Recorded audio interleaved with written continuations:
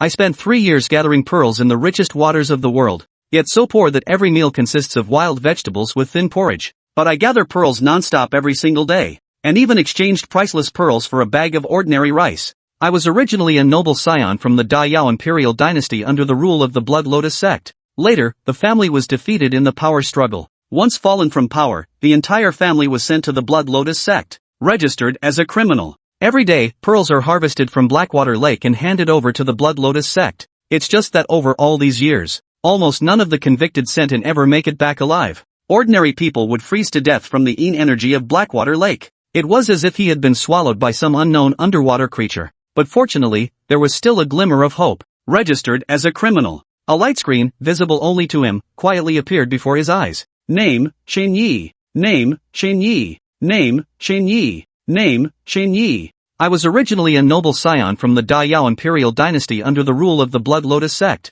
Only then can I survive and thrive in this cutthroat place. Almost none of the convicted sent and ever make it back alive. But I gather pearls non-stop every single day. I was originally a noble scion from the Dayao imperial dynasty under the rule of the Blood Lotus sect. You need to engage in this profession, and must gain recognition from others. Other than that, a light screen, visible only to him, quietly appeared before his eyes. And what filled me with anticipation was the very last column on the panel. Name, Shen Yi. Name, Shen Yi. Name, Shen Yi. The boat of the other shore, reachable to all heavens. Yet so poor that every meal consists of wild vegetables with thin porridge. My heart was racing a bit, and even exchanged priceless pearls for a bag of ordinary rice. Almost none of the convicted sent and ever make it back alive. It's not necessarily possible to leave here immediately. My heart was racing a bit. I've tried every possible method. Every day, pearls are harvested from Blackwater Lake and handed over to the Blood Lotus sect. And what filled me with anticipation was the very last column on the panel. And what filled me with anticipation was the very last column on the panel. Once fallen from power, the entire family was sent to the Blood Lotus sect. The boat of the other shore, reachable to all heavens. The Blood Lotus sect disciple stationed here sat behind the table. Collect the daily catches from the boat dwellers in order. Other than that, Wine Chi, a third-grade spiritual pearl of inferior quality, 5 in number. Once fallen from power, the entire family was sent to the Blood Lotus sect. Shouts like these were incessant. At the same time, some people were also inspecting the Tonka people, and even exchanged priceless pearls for a bag of ordinary rice. The inspecting 7th level sinner was holding something the size of a palm. A clamshell-like magical instrument circled around each Danhu fisherman who had handed over their spirit pearls. The process can be described as rigorous. Later, the family was defeated in the power struggle. The inspecting 7th level sinner was holding something the size of a palm. The clamshell artifact suddenly emitted a light. A light screen, visible only to him, quietly appeared before his eyes. I was originally a noble scion from the Dayao imperial dynasty under the rule of the Blood Lotus sect, and must gain recognition from others, and even exchanged priceless pearls for a bag of ordinary rice. After checking again, the Blood Lotus sect disciple stationed here sat behind the table, but fortunately, there was still a glimmer of hope. Yet so poor that every meal consists of wild vegetables with thin porridge. It was as if he had been swallowed by some unknown underwater creature. My heart was racing a bit. The process can be described as rigorous. Every day, pearls are harvested from Blackwater Lake and handed over to the Blood Lotus sect. The boat of the other shore, reachable to all heavens. It was as if he had been swallowed by some unknown underwater creature. A clamshell-like magical instrument circled around each Danhu fisherman who had handed over their spirit pearls, and must gain recognition from others. Every day, pearls are harvested from Blackwater Lake and handed over to the Blood Lotus sect. No wonder this Ludage would take such a desperate risk. After checking again, once fallen from power, the entire family was sent to the Blood Lotus sect. It's not just about being significantly larger in size. The boat of the other shore, reachable to all heavens. Just as everyone was captivated by this 9th grade spirit pearl, my pupils suddenly constricted sharply. It's just that over all these years, my heart was racing a bit. My heart was racing a bit. Suppressed this impulse forcefully. It's just that over all these years, I've tried every possible method. I've tried every possible method. What's going on? How could I have developed such an intense longing? Just as I was secretly puzzled. But I gather pearls non-stop every single day. He immediately breathed his last and died. And what filled me with anticipation was the very last column on the panel. The Blood Lotus sect disciple stationed here sat behind the table. Later, the family was defeated in the power struggle. But fortunately, there was still a glimmer of hope. You need to engage in this profession. It was as if he had been swallowed by some unknown underwater creature. The doc became very quiet afterward. It was as if he had been swallowed by some unknown underwater creature. The inspecting 7th level sinner was holding something the size of a palm. After checking again, Just as everyone was captivated by this ninth-grade spirit pearl, the criminal responsible for the inspection was visibly stunned. The boat of the other shore, reachable to all heavens. I was originally a noble scion from the Daiyao imperial dynasty under the rule of the Blood Lotus sect. At the same time, some people were also inspecting the Tonka people. The inspecting 7th-level sinner was holding something the size of a palm, yet so poor that every meal consists of wild vegetables with thin porridge. Other than that, I was originally a noble scion from the Daiyao imperial dynasty under the rule of the Blood Lotus sect, but I gather pearls non-stop every single day. It's just that over all these years, what's going on? Later, the family was defeated in the power struggle. Other than that, the inspecting 7th-level sinner was holding something the size of a palm. Food, shelter, and even so-called dignity were all tied to that little sign. I was originally a noble scion from the Daiyao imperial dynasty under the rule of the Blood Lotus sect, and must gain recognition from others. After checking again, but fortunately, there was still a glimmer of hope.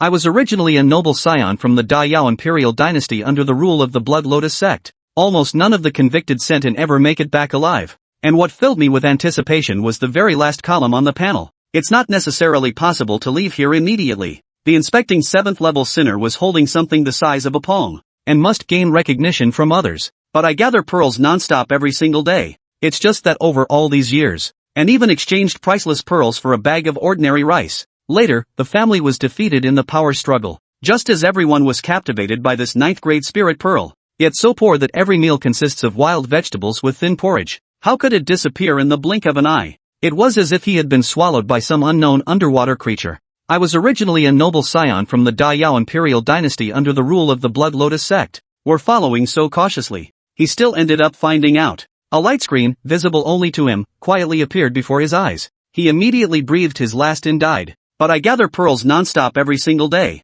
Every day, pearls are harvested from Blackwater Lake and handed over to the Blood Lotus sect. I was originally a noble scion from the Daiyao imperial dynasty under the rule of the Blood Lotus sect. The boat of the other shore, reachable to all heavens. A light screen, visible only to him, quietly appeared before his eyes. It's just that over all these years, a light screen, visible only to him, quietly appeared before his eyes. But I gather pearls non-stop every single day. Later, the family was defeated in the power struggle. Food, shelter, and even so-called dignity were all tied to that little sign. My heart was racing a bit. The dock became very quiet afterward. After checking again, my heart was racing a bit. A light screen, visible only to him, quietly appeared before his eyes. I was originally a noble scion from the Daiyao imperial dynasty under the rule of the Blood Lotus sect. A clamshell-like magical instrument circled around each Danhu fisherman who had handed over their spirit pearls. Other than that, it's just that over all these years. After they had left, the gate to a small courtyard in the alley was quietly pushed open a crack.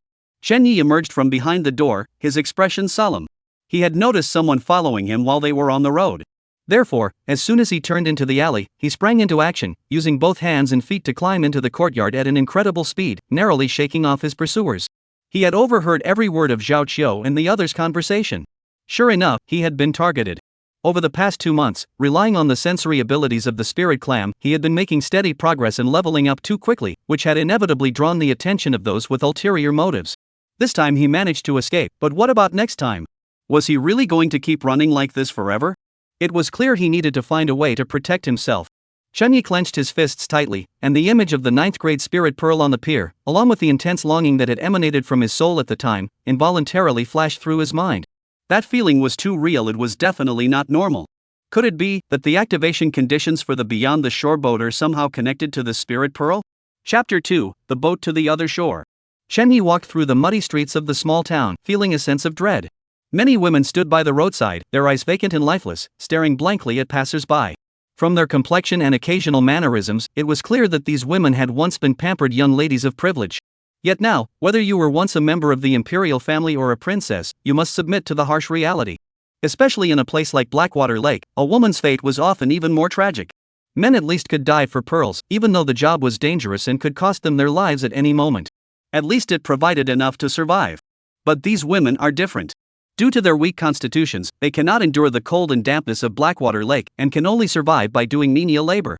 But how many jobs are there in a small town? With more people than jobs, most women eventually have only one option left: selling themselves. Of course, some women refuse to endure such humiliation and choose to end their lives. But in this place, even death is no escape. The bodies of these women are also dragged away to be used as fertilizer. Chen Yi walked forward with his head down. As he passed through the street, these women seemed to come alive, desperately showcasing their figures while forcing smiles on their faces, trying to attract this customer. "Sir, want to play for a while? It's very cheap. Young man, just give me a steamed bun, and I'm yours." Ignoring these voices, Chunyi kept his head down, his eyes fixed straight ahead, and hurriedly left the area. Once he was gone, the women seemed to have grown accustomed to it, returning to the sides of the street to continue staring blankly. Chunyi wasn't a saint, but he wasn't in the mood for such things right now. Surviving was the most important thing right now. He had no time to think about anything else. Soon, he arrived at his new residence. As a fourth-class criminal, the place he was assigned was significantly better than the dilapidated shack he had previously occupied. Though still modest, at least the roof didn't leak, the walls had no large holes, and there was even a somewhat decent bed. Chunyi locked the door and began to start a fire to cook.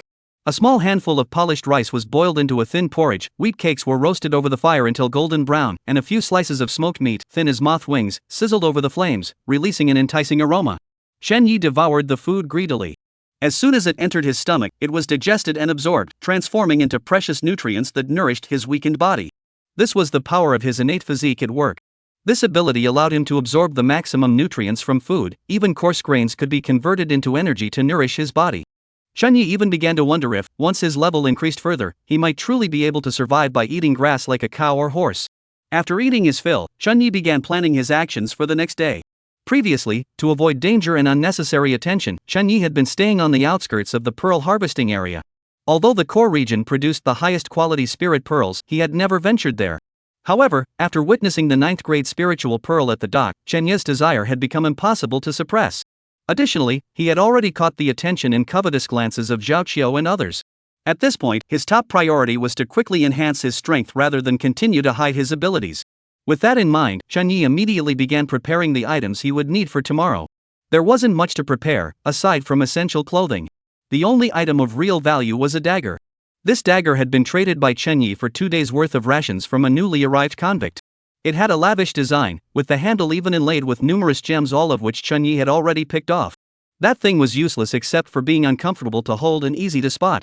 In this small town, the only things that circulated besides food and supplies were gold. Items like gems were worthless. However, the material of the dagger itself was of excellent quality and extremely sharp. Chunyi packed it away, then placed a basin full of water behind the door and in front of the window. This way, if anyone sneaked in, he would be alerted immediately. After preparing everything, Chunyi fell asleep. His sleep quality was astonishingly good, likely due to his robust physique, as he didn't even dream and slept until he woke up naturally. At that moment, it was still dark outside. Chunyi got up and began boiling ginger soup. This was an essential item for pearl divers, helping to dispel the cold from their bodies after entering the water. After boiling it, Chunyi poured it into a wooden bucket and headed to the pier with his belongings. By the time he arrived at the dock, the sun had just begun to rise, and there were already many people lining up to collect today's dispelling talismans and spiritual shovels. Chunyi also took one and prepared to board the ship. Just then, he noticed 3 people standing on a distant boat. They were Zhao Qiu and his 2 men who had been following him yesterday. At that moment, the 3 seemed to be discussing something, occasionally glancing in this direction. Chunyi's heart sank slightly. He immediately lowered his head, boarded his own boat, and quickly rowed away from the pier. Though he didn't know what Zhao Qiu and his men were discussing, he knew that trouble was on the way. By the time Chunyi arrived at the pearl diving core area, the sun was already high in the sky. Several boats were anchored there, but no one had gone into the water yet. People were still waiting for the right moment. Only when the sun was at its zenith would the energy of the lake be weakened to its lowest point. Chunyi was no exception. He found a relatively secluded spot to anchor his boat, took out a piece of smoked meat from his bag, and began to eat it slowly. The smoked meat was dry and hard like wood, and didn't taste very good, but Chunyi ate it carefully, chewing each piece thoroughly and swallowing it, making sure not to waste a single bit of nutrition. Finally, the sun was directly overhead, its rays beating down on the lake. Chunyi did not hesitate. He immediately removed his outer garments, hung the dispelling amulet around his neck, and dived into the water with a powerful splash. The water in the core area was colder than the outer regions, but perhaps because he had eaten well and slept soundly the previous day, Chunyi found that his qi and blood flowed much more smoothly than usual. After quickly diving to the bottom, Chunyi began searching for his target. The spiritual clan's sensory abilities allowed him to clearly detect the unique vibrations emanating from it. Soon, he stopped in front of a thick layer of mud and began to dig with his shovel. Moments later, the spirit clam finally emerged from beneath the mud. This spirit clam was as large as a round table and had been hidden extremely well, buried deep within the mud, making it nearly impossible to detect. This was only possible because Chunyi possessed the perception skill, otherwise, he would never have found it. Time was of the essence, so Chen Yi immediately began prying open the shell of the spiritual clam. This spirit clam was significantly more sturdy than any Chen Yi had encountered before. It took considerable effort to pry open a small crack, and then a faint pink glow began to emanate from within. Chen Yi's heart raced with excitement. He exerted all his strength and finally pried open the shell. Inside lay a spirit pearl the size of a ping-pong ball, emitting an alluring glow. Chen Yi didn't hesitate and reached out to grab it, but just then, a strong sense of danger suddenly surged through his heart. Without a moment's hesitation, Chen Yi tensed his waist and abdomen, forcing his body to shift sideways by half a foot in the water. Whoosh! A black shadow swept past his arm, leaving a trail of blood droplets. He looked closely and saw a strange fish, about a foot long, glaring at him menacingly. The fish was entirely black, with razor-sharp teeth and eyes filled with savagery. Chen Yi not only remained calm but instantly regained his composure. As the strange fish lunged forward again, he didn't retreat but charged forward instead, striking the fish's head precisely with his spirit shovel. Bang! The faint spiritual energy attached to the spirit shovel had a natural counteracting effect on this water monster. The fish let out a silent cry of pain, its body stiffened, and it was struck directly, flying through the air before tumbling several times in the water before fleeing in panic. Having dealt with the ambusher, Chen Yi felt a sudden tightness in his chest. The air in his lungs was nearly gone. He dared not linger, swiftly snatching the 9th-grade spirit pearl from the clam's flesh, then thrust his legs forward with all his might, desperately charging toward the lake's surface. As he struggled to surface, a line of small characters, visible only to him, quietly appeared before his eyes. The boat of the afterlife has detected absorbable spiritual essence. Shall I consume it? It worked. Chen Yi felt an overwhelming surge of joy. This spirit pearl was indeed the key to activating the boat of the afterlife. Splash! He finally broke the surface, gasping for fresh air, and scrambled onto the small boat with all his strength. After downing 2 bowls of ginger soup and changing into dry clothes, Chen Yi finally felt like he was alive again. He collapsed onto the cabin floor, glancing at the distant water surface. Zhao Qiu's ship was still within sight. He couldn't wait. If those 3 discovered he had obtained the 9th-grade spirit pearl, the consequences would be unimaginable. He glanced at the pink 9th-grade spirit pearl and, without a moment's hesitation, moved his mind. Devour. In an instant, the 9th-grade spirit pearl seemed to melt, transforming into a stream of light that seeped into Chen Yi's palm. The boat of the afterlife has been unlocked. As the message appeared, Chen Yi felt a brilliant light fill his vision, followed by the appearance of a small boat in his spiritual sea. Looking at the vessel before him, which was more akin to a canoe than a boat, Chen Yi was taken aback. Is this the boat of the afterlife? The name sounded so grand and majestic, but the actual thing looked so shabby? Just as he was muttering to himself, the bow of the dilapidated little boat suddenly glowed with a faint light, and then the entire boat shook violently. Chen Yi felt his consciousness being violently pulled by an invisible force into a swirling vortex of strange and surreal light. Chapter 3, Employment, Bandit. When Chen Yi opened his eyes again, he was greeted by excruciating pain throughout his body. Ugh! Chen Yi sucked in a sharp breath and struggled to look around. Before his eyes stood a statue of a deity with half its head missing, covered in cobwebs. The sorrowful smile on its face looked particularly eerie. The altar had long since collapsed, and the surrounding walls were in ruins. The air was thick with the musty smell of dust and decay. This was a dilapidated temple. And he was lying on the ground inside the temple, his entire body aching terribly. Just then, memories flooded back. This was a time of chaos at the end of an imperial dynasty. In his previous life, he had been the young master's servant in the Lin family of the capital. 3 days ago, the 3rd young miss of the Lin family, Lin Yan, claimed that she had lost a precious pearl hairpin and insisted that it had been stolen by his former self. No matter how he protested, no one believed him. Or rather, no one cared about the truth. The life of a mere servant was worth less than that of a dog in the eyes of the powerful. Thus, the former servant was beaten to death by the mansion's guards, and his body was discarded like trash in a dilapidated temple beside the chaotic graveyard outside the city walls. Damn it, another disastrous start. Chen Yi sighed bitterly and struggled to get to his feet. He checked himself and found that the fatal internal injuries had vanished, leaving only superficial wounds on his skin. Thankfully, the situation wasn't too dire. Chen Yi sighed, searched his body, and found nothing except the tattered clothes he was wearing. As far as he could recall, the previous body had not stolen that jade hairpin either. As for why he had been targeted by the 3rd young miss, who was of noble birth, it seemed that a few days earlier, the previous body had overheard her private conversation with someone in the garden. Although he had immediately hidden himself, he might have been noticed by the 3rd young miss, who then found an excuse to target him. Better to kill the wrong person than let the guilty go free. What a heartless woman! Through the previous body's memories, Chen Yi discovered that this empire named Dashou was indeed in its twilight years. The imperial court was rife with power struggles among the nobility, corruption was rampant, and the people were suffering. Beyond the borders of the empire, powerful neighbors lurked, and war was imminent. However, none of this concerned Chen Yi at the moment. His only concern was how to fill his stomach. After all, one who cannot even eat has no right to pity others. Just then, a series of prompts suddenly appeared. Start employment. Shenyi perked up and focused intently, waiting for what was to come. Moments later, a line of text slowly appeared on the screen. Name, Shenyi. Occupation, Bandit Level 1. Talent, Fragrant hands. Your hands become exceptionally dexterous and difficult to detect when performing certain specific activities. Skills, none. Shenyi fell silent. Because he sensed a deep sense of twisted pleasure in this profession. Was this a case of being wrongly accused and deciding to give up, throwing caution to the wind and diving straight into a life of crime? But complaints aside, having something was better than nothing. Shenyi staggered out of the temple and found himself facing a vast graveyard. It was already afternoon, and the graveyard was deserted, with only the cries of crows echoing in the distance. Shenyi found a small stream and washed his face. Though he was extremely thirsty, he dared not drink the water. After all, in his current weakened state, drinking raw water could easily lead to severe diarrhea, which could be life-threatening. He had to return to the city as soon as possible. Staying in this desolate wilderness, let alone facing wild beasts like wolves and tigers, starvation alone would be enough to kill him. As for heading to another city, that was out of the question. In his current condition, he wouldn't even make it 10 miles before collapsing. The only way out was to return to the city. Of course, he must not be discovered by anyone from the Lin Mansion. Although the Lin Mansion was vast with numerous servants, he was just an insignificant young servant, and now that he had been beaten to death and thrown out, the likelihood of being recognized was small. However, caution was still paramount. Having made up his mind, Shenyi no longer hesitated. Dragging his weary body, he slowly made his way toward the direction of the city as he remembered it. He deliberately took a wide detour and entered through another city gate. By the time he entered the city, it was already completely dark. The streets were deserted, with most of the shops on either side already closed. Only a few inns and restaurants still had lanterns lit, and faint sounds of commotion could be heard from within. Shenyi was so hungry he felt dizzy, his stomach burning with hunger, each step feeling like he was walking on cotton. He spotted a few beggars at the corner and considered following their example to beg for food.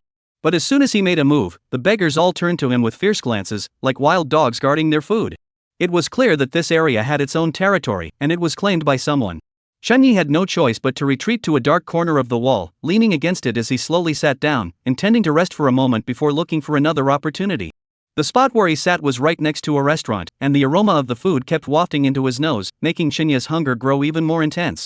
After an unknown amount of time, a shaky figure emerged from a nearby restaurant lit up by bright lights. It was a man who was completely drunk, reeking of alcohol, muttering curses under his breath, and unable to walk in a straight line. Shenyi's heart skipped a beat. Then an unstoppable thought popped into his mind. He forced himself to calm down, stepped out of the shadows, and pretended to be an innocent bystander as he approached the drunkard. He dared not look at the man's face, keeping his head down, his goal clear the money pouch at the drunkard's waist. As he brushed past the drunkard, he held his breath, and his right hand darted toward the money bag at the drunkard's waist like a flash of lightning. His natural talent, which left a lingering scent on his hands, allowed him to act with lightning speed. In the blink of an eye, he had taken the drunkard's money pouch. Then Shenyi forced himself to remain calm and walked away without looking back. Once he had slipped into an alley, Shenyi leaned against the wall, gasping for breath. It wasn't just the tension from his first attempt, his body was simply too weak. Fortunately, the results were fruitful. Shenyi opened the money bag with anticipation, only to find it contained nothing but a stack of copper coins. The gold and silver he had imagined were nowhere to be seen. Shenyi wasn't disappointed. These were tough times for everyone. Though the drunkard looked well dressed, the fact that he had to walk home after getting drunk suggested he didn't have much money either. Shenyi didn't linger. He tucked the money bag away and made his way out of the alley from the other end, quickly finding a noodle stall still open at the corner of the street. "Owner, give me a bowl of noodles." "Coming right up." Soon, a steaming bowl of noodle soup was brought over. The enticing aroma filled his nostrils, and Shenyi's eyes grew red. He grabbed the chopsticks and began eating greedily, not even bothering to wait for the noodles to cool. The noodles were smooth, and the broth was rich. As they slid down his throat and into his stomach, a wave of warmth spread throughout his body, dispelling the cold and weakness. This was the first hot meal he had eaten since arriving in this world. A sense of fulfillment and security he had never experienced before nearly brought tears to his eyes. The bowl was soon empty, and he drank every last drop of the broth. Shenyi savored the last bit, feeling as though he had finally come back to life. He paid the bill and was about to stand up and leave, searching for a place to stay. Just then, several figures blocked his path, and the leader, with a forced smile, bowed his fist. "Friend, which gang do you belong to?" Chapter 4, The Young Master of the Wrong Clan. The man was in his mid-20s, wearing a half-worn blue cotton tunic. His face was ordinary, but his eyes were unusually sharp, and he was now sizing up Shenyi with a scrutinizing gaze. Behind him were several burly men, each with clenched fists and hostile glances. The noodle stall owner, sensing the tension, wisely stepped aside, afraid of getting involved. Chenya's heart skipped a beat, but he remained calm on the surface, quietly gripping the bench under the table. He spoke in a steady voice, "My friend, I'm not sure which dock you're referring to." The young man grinned, revealing 2 rows of slightly yellow teeth. "Friend, since you're in this line of work, don't pretend to be ignorant. The way you floated at the entrance of Yuabin Lu just now was stepping on someone else's plate." Drift? Stepping on someone's territory? Chenyi raised an eyebrow, vaguely understanding the other's meaning. The word drift likely referred to his earlier action of taking the drunkard's money bag, while plate was probably a slang term for territory or target. "You're just a rookie, you don't even know the slang of the underworld." A young man with triangular eyes sneered beside him. The leader waved his hand, stopping his men from mocking further, and continued to stare at Chenyi. "Friend, the drunkard you touched is a friend of mine. He went back and found his money pouch missing. Though it wasn't much, it's a matter of face, so he came to me." Chenyi's heart sank. He had thought he had been careful enough, but he hadn't expected to be found so quickly. He quickly devised a plan. With so many of them, if they were going to attack, his only escape was to overturn the table and retreat to the stall, using the boiling noodle soup to fend them off. Just as he was planning, the young man grinned. "Don't worry, we didn't come here with any ill intent. Let me introduce myself first. My name is Fong Tao, the young master of the Rong family." "Rongzi Gate? Young master?" Chenyi was truly confused. He knew this was gang slang, but unfortunately, this young servant had been working as a servant in the Lin mansion all along and had never been exposed to such things. Seeing his reaction, Fong Tao sighed. "It seems you're really an outsider. You don't even know the basic rules of the underworld and yet you dare to venture out. You're quite brave." Chenyi remained silent, then suddenly pulled out the money pouch he had just stolen from his chest and placed it on the table. "The money is here. After it came into my hands, I only ate a bowl of noodles. Not a single coin has been touched." To his surprise, Fong Tao didn't even glance at the money pouch. Instead, he looked at Chenyi with interest. "Your skills are decent, but your techniques are raw. Plus, you don't know a thing about the ways of the underworld. Did you teach yourself?" Chenyi paused for a moment before nodding. "Yes." Although it was a talent granted upon his employment, it was still something he had worked hard to achieve. Fong Tao's eyes lit up. Though he hadn't seen it with his own eyes, according to the beggars, the young man had gone from standing up to leaving in just a few finger snaps, and even they hadn't been able to see his movements clearly. It seemed this kid truly had some talent. "I see you have potential. Are you interested in joining my Rome family? Following me, I can't promise you a life of luxury, but at least you'll have enough to eat and a roof over your head. You won't have to risk your life for a meal like today." Chenyi was taken aback. He had expected the other party to come over and give him a beating. After all, he had trespassed on their territory and broken their rules. But to his surprise, the man was actually trying to recruit him. To be honest, Chenyi was tempted. It wasn't just because he had nowhere else to go, more importantly, his profession required him to keep doing this kind of work if he wanted to advance. But relying solely on his own efforts was too inefficient and risky. If he hadn't been lucky today, he might have already been in trouble. Joining Fong Tao not only provided a place to stay but also offered systematic training in this skill, undoubtedly the best option available. But first, he needed to ask the right questions. What does the Rong family do? And who is Xiao Jun? Chenyi pondered for a moment before asking. Upon hearing this, Fong Tao and the few men who had come with him all burst into laughter. "Alright, since you know nothing about it, I'll explain it to you," Fong Tao said. These days, there are many factions in the martial arts world, but they can generally be divided into the golden skin and colorful ornaments, and the 8 great schools of horizontal orchids and honor generals. As for what each school represents, I'll explain that to you later. For now, just remember that the Rongzi Gate is the collective term for our thieves faction. As for the young master, the Rongzi school is further divided into 4 major factions: the high jumping faction, the kiln opening faction, the wall brushing faction, and the thread pulling faction. I am the young master of the wall brushing faction. Do you understand? Chenyi finally gained a basic understanding of the current state of the underworld. He then asked with great solemnity, "What are the rules once you've joined the sect?" Seeing him ask this, Fong Tao knew the deal was sealed, and his smile grew more sincere. "There are rules, and they are ironclad. The Rong clan has 3 things we never steal." He held up 3 fingers. "First, we do not steal money meant to save lives. 2, we do not steal the hairpin of a chaste woman. 3, we do not steal money intended for weddings or funerals." These 3 rules were passed down by our founding master. Anyone who dares to break them will be punished according to our clan rules lightly, by having their fingers cut off severely, by having their hands and feet disabled and being expelled from the clan. By the end, Fong Tao's expression had grown extremely serious. Chenyi felt a chill run down his spine, but this also meant that the other party wasn't entirely without principles. He nodded. "Alright, I'm willing to join." "Alright." Fong Tao laughed heartily, then patted his shoulder. "Come on, I'll take you to see the family compound first." Feng Tao led Chen Yi through several dark alleys, arriving at a fairly spacious courtyard. The gate was ajar, and faint lights and the clamor of voices could be heard from within. Upon pushing the door open, they found the courtyard bustling with activity. There were many people living there, both old and young. At that moment, people were gathered in small groups, some drinking and chatting, others playing chess and talking. Additionally, several middle-aged women were sewing clothes and washing laundry by the light of a lamp. This scene left Chen Yi somewhat speechless. This place didn't resemble a bandit's lair at all. Instead, it felt more like a lively, bustling family home. When they saw Feng Tao, everyone stood up. Young master. Young master has returned. Let me introduce you. This is the new brother, his name is. My name is Chen Yi. Chen Yi introduced himself. Right, Chen Yi. From now on, we're all family. Take care of each other. Got it, young master. Everyone responded in unison. People seemed to have grown accustomed to newcomers joining the group. After exchanging a few casual remarks, they went back to their respective tasks. Later, Feng Tao arranged a small hut for Chen Yi in the corner of the courtyard and gave him a set of bedding that wasn't too worn out. Rest well. We'll start teaching you the ropes tomorrow. With that, Feng Tao turned and left. Chen Yi lay on the hard wooden bed, listening to the noisy yet lively sounds from the courtyard, and let out a long breath. At least he had a place to stay. Half a year had passed in the blink of an eye. As night fell, the courtyard remained bustling. Shengo, come on, there are a few new prostitutes in the alley. Let us chip in and have some fun. A man with a scar on his face hooked his arm around Chen Yi's shoulder, grinning lewdly. Chen Yi was no longer the frail young man he had been half a year ago. Over the past 6 months, he had eaten well and slept soundly, though it was all coarse food. Nevertheless, his body had developed rapidly. He had grown significantly taller, and his features had softened, giving him a bookish air that stood out among the rough and tumble men around him.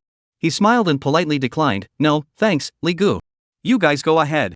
Are you worried about the money? Don't worry, I'll treat you, the scarred man laughed. At that moment, a young man nearby teased, hey, with Chen Ji's looks, he doesn't need to spend money. Just stand in that alley, and those girls will be begging him to take them home. Everyone burst into laughter again. Chen Yi merely smiled and said nothing more. Once everyone had left, linking arms and chatting, the courtyard grew quieter. Chen Yi returned to his small room and closed the door. The oil lamp inside cast a dim light, but he paid no heed. He brought over a basin of freshly boiled water, steam rising from it. He took a deep breath, reached into his robe, and flicked a copper coin with his fingers. The coin plopped into the scalding water and sank to the bottom. Chen Yi's eyes narrowed. His index and middle fingers darted out like lightning, plunging into the boiling water and precisely pinching the coin at the bottom of the basin before swiftly withdrawing. The entire process took no more than a blink of an eye, and not a single drop of steam touched his fingers, let alone cause a burn. This was a specialized technique for training finger dexterity and speed, known as retrieving coins from boiling water. After practicing dozens of times, he finally stopped when the water in the basin had cooled down. Immediately, Chen Yi flipped his wrist, and a small knife no longer than 3 inches, as thin as a cicada's wing, and sharp beyond compare, appeared at the tip of his finger. The knife darted swiftly and skillfully between his fingers, sometimes like a fish swimming, sometimes like a snake striking, its cold gleam flashing, dazzling the eyes. Over the past 6 months, he had never slacked off, spending his days learning techniques from the old masters and practicing secretly at night. However, he had always concealed his true abilities, only showing a level slightly above average in front of others, never revealing his true strength. Just as he was immersed in his practice, the familiar light screen suddenly appeared before his eyes. Name, Chen Yi. Occupation, Bandit LV5. Talent, Fragrant Hands. Skills, Deft Hands LV7, Swift Blade LV6. Notice, Thief LV5 has reached maximum level. Do you wish to advance and change professions? Chapter 5, Advancement, Flying Thief. Finally. Chen Yi didn't hesitate for a moment and chose yes. In an instant, the light screen before him changed, then slowly revealed 3 different career advancement paths. Option 1, Flying Thief. Description: a night stalker with keen senses, skilled in climbing walls and roofs, specializing in stealing from the deepest corners of mansions. Talents: as light as a sparrow, able to use roof edges for leverage. Option 2, Tomb Raider. Description: digging and drilling to identify burial sites, a gold digger who makes a living underground. Talents: dragon divination and feng shui expertise. Option 3, Water Bandit. Description: navigating waves and hiding among reeds, raiding small boats on waterways. Talents: navigating waves and seeing through water. Looking at these 3 options, Chen Yi fell into deep thought. Water pirate was immediately ruled out, as even if he considered returning to the Black Water Lake in the future, his talent overlapped with his previous profession as a boat dweller. Grave robber sounded promising, as it would allow him to learn feng shui and geomancy for free, but its limitations were too great. Moreover, he was currently in the capital city. Where would he find a large tomb? Only the Flying Thief, both in terms of job description and talent, was the best fit for his current situation. Whether it was for self-defense or carrying out missions, it would be far more practical than the other two professions. Having made up his mind, Chunyi directly chose the flying thief. In an instant, the text on the light screen began to reorganize and finally settled. Class change successful. Name, Chunyi. Class, Thief LV1. Talent, light as a sparrow. Your body becomes light and agile, with greatly enhanced jumping and balance abilities, and you land without a sound. Previous skills, Sleight of Hand LV7, Swift Blade LV6. The moment the job change was complete, Chunyi felt a strange warm current surge through his limbs, making him feel lighter and more energetic, with an urge to leap into action. It worked! Chunyi was overjoyed but kept it to himself. He went through his usual routine, washed up briefly, and blew out the lamp to go to sleep.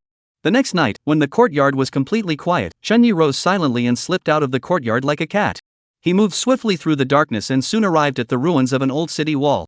This remote location, though within the city, was desolate and uninhabited, making it the perfect testing ground for his new profession.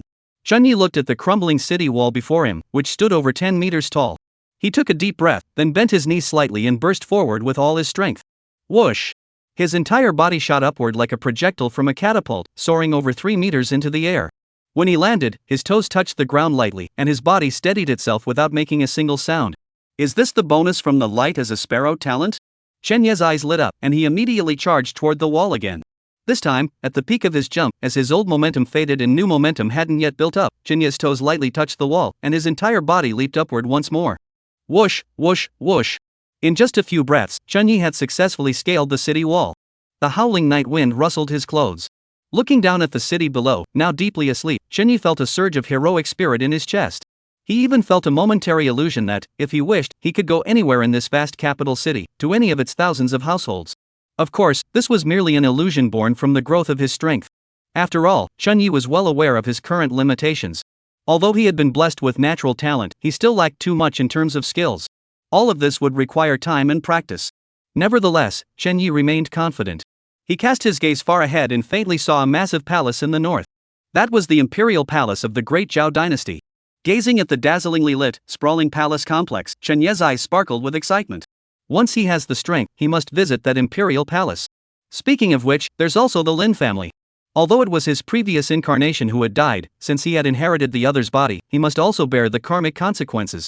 However, this cannot be rushed, especially when facing the Lin family, a powerful and influential clan that has existed for generations. One must not act rashly. Chunyi exhaled slowly, then leaped off the city wall. As he fell, Chunyi occasionally used the tips of his toes to lightly touch the wall, slowing his descent. As a result, when he finally landed, Chunyi felt only a slight tremor in his legs, with no sound or movement. After experimenting for a while longer, he returned to the courtyard with a lingering sense of satisfaction once the excitement in his body had subsided. Over the next few days, Chunyi practiced at the city wall every night, and on this day, he finally mastered the flying thief skill. Wall climbing level 1 can adhere to wall corners and climb quickly. Once you've taken up a profession, with the boost from your occupational talents, the efficiency of your training related to your profession can no longer be described as twice the result with half the effort. It's almost as if you're being guided by a higher power. This is one of the greatest values of the profession panel. Additionally, there are other incredible bonuses like 1 certificate, permanent proof and 1 part effort, 1 part reward, but those don't need further explanation. In short, Chunyi was now training with even more enthusiasm. Time flew by, and before they knew it, it was already the 12th month of the lunar calendar. The weather grew increasingly cold, but the capital city, nearing the new year, was bustling with more vitality than usual. The once desolate streets came alive, with shops decorating their windows and temples hosting grand temple fairs to pray for a bountiful harvest in the coming year. For Fong Tao and his gang of wall brushers, this was the busiest time of the year. Wall scrapers was slang for petty thieves who pickpocket and stole from the streets. In contrast, there are those who specialize in scaling walls, flying across rooftops, breaking into houses, picking locks, and ambushing travelers, cutting ropes to block paths. These are the 4 major factions under the Rong family, though there are others who have taken their own paths. However, due to their small numbers, they do not form the mainstream. The bustling temple fair naturally became the ideal hunting ground for wall brushers. Faiyuan Temple. This temple was first built during the previous dynasty and has a history of nearly 1,000 years, making it a true ancient monastery. The temple is bustling with incense and is renowned far and wide, and as a result, the scale of the temple fair is unmatched in the capital. Chunyi pushed his way through the crowd, first spending 2 coins at a street stall to buy a bowl of steaming hot tofu pudding, which he ate with freshly fried dough sticks, feeling thoroughly satisfied. As he ate, Chunyi strolled through the temple fair with great interest. Not far away, there were burly men shattering stones with their chests, beautiful young women swallowing swords, and wandering sorcerers spewing smoke and fire, drawing cheers from the surrounding crowd. These performers all belonged to the color character school within the 8 great schools of the Jianghu, relying on their unique skills to make a living. Chunyi watched for a while before moving on. He wasn't really there to enjoy the temple fair. He had set his own rules. Beyond the basic principle of not stealing from the poor, he had added one more: never to take money from the destitute, but instead to target those who were wealthy yet cruel and oppressive. Soon, a target came into view. It was a portly man with a greasy face. At that moment, he was standing at an old man's stall selling sugar-coated hawthorn on a stick, arguing fiercely over the price of a single coin. "Old man, you dare to sell these candied hawthorn for 3 coins? Look at those hawthorn berries, they're almost rotten. 2 coins, not a single coin more." The old man selling candied hawthorn berries hunched over, his wrinkled face contorted into a smile. "Sir, this is all I have. This year has been a disaster, and everything is so expensive." "Bull." The man's eyes widened, and without a second thought, he raised his hand and slapped the old man across the face. Smack! The crisp sound echoed, causing the surrounding area to fall silent.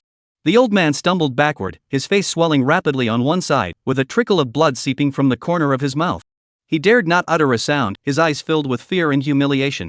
The man was still furious, muttering curses as he tossed 2 coins on the ground, grabbed a string of candied haws, and turned to leave. Chunyi, standing among the crowd, watched silently as the scene unfolded. He finished the last sip of his bean curd soup and immediately followed after them. Chapter 6, Temple Fair, Witnessing an Affair. The man was completely unaware that he had been targeted, strutting around the temple fair with a string of candied haws in his hand, crunching them loudly and scattering sugar crumbs on the ground.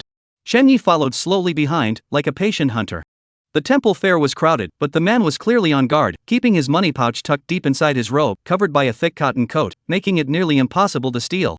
Unfortunately for him, he had underestimated Chunyi. Up ahead was a fork in the road, where the crowd grew even more crowded. Chunyi seized the opportunity and pushed his way through. As he brushed past the man, Chunyi's fingertips held a thin, razor-sharp knife. The blade sliced silently through the man's cotton robe and inner lining, the force controlled to perfection. It cut through the fabric but did not harm the skin. Immediately afterward, his fingers darted forward as if guided by sight, gently hooking the money pouch. By the time Chunyi pushed his way out of the crowd, the heavy money pouch was already in his hand, and the man remained completely unaware. Chunyi walked away without looking back. Once he was far from the crowd, he found a secluded corner, pulled out the money pouch, and opened it. His eyes lit up. Inside, besides a string of copper coins, there were also a few pieces of silver, totaling perhaps 2 or 3 taels. For an ordinary person, this was a small fortune.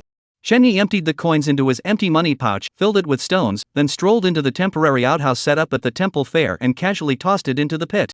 After finishing all this, Chunyi whistled cheerfully and returned along the same path. At that moment, the old man selling sugar-coated hawthorn berries was still standing by his stall, the handprint on his face growing more prominent, resembling a ripe peach. Despite this, he continued to shout out his wares. Chunyi walked up to the stall and asked, "Old man, how much for the sugar-coated hawthorn?" The old man, seeing a customer, forced a smile. "Sir, 3 coins per string." Chunyi picked up a string of candied hawthorn berries and casually slipped the string of copper coins into his hand. "No need to give change." After saying this, Chunyi turned and blended into the crowd, disappearing from sight. The old man was startled by this sudden gesture. He looked down at the heavy string of copper coins in his hand. There must have been over 100 coins, enough to sell nearly half a cartload of candied hawthorn. "Hey, customer." By the time he reacted and looked up to find the young man's figure, he had already vanished without a trace. The old man's eyes welled up with tears, and his lips trembled as he muttered to himself, "What a kind person. Today I've truly met a good person." Meanwhile, Chunyi had already strolled into the Fayan temple. The loot from that man alone was enough for today's mission, and having helped the old man along the way, Chunyi felt particularly content. He decided to take a look at the ancient temple's architecture. But as soon as he reached the base of the front pagoda, his footsteps came to an abrupt halt. His gaze fixed on a figure hurrying past in the distance. It was a maid, not very old, but dressed in silk and brocade, with jewels sparkling on her head, looking more elegant than the daughters of ordinary wealthy families. Others might not recognize her, but Chunyi did. Wasn't this Meng Tao, the personal maid of Lin Yan, the 3rd daughter of the Lin family? Back then, when his previous self had been falsely accused of stealing a pearl hairpin, it was this maid who had come to deliver the message with an air of superiority, and Chunyi still remembered her arrogant expression clearly. At that moment, Meng Tao was leading several young maidservants, hurrying toward the direction of the main hall, completely unaware of Chunyi hiding behind the Buddha tower.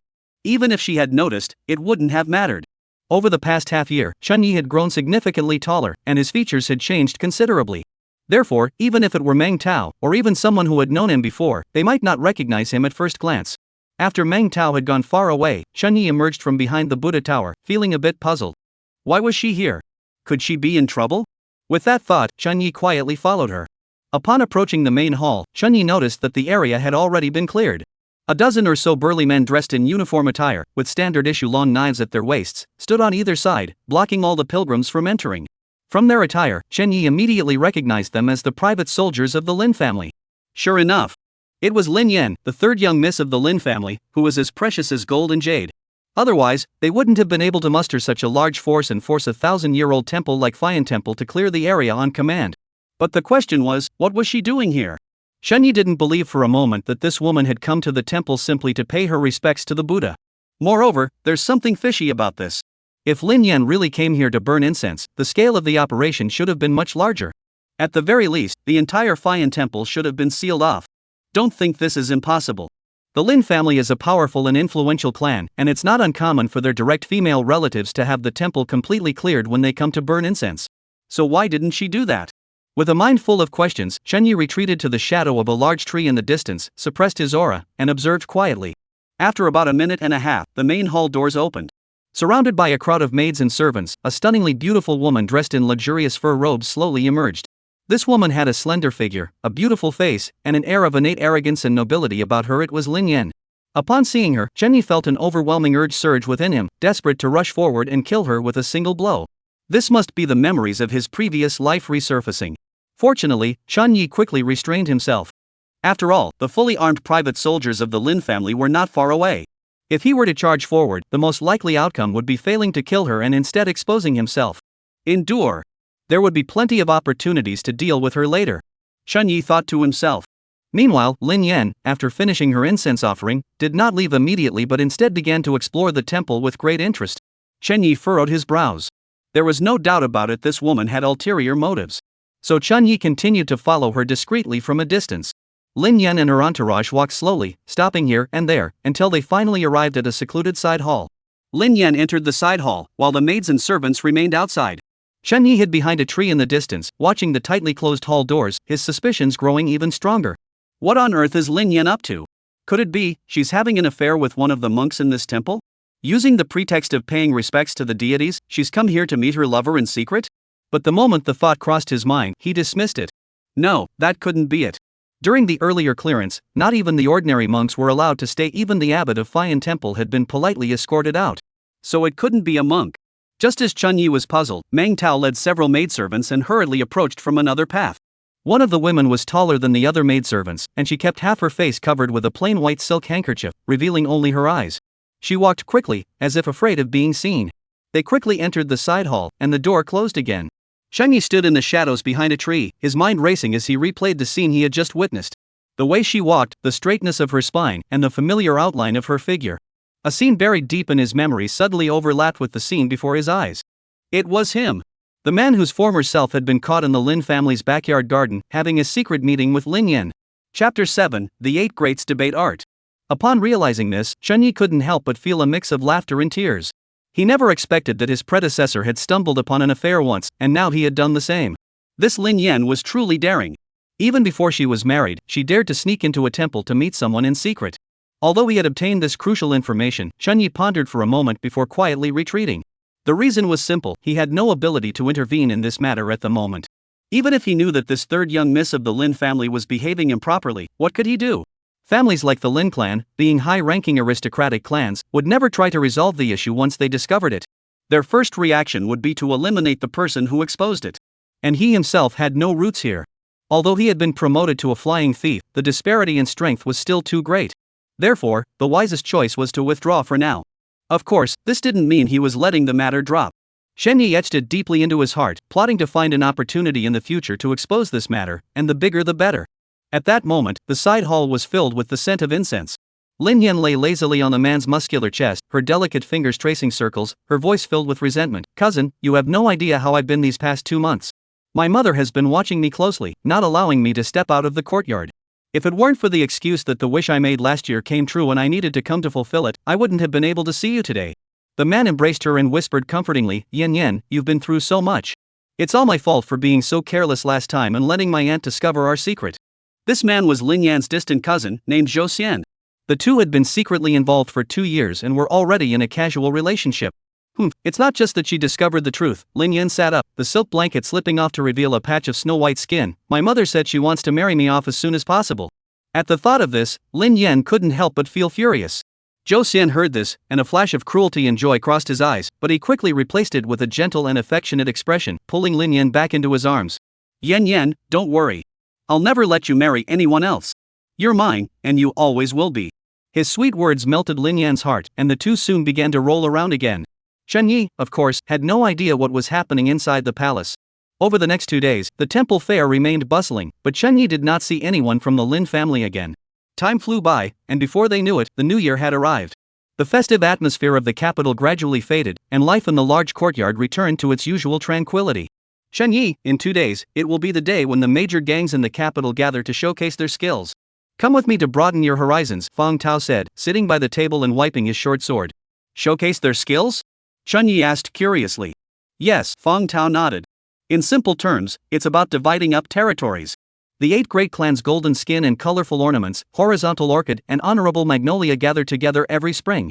Each clan showcases their skills, and whoever is the strongest gets the largest territory and the most resources. Our Rong clan operates in the same way. But don't worry, this time I'm just taking you along to broaden your horizons. You won't have to participate. Chen Yi nodded and said nothing more. 2 days later, at a massive abandoned warehouse in the southern part of the city. The place was bustling with noise and activity. People from all walks of life had gathered. Some were dressed in fine clothes, exuding an air of sophistication, while others wore rough garments, their faces bearing the marks of a life on the streets. The flags of the 8 great clans were everywhere, each clan and faction clearly distinct. They gathered together, some laughing loudly, others whispering quietly. Chen Yi followed Fang Tao, curiously observing his surroundings. The most eye-catching sight was the color character sect. There, a group of young, beautiful women gathered. Some were telling stories or singing, while others were performing acrobatics. Each of them had slender figures and alluring glances, drawing the frequent glances of many martial artists. At the same time, Chen Yi spotted the head of the Rong Gate, an elderly man with a gaunt face and piercing eyes. All the members of the Rong Gate bowed respectfully and addressed him as uncle. Soon, a middle-aged official dressed in official attire and carrying a long sword at his waist entered the scene, surrounded by several constables. As soon as he arrived, the once bustling warehouse fell into a sudden silence. That's Zhao Duta from the Criminal Investigation Bureau. Don't let his low rank fool you, he's in charge of dealing with us criminals, Fang Tao explained beside him. Sure enough, upon seeing him, even the most senior figures among the gangsters bowed respectfully. This Zhao Duta clearly wasn't new to such gatherings. After exchanging a few polite words with a few elders, he spoke up loudly. Gentlemen, as always, I'll spare you the formalities. It's getting late, let us begin the performance. The atmosphere grew solemn. Members of various schools and factions began to take the stage one after another to showcase their special skills. There were Pizzi men herbalists who demonstrated swallowing centipedes and scorpions, Rogwazi men martial artists whose fist techniques were as fierce as a tiger. Of course, the most eye-catching were the girls from the color character school. Some played the zither and sang, while others performed high-difficulty acrobatics. With their slender figures and beautiful faces, they truly delighted the men present. Finally, it was time for the honor gate to take the stage. Just then, another young master from the same fur wall faction stepped forward, smiling coldly at Fang Tao and said, Fang Xiaojun, I hear your harvest was good last year, so your brothers must have improved their skills. However, my brothers have recently learned a new trick. Why don't we compare? Upon hearing this, the crowd fell silent, as everyone knew this was a challenge for territory. Fang Tao naturally knew the other party meant trouble, as the man speaking was Yang Zhe, with whom he had always been at odds. However, he couldn't back down now, so he merely smiled. Alright, Yang Xiaojun, since everyone's here today, let's have a showdown. Yang Zhe snorted coldly, then waved his hand. Several of his men immediately carried a large iron pot and a stove to the center of the square, lit the fire, and poured oil into the pot. Soon, the oil in the pot began to boil vigorously, sizzling and smoking. Then a short, lean man approached the pot. My brother here is going to show everyone a special skill. If anyone from Fang Xiaojun's group can do it, then there is no problem. But if they can't, well, then the land in the East Market will have to be handed over to us. Yang Zhe sneered, then gave the man a nod. The man reached out and tossed a copper coin into the oil-filled pot. After it sank to the bottom, he took a deep breath, then swiftly plunged his hand into the oil. When he pulled it out, the coin was securely pinched between his fingertips, and there wasn't a single burn mark on his hand. Impressive! Fishing money out of boiling oil. What a remarkable skill! Amidst the cheers of the crowd, the man's face was filled with arrogance as he looked challengingly at Fong Tao's side. The few seasoned veterans Fong Tao had brought with him immediately looked uneasy. They had all trained in boiling water coin retrieval, where the temperature of the water was nothing compared to the oil. Dipping their hands into the boiling oil would surely result in severe burns. Seeing no one dare to accept the challenge, Fong Tao's expression darkened instantly. Although he could do it himself, he was the young master. If he stepped into the ring, it would mean his men were useless, effectively conceding defeat. In such a scenario, not only would their territory be seized, but they would also have to bow their heads to the other party whenever they encountered them on the streets in the future. The atmosphere froze for a moment. All eyes were on Fong Tao, some with schadenfreude, others with sympathy. Just as Fong Tao was caught between a rock and a hard place, a calm voice sounded behind him. "Young master, why don't I give it a try?" Chapter 8, Making Money with Hot Oil, Leaving No Trace. Fong Tao turned abruptly and saw that it was Chun Yi speaking, leaving him momentarily speechless. He knew Chun Yi had talent, but this kind of skill required years of hard training. Chun Yi had only been in the business for half a year. How much skill could he possibly have? Chun Yi, this isn't something to play around with. Don't worry, young master. I know what I'm doing. Chun Yi gave him an assuring glance before stepping into the center of the arena and bowing to all four directions. His entrance immediately sparked a flurry of whispers. Who is this kid? He looks completely unfamiliar. Hey, has Fong Tao run out of men? He actually sent this greenhorn out to die? The girls from the Kai Zi Men clan, however, were all mesmerized by his appearance. Chun Yi, now tall and straight, with a handsome face and a composed demeanor, stood in stark contrast to the rough and tumble martial artists around him. Ignoring the murmurs, Chun Yi fixed his gaze on the arrogant-looking man across from him and spoke. Is it true that if I can do what you did and pull the money out of that oil pot, we win? That's right, the man replied, lifting his head with a look of contempt. All right. Chun Yi nodded, then made a move that left everyone in the crowd speechless. He pulled out a handful of copper coins from his robe and, with a clatter, threw them all into the boiling oil. Over a dozen coins sank to the bottom in an instant. What the hell? This kid must be crazy. What is he trying to do? The entire crowd erupted into chaos, and even Fong Tao's heart leaped into his throat. However, Chun Yi remained unfazed. Under the stunned gazes of the man and everyone else, he narrowed his eyes, brought his index and middle fingers together, and thrust them into the boiling oil like a bolt of lightning. Moments later, Chun Yi withdrew his hand, his fingers clutching a copper coin coated in boiling oil. With a clink, Chun Yi tossed the coin into a nearby tray, producing a crisp sound. Before anyone could recover from the shock, Chun Yi's fingers didn't pause for a moment and plunged back in. Clink, clink, clink. The crisp sounds blended into a continuous hum, so fast it was dizzying. In the blink of an eye, all the copper coins that had sunk to the bottom of the pot were skillfully retrieved, not a single one missing. Looking at Chun Yi's fingers, they were white and slender, not even a hint of a burn, let alone redness. Everyone was speechless, including the man who had been so arrogant moments ago. He stood there with his mouth agape, staring blankly at the pile of still steaming copper coins on the tray, his expression as if he had seen a ghost. You're the better man. Chun Yi bowed his fist, his expression calm as water. Well done.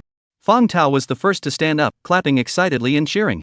He knew Chun Yi was talented, but he never imagined he could be this skilled. In just half a year, he had managed to retrieve the copper coins from the boiling oil unscathed. This single feat alone surpassed many seasoned veterans who had been in the trade for years. As he began, others joined in, clapping and cheering. Especially the girls from the Kai Zi Men, who even whistled in admiration. Young man, I've got my eye on you. Young man, do you have a wife? If not, how about me? I'm very good at taking care of people. These traveling performers were all very bold and uninhibited, speaking without restraint, almost to the point of flirting openly. Only Yang Zhe had a dark expression, staring intently at Chun Yi, lost in thought. Meanwhile, Chun Yi had an unexpected surprise. Just moments ago, a system prompt suddenly appeared before his eyes. Skill, Masterful Hands LV7 LV9. Chun Yi was somewhat surprised. He had only intended to help Fong Tao out of a tight spot and dampen the other party's arrogance. He never expected that this public display of his abilities would directly upgrade the Skillful Hands skill by 2 levels. This was indeed a pleasant surprise. Chun Yi remained composed on the surface, bowed to the crowd once more, and prepared to step down. Just then, a cold voice echoed from behind him. Wait! Chun Yi turned to look and saw Yang Zhe staring at him with a grim expression, causing him to grow wary. What does this guy want? At the same time, Fong Tao suddenly stood up, glaring intently at Yang Zhe, and coldly said, Yang Zhe, what do you think you're doing? Are you too cowardly to admit defeat and try to renege on your promise? As soon as he finished speaking, the men behind Fong Tao all stood up in unison, silently staring at Yang Zhe's side. Yang Zhe's men weren't about to back down either, rising to their feet and facing off against Fong Tao's men. The atmosphere grew tense in an instant, the air thick with a palpable tension. Just then, the elderly man from the Rong family, who had remained silent all along, suddenly coughed and said indifferently, "Don't let outsiders laugh at us." At those words, both Fang Tao and Yang Zhe took a half step back and nodded to the elder of their respective clans in a show of respect. Both sides then took their seats. Yang Zhe chuckled, "Young Master Fang, there's no need to rush. I, Yang Zhe, may not be a hero, but I'm not the kind of person who goes back on my word. If I lose, I lose. I'll admit it. I just think this young brother is quite skilled, and I'm truly impressed. Therefore, I'd like to spar with him again. Rest assured, it's purely a friendly exchange of skills. No stakes, no hard feelings. How about it, Fang Xiaojun? Can you relax now?" Fang Tao furrowed his brows. He didn't believe a single word of Yang Zhe's lies. This man has always been narrow-minded and vengeful. After losing such face today, how could he possibly let it go? This so-called sparring was clearly just an attempt to regain his dignity. However, in the underworld, one must value one's reputation. Yang Zhe had spoken so eloquently. If Fang Tao were to forcibly stop it, it would only make his side appear cowardly and tarnish the reputation Chen Yi had just established. For a moment, Fang Tao found himself in a difficult position and could only look at Chen Yi with a questioning gaze. Chen Yi nodded slightly in his direction, indicating he had everything under control, then turned to Yang Zhe and said calmly, "May I ask what young Master Yang intends to compete in?" Yang Zhe's eyes flashed with a sharp gleam as he said in a deep voice, "Small knife. I want to compare our skills with the knife." Upon hearing this, the crowd stirred once more, especially the members of the Rong clan, who exchanged nervous glances. Who doesn't know that Yang Zhe's nickname is Quick Blade Yang? His skill with a small knife is nothing short of masterful, and he's among the top-ranked practitioners in the entire Rong clan. So this wasn't a friendly sparring match, it was clearly him using his most skilled techniques to bully a newcomer. Fang Tao's expression changed, and he grew increasingly anxious, about to come up with a way to replace Chen Yi. But just then, Chen Yi had already agreed without hesitation. "Alright, then I'll compete with you in quick draw." His voice was clear and decisive, with not a hint of hesitation. Everyone was stunned, including Fang Tao. He looked at Chen Yi in disbelief, unable to understand why he had agreed so readily. Yang Zhe's eyes flickered with a hint of unhidden delight. In his eyes, Chen Yi was a young upstart daring to accept his fast sword challenge. It was nothing short of courting humiliation. After all, the small knife was a true test of skill, requiring meticulous craftsmanship with no room for error. He had spent over a decade mastering it and was confident he couldn't lose to a newcomer who had only just started. But he had no idea that at that moment, Chen Yi was overjoyed inside. It was exactly what he had hoped for. Just moments ago, a successful oil frying session had directly boosted his masterful hands skill by 2 levels, and now Yang Zhe was offering him a fast knife challenge. This was like being handed a pillow when you were sleepy. "Good. You've got guts." Yang Zhe praised him loudly, then, as if afraid Chen Yi would back out, immediately ordered the area to be cleared. The second round officially began. Yang Zhe didn't hesitate, taking the initiative to demonstrate his skills first. He flickered his wrist, and a 3-inch short knife landed in his palm, spinning and dancing at his fingertips, its cold gleam dazzling the eyes. Good. Even this opening move alone drew a round of applause. Yang Zhe curved his lips into a smug smile and shouted, "Bring me the items I prepared." 2 subordinates immediately brought forward a wooden frame, on which rested a pig's bladder inflated to its fullest, crystal clear, and as thin as a cicada's wing, seeming as though it might burst at the slightest touch. Someone else carefully picked up a slice of raw pork, sliced extremely thin, and placed it gently on the very tip of the pig's bladder. All eyes in the room were drawn to the scene. Yang Zhe took a deep breath, his eyes suddenly becoming sharp, then he flickered his wrist. Whoosh! A silver flash streaked through the air, so fast it was almost impossible to track. Looking back at the pig's bladder, it remained intact and standing upright. The thin slice of meat placed on top had been neatly sliced into 2 equal halves. What a masterful sword technique! No wonder they call you Fast Blade Yang, you're truly impressive. The crowd erupted in applause, even the elders from the other schools couldn't help but nod in admiration. The control of force in that single stroke had reached the pinnacle of mastery. The slightest miscalculation would have caused the pig's bladder to explode. Fang Tao's expression grew grim, regretting deeply why he hadn't stopped Chen Yi earlier. Now, the reputation he had just established was shattered in an instant. However, to everyone's surprise, Chen Yi's face showed no sign of tension. Instead, he wore a faint smile. He didn't look at the pig's bladder or acknowledge Yang Zhe's smug expression. Instead, he turned his head toward the Kai Zi men and said with a smile, "May I ask if any young lady would be willing to come up and help me with a small favor?" Chapter 9, Paper Cutting on the Wrist. Everyone looked at each other in confusion, none of them understanding what Chen Yi was up to. If it's a knife duel, why bring a girl into it? I think this kid is running out of tricks and just trying to pull a fast one. Exactly. He is daring to compete in swordplay with Yang the Swift Blade and still can't focus? He must not want to lose too quickly. A few unmasked sneers echoed through the crowd, and Yang Zhe's smug expression grew even more pronounced. However, the girls from the Kai Z men had a different opinion. They had always been attracted to this handsome young man, and now that he had approached them, they were all eager to engage him. Young man, choose me. Choose me. Young man, how would you like your sister to help you? Amidst the chatter, the boldest girl pushed her way through the crowd and jumped onto the stage. The girl was about 15 or 16 years old. Though her face wasn't exceptionally beautiful, her eyes were exceptionally lively, and her skin was extremely fair, as white as a peeled egg, delicate and charming. I'll help you. The girl stood confidently before Chen Yi. Chen Yi smiled and bowed his hands. Thank you, young lady. However, it might be a bit dangerous later. Are you brave enough? Far from being intimidated, the girl straightened her chest and smiled. Don't worry, sir. I'm Little Belle, and I've always been brave. Whatever you tell me to do, I'll do it. I'm your person now, and I'll follow your every command. Her words carried a wild and innocent charm, straightforward yet alluring. Chen Yi was left feeling a bit awkward and could only laugh awkwardly. Seeing this, the crowd below burst into laughter. Fong Tao couldn't help but chuckle and shake his head. This kid.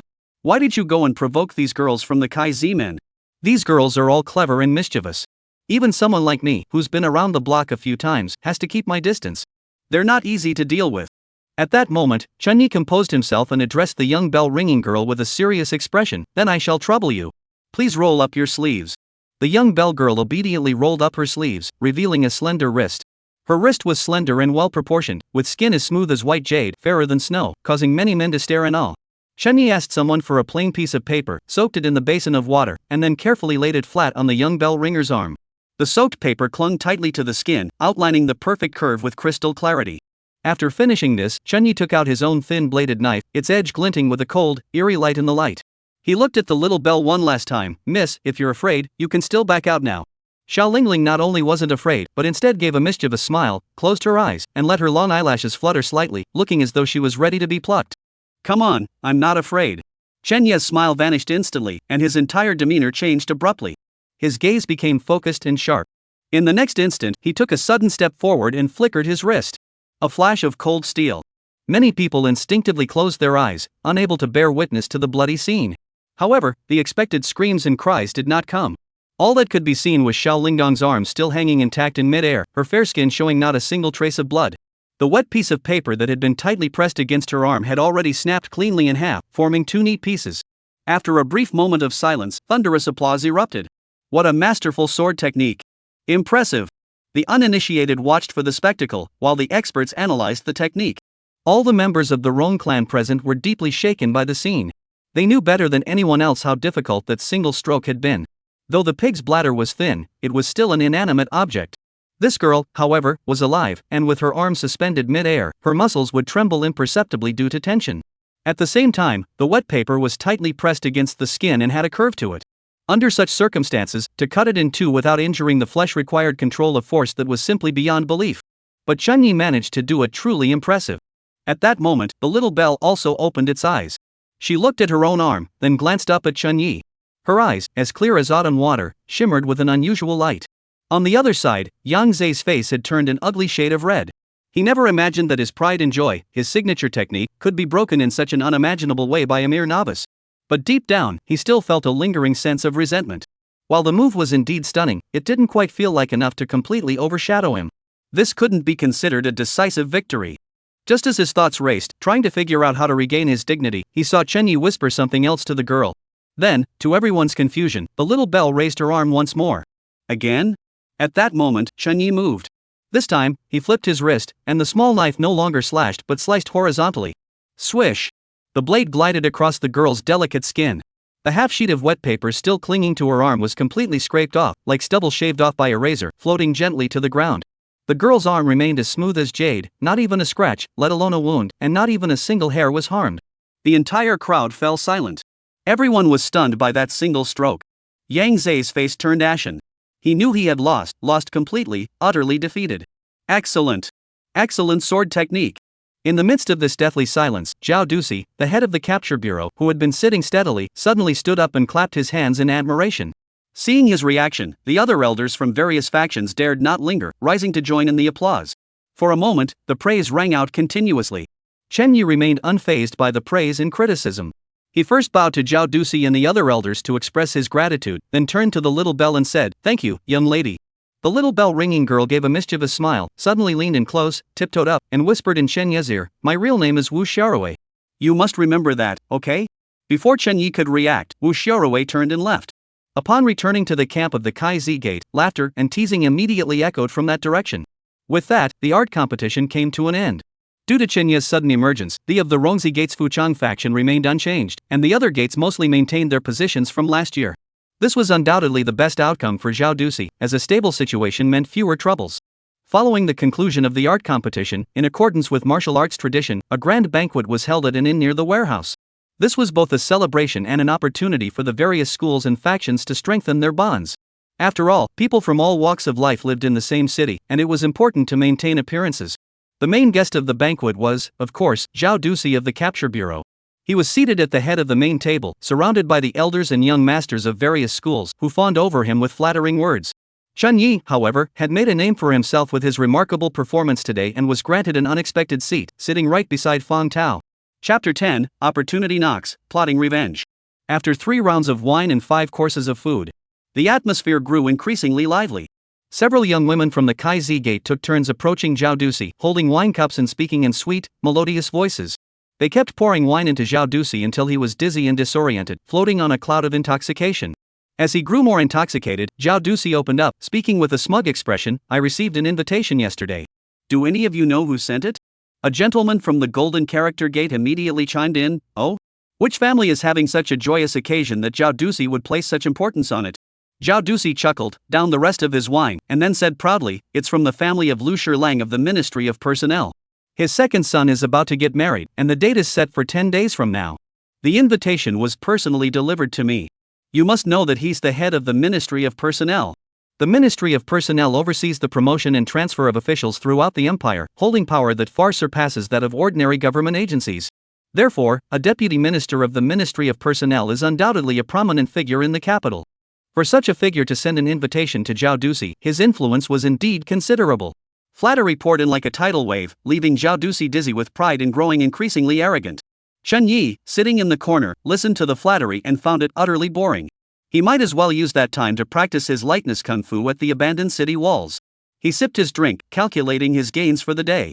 His masterful hands skill had risen from level 7 to 9, and his quick sword skill had also increased by 2 levels after dueling with Yang Zhe. At that moment, Chen Yi opened the system interface. Name, Chen Yi. Occupation, Thief LV2. Talent, light as a sparrow. Your body becomes light and agile, greatly enhancing your jumping and balance abilities, allowing you to land silently. Skills, Masterful Hands level 9, Quick Blade level 8, Roof Running level 2. After over a month of practice, the thief profession had advanced by 1 level, but Chen Yi still felt that the leveling process was too slow. He knew this was because he had been focusing solely on mastering his skills without engaging in activities specific to his profession.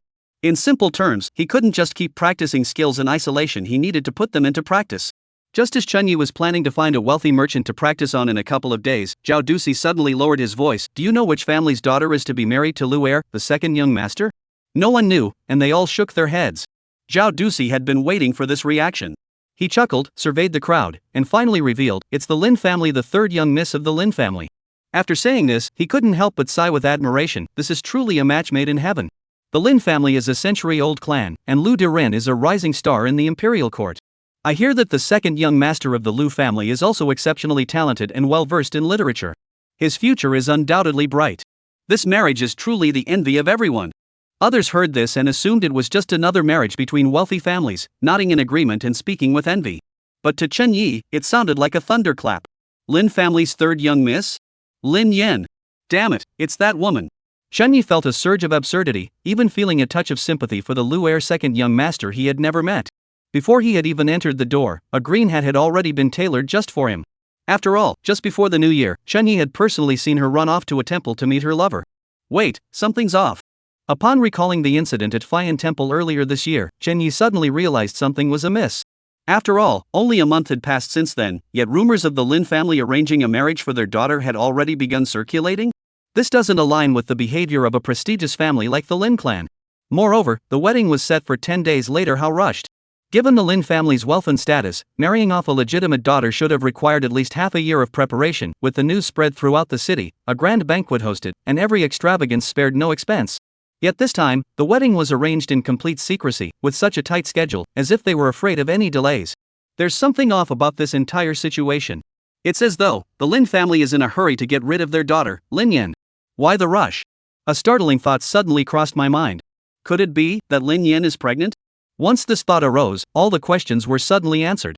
Because only this reason could explain the Lin family's abnormal behavior. To cover up this scandalous affair, they had no choice but to resort to this desperate measure, rushing to marry Lin Yan off and find an unfortunate soul to take her place. Thinking of this, Shenyi felt even more sympathy for the second young master of the Lu family. At the same time, Shenyi became excited. Because he suddenly realized a possibility. A chance to exact brutal revenge on the Lin family. As night deepened, the noise in the inn gradually subsided, leaving behind only a mess on the ground and the strong smell of alcohol. Zhao Dusi was already drunk out of his mind and was being supported home by others. Chen Yi and his group returned to the courtyard.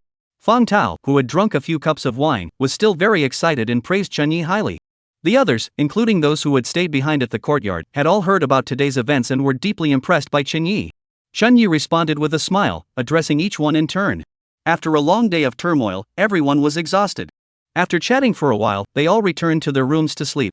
Chen Yi didn't go to the city walls to practice his martial arts that day. He lay in bed, thinking about what he needed to do the next day, before finally falling into a deep sleep.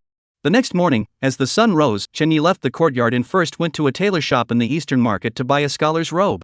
After changing into it, his entire demeanor transformed, and he went from a commoner to a young scholar with a refined appearance. He then set off toward the North City, dressed in his new attire. Unlike the bustling chaos of the southern city, where people of all walks of life mingled, the northern city was much more grand and imposing. The streets were wide and clean, with spacious mansions on both sides, their walls made of blue-gray bricks and topped with black-tiled roofs. Majestic stone lions stood guard at the entrances, and patrols of soldiers could be seen passing by from time to time. This was the residential area of the city's high-ranking officials and nobles, and ordinary citizens rarely ventured here. However, Chen Yi's scholarly appearance served as his best protection. The patrolling soldiers saw him and assumed he was either the son of some wealthy family or a scholar studying in the capital, so they did not question him further. Shen Yi didn't have much trouble finding the residence of Lu Shilang, the minister of the Ministry of Personnel. The vermilion-painted gates were flanked by two majestic stone lions, and above the gate hung a gilded plaque inscribed with Lu Mansion, exuding an air of grandeur. He did not approach, but instead strolled leisurely through the streets and alleys around the Lu Mansion, fanning himself with a folding fan like an idle scholar on a study trip. His gaze seemed to be admiring the scenery, but in reality, it was like a ruler, swiftly measuring everything around him. The height of the rear courtyard walls, whether the walls were made of blue bricks or rammed earth, and which sections of the wall were out of sight of the patrolling servants. Every detail was meticulously recorded in his mind, forming a precise three-dimensional map in his head. After thoroughly mapping out everything, Chen Yi finally turned and left at a leisurely pace. Before returning to the crowded courtyard, Chen Yi made a detour to a stationery shop and bought the cheapest set of paper and brushes. He then found a secluded corner with no one around, removed his long robe, folded it carefully, and packed it into his bag before slowly making his way back. That night, after everyone in the courtyard had fallen asleep, Chen Yi opened the window, saw that no one was around, and leaped into the deep darkness of the night. Chapter 11, Midnight Letter Delivery. Chen Yi did not take the main roads but instead chose narrow, dark alleys to navigate. His natural talent for scaling walls and roofs allowed him to move like a creature of the night, darting between rooftops and walls with complete silence and speed, as if he were a gust of wind. Upon entering the northern city, the number of night patrol guards had increased, but this posed no threat to Chen Yi in his current state. Often, before the patrol teams were even 100 meters away, Chen Yi had already detected them and avoided them in advance. Soon, the tall rear courtyard wall of Lu Shilang's mansion came into view.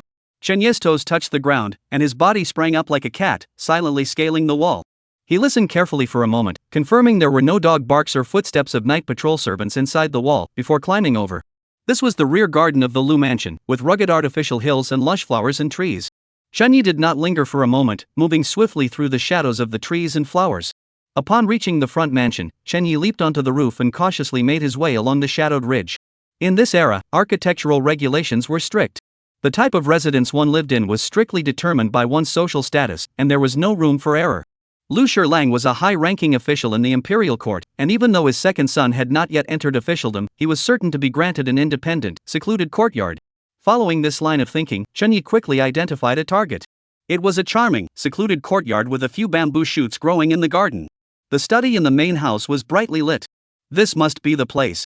Chen Yi quietly made his way to the back roof of the study, hung his legs over the eaves, and suspended his body upside down. He stabilized himself and peered through the cracks in the window. Behind the desk, a man dressed in plain-colored robes was intently reading a scroll.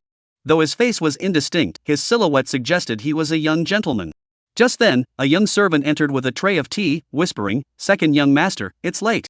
Have some hot tea to warm yourself." "Put it there," the man said without looking up, but his voice was gentle. "You should go rest as well, there's no need for you to stay here." "Yes, second young master," the young servant replied respectfully, placing the teacup down before withdrawing. Upon hearing the title, second young master, Chunyi was certain he had found the right person. From his gentle manner toward his servants, this Lu's second young master must be of good character. Marrying him to that woman Lin Yan would indeed be a bit hard to justify. With that thought, Chunyi pulled out the letter he had written earlier that day, crumpled it into a ball, and tossed it through the window. With a soft thud, the paper ball landed on the second young master's desk. "Who?"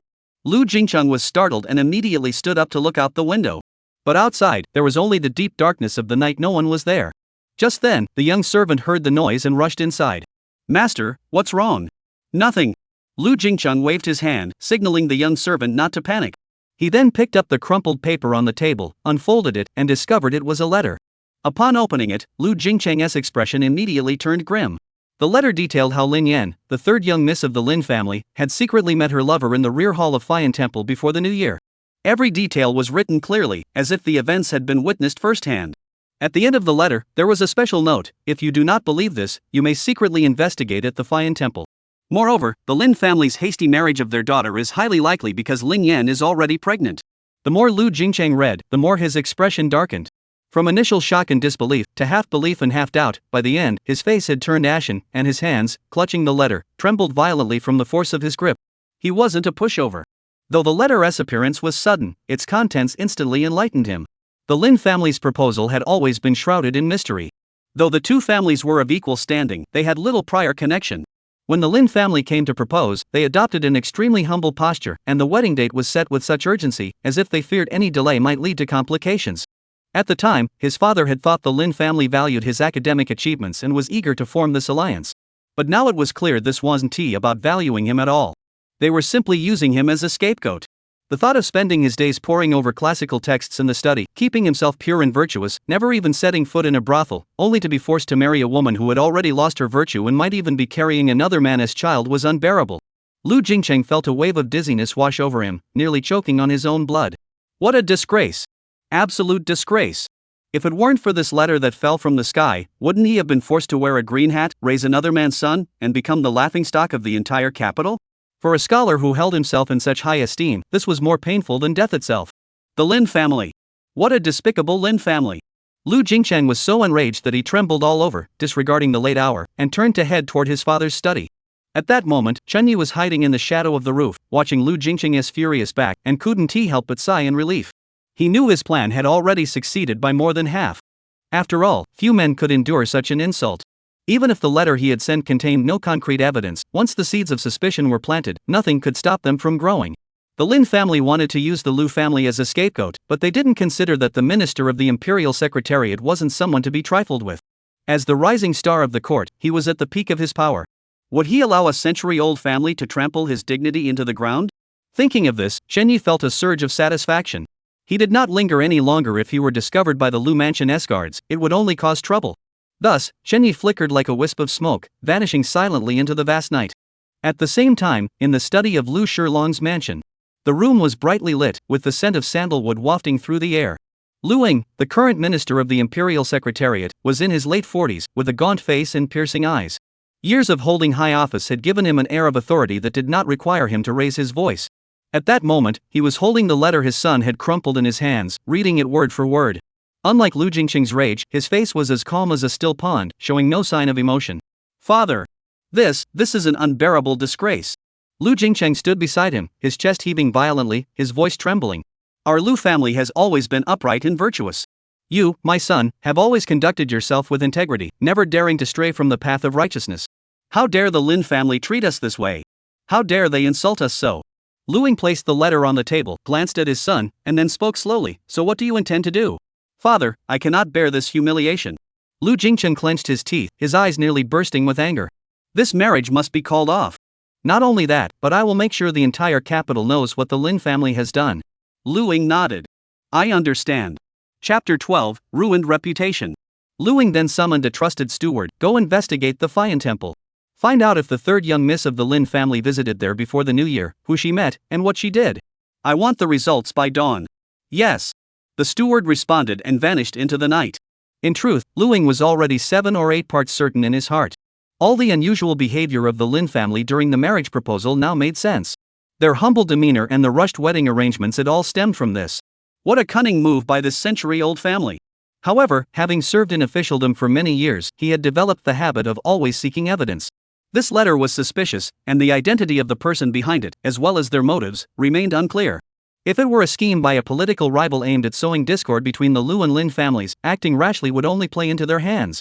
An investigation is necessary. The investigation turned out to be simpler than expected. Within an hour, the old steward returned in a hurry, his expression grave. Master, I have investigated thoroughly.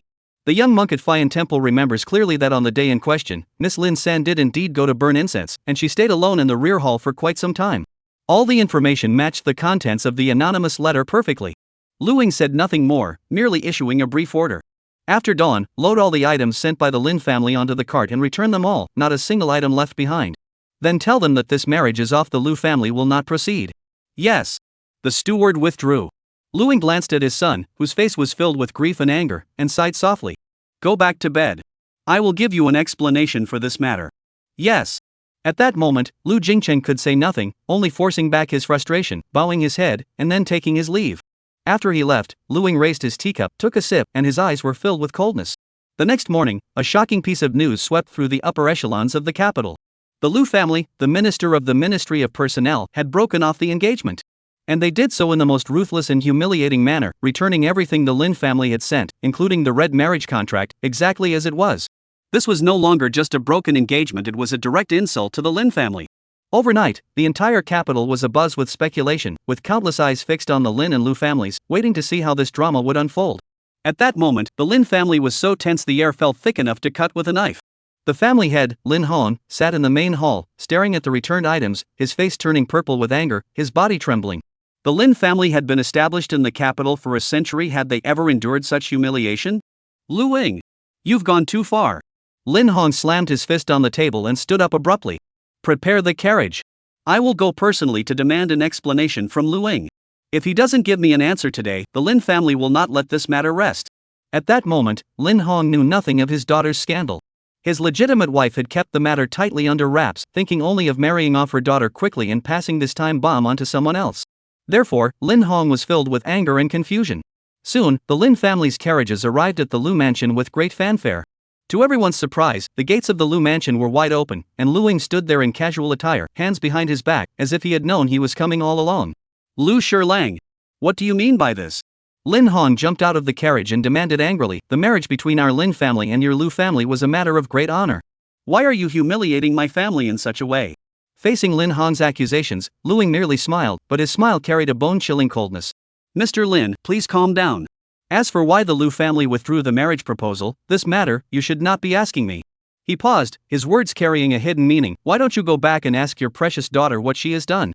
Lin Hong was taken aback, unable to grasp the deeper meaning behind the words. Just then, a clear yet suppressed voice filled with anger echoed from within the Lu mansion. Father, there's no point in talking to such a person.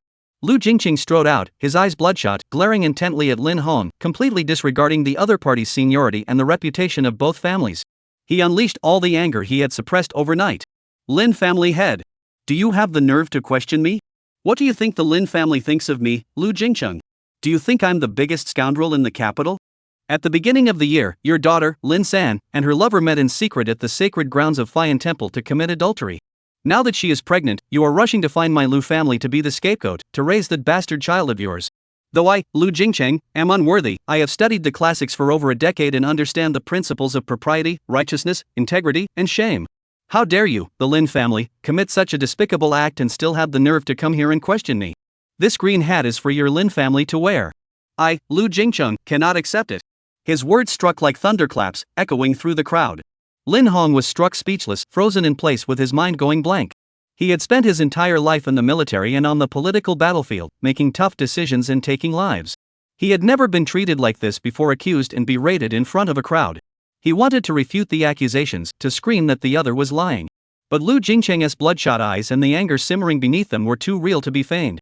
Moreover, his daughter's recent odd behavior, his wife's evasive attitude, and this hastily arranged marriage. In an instant, all the pieces fell into place. A chill ran up his spine, and Lin Hong felt the world spinning, his vision going dark. Lin family head, Lu Ying, who had remained silent all along, finally spoke. His voice was not loud, but it carried an icy coldness that left no room for argument. Our Lu family is small and cannot accommodate your Lin family's great status. Please leave. From now on, the matter of marriage between our two families shall never be mentioned again. With that, he didn't even bother to glance at Lin Hong once more, turned on his heel, and strode back into the mansion. Bang! The gates of the Lu mansion slammed shut in front of Lin Hong, like a loud slap across his face and across the face of the entire Lin family. Lin Hong, dazed and disoriented, climbed onto the carriage and fled the scene in disarray. That afternoon, the shocking scandal spread throughout the streets of the capital at an astonishing speed. From nobles to commoners, almost everyone was discussing the Lin family's happy event. Storytellers seized the opportunity, quickly turning it into new tales like The Beautiful Lady's Secret Pregnancy and The Scholar's Angry Breakup and The Scandal at the Temple of the Law, which were sung and recited in tea houses and taverns, drawing enthusiastic applause from the crowds. What followed was the complete downfall of Lin Yan, the third daughter of the Lin family. The man responsible for all this, Chen Yi, was currently sitting under the eaves of a dilapidated courtyard, leisurely eating a bowl of plain noodles. After finishing, he wiped his mouth and opened the system panel. Chapter 13, Changing Occupations Again. Name, Chen Yi. Occupation, Thief LV3. Talent, Light as a Sparrow. Skills, Sleight of Hand LV9, Swift Blade LV8, Roof Running LV3. The changes on the interface were clearly visible. The Thief class has advanced by one level, and the wall running skill has also been upgraded. This is undoubtedly the result of last night's mission at the Lu Mansion. Chen Yi understood clearly that upgrading the profession panel couldn't be achieved by blindly practicing alone. Practical experience was the key. Last night's infiltration and letter delivery, though seemingly simple, was a complete thief operation, yielding far more experience than half a month of relentless training. Meanwhile, at the Lin family residence, the atmosphere was gloomy and foreboding. In the main hall, Lin Hong's eyes were bloodshot as he glared at his daughter, who was kneeling on the ground with disheveled hair and swollen cheeks. There was no trace of the former kindness in his eyes, only cold disappointment and raging anger. Wretch! You have brought shame upon the Lin family. With a furious shout, he grabbed the teacup on the table and smashed it to the ground, sending shards flying everywhere. Lin Yan trembled all over but still stubbornly held her head high. Father, I am innocent. Someone is framing me. The Lu family is being too harsh. Innocent? Lin Hong laughed in anger. He walked slowly toward Lin Yan, towering over her. At this point, you still dare to deny it? If it weren't for your affair and the child you're carrying, would the Lu family go to such lengths, even tearing apart their relationship to call off the engagement? Do you think everyone in the world is a fool? He suddenly raised his hand, ready to strike again. But seeing his daughter's tear-streaked face, he couldn't bring himself to strike her. His hand trembled violently in mid-air.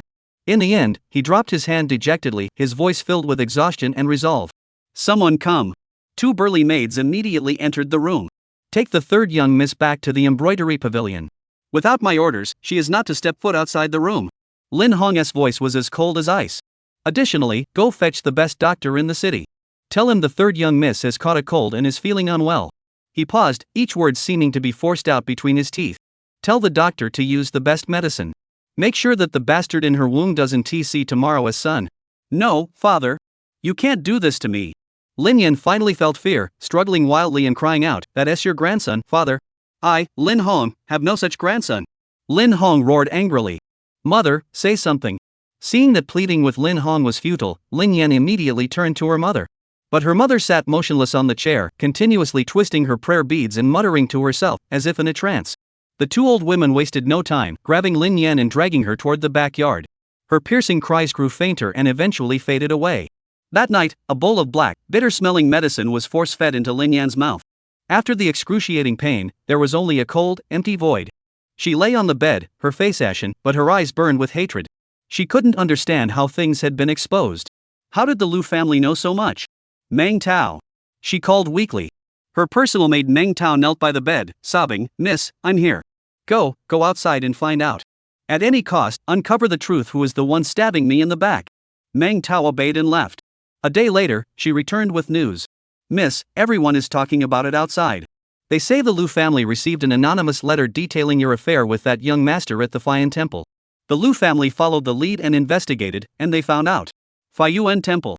Upon hearing those three words, Lin Yan's mind frantically searched for anyone who might have harmed her. Could it be those close female friends who had always been at odds with her? Or her father's political enemies? She considered countless possibilities, but she never could have imagined that the mastermind behind all this would be the young bookboy she had falsely accused on a whim, who had long since died in the mass grave. To her, a high-born young miss, the life of a servant was not even worth a moment as thought. Unable to find her enemy, the bitter hatred in her heart raged like a wildfire with no roots, burning fiercely within her and tormenting Lin Yan until she was unrecognizable. Meanwhile, the Lin family mobilized all their resources to suppress the scandal. But public opinion is not so easily silenced.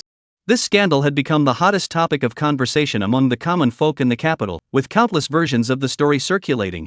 Lin Yan, the third daughter of the Lin family, had become synonymous with debauchery and shamelessness, her reputation in tatters. Half a year passed in the blink of an eye. As the seasons changed from spring to summer, the turmoil in the capital gradually subsided. Though the Lin family's scandal remained a source of amusement for people, it was no longer the focal point of attention. During those 6 months, Chunyi had almost turned himself into a machine dedicated to cultivation. During the day, he followed Fong Tao and others through the bustling streets, studying the essence of their skills, using wealthy merchants who exploited others and bullies who abused their power as practice targets. His techniques grew increasingly elusive and unpredictable, often able to take the most valuable items from his targets with ease, all while engaging them in casual conversation. At night, when all was quiet, he transformed into a ghost of the night, moving swiftly across the rooftops, practicing his acrobatic techniques, turning the entire southern city into his training ground. The thin blade in his hand grew as sharp as an extension of his own arm through countless swings and scrapes. Finally, on a late night 6 months later, as Chunyi completed his final practice and quietly returned to his small hut from the rooftops, a series of alerts echoed in his mind. Skill, Masterful Hands has been upgraded to LV10 max level. Skill, Swift Blade has been upgraded to LV10 max level. Class, Thief has been upgraded to LV5 max level. You have met the requirements for advancement. Do you wish to change your class? It's here. Shen Ye's heart skipped a beat. Suppressing his excitement, he immediately murmured in his mind, yes. The next moment, 3 distinct streams of information flooded Chen Ye's mind, transforming into 3 new profession options that hovered quietly in his spiritual sea. Option 1, Mechanic. Description: in your eyes, the world is composed of mortise and tenon joints, springs, and hinges. Locks are words, and traps are puzzles. You are naturally able to discern their structure and dismantle their core. Professional talent, agile mind and dexterous fingers. You possess an extraordinary intuition and perception for all mechanical devices, mechanisms, and locks, enabling you to swiftly discern their structural weaknesses and operational principles. Option 2, Nightwalker. Description: the night is your domain, and shadows are your cloak. You will become the purest of stealth warriors, moving through the gaps between moonlight and shadow. Your footsteps cannot be heard, and your trail cannot be traced. Talent, Shadow Child. You are the favored child of the shadows, naturally able to blend into the darkness. Your breath, voice, and form are greatly suppressed in the shadows, making you nearly impossible to detect. Option 3, the Man of 1,000 Faces. Description: one face, one identity. Your voice, gait, and demeanor are all your disguises. You can be a noble or a commoner, switching between countless identities to achieve your goals with unmatched skill. Professional talent, Formless Face. Your ability to change your appearance and mimic others will become second nature, allowing you to effortlessly alter your demeanor and essence, making your disguise flawless and extremely difficult to detect. Chapter 14, Advancement, Nightwalker. 3 professions, representing 3 entirely different paths, now lay before Chunyi. The mechanic specializes in breaking locks and is the bane of all treasure vaults and secret chambers, but lacks combat prowess in direct conflict. The thousand-faced guest excels in disguise and infiltration, playing with minds and schemes, making them ideal for infiltrating enemy ranks. As for the Nightwalker, Chen Ye's gaze was fixed on the description of the Nightwalker. This was almost the purest and most direct enhancement and advancement of the thief profession. It did not branch off into technical or disguise-related paths but instead pushed stealth and assassination to their absolute limits. And what was he most skilled at? Agility, speed, and a swift blade. While tactics and deception may be useful, they are not his core. The path he chooses is one of walking through the darkness, crushing everything in his path with absolute power. I choose to be a Nightwalker. Chunyi made his decision in his heart. The next moment, the text on the system panel suddenly changed and finally settled. Class change successful. Name, Chunyi. Class, Nightwalker LV1. Talent, Shadow Child. You are the favored child of the shadows, born to blend seamlessly with darkness. Your presence, voice, and form are greatly concealed in the shadows, making you nearly impossible to detect. Original skills, Sleight of Hand LV10, Swift Blade LV10, Roof Running LV6. A warm current surged through Chunya's limbs, and he felt his body undergoing a mysterious transformation. His breathing grew deeper and more rhythmic, his heartbeat steadier, and his eyes seemed to see farther and clearer in the darkness. He stood there motionless, his entire being seeming to merge with the surrounding darkness. This was an entirely new sensation. Chunyi hesitated slightly, then cautiously took a step forward. There was no sound. His footsteps landed on the ground without stirring even a speck of dust. He felt weightless, like a ghost gliding through the shadows. He tried moving around the small room, his movements as stealthy as a ghost, making no sound, not even the slightest rustle of his clothes. If the previous light as a sparrow allowed him to run faster and jump higher on rooftops, then the current shadow child made him truly become a part of the night. The former was skill, the latter, instinct. Chunyi pushed open the window and leaped into the courtyard. He didn't deliberately seek out shadows, he simply strolled through the courtyard at his own pace. Yet even so, his presence was still barely perceptible. Even the old cat in the corner of the courtyard, which was usually the most alert, didn't notice him at all. When Chunyi walked past it, it didn't even bother to lift an eyelid. A surge of indescribable excitement welled up in Chunyi's heart. With this natural gift, there was no place in the world he couldn't go. Even those heavily guarded mansions would find it hard to stop him. The days that followed were peaceful. Chunyi continued his routine of mingling in the streets during the day and practicing alone at night. However, there was now an additional item on his practice list: how to perfectly master the Shadow Child ability. Before he knew it, it was the Mid-Autumn Festival in August. This was a day for families to reunite, but at that moment, a swift horse galloped into the city from the north. The guards at the city gates dared not block its path but instead rushed to clear the way, for the rider was a messenger wearing a goosefeather hat. This signaled an urgent military dispatch, requiring immediate attention, and thus the messenger was permitted to enter the imperial palace directly.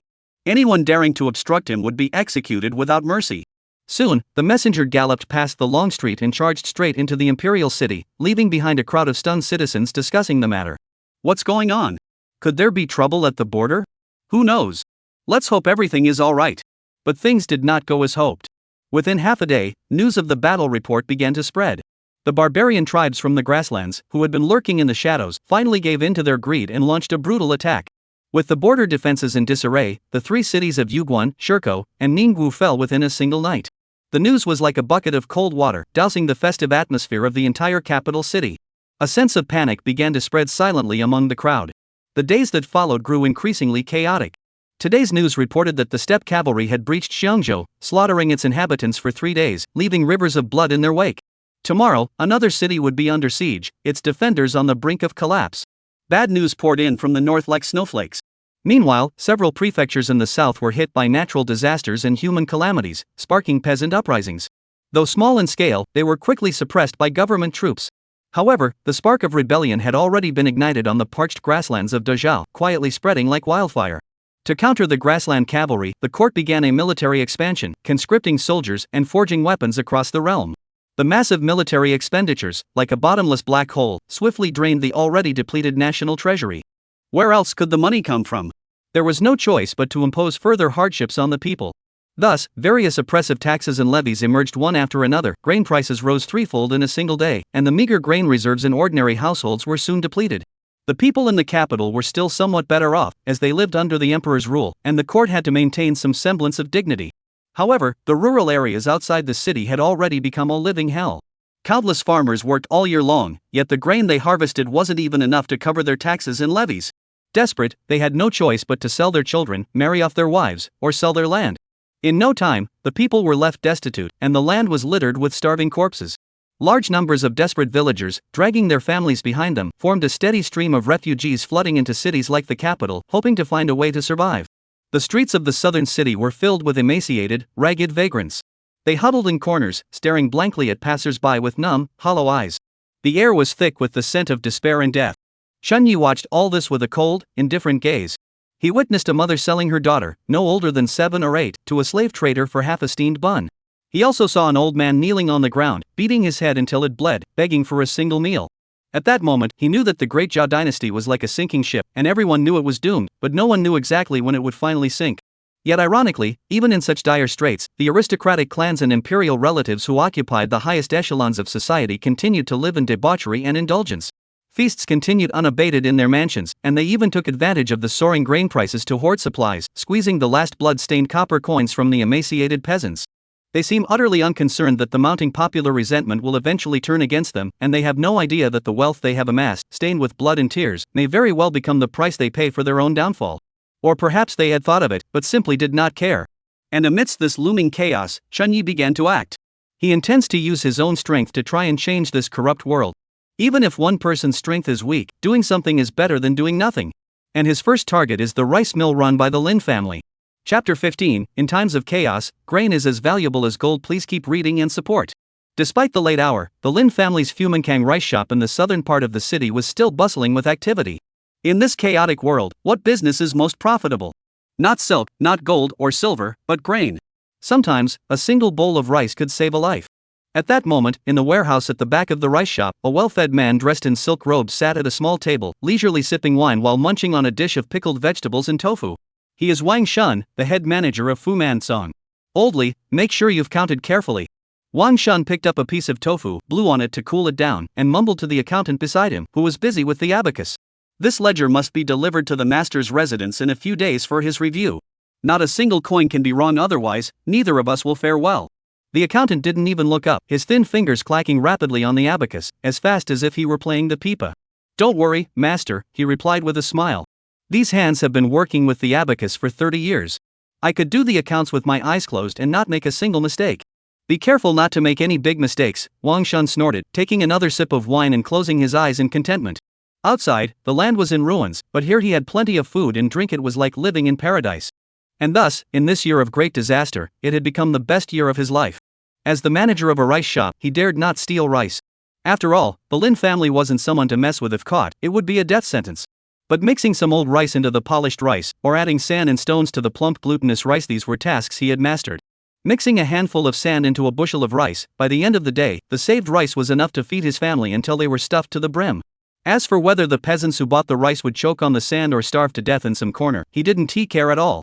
In his eyes, those lowly souls were worth less than paper. If they died, so be it. What mattered most to him was surviving comfortably in this chaotic world. Thinking about this, Wang Shun felt increasingly at ease, even humming a tune that didn't quite make sense. But just then, his melody came to an abrupt halt. Because he sensed something was amiss. Outside, it was too quiet. To prevent vagrants from storming the grain store, he had specifically arranged for his men to work in 2 shifts, patrolling the courtyard day and night. The thugs he had personally recruited were all rough and tumble men, whose footsteps during patrols were loud and chaotic, often accompanied by vulgar curses. But now, all those sounds had vanished. Wang Shun's drunkenness vanished instantly, replaced by a wild, alert vigilance. Having risen from a street thug to his current position, he relied not only on his ruthlessness but also on his extraordinary alertness. He immediately realized that something was wrong. Whoosh! Wang Shun didn't hesitate for a moment, swiftly drawing a crossbow from under the table. This crossbow had been given to him by the head steward of the Lin family. The body was made of ironwood, and once cocked, it could pierce through leather from 20 paces away. Thus, it had become his most prized possession, his ultimate lifesaver. Oldly, go check outside. Why is it so quiet out there? Wang Shun aimed the crossbow at the warehouse door, keeping his voice as low as possible. The accountant was startled by his sudden action, dropped the abacus, and trembled like a leaf. Master, stop your nonsense. Go where you're told. Wang Shun growled, his eyes flashing with anger. The accountant trembled in fear, knowing that if he disobeyed, the shopkeeper would definitely shoot him with an arrow. He stood up with a sorrowful expression, trembling as he moved step by step to the door, and shook the latch open. The door creaked open a crack. The accountant peered out and saw the courtyard empty, with only moonlight casting a cold glow on the ground. He sighed in relief, about to turn back and say everything was fine, when the corner of his eye caught sight of several shadowy figures lying haphazardly in the shadows by the wall. They were the very same men who had once boasted and bragged. They lay motionless on the ground, their fate unknown. The accountant was so terrified that he screamed in a hoarse voice, turning to retreat back into the storeroom. Damn it, get out there and see what's going on. Wang Shun kicked him out from behind, his crossbow arrow steady, pointing at his back. If you dare to run, I'll send you on your way first. The accountant had no choice but to comply. His legs were as weak as noodles, and he almost crawled out of the warehouse. He dared not look at the other workers, only moving forward slowly, his mind filled with prayers. Just then, a sudden, piercing sound came from behind him. The sound wasn't like a human scream, but more like the final, desperate cry of a wild beast having its throat slit. The accountant froze, turning his head mechanically. Then, he witnessed a scene he would never forget for the rest of his life. There stood Wang Shun, the shopkeeper who had just moments ago been so fierce and menacing, now standing motionless in the same spot. The crossbow in his hands had fallen to the ground, his eyes wide with terror and confusion. And on his neck, a thin line of blood had appeared out of nowhere. The line was thin at first, but it suddenly split open, and scalding hot blood gushed out like a fountain, spraying everywhere. Wang Shun opened his mouth as if to speak, but could only emit a series of hoarse, windy sounds before collapsing backward, his body stiff as a board, kicking up a cloud of dust. Ghost, ghost. The accountant's mental defenses collapsed completely in that moment. He let out a heart-wrenching scream and scrambled to escape. But as soon as he turned around, he felt a sharp pain at the back of his neck, and everything went black. He collapsed onto the ground, unconscious. Moments later, a masked man emerged from the shadows. It was Chen Yi. He first looked down at Wang Shun, who was still twitching uncontrollably and hadn't yet completely stopped breathing. Wang Shun stared at him with bulging eyes filled with anger and resentment. Chen Yi could even discern the meaning behind his gaze. Who are you? Why? However, Chen Yi didn't bother to respond. He turned and entered the warehouse, casually picking up the ledger on the table, flipping through it briefly before tossing it aside. This might be important to the Lin family, but to Chen Yi, it was no more than scrap paper. What he was concerned about was the warehouse filled to the brim with grain. He walked over to the mountain of rice sacks, casually slashed one open with a small knife. With a loud splash, white rice grains flowed all over the floor. Seeing this, Chen Yi narrowed his eyes slightly, then went outside, scooped up a ladle of cold water, and poured it over the accountant lying on the ground. Chapter 16, Midnight Grain Release. Please keep reading and support. The icy cold water poured down on him, causing the accountant to sit up abruptly. He gasped for breath, his eyes dazed, thinking he was having a nightmare. But then he saw the dark figure standing before him. It was a masked man, standing there silently, as eerie as a ghost.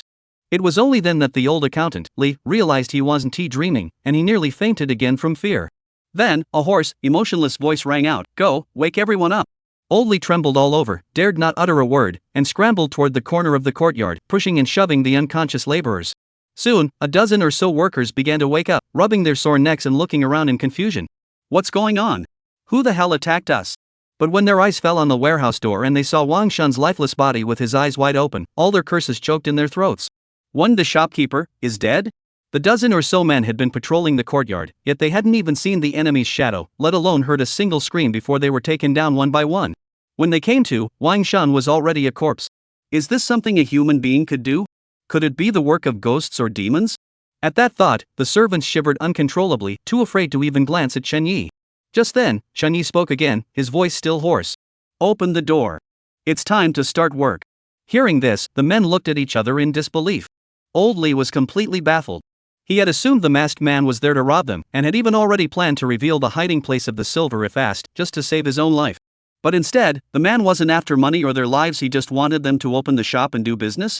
Moreover, it was the middle of the night. Who would they sell to? Humph, Chen Yi snorted coldly.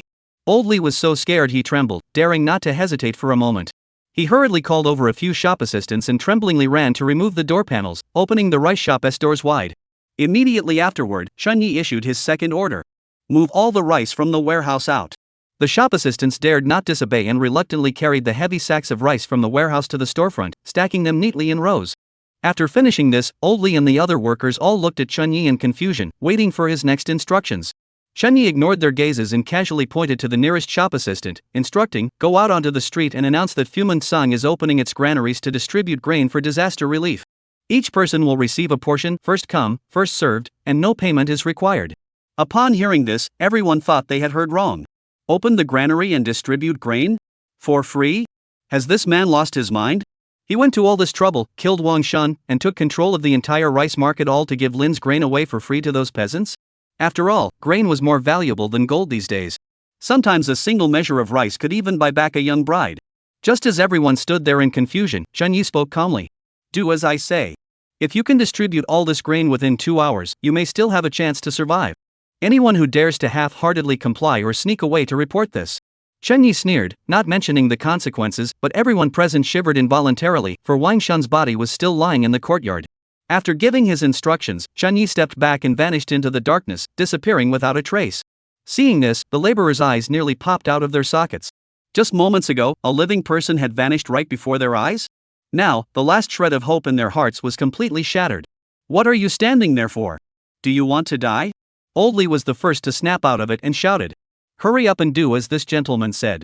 Although the Lin family knew that once word got out, they wouldn't be safe either, but that was a matter for the future. If they didn't act now, they would truly be in danger. Soon, several men were pushed out like ducks being herded to slaughter. As they walked onto the street, they saw the destitute people huddled in the corners, looking like living corpses, and their hearts were filled with a mix of emotions. Cough, cough. Fuman Sang is opening its granaries to distribute grain for free. Everyone, come and get your rice. One of the servants gathered his courage and shouted at the top of his lungs. The sound echoed through the empty street but failed to elicit any response. The refugees merely raised their heads blankly before lowering them again, their eyes vacant and devoid of emotion. Scammers! Fu Manzong's rice prices had always been the highest, and his henchmen were all as fierce as demons. There was no way they would suddenly open the granary and distribute grain for free. This must be a scam. The clerks had no choice but to continue shouting, despite their frustration. Once, twice, 3 times. Finally, a starving teenager, perhaps clinging to a desperate hope, or simply driven by sheer hunger, staggered to his feet from the corner of the wall and shuffled toward the rice shop. Everyone's eyes were fixed on him.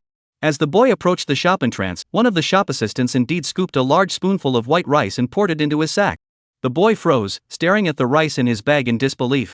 He suddenly knelt down and frantically shoved the raw rice into his mouth. It was real. They were really distributing grain. This caused a commotion throughout the entire street. Quick, Fu Manzong is really distributing rice. It's free. It's really free. The news spread like wildfire, spreading throughout the entire southern city at an unbelievable speed.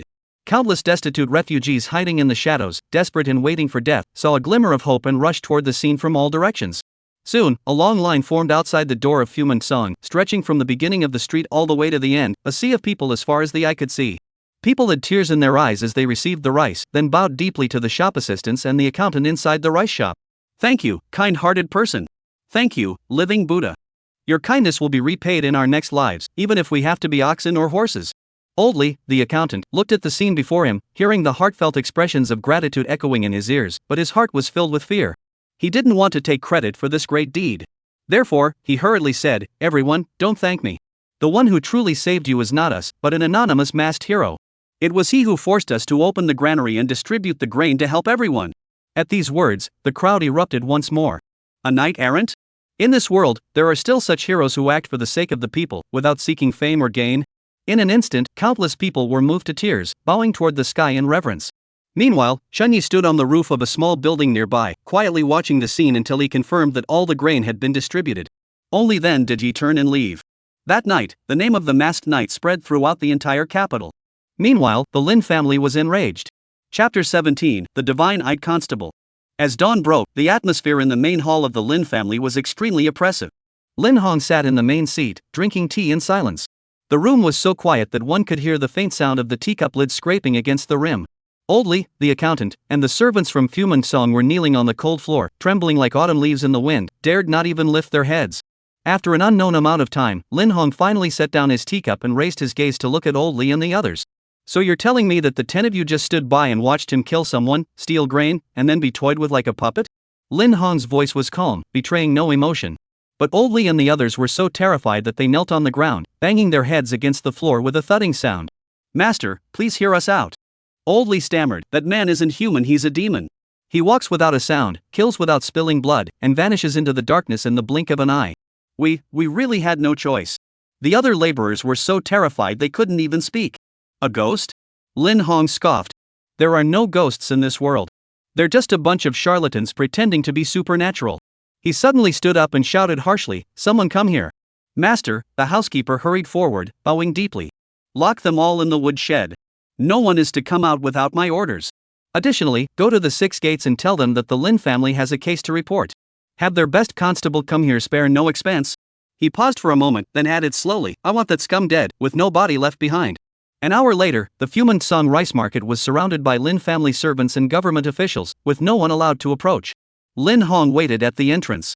When he saw the two approaching from the distance, the tension on his face finally eased slightly. At the front was an elderly man over 60, slender in build, wearing a half-worn blue cotton robe. His goat beard was neatly trimmed, but his eyes were unusually striking. When he opened them, they shone with an intense light, as if they could pierce through one's soul. He was Chang Ming, a legendary figure who had long since retired from the 6 gates, nicknamed Divine Eye. His skills in tracking, investigation, and solving cases had reached an otherworldly level. Following closely behind him was a young girl of about 17 or 18. She wore a simple, elegant dress, her features delicate and beautiful, with an air of calmness that belied her age. She was Chang Ming's granddaughter, Chang Jiwei. Despite her young age, she had been assisting her grandfather in investigations since childhood. Combined with her keen observation and meticulous attention to detail, she had become an indispensable right-hand assistant to Chang Ming. "Senior Constable Chang, it's been years since we last met, but you still look as sharp as ever." Lin Hong forced a smile and bowed respectfully. Although Chang Ming was merely a constable, he had a formidable reputation in criminal investigations, even earning the respect of the Minister of Justice. Lin Hong naturally dared not be disrespectful. Mr. Lin, you're too kind. Chang Ming nodded slightly, but his eyes had already begun to survey the surroundings of the rice shop. I heard that your family's rice shop was robbed. I've come to offer my assistance. Thank you for your kindness, Senior Constable Chang. Lin Hong stepped aside. Please come in. Chang Ming did not hesitate, leading Chang Jiwei into the Fuman warehouse. Lin Hong followed closely behind, dismissing all unnecessary attendants and leaving only a few trusted confidants. The scene inside the rice shop remained untouched. Wang Shun's body lay on the ground, with dried bloodstains beneath him. Chang Ming and his grandson did not rush to examine the body but instead walked around the entire backyard of the rice shop first. From time to time, Chang Ming would stop, crouch down to examine the ground, or leap onto the wall to survey the rooftops and alleys around them. Chang Jiwei, holding a notebook and pen, quietly followed his grandfather, meticulously recording his findings and occasionally whispering his own questions or opinions.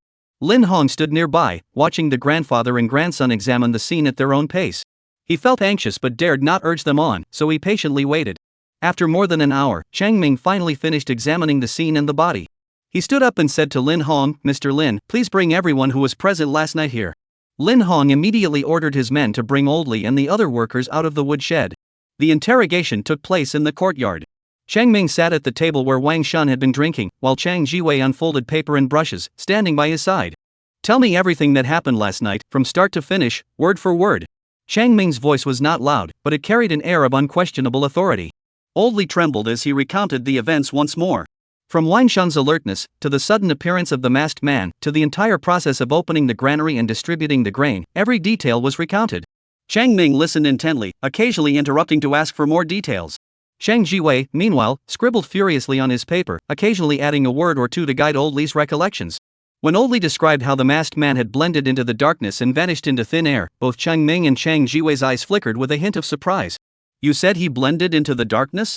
Chang Jiwei furrowed his brows and pressed further. Can you describe exactly how he disappeared? It was like he took a step back and then whoosh, he was gone. Old Li gestured, his face still trembling with fear. Chang Ming exchanged a glance with his granddaughter, then waved his hand, and someone led Old Li and the other workers away. Master Chang, do you have any leads? Who is that thief? Lin Hong asked impatiently. Chang Ming shook his head, picked up the long cold tea on the table, and took a sip. There are no leads yet, but we can confirm that this person is extremely skilled, especially in the art of stealth and concealment, which is among the best in the world. Even across the entire martial arts world, there are only a handful of thieves with such abilities. Chang Jiwei nodded in agreement. That's correct. There were 12 patrolmen in the courtyard, yet this person knocked them all unconscious with a single strike from behind. The technique was swift and decisive, and none of the 12 managed to sound the alarm. Such stealth is truly unheard of. There's one more thing.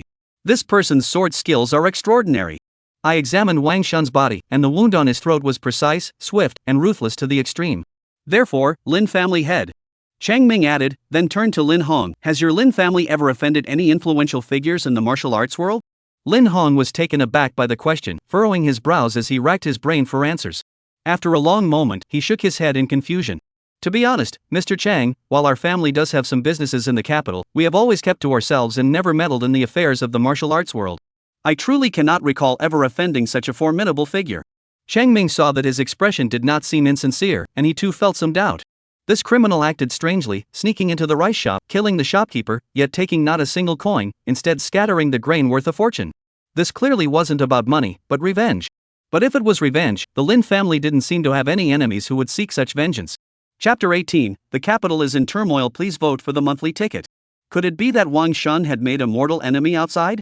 But if he was seeking revenge against Wang Shun, he could have attacked him on his way home or gone straight to his house. Why go to the trouble of coming to the rice shop and causing such a commotion? Just as Chang Ming was puzzled, Chang Jiwei, who had been silent all along, suddenly spoke up. Grandfather, Mr. Lin, in my opinion, since this person chose to act at the Fuman grain store and did so in such a brazen manner, it is unlikely that he is merely seeking revenge.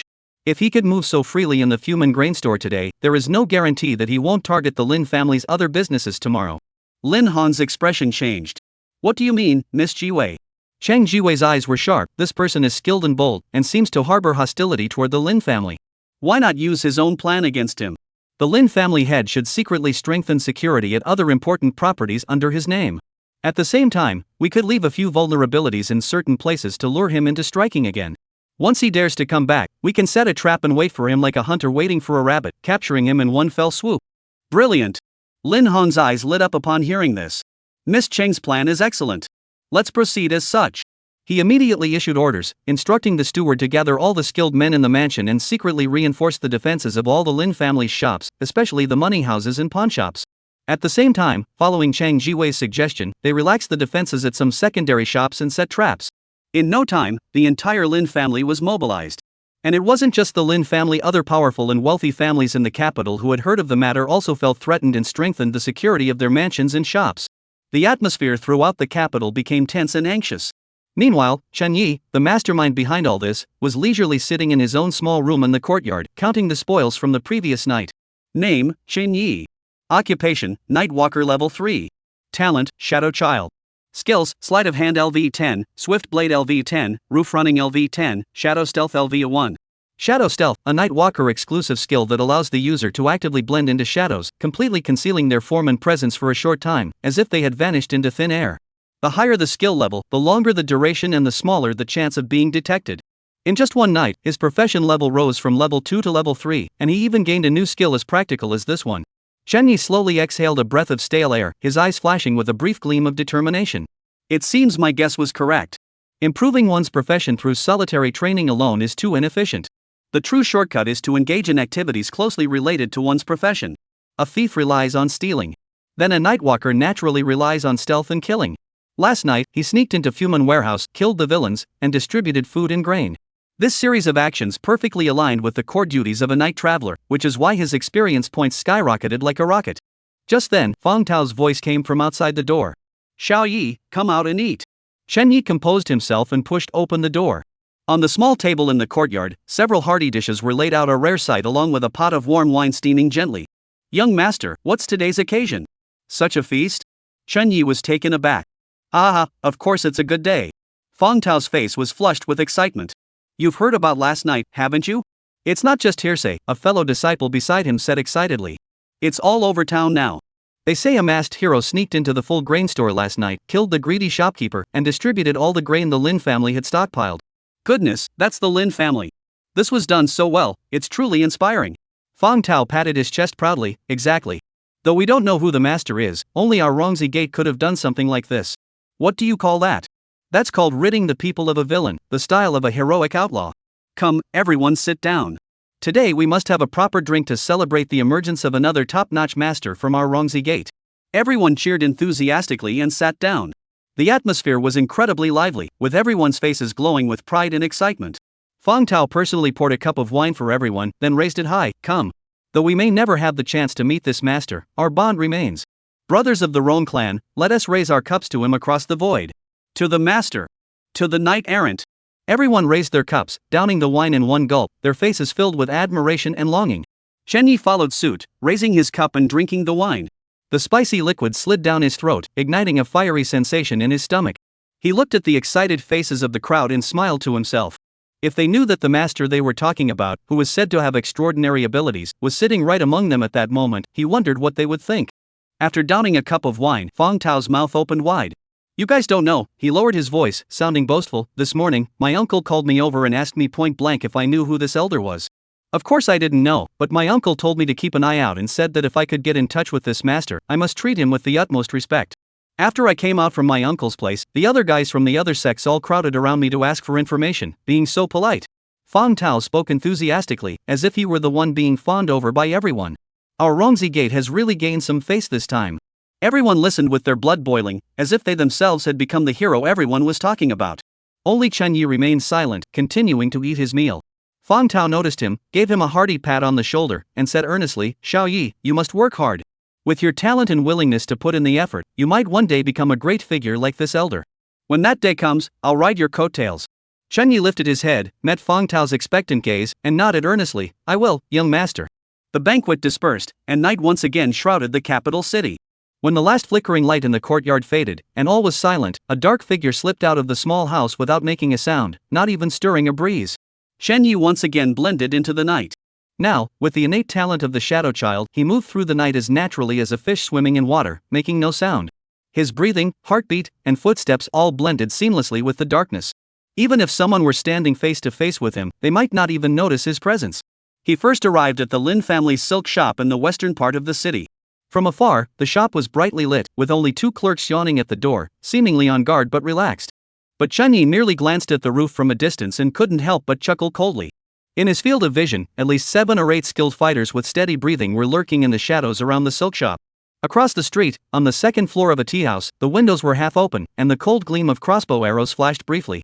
Openly lax, secretly vigilant, they were waiting for him to fall into their trap. The Lin family wasn't entirely made up of fools. They knew to set a trap and wait for him to fall into it. Unfortunately, they had made one mistake. He wasn't solely focused on the Lin family. The reason I targeted Fuman Song first was purely because it was closest to the disaster-stricken refugees in the southern city, making it convenient to distribute grain. Among the powerful and wealthy families in the capital, how many have clean hands? When it comes to committing evil deeds and hoarding goods, the Lin family doesn't even rank among the worst. Since the Lin family has already made its preparations, I'll just move on to another target. With that thought, Shenya's figure flickered and vanished into the darkness, like a fish diving into the ocean, leaving no trace. Chapter 19, The Sky High Bandit? The Local Bandit King. The East City has always been the most prosperous area of the capital, with money houses, silk shops, and other businesses lining the streets. Behind every red lacquered door lies unimaginable wealth. Shenya's target today was the Hongtong Money House. The owner of the Hongtong Money House was Zhang, the Minister of Revenue, whose family, like the Lin family, had amassed their fortune by exploiting the common people.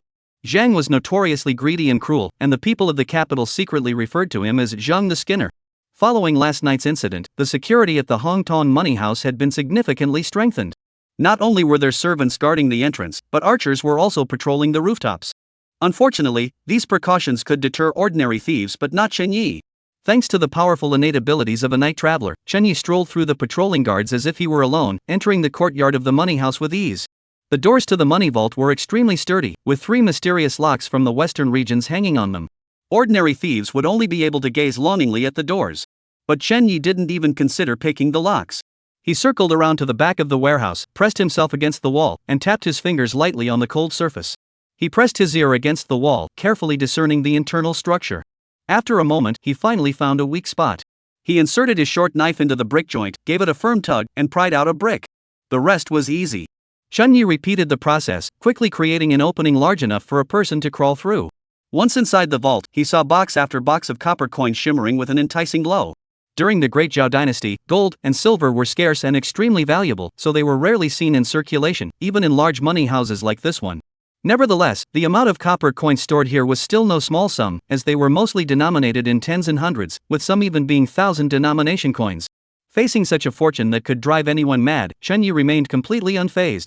He carried the boxes of copper coins out of the warehouse and transported them silently to a secluded location in the city that he had already selected. The entire process was as smooth as flowing water, without alerting a single person. Thud. Inside a dilapidated courtyard, a woman feeding her child with rice porridge so thin it could reflect their shadows was startled by the sudden noise. She looked out cautiously and saw a small cloth bundle lying quietly on the ground. She hesitated for a moment but eventually succumbed to curiosity, carefully picking it up. The bundle felt heavy in her hands.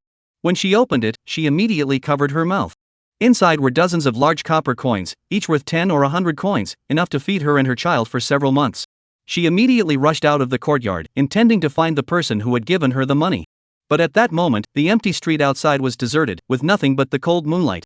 The woman collapsed to the ground, kneeling and bowing her head repeatedly toward the sky, murmuring, "Thank you, Bodhisattva. Thank you, divine being." Similar scenes were unfolding repeatedly throughout the city. Many destitute people struggling between life and death had received this unexpected windfall. Some reacted quickly, rushing out of their homes just in time to catch a glimpse of a black figure standing quietly on the eaves of a distant house. This person was dressed all in black, with a black cloth covering his face. His posture was as straight as a sword, and behind him hung a bright full moon. The cold moonlight outlined his solitary and proud silhouette, as if a divine being had descended from the heavens. This scene was deeply etched into the minds of those who witnessed it, leaving them deeply shaken.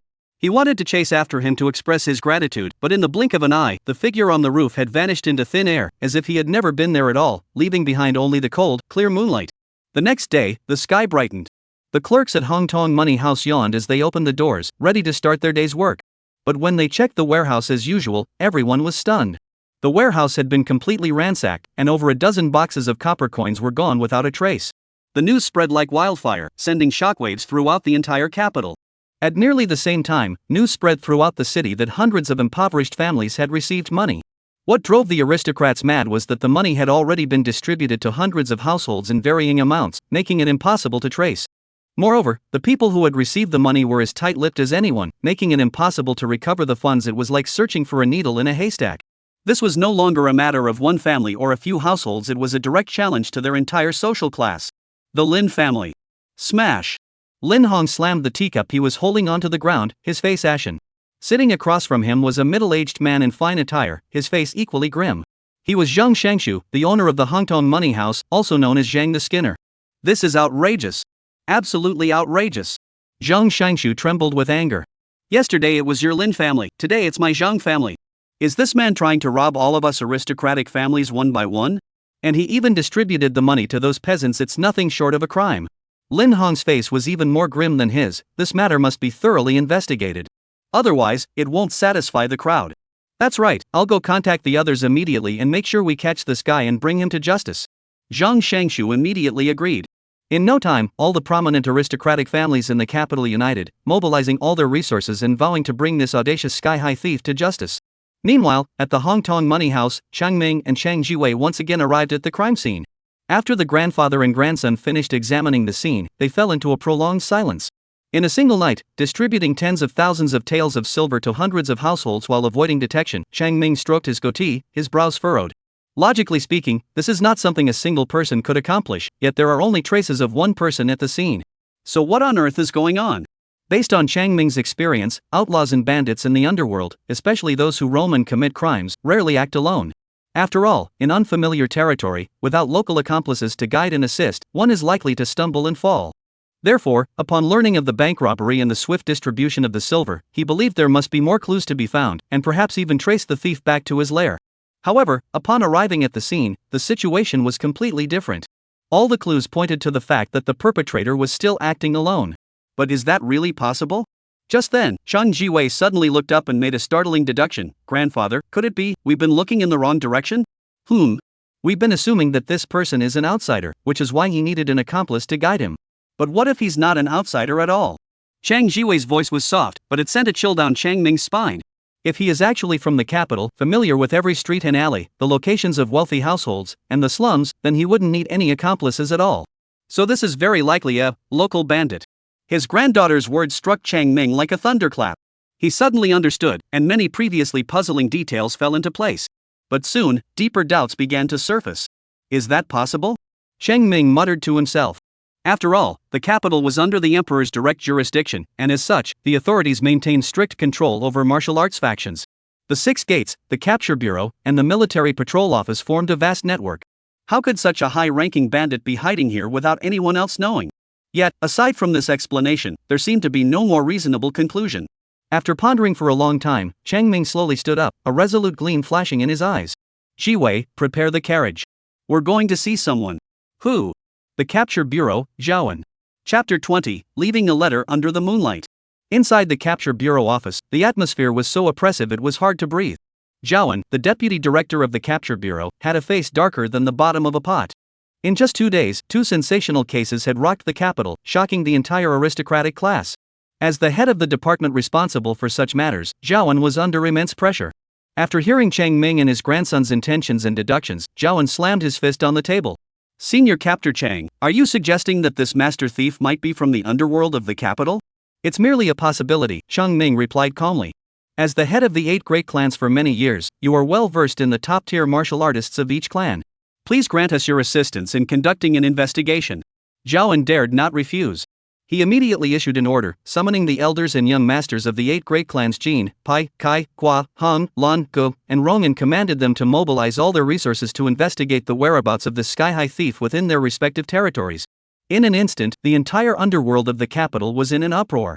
At the same time, the constables of the 6 gates, the soldiers of the Military Patrol Bureau, and the agents of the Criminal Investigation Bureau all poured out, with patrol teams everywhere on the streets and alleys, and inspections became exceptionally strict. However, this official tension stood in stark contrast to the atmosphere among the common people. The common people dared not speak out, but in their hearts, they were all silently praying that this heroic thief would not be captured. The 8 great clans of the martial arts world, forced to mobilize all their members and scour the streets for information, were all dragging their feet. Especially the Rong clan, which was under the tightest surveillance. Fang Tao and his men would take their men out for a stroll on the streets every day, then find a tea house to drink tea and listen to stories, purely going through the motions. Some daring storytellers had even secretly turned the tales of the masked hero's nighttime raid on the full grain warehouse and the flying bandit's moonlit gold heist into jokes, which they quietly performed in teahouses and taverns. Whenever they reached the most thrilling parts, they would always draw a chorus of whispered applause. Chunyi also gained many honorific titles among the common people, some calling him the Flying Thief, others the Moonlit Hero. In short, officials and commoners, good and evil, formed a starkly divided yet fascinating landscape within the vast capital city. Meanwhile, Chunyi was already planning his next move. The case involving the Haintong money house had boosted Chunyi's reputation among the common folk, but it had not caused much of a stir on his professional profile. His professional rank and skills remained unchanged. Chunyi fell into deep thought. It seems that the later one progresses, the harder it becomes to level up. Take the Haintong money house case, for example. Although the target was a powerful figure, it was ultimately just a poorly guarded merchant's shop. The process of infiltrating and stealing had encountered little to no resistance. Such low difficulty tasks could no longer provide him with sufficient experience. Therefore, simply robbing the rich to aid the poor was too narrow in scope. A cold gleam flashed in Chen Ye's eyes. Since stealing no longer met his requirements, he would change his target this time. This time, it wasn't for wealth, but for justice. With that thought, he pushed open the door and vanished into the night, his figure blending seamlessly into the city's darkness. The capital was a melting pot of people, with noble families that had been around for centuries and newcomers who had climbed the ranks through scheming and manipulation. This had led to an abundance of spoiled brats in the capital. Most of them were ignorant and arrogant, relying on their family backgrounds to bully others. However, there were always those whose twisted desires could no longer be satisfied by the ordinary pleasures of life, so they began to seek thrills through perverted means. Among them, Li Chunsong, the eldest son of the Duke of Anghua, Li Jun, was the most notorious. Relying on his father's status as a duke and his aunt's position as an imperial concubine, he committed every imaginable atrocity, treating human life as worthless. The common people of the capital spoke of him in hushed tones, grinding their teeth in anger yet dared not speak out. Chen Yi had already heard of his deeds. It was said that any woman who caught his eye would eventually fall into his clutches. Once, while strolling through the streets, he happened to catch sight of a newlywed bride in a nearby house who caught his eye. He boldly burst into her home with ill intent. The woman's husband happened to return home at that moment, but he was held down by Li Chunsong's henchmen and could only watch helplessly as his wife was humiliated before his eyes. Afterward, Li Chunsong, satisfied, simply got up and left. The unfortunate couple took their own lives by hanging themselves that very night. The incident caused a stir in the capital, but ultimately came to nothing. Over the years, the number of innocent women who died directly or indirectly at Li Chunsong's hands was no less than 80. Such a scoundrel truly deserved to die. But to simply kill him with a single stroke would be too lenient. Chen Yi stood in the shadows of a dark alley, gazing at the lavishly lit Nguigong mansion in the distance, a cold smile curving his lips. The next day, at the Nguigong mansion, Li Chunsong awoke in a bed of luxurious silk, his head pounding from the hangover. He rubbed his temples impatiently and turned his head to look beside him. On the bed, a young woman lay curled up, barely clothed, her body covered in bruises. Her eyes were vacant, and her face was streaked with dried tears, resembling a doll that had been played with and discarded. This was the young woman he had kidnapped from the street 3 days earlier. She was still unmarried, with a fiery temperament, which had made her a source of great entertainment for him. But now, he was bored of her. "Take her away," Li Chunsong said impatiently, waving his hand as if shooing away an annoying fly. 2 sturdy maids immediately entered from outside, swiftly wrapping the woman in a blanket and dragging her out like a dead dog. As for whether the woman survived or not after being sent back, that was not something Mr. Li, the young master, needed to concern himself with. He stretched lazily, humming a tune, and was about to go have breakfast. Just then, a commotion erupted outside. Li Chunsong furrowed his brows, his mood instantly growing irritable. What's going on? What's all the commotion about so early in the morning? At that moment, one of his personal attendants rushed in, stumbling and crawling. "Young master. Speak!" Li Chunsong snapped impatiently. Outside the wall." The attendant stammered, unable to form a complete sentence. "Useless." Li Chunsong pushed him aside and went out himself. As soon as he stepped out of the courtyard gate, his footsteps came to an abrupt halt. There, on the vermilion-painted walls of the Nguigong mansion, someone had written a line of bold, flowing characters. "In 3 days, take Li Chunsong's head. Signed, Tai Yue." Li Chunsong was startled for a moment, then erupted in anger. Who is this insolent dog who dares to stir up trouble under the nose of a powerful official? Find him. Bring him to me. I'll have him torn to pieces. He assumed it was the work of some nobleman's son who had a grudge against him. Meanwhile, outside the mansion gates, a growing crowd of onlookers had gathered. They pointed at the words, their faces a mix of shock and excitement. Seeing this scene, Li Chunsong was so enraged that he ordered his servants to disperse the crowd and wash the words off the wall with water. Just then, the 6 gatesmen arrived. When they saw the words on the wall, especially the signature Taiyue, everyone's expressions turned pale. For as the situation escalated, the name Taiyue had already spread widely among the common people, referring to the mysterious bandit who had robbed two prominent families in the past 2 days, causing chaos throughout the upper echelons of the capital. Chapter 21. In this world today, how many still believe in the law? Li Chunsong had been obsessed with beauty during this time and had no idea what was happening outside. Therefore, when the officers from the Six Gates revealed the origins of the name Taiyue and the shocking crimes that had occurred in the capital over the past 2 days, Li Chunfeng felt a chill run down his neck. The arrogant expression on his face faded completely. He knew full well how many evil deeds he had committed over the years and how many innocent women he had harmed. But he had always relied on the overwhelming power of the Duke's mansion, never giving a thought to the lives of those he considered mere ants. But now, a mysterious outlaw who specifically targeted the wealthy and powerful had named him and demanded his head. How could he not be afraid? However, this fear did not last long. His father, Duke Li Jun of Anghua, quickly received word. The Duke was furious. At his command, troops from the Criminal Investigation Bureau and the Military Patrol Bureau rushed to the scene, surrounding the entire Duke of Anghua mansion so tightly that not even a drop of water could pass through. Soon after, Lin Hong, the head of the Lin family, Zhang Bo, the Minister of Revenue, and other prominent officials from the capital also arrived upon hearing the news. As they looked at the arrogant words scrawled on the wall, their faces turned ashen. Arrogant. Utterly arrogant. Zhang Bo pointed at the wall, his fingers trembling with anger. This official first seized grain, then stole silver, and now dares to leave a threatening message on the wall of the Nguigong mansion. Does he intend to overthrow the heavens? Lin Hong's face was as dark as water. This man acts without any regard for consequences. If he dares to leave a message on the wall of the Nguigong's mansion today, he will dare to commit violence at any of our mansions tomorrow. Therefore, this man must not be spared, he must be eradicated. Otherwise, he will become a major threat to our very existence. This proposal was immediately agreed upon by all the aristocratic families present.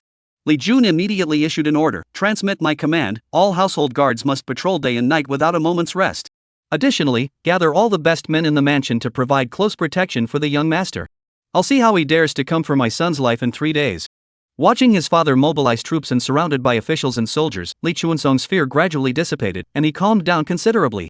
In his eyes, with his father and so many people present, he was certain he would be safe. Just as everyone was discussing how to set up defenses, a clear female voice rang out. Gentlemen, this junior has something to say. Everyone turned to look, and there stood Chang Ming, a graceful and elegant young woman, none other than Chang Jiwei. Normally, in such a gathering of the capital's top nobles, there was no place for a young girl like her to speak. However, out of respect for Chang Ming, the man with the divine eyes, no one dared to rebuke her. Li Jun frowned and asked, "What insights does the young lady have?" Chang Jiwei spoke calmly, her gaze sweeping across the courtyard. From the previous 2 cases, it is clear that this person's martial arts are highly unusual, with a mastery of stealth and concealment. They are particularly skilled at hiding in the dark, able to evade detection by ordinary people. Therefore, regular patrols may not be sufficient to stop them. She paused for a moment, her voice growing clearer. To ensure absolute safety, we should hang lanterns throughout the mansion, especially in corners such as the walls, roofs, and corridors, ensuring that every corner is as bright as day, leaving no shadow or blind spot. This will maximize the space he can hide in, leaving him nowhere to hide. At these words, everyone's eyes lit up. Brilliant! Lin Hong couldn't help but clap his hands in admiration. Miss Jiwei is indeed as meticulous as a hare and has thought of everything. This plan is excellent. Li Jun nodded in agreement and immediately ordered the steward to carry out the plan. Chang Jiwei smiled faintly and then stepped back. However, her actions caught the attention of Li Chunsong.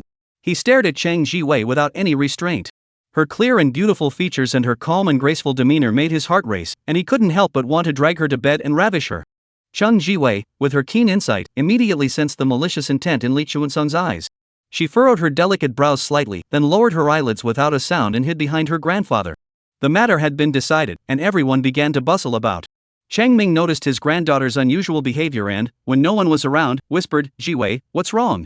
Chang Jiwei hesitated for a moment before finally asking, "Grandfather, Li Chunsong dared to look at me so rudely in front of so many people. It seems the rumors are true, he is indeed a villain. Are we not aiding and abetting a criminal by helping him?" Seeing his granddaughter's serious expression, Chang Ming's smile faded, and he said solemnly, "Jiwei, remember this, we are constables. Our duty is to catch thieves and maintain the law. As for how criminals should be dealt with, that is for the law to decide. We have no right to interfere." He lowered his voice. "I know you have a very poor opinion of this Li Chunsong, but no matter what kind of person he is, before the law declares him guilty, he is not a criminal. His life and death are not something a common thief like you can judge, do you understand?" Chang Jiwei nodded silently. Cheng Ming saw this and sighed inwardly, gently patting his granddaughter's shoulder. Don't think too much about it. Just do your job properly. The rest is for the officials in the court to handle. I understand, grandfather. Chang Jiwei forced a smile. But after Chang Ming turned to arrange for men, Chang Jiwei looked at the brightly lit, bustling mansion of the duke's residence, and a fleeting look of confusion flashed across his eyes. She murmured to herself, her voice so soft that only she could hear it, the law. But in this world today, how many people still believe in the law? The sensational news that Moonlit Hero had left a letter at the Duke of An's mansion, vowing to take the head of the wicked young Master Li Chunsong within 3 days, spread like wildfire throughout the capital. The attitudes of the aristocratic elite and the common people toward this matter were diametrically opposed. The aristocratic families, though they privately despised Li Chunsong's actions, viewed this as an internal matter. If punishment was to be meted out, it should be done by their own hands, not by an unknown vagabond from the martial arts world. Among the common people, there was a mix of excitement and deep concern. People were thrilled that a hero had finally dared to step forward to rid the people of this menace, yet they were also terrified that the Nguogong mansion would undoubtedly set a trap, and that the Moonlit Hero's journey would likely end in disaster. Regardless of one's stance, this matter had become the focal point of discussion among everyone, from the highest halls of power to the lowest alleys. In a dilapidated corner of the capital, the young girl who had just been toyed with by Li Chunsong lay motionless on the bed, refusing to eat or drink, her mind set on death. Just then, the girl's mother approached the bedside, her eyes brimming with tears, and whispered softly, "My daughter, if you want to cry, just cry. There is a hero who will avenge us. Even if you really want to leave, let's wait 3 more days. Then we'll see with our own eyes what happens to that monster, and you can leave afterward. Please, I'm begging you." Upon hearing these words, the girl on the bed, whose eyes had been vacant, finally moved slightly. A hot tear then rolled down her pale cheek. Chapter 22, The Crescent Moon Standoff. Please keep reading. Outside, the city was in chaos, but Chen Yi paid no attention. He was sitting in his small hut, making preparations for the action 3 days hence. The reason he chose such an open method, even announcing it in advance, wasn't out of arrogance. He simply wanted to test how much benefit such a highly publicized operation could bring him, and whether it could lead to a breakthrough in his career and skill level. Of course, experiments are experiments. He never did anything without a plan. Before leaving the message on the wall, a complete plan had already taken shape in his mind. Night fell once more. While the majority of the capital's residents focused their attention on the heavily guarded Nguogong mansion, a shadowy figure slipped silently into the night. This time, Chen Ye's target was the Nguogong's properties. When the Duke of Ngua, Li Jun, had withdrawn all his elite troops back to the mansion to protect his precious son, the shops under his name had become hollow shells, strong on the outside but weak within. With the experience gained from previous incidents, 2 moneylenders and a pawnshop were all robbed in a single night. As for the silver and money obtained, Chen Yi distributed it all to the impoverished masses, just as he had done before. The news spread, sending shockwaves through the capital. The Duke of Ngua, Li Jun, was so enraged he nearly spat blood. Pointing at the officials from the Bureau of Investigation and the 6 gates, he erupted into a tirade. "You bunch of good-for-nothings. The court feeds you, and this is how you protect the capital? Ah!" No one dared to speak, everyone kept their heads down. At that moment, Li Jun was caught between a rock and a hard place. If he continued to station all his men at the mansion to protect his son, his other shops would be left unguarded, easy prey for anyone to plunder. But if he divided his forces to protect the shops, what if the Moonlit Bandit really came to kill his son? The crucial issue was that he still had no idea whether the thief was male or female, tall or short. This uncertainty left him seething with frustration, and he vented all his anger on the 6 gates officials. Zhaoan and the others were berated so harshly that they could only meekly accept their orders and withdraw. They then mobilized all their forces and launched another frantic search throughout the capital. However, the common people refused to cooperate, so after a day of fruitless efforts, they returned empty-handed. In contrast to the chaotic scene outside, Chang Jiwei's room was completely quiet. She had not joined the others in the frantic search for suspects. Instead, she stood quietly before a large map. This map of the capital city had taken her 3 years to create, meticulously drawn by hand after walking every street and alley. Its level of detail far surpassed the official government records. At that moment, several red dots were prominently marked on the map with red ink, indicating the locations of Fuman Song, Hangtong Money House, and the properties of the Nguogong mansion that had been robbed the previous night. Chang Jiwei furrowed her delicate brows, her clear eyes slowly sweeping across the map, trying to discern a pattern among these seemingly unrelated red dots. From time to time, she would sketch out some lines on the rough paper that were difficult for outsiders to decipher. Just then, Chang Ming pushed open the door and walked in. "Jiwei, have you found anything?" Chang Jiwei shook her head with a wry smile. "Nothing. I was trying to use these crime scenes to roughly pinpoint the suspect's area of activity or identify a pattern in how he chose his targets, but I failed. This Treading the Moon has a style that's completely unpredictable and lacks any discernible pattern, but..." Chang Jiwei paused for a moment before continuing, "It's not entirely without results. I've marked the locations of all the properties owned by the Duke of An, and combined with this person's preference for robbing the rich to aid the poor, I've narrowed it down to 3 most likely locations. At this point, there was no choice but to try anything. Chang Ming made the decision on the spot. Grandfather and grandson, accompanied by a team of elite constables, quietly set off for the most likely location identified by Chang Jiwei. This was a silk shop located in the western part of the city, also one of the properties owned by the Duke of An. Everyone quietly took up positions in the shadows around the silk shop, holding their breath and waiting patiently. Time passed slowly, and by the early hours of the morning, even the sound of the night watchman's gong seemed weak and faint. The ambushing constables were growing weary, their eyelids heavy with sleep. Only Chang Jiwei sat under a tea stall at the corner of the street, her eyes bright and alert, showing no signs of fatigue. Her gaze did not fixate on the silk shop's entrance but instead darted occasionally across the rooftops and alleyways around her. Suddenly, in the backyard of the silk shop, a ball of orange-red flames shot up into the sky without warning. Fire! Quick, put out the fire! The quiet night was suddenly shattered, and the lurking crowd was startled, instinctively rushing toward the fire. Chang Jiwei also sprang to her feet, but instead of rushing toward the fire, she did the opposite, sprinting toward the alleys surrounding the silk shop. As she ran, Chang Jiwei drew the crossbow she carried at her waist. She had trained in martial arts since childhood under her grandfather's guidance and was no slouch in combat. Her crossbow skills, in particular, were highly refined. However, as she swiftly turned a corner, her footsteps suddenly came to a halt. For across the alley, atop the eaves of a house, stood a black figure, motionless and silent. The figure was clad in black, with a black cloth covering his face, his posture as straight as a sword. Behind him, a crescent moon hung in the sky. Chang Jiwei's heart raced, and she instinctively raised her crossbow. But just as she aimed, the figure on the eaves merely glanced at her with a faint expression, then flickered and vanished into thin air. Chang Jiwei stood frozen in place, holding the crossbow, her pale face bathed in the cold moonlight, her eyes vacant. Moments later, she snapped back to her senses and quickly pulled out the charcoal pencil and paper she carried with her. By the moonlight, she began sketching furiously on the paper. She did not draw the figure that seemed both divine and demonic, nor did she draw the distinctive black cloak and mask. What she drew were the eyes that had been deeply etched into her mind in that fleeting glance. Moments later, Chang Ming hurried over. When he saw the portrait his granddaughter had drawn, his spirits lifted. Is this? That's him. Chang Jiwei whispered, I saw him just now, up on that roof. But before I could act, he vanished mysteriously. Disappeared. Chang Ming chewed on those 3 words, his mind in turmoil. He knew his granddaughter's skills, and he knew her prowess with the crossbow. To be able to leave so calmly the moment she aimed such agility was truly terrifying. But then Chang Ming felt a glimmer of hope. Because this was the only clue they had so far regarding the Moonlight Bandit. Though searching for someone in a vast crowd with only a pair of eyes was like looking for a needle in a haystack, at least they now had a clear direction. Meanwhile, in the crowded courtyard, Chun Yi had returned to his dilapidated little hut.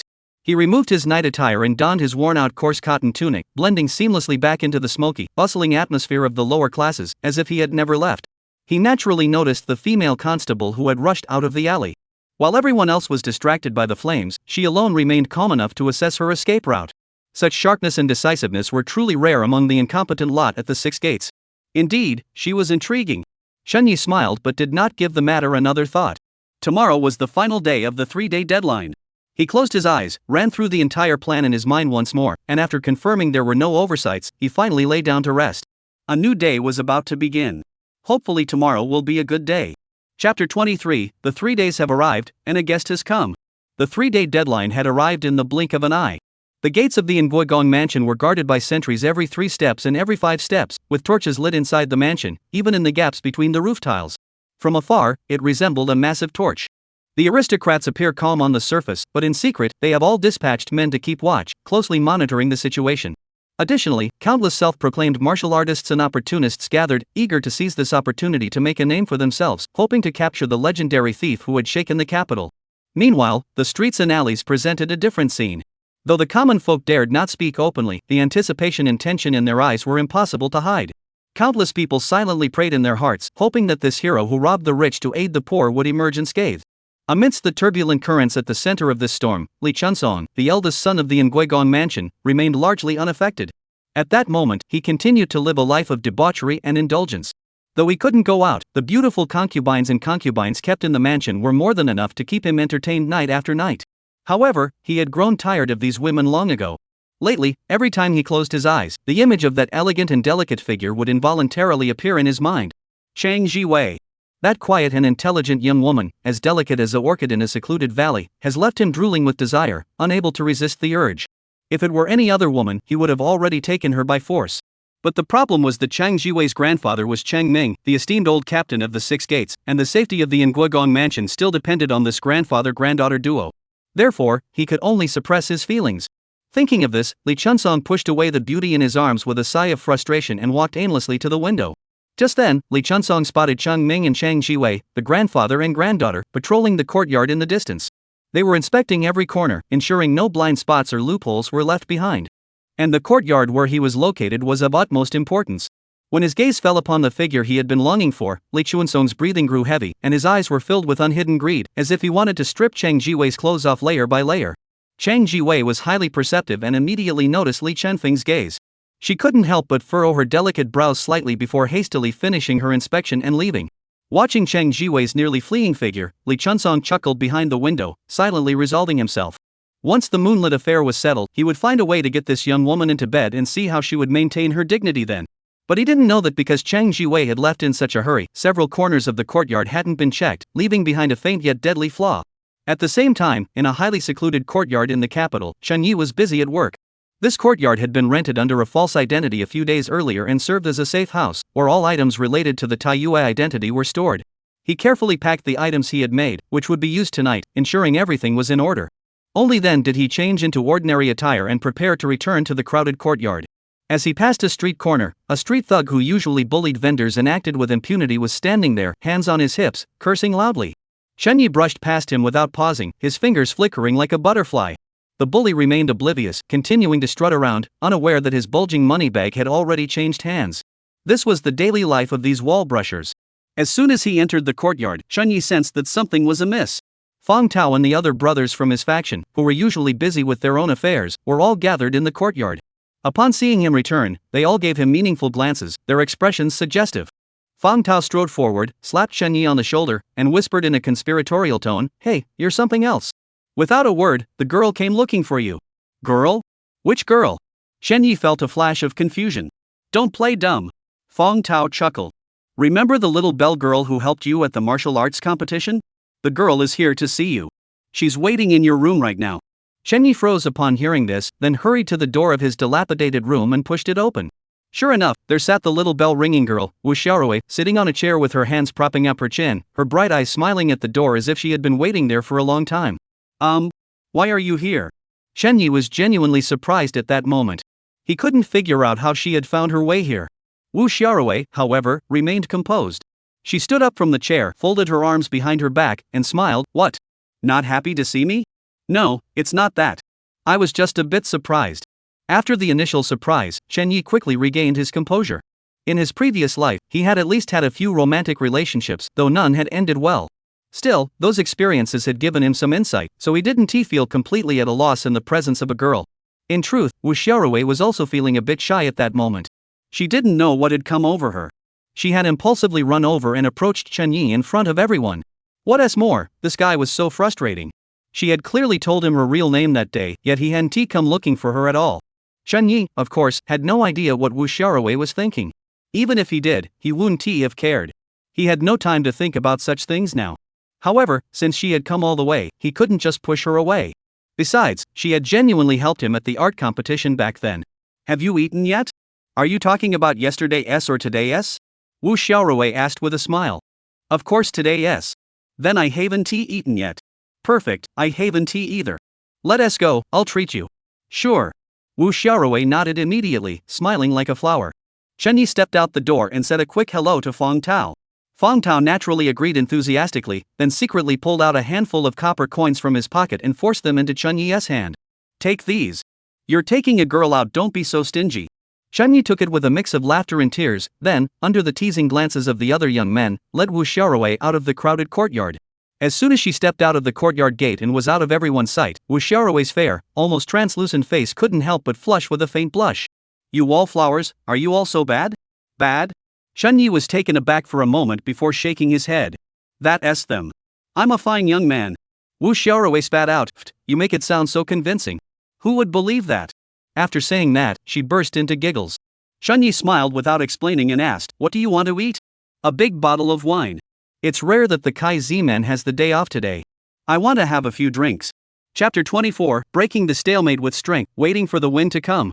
The big wine jar was one of the most popular spots for the common folk in the capital. As the name suggests, the central feature of this eatery was a row of large earthenware jars half buried in the ground. The lids of the jars were covered with thick wooden planks, serving as tables. Customers sat cross-legged on mats around the jars, drinking the cheap wine poured from them and eating smoked eggs and porkskin jelly, which cost just a few coins per dish. Those who came here were mostly peddlers, laborers, and porters, all seeking cheap food.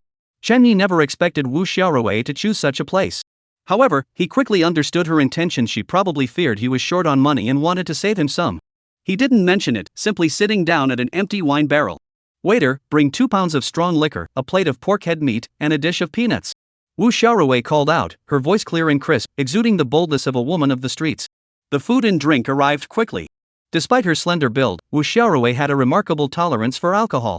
She downed cup after cup of the fiery Shaojiangzi without batting an eyelid.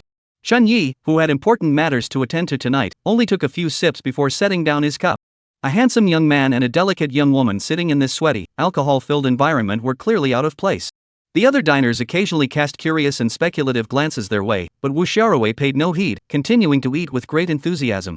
She had been traveling with a theater troupe since childhood, having seen it all. As a person of the martial arts world, she didn't dwell on such trivialities. The two chatted about their travels and the strange tales they had heard on their journeys. As they spoke, the conversation inevitably turned to the most talked-about figure in the capital at the moment. "Hey, Chen Yi, do you think that moonlit hero will really go tonight?" Wu Xiaorui lowered her voice, her bright eyes sparkling with admiration and longing. The Nguigong mansion is currently surrounded by a tight security net, with officials and soldiers from all over the city keeping watch. If he goes, that would truly be incredibly bold. Chen Yi picked up a piece of pork and put it in his mouth, then mumbled, "Who knows?" Wu Xiaorui rolled her eyes at his expression. "You're such a bore. You're not even excited." Chen Yi smiled and continued eating his meal. By the time they finished their meal, the sky had grown completely dark. Street lamps began to light up one by one, casting a warm, hazy glow over the capital city. "Let me walk you home," Chen Yi offered. "No need," Wu Xiaorui waved her hand, her face flushed with a hint of drunkenness and the innocence of youth. "I've been in the capital for so many years I could find my way home with my eyes closed. Besides, I'm from the Kaizim and nothing will happen to me." Seeing her insistence, Chen Yi didn't press further. The two parted ways at the street corner. Wu Xiaorui smiled and waved goodbye before blending into the crowd. In the martial arts world, parting is inevitable. Chen Yi merely watched Wu Xiaorui leave before turning and entering an empty alley nearby. In a few swift movements, he scaled the roof, avoiding the gaze of passers-by, and swiftly moved across the densely packed rooftops, heading toward the safe house he had rented. Wu Xiaorui's unexpected visit had inadvertently provided him with the perfect excuse to leave the crowded courtyard unnoticed. Once he arrived at the small courtyard, Chen Yi packed everything he would need for the night and then silently set off toward the Nguigong mansion. At that moment, the Duke's mansion was more akin to a massive military fortress than a residence. Guards were stationed every 3 steps, and sentries every 5. Inside the mansion, every flammable object had been set ablaze, with torches and lanterns hanging in every corner. The area in front of the mansion gates was completely sealed off by soldiers from the military patrol, strictly prohibiting anyone unauthorized from approaching. Chen Yi stood in the shadow of a small building in the distance, observing quietly. He noticed that the defensive arrangements at the Duke of An's mansion were flawless, with open and hidden sentries coordinating with each other, and patrol routes and schedules meticulously calculated, leaving almost no room for exploitation. It seemed that there was a master strategist guiding them from behind the scenes. However, this was to be expected, and Chen Yi remained unfazed. He was waiting for an opportunity. It was late autumn, and the end of the month, so the night sky was devoid of both moon and stars, shrouded in an impenetrable darkness. Moments later, an autumn breeze swept past, rustling the hem of Chen Yi's robe. Now was the moment. In the autumn nights of the capital, the wind often blew from the northwest. And Chen Yi was currently positioned directly upwind of the Nguigong mansion. He carefully took out several clay jars, each about the size of a fist, sealed tightly with oilcloth and sealing wax, from his travel bag. He then took out 2 lengths of thick hemp rope and a leather pouch, quickly fashioning them into a simple sling. The capital was strictly controlled, and bows, crossbows, armor, and other weapons were strictly prohibited. Possession of such items was a serious crime. In comparison, this sling, made from 2 ropes and a leather pouch, was far simpler and more discreet. He had spent considerable time perfecting it, and though he couldn't yet aim with pinpoint accuracy, it was more than sufficient to hurl the jar into the massive mansion 100 paces away. Chen Yi carefully placed a sealed clay jar into the sling, took a deep breath, and swung his arm, sending the sling whistling through the air above his head. 1 rotation, 2 rotations, 3 rotations. At the peak of its speed, he let go with all his might. The clay jar turned into a black meteor, slicing through the night sky, and struck the grand gatehouse of the Nguigong mansion with precision. Boom! The jar shattered upon impact, and in the next instant, a burst of orange-red flames erupted, instantly engulfing the intricately carved gatehouse. Inside the jar was the explosive mixture Chen Yi had crafted using niter, white phosphorus, and other materials. This sudden turn of events sent the guards and soldiers below into a frenzy. Fire! Quick, put it out! Enemy attack! Where did the enemy come from? However, before they could react, Chen Yi's movements were as swift as lightning, and several flaming bottles whistled through the air. The fire fueled by the wind intensifying the flames. The buildings of that era were all made of wood and stone, and the dry wood, once ignited by gunpowder, caught fire instantly. Even though the Duke of Nguo and others had prepared buckets of water and sand in advance, it was of no use. In the blink of an eye, the front of the Nguigong's mansion was engulfed in flames. The screams of people and the shouts of those trying to put out the fire created a chaotic scene. Chen Yi, however, did not pause for a moment. Carrying the remaining clay jars, he darted through the darkness, swiftly changing positions.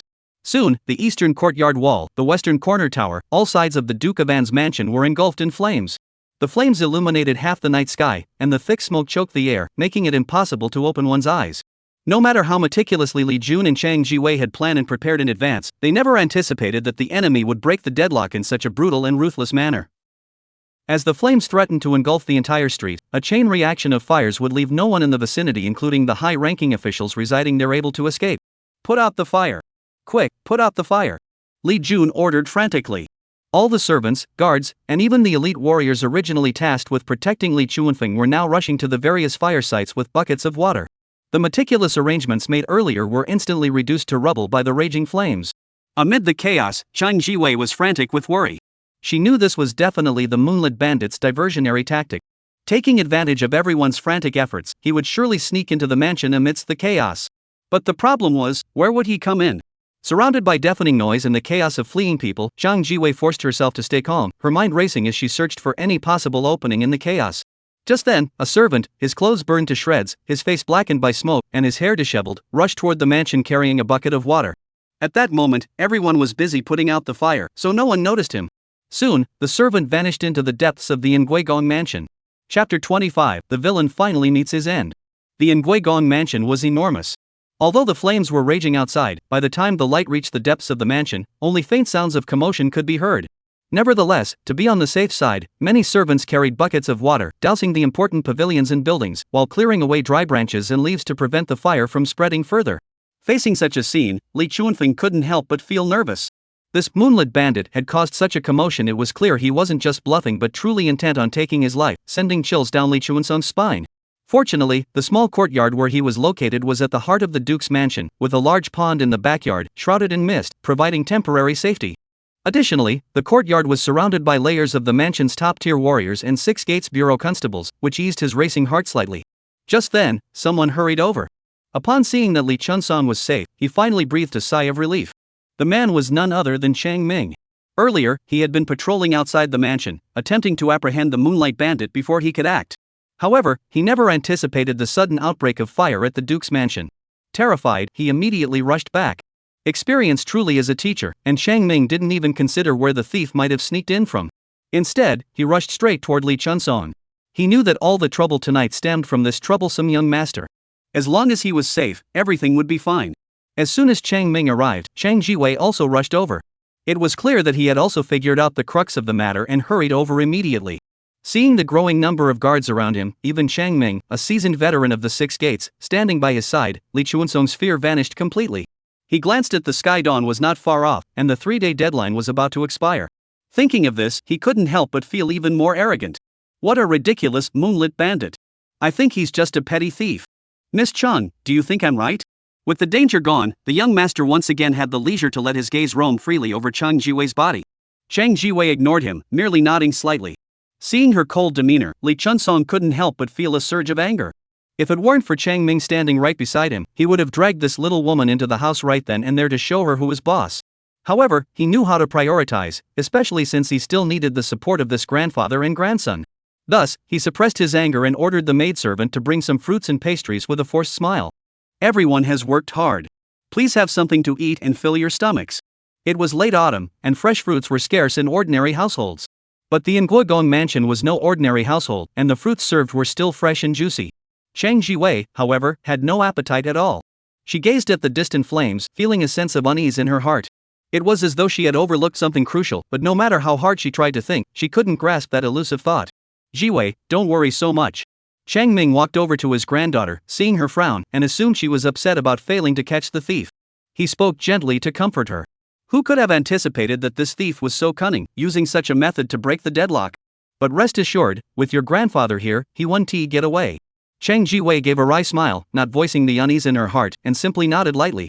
But just as she nodded, a loud, muffled explosion suddenly echoed from the distance.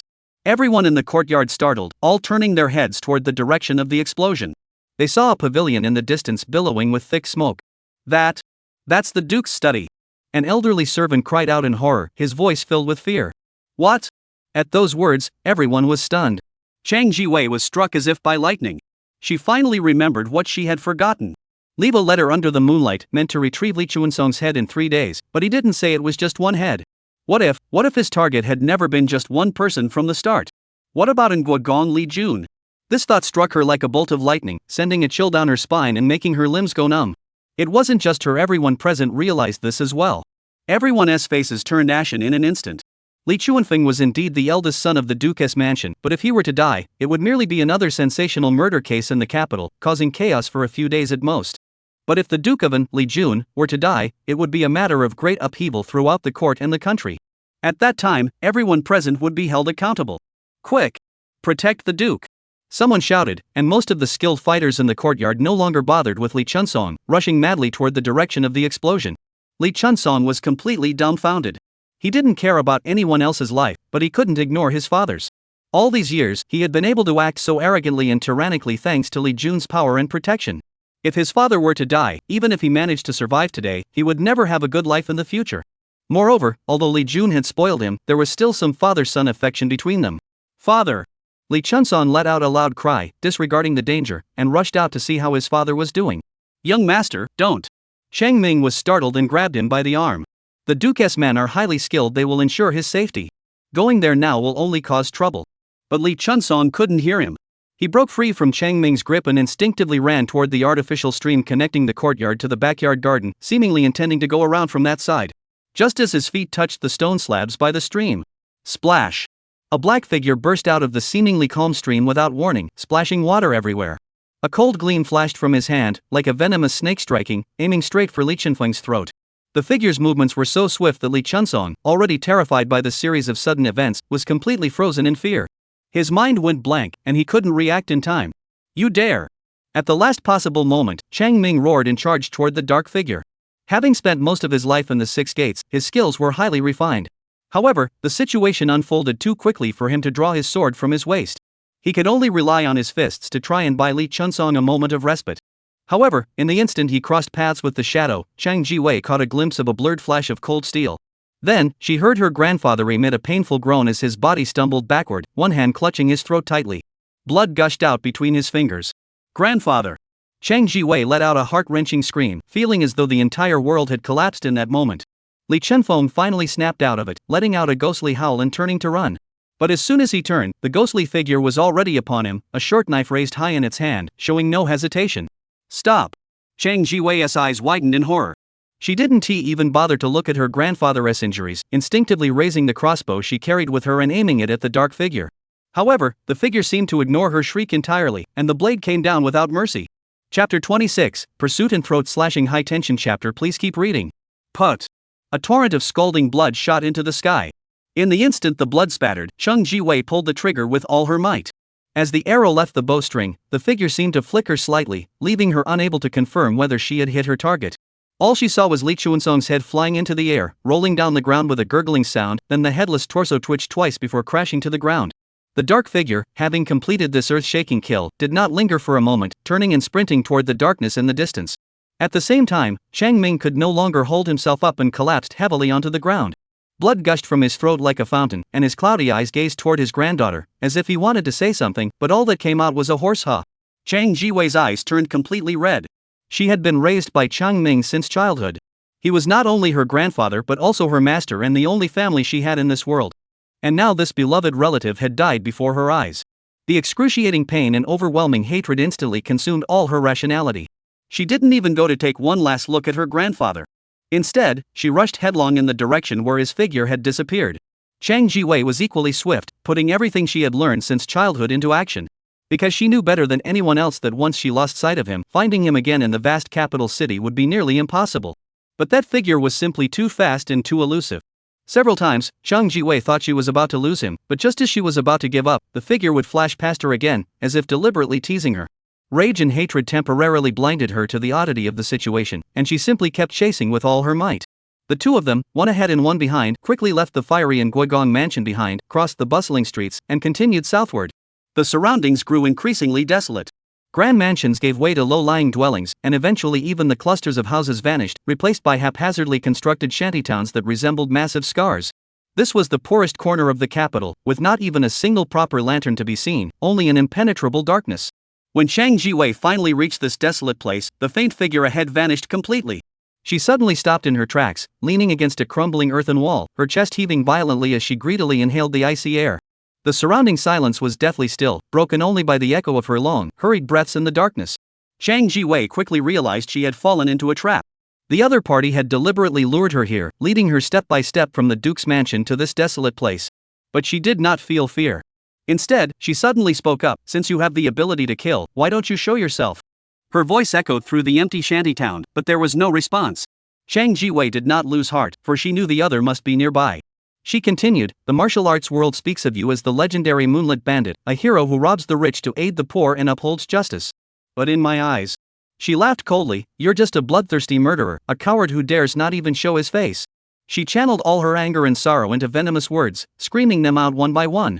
Until her voice grew hoarse from all the cursing, a faint, cold laugh finally echoed through the deathly silent darkness.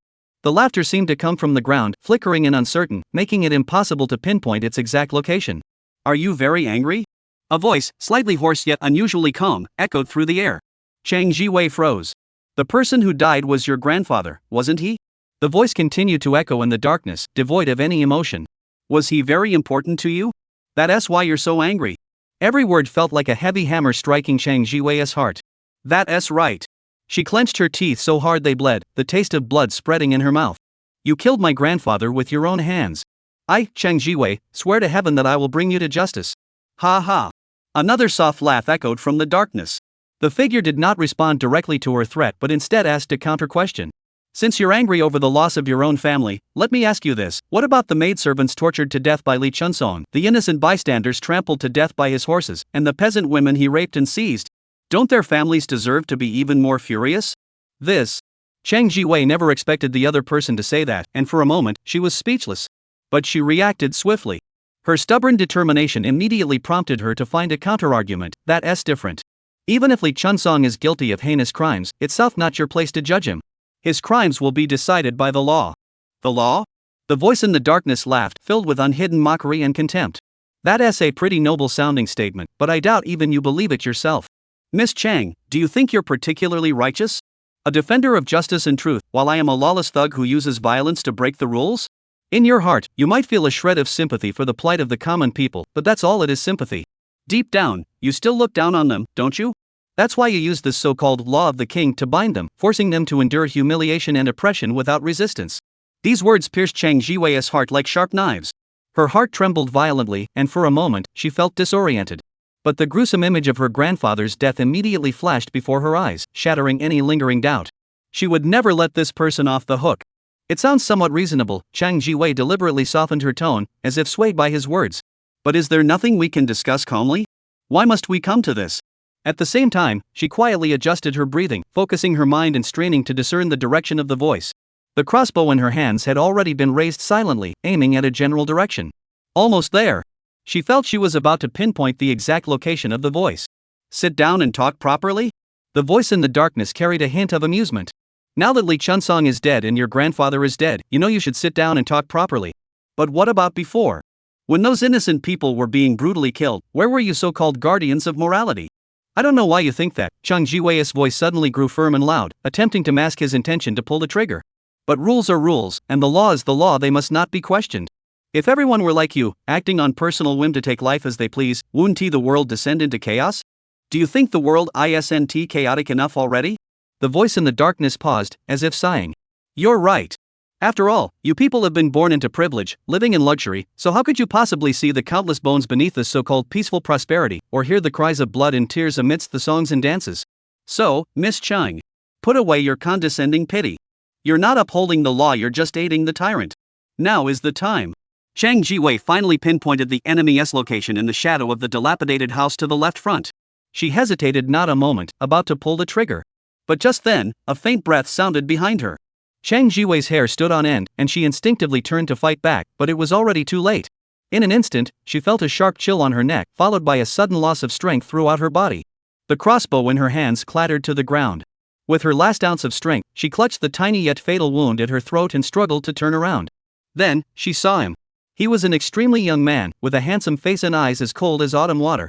In his hand, he held a small knife as thin as a cicada's wing. A single drop of blood trickled down the blade, eventually falling into the dust. This was the first time she had seen the true face of the moonlit bandit. And it was also the last time. Chapter 27, My Lord, that's the young master's head. Looking at Chang Jiwei's lifeless body, Chunyi exhaled a heavy breath, his nerves finally relaxing slightly after being stretched to their limit. From setting the fire to break the deadlock, to ambushing Li Chunfeng, and then luring and attacking Chang Jiwei, this series of actions appeared smooth and effortless, but in reality, every step was taken on the edge of a knife, consuming immense mental and physical energy. Especially during the assassination of Li Chunfeng, Chang Jiwei's sudden arrow had nearly grazed his side. Had he not forced himself to twist his body at the last moment, he might have been killed by Li Chunfeng. Fortunately, it's all over now. Though he didn't know if Li Jun was dead, given the technological limitations of this world, the explosives he had concocted weren't particularly powerful. But that no longer mattered. After all, Li Chunfeng was dead, along with 2 experts from the 6 gates, and the deterrent effect had been established. The rest was up to fate. Just then, faint flickers of light appeared in the distance, accompanied by the sound of chaotic footsteps and shouts. Chunyi understood that the pursuing troops had arrived, so he didn't hesitate for a moment. He turned and plunged into the darkness, disappearing without a trace. Moments later, groups of men armed with torches and weapons poured into the area. Officers from the 6 gates, soldiers from the Military Patrol Bureau, and constables from the Criminal Investigation Bureau, the 3 major government agencies of the capital, had all gathered here.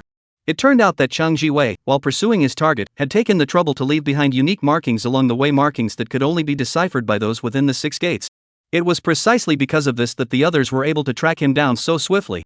But when they arrived, all they saw was a body still warm to the touch. It's Miss Chang. Quick! Check if she's still breathing. An old constable trembled as he placed his finger under Chang Jiwei's nose, then turned pale and shook his head. Everyone present felt a chill run up their spines. Li Chunfeng, the eldest son of the Nguigong mansion, had been beheaded in public. Chang Ming, the venerable old constable of the 6 gates, had been slit across the throat with a single stroke.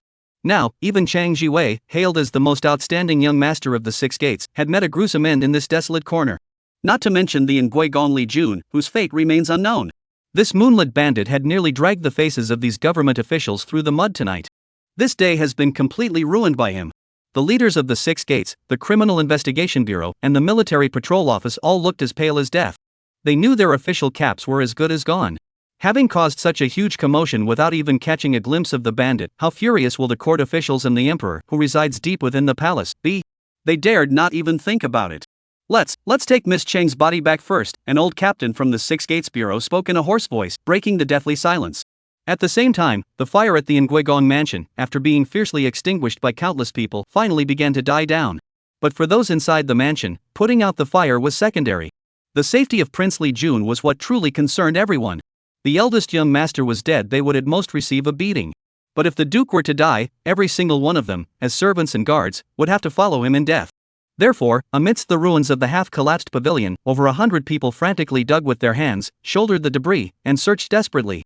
We found him! The Duke is here! After an unknown amount of time, a joyful shout rang out, reviving everyone's spirits. Everyone scrambled to clear away the debris piled on top, finally digging out Li Jun, covered in blood and dirt. This once powerful Dukeoven, who had once held immense influence over the court, now looked utterly pitiful. He was covered in blood, had lost an arm, and one eye was a bloody mess, completely blind. Yet he was still alive. It turned out that when the explosion occurred, he had been sitting in the corner between the roof beams, creating a small space that allowed him to survive by sheer luck. The others dared not delay, quickly carrying him out. After some emergency bandaging, Li Jun slowly regained consciousness. Where is my son? How is he? These were the first words Li Jun spoke upon waking. No one dared to answer. Everyone remained silent with their heads bowed. Li Jun immediately understood and struggled to stand up, shouting, "Take me to see my son's body." No one dared to stop him, and soon, Li Jun saw Li Chuansong's body. At that moment, Li Chuansong's head had been carefully placed back on the severed neck. Someone had also tidied his clothes and wiped the blood from his face. From a distance, he looked as though he were sleeping. "Phone, my phone." Li Jun, tears streaming down his face, extended his uninjured hand, trembling as he tried to touch his son's face. But his emotions were too overwhelming, and as his hand brushed against the head, it rolled off, revealing a bloodied, headless torso. Li Jun, who was blind in one eye, was momentarily disoriented and did not recognize what had rolled away. He asked the people beside him, "What is that? How did my son suddenly lose so much of his head?" "My lord, that's the young master's head." "Ah." Li Jun finally realized what had happened, let out a piercing scream, and fainted on the spot. The crowd panicked once more.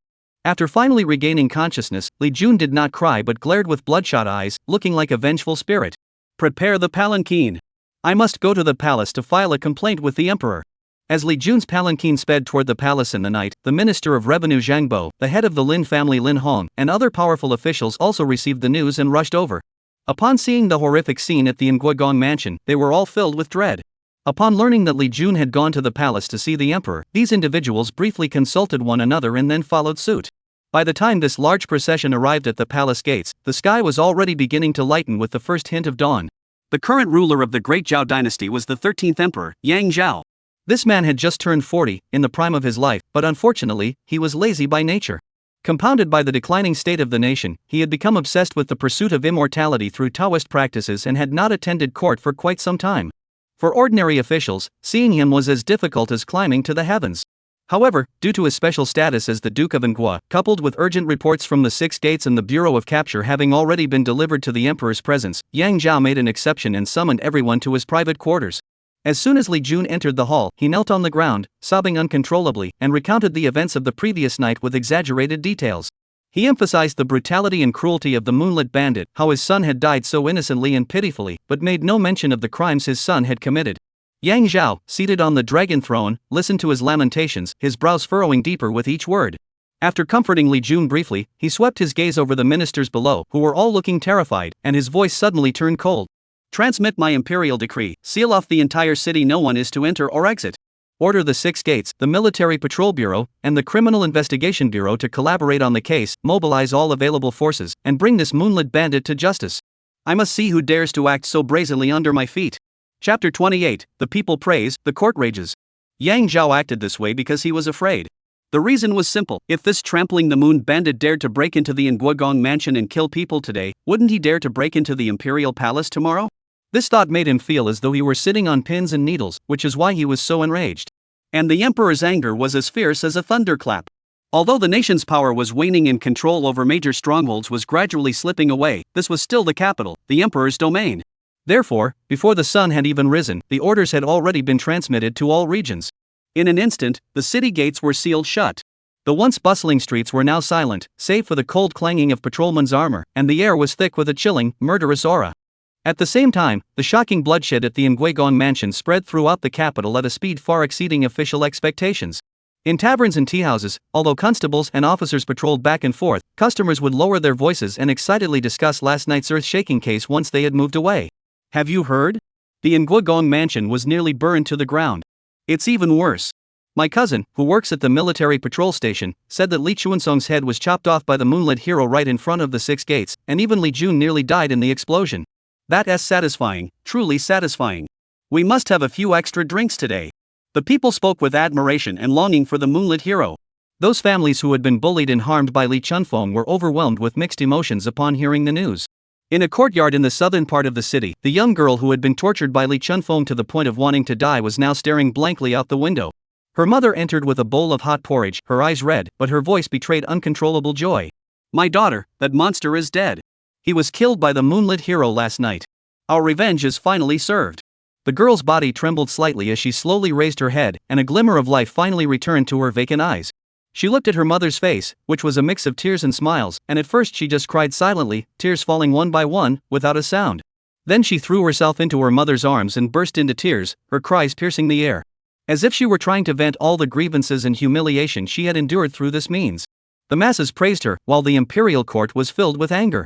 At the same time, Chen Yi had already returned to the crowded courtyard in complete silence. He sat cross-legged on the bed, his thoughts flickering, summoning the system interface. Name, Chen Yi. Occupation, Nightwalker LV4. Talent, Shadow Child. You are the favored child of the shadows, born to blend seamlessly with darkness. Your presence, voice, and form are greatly concealed in the shadows, making you nearly impossible to detect. Skills, Sleight of Hand LV10, Swift Blade LV10, Roof Running LV10, Shadow Stealth LV4. Shadow Stealth, a Nightwalker exclusive skill that allows the user to actively blend into shadows, completely concealing their form and presence for a short duration, as if they had vanished into thin air. The higher the skill level, the longer the duration and the smaller the chance of being detected. Throwing LV1, a passive skill that significantly enhances the accuracy, power, and range of thrown weapons. This skill applies to all ranged projectile attacks, including but not limited to throwing knives, arrows, and hidden weapons. 3 consecutive level ups. The Shadow Fusion skill has skyrocketed from LV1 to LV4. And the newly appeared throwing skill was an unexpected bonus.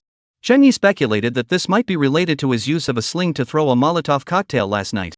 This skill is tailor-made for him, effectively enhancing all his ranged attack methods. Whether he uses throwing knives or a crossbow in the future, it will be of great help. In summary, the rewards from this adventure far exceeded expectations. Chen Yi, satisfied, closed the interface, lay down on the bed for a brief rest, then got up and stepped out of the house. In the courtyard, Feng Tao was gathered with his brothers, all of them excited and animated, discussing something with great enthusiasm. You didn't see the scene. The flames lit up the sky to the south.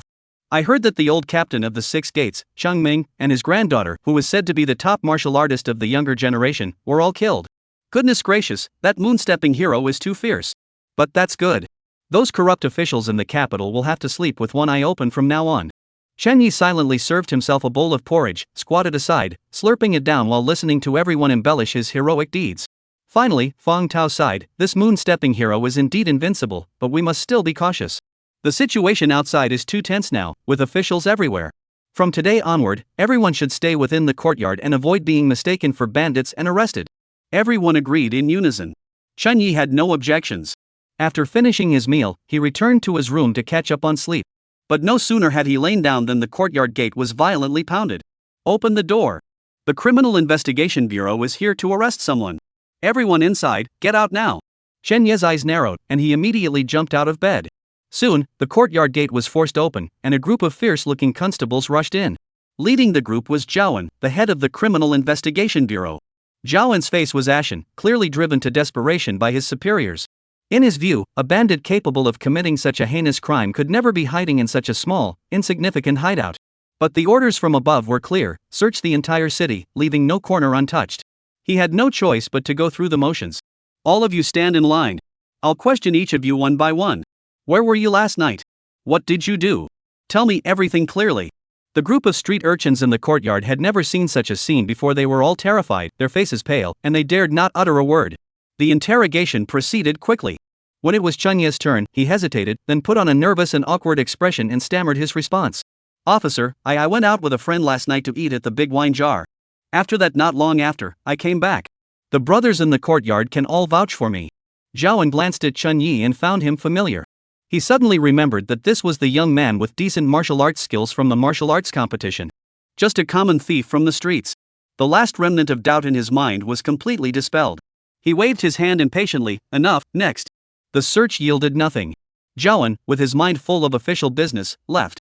Not only him, but the 3 government agencies: the Criminal Investigation Bureau, the Six Gates, and the Military Patrol had practically turned the entire capital upside down, interrogating every registered martial artist and visiting countless civilians. The result was still nothing. Not only had they failed to capture the suspect, they hadn't even found a single hair belonging to the moonlit bandit. For a time, the heads of the 3 agencies were so worried that their hair turned white. Even in private, a ridiculous rumor began to circulate that the moon-stepping bandit wasn't human at all, but a ghost or a demon. Just as everyone thought the emperor's wrath was about to descend, a message arrived from the northern border, delivered by an urgent messenger. The barbarian tribes of the grasslands had once again marched southward, their troops heading straight for the capital. Chapter 29. My great-grandfather has already endured all the hardships for me. Previously, when the barbarians besieged the gates, though they captured 3 cities in succession, they were still thousands of miles away. The aristocrats in the capital watched from afar, shouting in panic but feeling little genuine fear, and even took advantage of the crisis to amass wealth. But this time is different. The urgent military report, sent by the fastest messenger, was written in blood. The barbarian cavalry had charged straight through, with all the garrison troops along the way surrendering at the first sign of their approach. Their forces were now directly heading toward the capital. The entire capital was thrown into chaos. The court officials who had been on edge just days ago due to the moonlit bandit now truly understood what it meant to face the signs of a nation's downfall. Within the imperial chambers, Emperor Yang Zhao, who had been furious moments ago over the failure to capture a single bandit, now had a face as dark as iron. He slammed the military report onto the ground, pointing at the Minister of War below and bellowing, "Where are the garrisons along the way? Where are the troops I've been feeding? Are they all dead? Did they just stand by and let the barbarians march right to my doorstep?"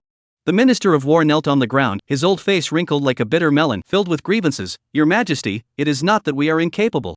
The military garrisons along the way have long ceased to obey the imperial court's orders. They are the most eager to demand money and grain from the people, but when it comes time to send troops, they all claim illness and refuse to go, paying lip service while acting in secret. We are truly powerless." As soon as these words were spoken, Yang Zhao's rage seemed to be doused with a bucket of ice water, extinguishing most of it in an instant, leaving only a bone-chilling coldness. He knew the Minister of War was speaking the truth. The Great Zhao dynasty had been established for over 200 years, and the realm had enjoyed peace and prosperity for generations. The military garrisons in the provinces had long since grown too powerful to control, gradually slipping out of the central government's grasp. But he never imagined that these feudal lords, who had been showered with imperial favors for generations, would dare to stand idly by in the face of the nation's peril. Their intentions were now crystal clear. They were simply waiting for the barbarians to breach the capital, for him, the emperor, to die without a proper burial, and then they would seize the opportunity to rise up and carve out their own kingdoms across this shattered land. They've rebelled, they've all rebelled. Yang Zhao collapsed back onto the dragon throne, his heart filled with endless sorrow and despair. But now was not the time to dwell on such matters. Saving the capital and preserving his own life were the utmost priorities. "Transmit my imperial edict." Yang Zhao forced himself to gather his strength and ordered in a hoarse voice, "Order the imperial guard stationed in the capital to immediately reinforce their defenses, mobilize the entire army, and repel the enemy at the borders." As soon as the imperial edict was issued, the entire Yulin Guard camp erupted into chaos, and a massive desertion crisis soon unfolded within this unit once hailed as the Emperor's personal guard. The Imperial Guard was no longer the fearless, battle-hardened force it had been at the founding of the dynasty. Over 2 centuries of peace had eroded its very bones. The Imperial Guard had become little more than a cozy retreat for members of the imperial family and the offspring of the powerful elite to polish their resumes and enjoy their golden years. If one were to describe them, they would be experts in keeping birds in cages, cockfighting, drinking tea, listening to music, and indulging in debauchery. But when it came to fighting on the battlefield, they were better off killing themselves. The real guardians of the capital's security are the Military Patrol Bureau and the Criminal Investigation Bureau, while the imperial city is defended by Yang Zhao's own elite private troops, the Imperial Guard. This unit is recruited from the best young men in the countryside and is regarded by Yang Zhao as his own flesh and blood, so they still have some combat effectiveness. However, Yang Zhao knows that the Imperial Guard is his last line of defense, meant to protect his own life, and must not be wasted outside the city walls. If the city were to fall and the Imperial Guard were depleted, he might face an even more dire fate. Therefore, despite knowing that the Imperial Guard was a bunch of good-for-nothings, he still clung to the fantasy that these spoiled brats could revive the glory of their ancestors in times of national crisis. To this end, he even offered a hefty reward and dispatched trusted generals to oversee the operation. However, when the officers arrived at the camp, they were met with a scene of chaos and disorder. Some were packing their valuables to flee, others had gathered together to give up, and some even dared to shout insults at the arriving generals. "Send us to our deaths? Why should we?" a member of the imperial clan sneered. "Back when my great-grandfather fought alongside the founding emperor to establish this empire, he already endured all the hardships for us. We're here to enjoy the good life, not to risk our lives." "Exactly. If you want to fight, go fight them yourselves. Don't drag us into this." Faced with such defiance, the supervising general dared not utter a word. He knew that among these men were either imperial relatives or descendants of founding nobles, none of whom he dared to offend. What began as a grand military mobilization eventually turned into a complete farce. And this farce was witnessed by countless observant individuals in the capital. Lin Maxin's mansion. Deep into the night, the study was brightly lit. The family head, Lin Han, sat solemnly in the main seat, his expression as still as water. On either side below him sat the core members of the Lin family. Even his good-for-nothing son, the former master of Chunyi, the young master of the Lin family, Lin Rui, was unusually permitted to attend. Lin Rui was attending such an important family meeting for the first time, standing tall and straight, his face brimming with excitement and pride. Lin Hong's gaze slowly swept over everyone present before he spoke. "The situation outside, I'm sure everyone is well aware of." He paused, as if organizing his thoughts or giving everyone time to process. I believe the days of the great Zhao dynasty are numbered. The Yang family can no longer hold on to this empire. These words sent shockwaves through the hall, even the sound of breathing ceased. Lin Hong, however, seemed oblivious to the reactions of those around him and continued, as the saying goes, when the nest is destroyed, how can the eggs remain intact? If the Lin family wishes to survive in this chaotic world, we cannot put all our eggs in one basket. His gaze grew sharp. What I mean is, send someone to make contact with the nomads in the north. Father! Lin Rui's older brother, Lin Jian, the eldest son of the Lin family, exclaimed in shock, This is treason. Silence! Lin Hong snapped, a flash of disappointment crossing his eyes. What do you mean, treason? Throughout history, the victors are the kings. For us aristocratic families, does it matter whether the one sitting on that throne is surnamed Yang or Yelu? He stood up, pacing to the window, gazing out at the dark night. What matters is that no matter who sits on the throne, the Lin family must endure through the generations. Therefore, making a bet in advance is necessary. For someone like Lin Hong, who regarded the survival of his clan as the highest belief, loyalty to the ruler and love for the country were nothing but a joke to deceive the common people. Betting on both sides and being smooth with all parties were the fundamental rules for survival in a chaotic world. This matter is the highest secret of the Lin family. Heaven knows, earth knows, you know, and I know. Lin Hong turned around, his gaze as sharp as a knife, warning him word by word, if even a single word leaks out, don't blame me for not sparing even my own flesh and blood. Everyone fell silent, nodding in agreement. Lin Rui was so excited his face turned red. He thought his father was truly wise and far-sighted. He had already begun to fantasize about the glorious future that awaited his family when the nomads conquered the Central Plains, as the first to pledge allegiance to the new rulers. But at that moment, they had no idea that just above the study, hidden behind the roof ridge, a figure was lying quietly in the shadows, blending seamlessly with the darkness.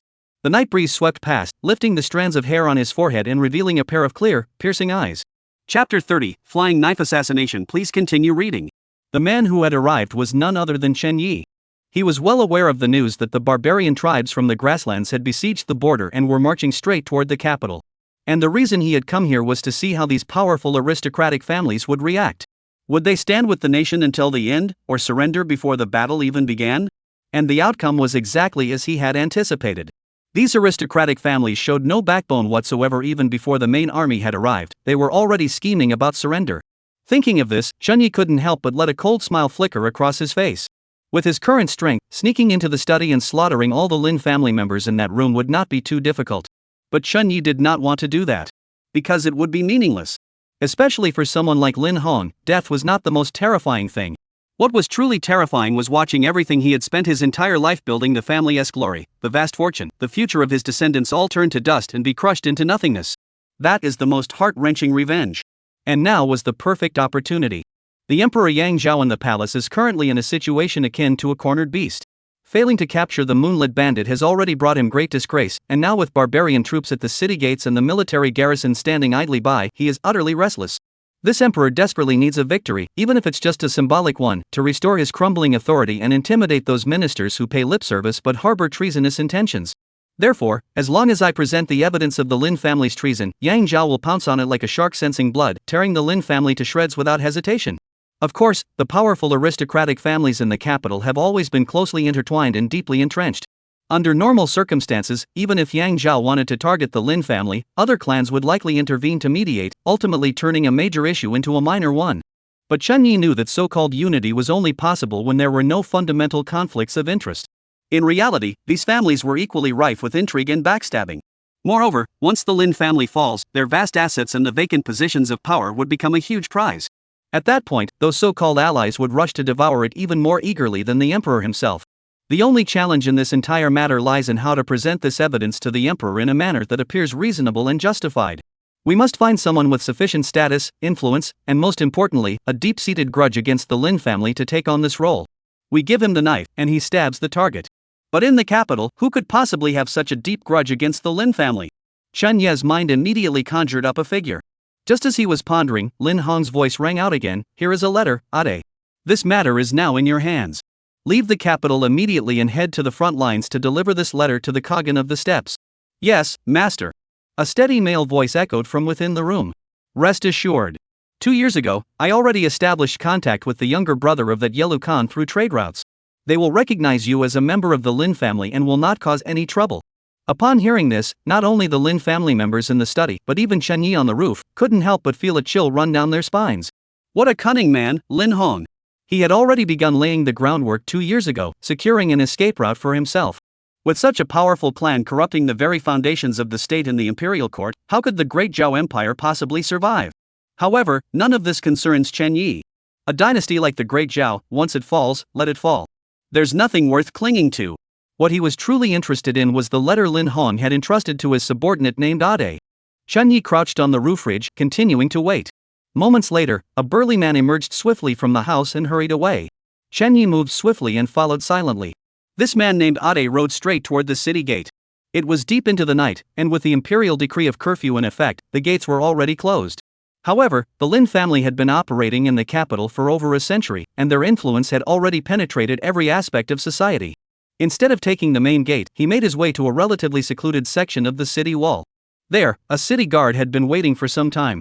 After a brief exchange, the officer waved his hand, and several guards immediately approached, quietly opening a corner of the city gate and letting Ade out. Once outside the city, Ade clamped his legs against the horse's flank, and the steed's hooves flew as it galloped northward toward the open plains. Shortly after he left the city, Chen Yi leaped down from the city wall and closely followed him. Though he was on foot, Chen Yi's speed was no slower. Like a wisp of smoke skimming the ground, he swiftly closed the distance between himself and the galloping horse ahead, concealed by the wild grass and the night sky. As the distance grew closer, Chen Yi suddenly raised his hand, and a small knife flew out, turning into a silver streak of light that vanished into the night. A dull thud echoed through the air. The man named Ade, who was charging forward, stiffened suddenly, and a knife tip protruded from his throat. Then he fell from the horse, twitching a few times before going completely still. The horse, now without its rider, continued to gallop forward for several dozen meters before slowly coming to a halt. It turned its head and looked back at its fallen master with a puzzled expression.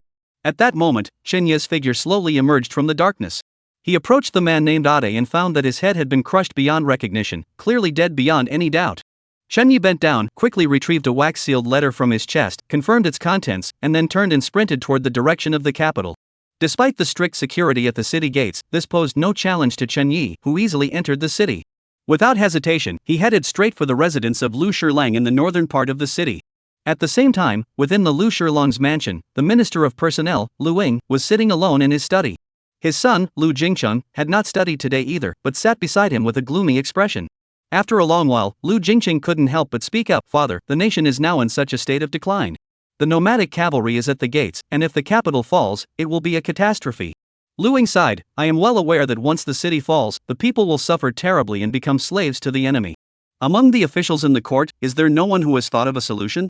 Lu Jingcheng couldn't help but press further. "Solutions?" Lu Ying sighed wryly. "Today in the imperial court, the emperor ordered each family to contribute some silver for military expenses.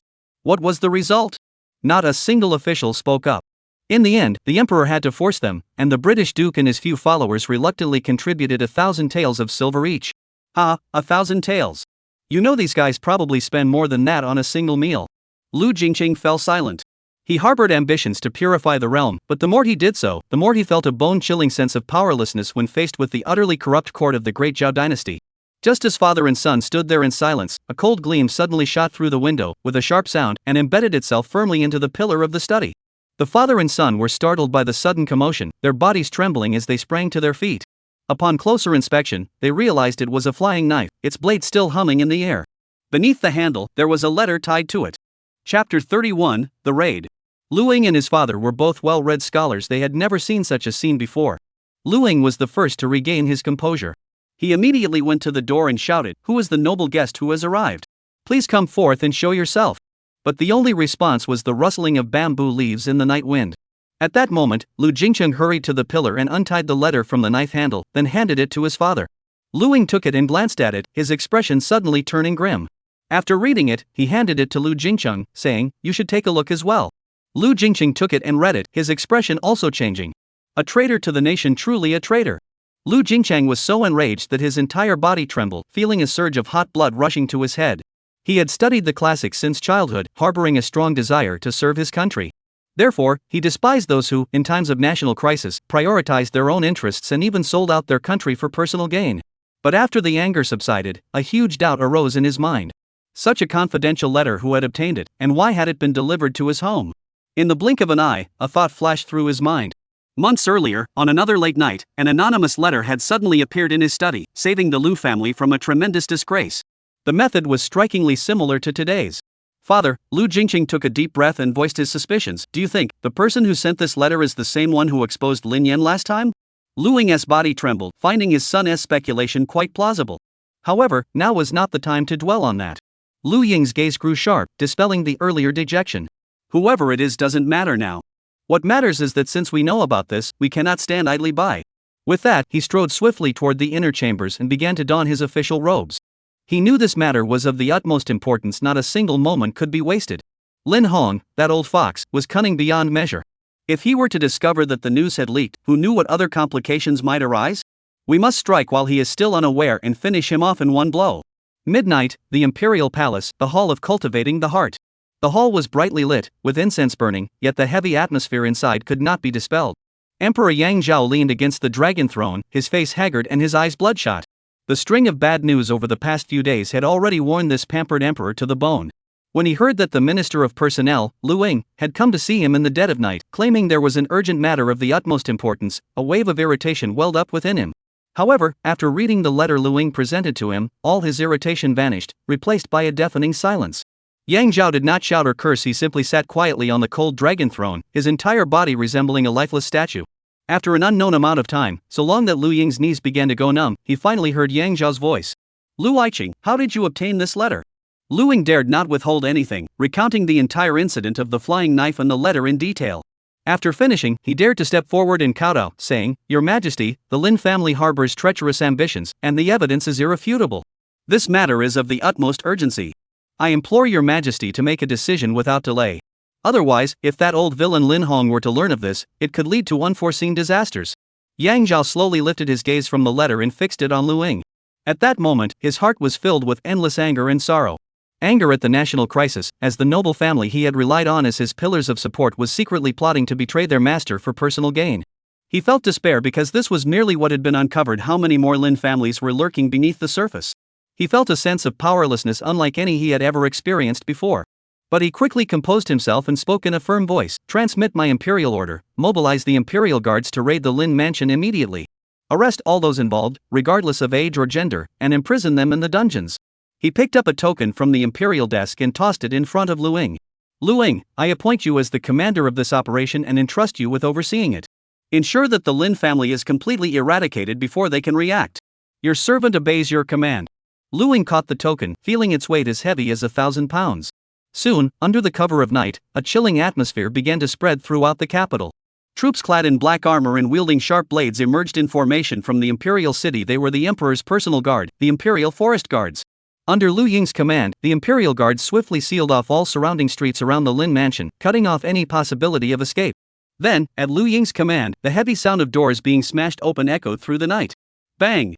The red lacquered gates of the Lin mansion, symbolizing a century of glory, collapsed with a thunderous crash under the impact of the massive beams. The imperial guards, as fierce as wolves and tigers, surged into the mansion, their battle cries, screams, and wails shattering the Lin family's peaceful dreams. The household servants and guards, still asleep, were quickly subdued and pinned to the ground. Lin Hong, the head of the Lin family, was awakened by the commotion. He rushed out of his bedroom, still in his nightclothes, and was met with the horrifying sight of imperial guards storming into the mansion. Then he saw Lu Ying standing at the front of the crowd. Lu Shilang. Lin Hong's face turned deathly pale, but he forced himself to maintain the dignity of a clan leader and demanded an explanation in a stern voice. What do you mean by this? The Lin family is a founding noble family. How dare you bring troops to my mansion in the middle of the night? What do you intend to do? Are you planning a rebellion? Facing his accusation, Lu Ying gave a cold smile. Lord Lin, you know better than anyone why I am here. He walked forward slowly, his gaze as cold as ice. Let me be frank with you. This is the Emperor's command. Do you really think that as a mere counselor, I could have mobilized this Imperial Guard on my own? The Emperor's orders? The last shred of hope in Lin Hong's heart was shattered by those 5 words. He knew it was all over. Just then, a young man in disheveled clothes was roughly dragged forward by 2 soldiers, with a clear handprint on his face. It was Lin Rui, the young master of the Lin family. He had just been sleeping with a beautiful maid when he was dragged out of bed. Father, they're beating me. Please make them let me go. Lin Rui, upon seeing his father, cried out in terror, completely unaware of the impending disaster. But Lin Hong had no time to spare for him. He glared at Lu Ying and forced out a few words through clenched teeth. Lu Ying, I simply cannot understand how you found out. You'll find out soon enough, Lu Ying replied calmly. Before he could finish speaking, the women from the backyard were also brought over. Among them was the 3rd young miss, Lin Yan. However, she remained defiant, screaming at the soldiers escorting her, "You dogs! Let me go! When my father informs the emperor, he will have you all executed." In response, she received a loud slap across the face. Slap! A Imperial Guard officer withdrew his hand expressionlessly and coldly said, "Enough noise."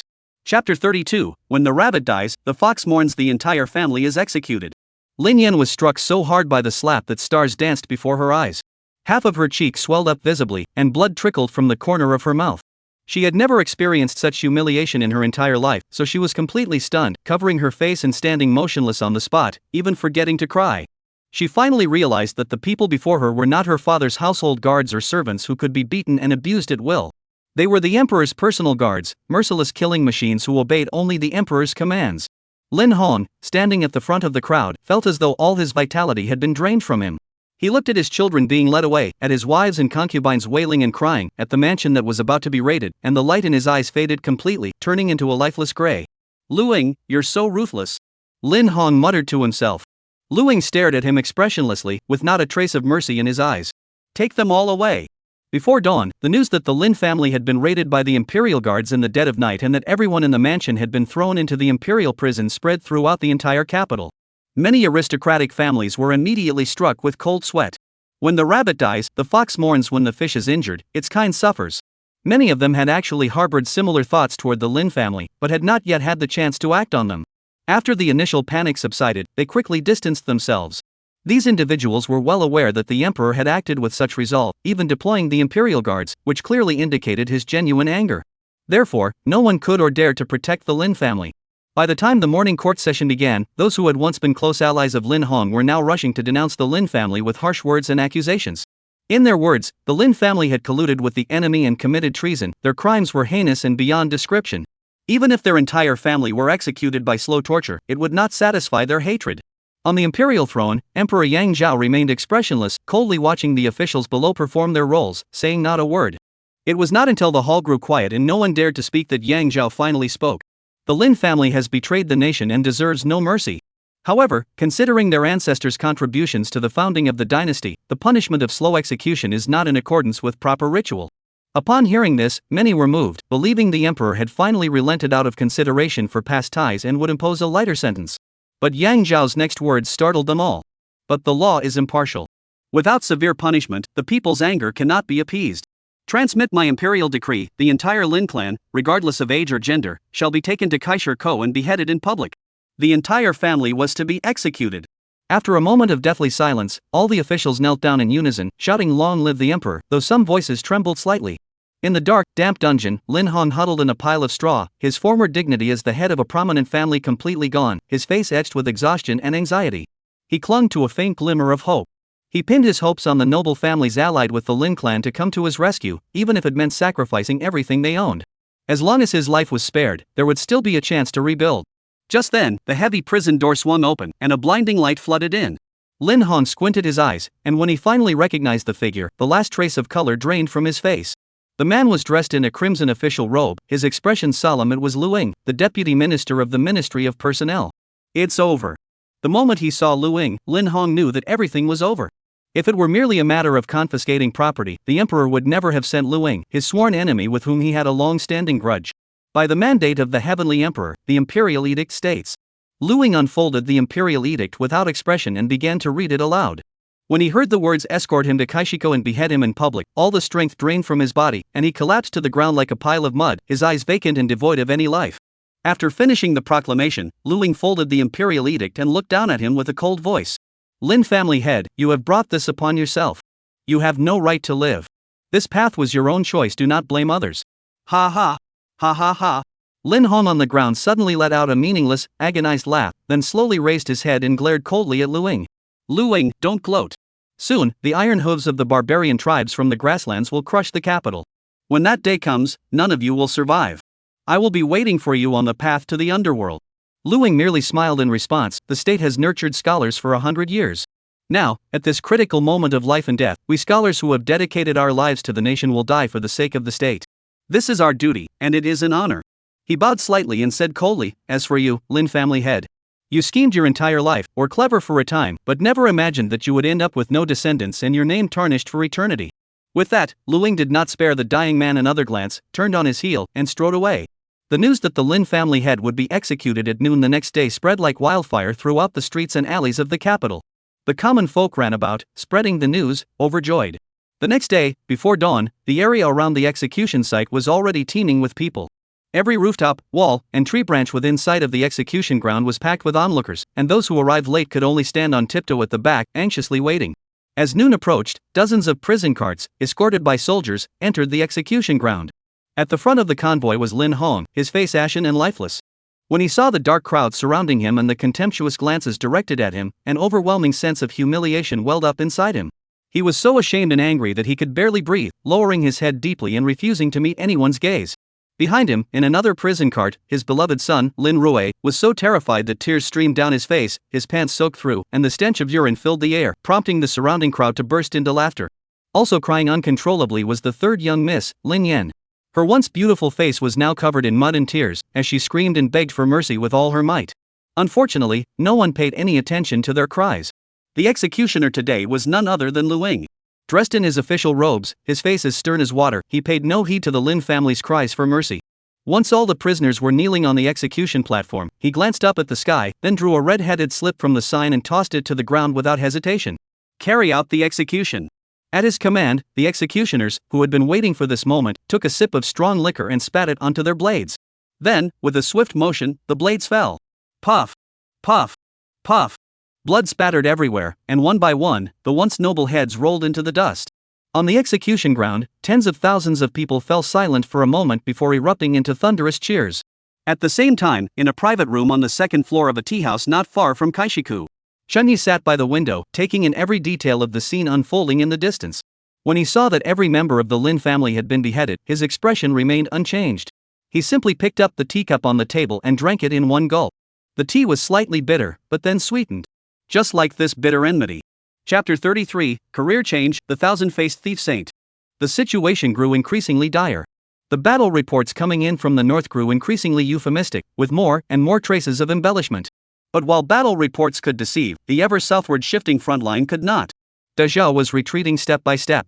The price of rice in the capital had quietly risen by 50%. Some shrewd merchants had already begun selling off their assets and preparing to flee. This oppressive sense of impending doom even made Chen Yi feel a sense of urgency.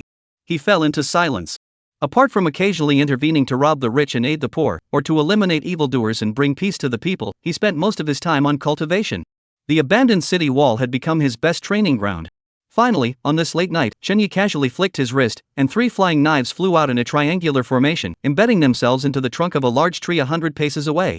The 3 throwing knives penetrated the tree trunk to the exact same depth. The panel trembled slightly before undergoing a transformation. Name, Chen Yi.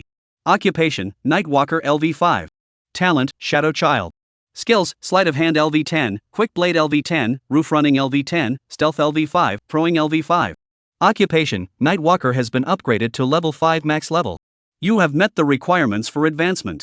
Do you wish to change your occupation? Finally. Chen Yi didn't hesitate and immediately chose yes. In an instant, 3 new profession options appeared before Chen Yi. Option 1, Mechanic. Description, everything is a pawn, and the world is a chessboard.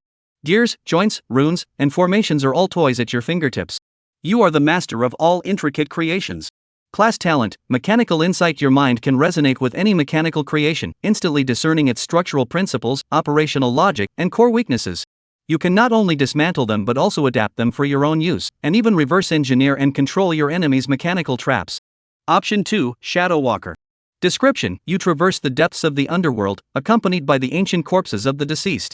You are the bane of tombs and the sole traveler through the realm of death.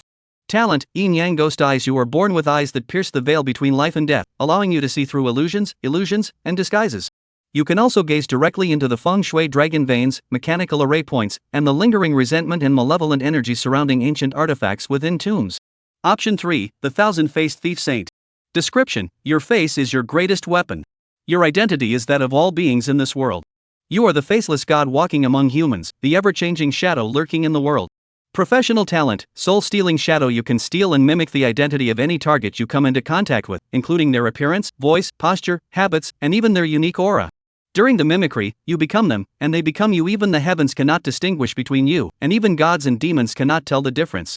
3 distinct career paths, each with its own unique path. First came the head of the agency. Just reading the description of the innate ability mechanical insight, Chunyi couldn't help but let his imagination run wild. A heavily guarded mechanical treasure vault, deadly trap-laden archery arrays, yet he could spot the weaknesses of the mechanisms at a glance. In a world filled with ancient ruins, this would undoubtedly be a divine skill. Unfortunately, this wasn't the case. At least, Chunyi hadn't discovered any such treasure vaults yet. Next was the Shadow Walker, a class similar to the Mechanism Master, equally imposing but with significant limitations. But in this chaotic era, there's no time to develop such skills. So there's only one left, the Thousand-Faced Thief Saint. Actually, this profession appeared once before, known as the Thousand-Faced Guest. However, at that time, Chunyi was still weak, and the Thousand-Faced Guest's innate abilities were nowhere near as powerful as they are now. Therefore, Chunyi did not choose it and instead opted for the Night Walker. Now, Chunyi's stealth abilities are fully developed, and his weaknesses in long-range attacks have been addressed. What he lacks is some adaptability. Coincidentally, the Thousand-Faced Thief Saint's talents and abilities are perfectly suited to what's needed. Therefore, Chunyi didn't hesitate for a moment and immediately chose the Thousand-Faced Thief Saint. In an instant, as a flood of information poured in, the profession panel underwent a massive transformation. Name, Chunyi. Occupation, Thousand-Faced Thief Saint LV1. Talent, Soul Steal and Shadow Mimicry. You can steal and mimic the identity of any target you come into contact with, including their appearance, voice, posture, habits, and even their unique aura. During the mimicry period, you become them, and they become you. Even the heavens cannot distinguish between you, and even the gods cannot tell you apart. Skills, Sleight of Hand LV10, Swift Blade LV10, Wall Climbing LV10, Stealth LV5, Throwing LV10. New skills unlocked, Bone Manipulation LV1, Sound Mimicry LV1. Bone manipulation can slightly alter one's skeletal structure to adjust height and body type. Sound imitation can mimic sounds heard, including human voices and animal sounds. Chunyi looked pensive. Through the information flooding into his mind, Chunyi understood much. First, the soul-stealing shadow copying talent was indeed extremely powerful. It could replicate an opponent's physical details through contact and observation. The more ordinary the target, the shorter the replication time and the more realistic the effect.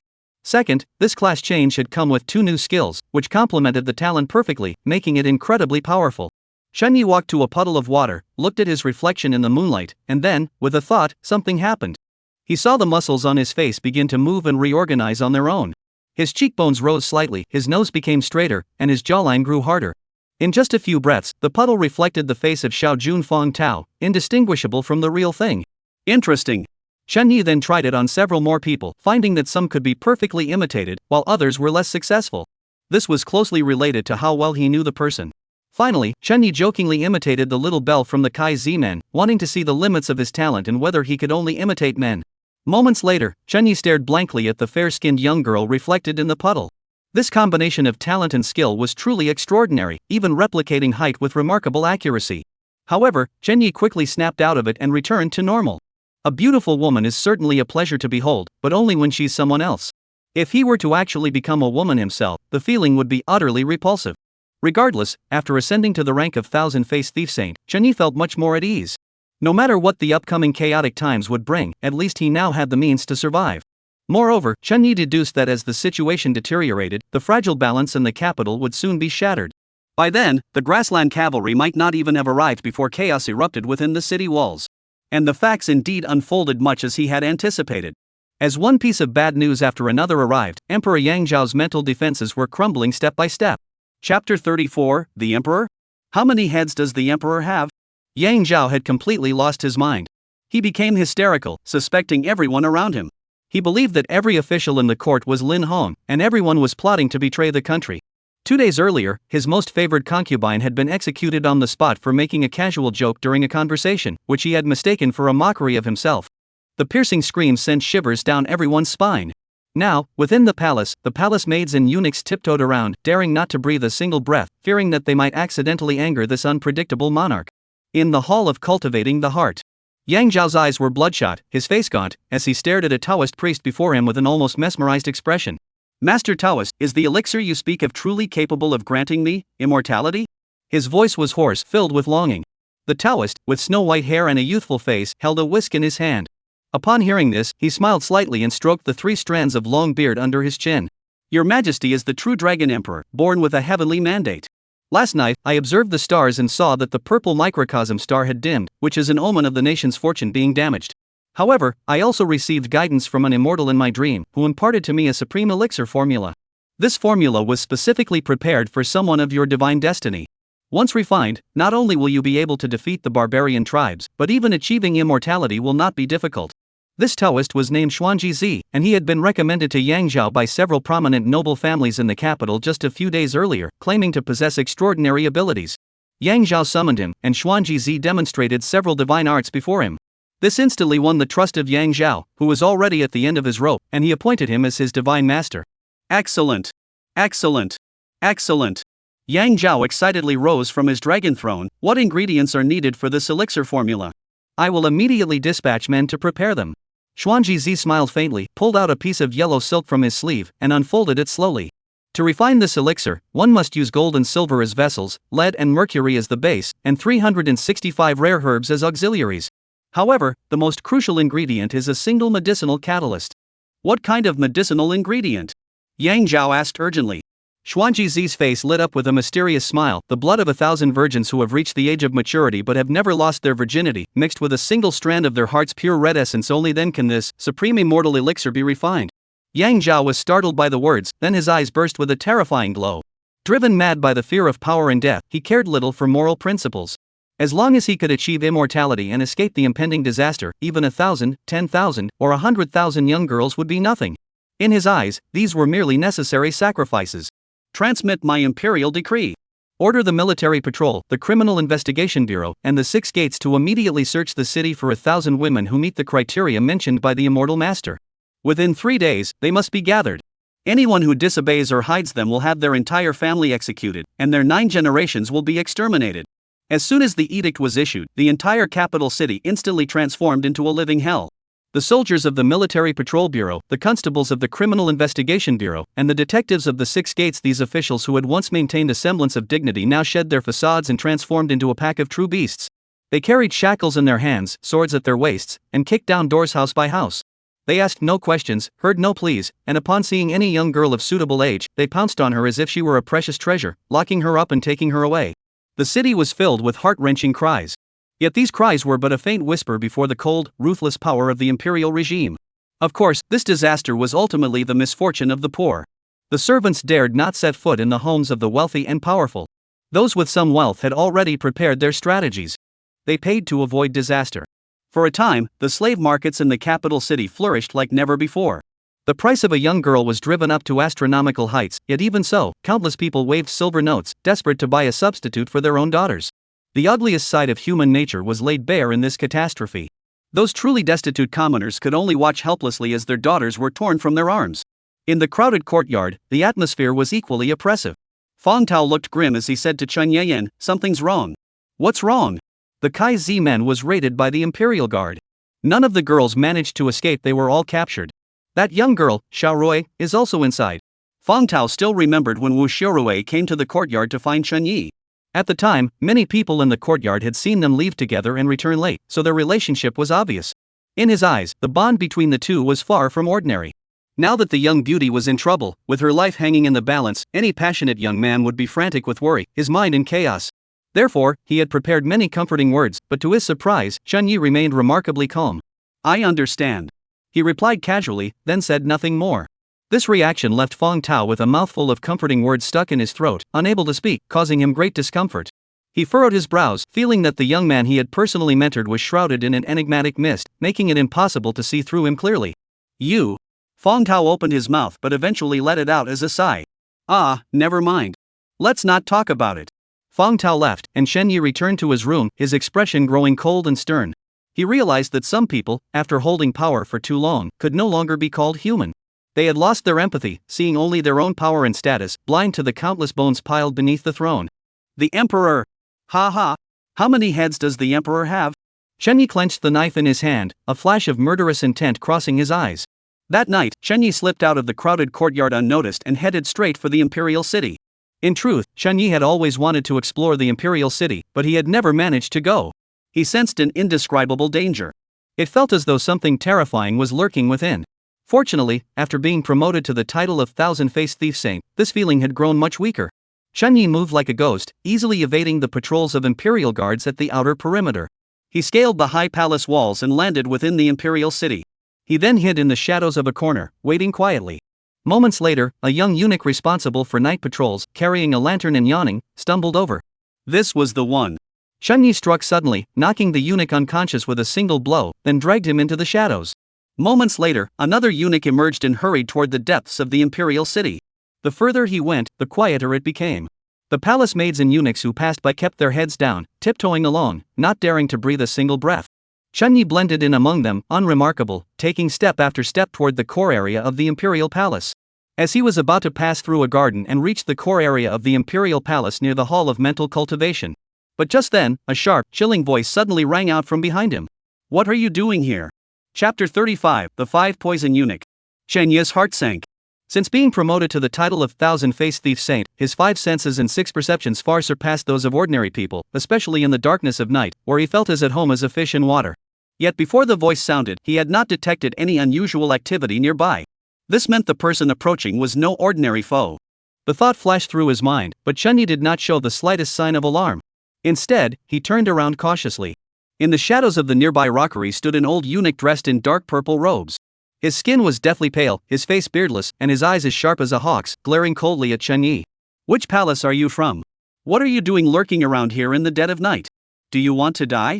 Chunyi's mind raced, and in the blink of an eye, a thought flashed through his mind. He collapsed to his knees with a thud, pressing his head tightly against the ground, and trembled in a voice filled with flattery and fear. Your humble servant. Your humble servant greets the old ancestor. I am a newcomer to the palace and got lost. I don't know how I ended up here. Please spare my life. Chenya's kneeling and bowing were so humble that he perfectly portrayed the role of a timid eunuch who had accidentally entered a forbidden area and was terrified out of his wits. Upon hearing the title ancestor, the old eunuch couldn't help but let out a few sharp laughs, sending a chill down everyone's spine. At least you have some sense. Enough. This isn't a place for someone like you. Get out of here immediately. If you dare to come back, I'll skin you alive. Yes. Yes. This servant will leave immediately. Chunyi tried to get up from the ground, but just then, he suddenly grabbed the dust on the ground and flung it out with a flick of his wrist. The dust flew straight toward the old eunuch's face. The old eunuch never expected this seemingly docile young eunuch to suddenly attack him. However, his reaction was equally swift. As the dust approached his face, he closed his eyes tightly, shifted his body to the side, and simultaneously clashed his palms together, sending a foul-smelling gust of wind toward Chunyi. You little brat, who are you? Chunyi, of course, didn't respond. Having landed his blow, he didn't linger, his toes touching the ground as his body slid backward several feet like a ghost, avoiding the fatal strike. The old eunuch's strike missed its mark, but it shattered a nearby tree trunk. What a brutal palm strike! Chunyi was secretly startled. To be honest, this was the first time he had encountered a true martial arts master since arriving in this world. Previously, Chunyi had observed martial artists in the martial arts world, but they were all practitioners of external martial arts that focused on building muscle and strength, with simple yet powerful techniques. While they were deadly, they paled in comparison to the terrifying power of the old eunuch before him.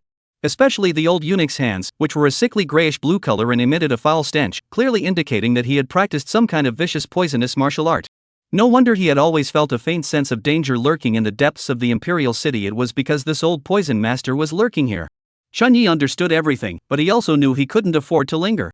If the commotion of the fight attracted a large contingent of imperial guards, tonight's operation would be completely ruined. He must act swiftly and decisively. With that thought, Chunyi no longer hesitated and turned to run. Think you can just leave? Not so easy. The old eunuch sneered, then gave chase. In truth, the old eunuch was also utterly shocked. You see, his 5-poison divine palm technique combined the 5 most deadly poisons in the world, and it had taken him decades of arduous training to master it. His palm strikes were lethal. Touch them, and you die. Touch them again, and you're dead. Since mastering it, he had never encountered a worthy opponent. If it weren't for his numerous crimes in the martial arts world, which had made him a wanted man with no place to hide, he never would have castrated himself to become a eunuch in the imperial palace. Even so, his strength remained absolutely top tier. Yet today, this unknown eunuch who suddenly appeared out of nowhere possessed such bizarre and swift movements that he not only survived the 5-poison palm but managed to hold on until now. This only fueled the old eunuch's desire to kill, causing him to chase after the young eunuch with increasing speed. Just then, Chunyi, who was sprinting ahead, didn't even look back. He suddenly flicked his wrist backward. Whoosh! A cold, gleaming blade flashed through the night, heading straight for the old eunuch's throat. The old eunuch was startled by the sudden attack, halting abruptly and leaning backward at an impossible angle, narrowly avoiding the fatal blow at the last possible moment. But before he could catch his breath, his pupils suddenly contracted. Whoosh! Whoosh! Whoosh! Several more flashes of blade followed in quick succession, their angles so precise they seemed to seal off every possible escape route. Ah! The old eunuch let out a piercing scream, swinging both palms forward with all his might, managing to knock 2 flying knives away with his relentless palm techniques. But the remaining one, he could do nothing to stop. Put! A dull thud echoed as the blade pierced the flesh, sending blood spattering everywhere. The flying knife plunged deeply into the old eunuch's left chest.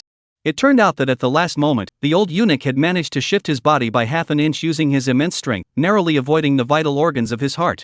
The excruciating pain sent a groan escaping his lips, but before he could catch his breath, he realized with horror that the young eunuch in front of him had vanished without a trace. Trouble! The old eunuch's alarm bells rang, but before he could react, a bone-chilling intent to kill silently approached from behind. He spun around abruptly, only to see a blade emerging from the darkness, as ghostly as a specter. The small knife grew larger in his wide-open eyes, then, with a gentle stroke, SSSSH. A thin trickle of blood appeared on the old eunuch's neck. He stared in disbelief, clutching his throat with both hands, trying to stem the flow of blood, but it was all in vain. He never could have imagined that after decades of roaming the martial arts world, he would meet his end at the hands of an obscure eunuch. Thud! The body collapsed to the ground. Chunyi hesitated not a moment, plunging his knife into the old eunuch's heart, ending his life completely. He then dragged the body and hid behind the nearby rockery. He could already hear the chaotic footsteps in the distance, clearly the palace guards had been alerted by the commotion and were rushing over. Moments later, a squad of imperial guards armed with torches and long spears arrived at the scene. Who goes there? The leading officer shouted harshly. In response, a figure slowly emerged from the shadows of the rockery. It was an old eunuch dressed in dark purple robes, with a pale complexion and a sinister expression, looking quite terrifying. Upon seeing him, the imperial guards all trembled, quickly sheathing their weapons, and bowed deeply. Greetings, old ancestor. The old eunuch waved his hand impatiently. There were some troublemakers who sneaked in earlier, but they've already been scared off by me. There is no need for alarm. Return to your duties. Yes. The imperial guards, relieved, bowed once more and hurried away to continue their patrol. Meanwhile, the old eunuch swept his sleeves aside and turned toward the direction of the Hall of Mental Cultivation. Chapter 36, The Supreme Ruler? Selling one's head for a price. Please keep reading. Thanks to the old eunuch's influence, Chunyi moved freely throughout the imperial city. Along the way, any palace maids or eunuchs who saw him would avoid him from a distance, bowing their heads and not daring to breathe loudly. The old man's influence in the palace had reached such a level. Soon, the majestic outline of the Hall of Mental Cultivation came into view. The hall was brightly lit, casting a warm yellow glow through the window paper. Chunyi climbed the steps and stopped at the entrance to the hall. The 2 young eunuchs standing guard outside saw him and were so startled that they hurriedly bowed and stepped aside. Old ancestor. Chunyi didn't even glance at them, snorted coldly, and pushed the door open and walked in. As the palace doors swung open, a strong smell of alcohol mixed with the scent of expensive incense hit his nose. On the low table beside the dragon throne, a jade vase was overturned, and wine flowed everywhere. Yang Zhao, drunk and slumped in his chair, had cloudy eyes and a pale, swollen face, bearing no trace of his former imperial dignity. Upon hearing the commotion, he raised his head dazedly and, upon seeing Chunyi disguised as an old eunuch, gave a ha-ha laugh and waved him over. You've come just in time. Come, join me for a few cups. As the situation deteriorated, Yang Zhao no longer trusted anyone, except for this eunuch who was skilled in martial arts, had repeatedly repelled assassins, and had protected his safety. He still harbored a twisted sense of trust toward him. Looking at this emperor whose soul had been completely hollowed out by fear, Chunyi felt no emotion whatsoever. The collapse of the great Zhao dynasty was inevitable, but as a ruler, Yang Zhao not only failed to attempt to turn the tide, but instead turned his blade against his most innocent subjects. For that single edict alone ordering the recruitment of 1,000 young girls for alchemy, he deserved to die 10,000 times over. You may all leave now. Chunyi turned around and waved his hand at the palace maids and eunuchs standing in the hall. The crowd, as if granted a pardon, hurriedly retreated, daring not to linger for even a moment. Soon, the vast hall of cultivating the heart was left with only Chunyi and Yang Zhao. Chunyi walked over expressionlessly, sat down on a silk-covered stool opposite Yang Zhao, and silently observed the dying man's every move. Yang Zhao seemed completely intoxicated, paying no attention to the details. He even reached out and grabbed another wine jug, pouring it into the jade cup in front of Chunyi with unsteady hands, his face twisted into a sickening expression of madness and excitement. Do you know what the immortal master Xuanji told me? He said, in 2 more days, just 2 more days, everything will be ready, and then he will refine the elixir for me. Yang Zhao's voice grew louder and louder, his gaunt face flushing an abnormal red. Once that elixir is complete, I will achieve immortality. I will be the first true immortal emperor in all of history. At that time, those barbarian nomads from the steppes will be no match for me. I could crush them with a single finger. He grew more and more excited, eventually gesticulating wildly. Chunyi watched him silently, as if he were watching a clown. After a moment, he raised his wine cup, the corners of his mouth curling into a mocking smile. "Then I shall congratulate your majesty in advance." His voice was clear and crisp, with a hint of the magnetic quality unique to youth. This was definitely not the voice of an old eunuch. Yang Zhao's abruptly stopped. He froze in shock, his cloudy, drunken eyes filled with confusion as he stared intently at the old eunuch before him. "You." He had barely uttered a single word. A hand clamped down on his throat. The terrifying force instantly choked off all his words and the air in his throat. "Ugh, ugh." Yang Zhao's face turned as red as a pig's liver. He struggled frantically with his hands and feet, but the hand gripping his throat was as unyielding as an iron clamp, not budging an inch. Chunyi dragged him by the throat, as if pulling a dead dog, effortlessly dragging him into the inner chambers behind the hall of cultivating the heart. This was where the emperor rested after a long day of work. To ensure the emperor's sleep, the room was soundproofed and the floor was covered with a thick carpet, soft as a cloud. Chunyi looked at Yang Zhao, whose face was already purple from suffocation and whose body trembled uncontrollably, a hint of mockery flashing in his eyes. "Your Majesty, don't panic. Dizziness is normal, it will pass soon." As the words fell, a cold gleam flashed, and a small dagger had already sliced through Yang Zhao's neck. With a soft splash, a jet of blood shot out, warm liquid splattering onto the carpet, instantly absorbed by the thick pile, leaving only a rapidly darkening stain. Yang Zhao's entire body went limp as all his strength was drained from him. He collapsed to the ground, his eyes filled with terror and confusion. He couldn't understand. Even if someone had come to assassinate him, shouldn't they at least list his crimes first, allowing him to die with clarity? This man, how could he attack without even asking a single question? As if sensing the confusion in his eyes, Chunyi smiled, knelt down, and spoke in a calm tone. "Do you find this hard to believe? Can't you figure out why you're dying so carelessly? Let me tell you the truth. In my eyes, what's the difference between that so-called emperor and the pigs and dogs waiting to be slaughtered at the market? They're all just people with their heads on a stake, waiting to be sold." Upon hearing these words, the light in Yang Zhao's eyes began to fade rapidly. He felt his body growing colder and colder, and his consciousness began to sink into endless darkness. Just as his final consciousness was about to fade away, he witnessed the most astonishing sight of his life.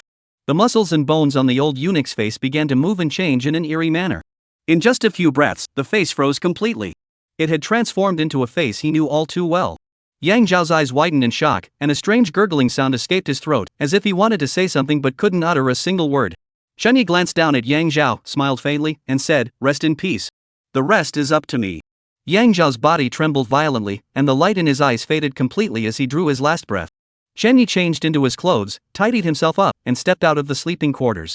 He returned to the front hall of the Hall of Cultivating the Heart, sat on the dragon throne, and first felt the peculiar sensation of the chair beneath him.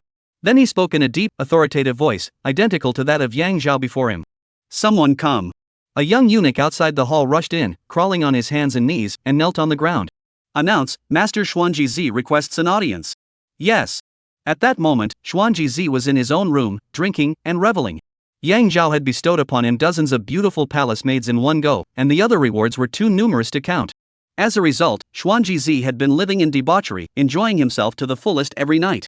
Upon receiving the imperial edict, Xuanji Zi paused for a moment, then rose from the bed with a hint of displeasure. "Where is the emperor at this moment?" "Your Holiness, the emperor is in the Hall of Cultivating the Heart." The mysterious master did not suspect anything, thinking that Yang Zhao had something important to discuss with him. He merely muttered a few words and then pinched the cheek of a palace maid on the bed.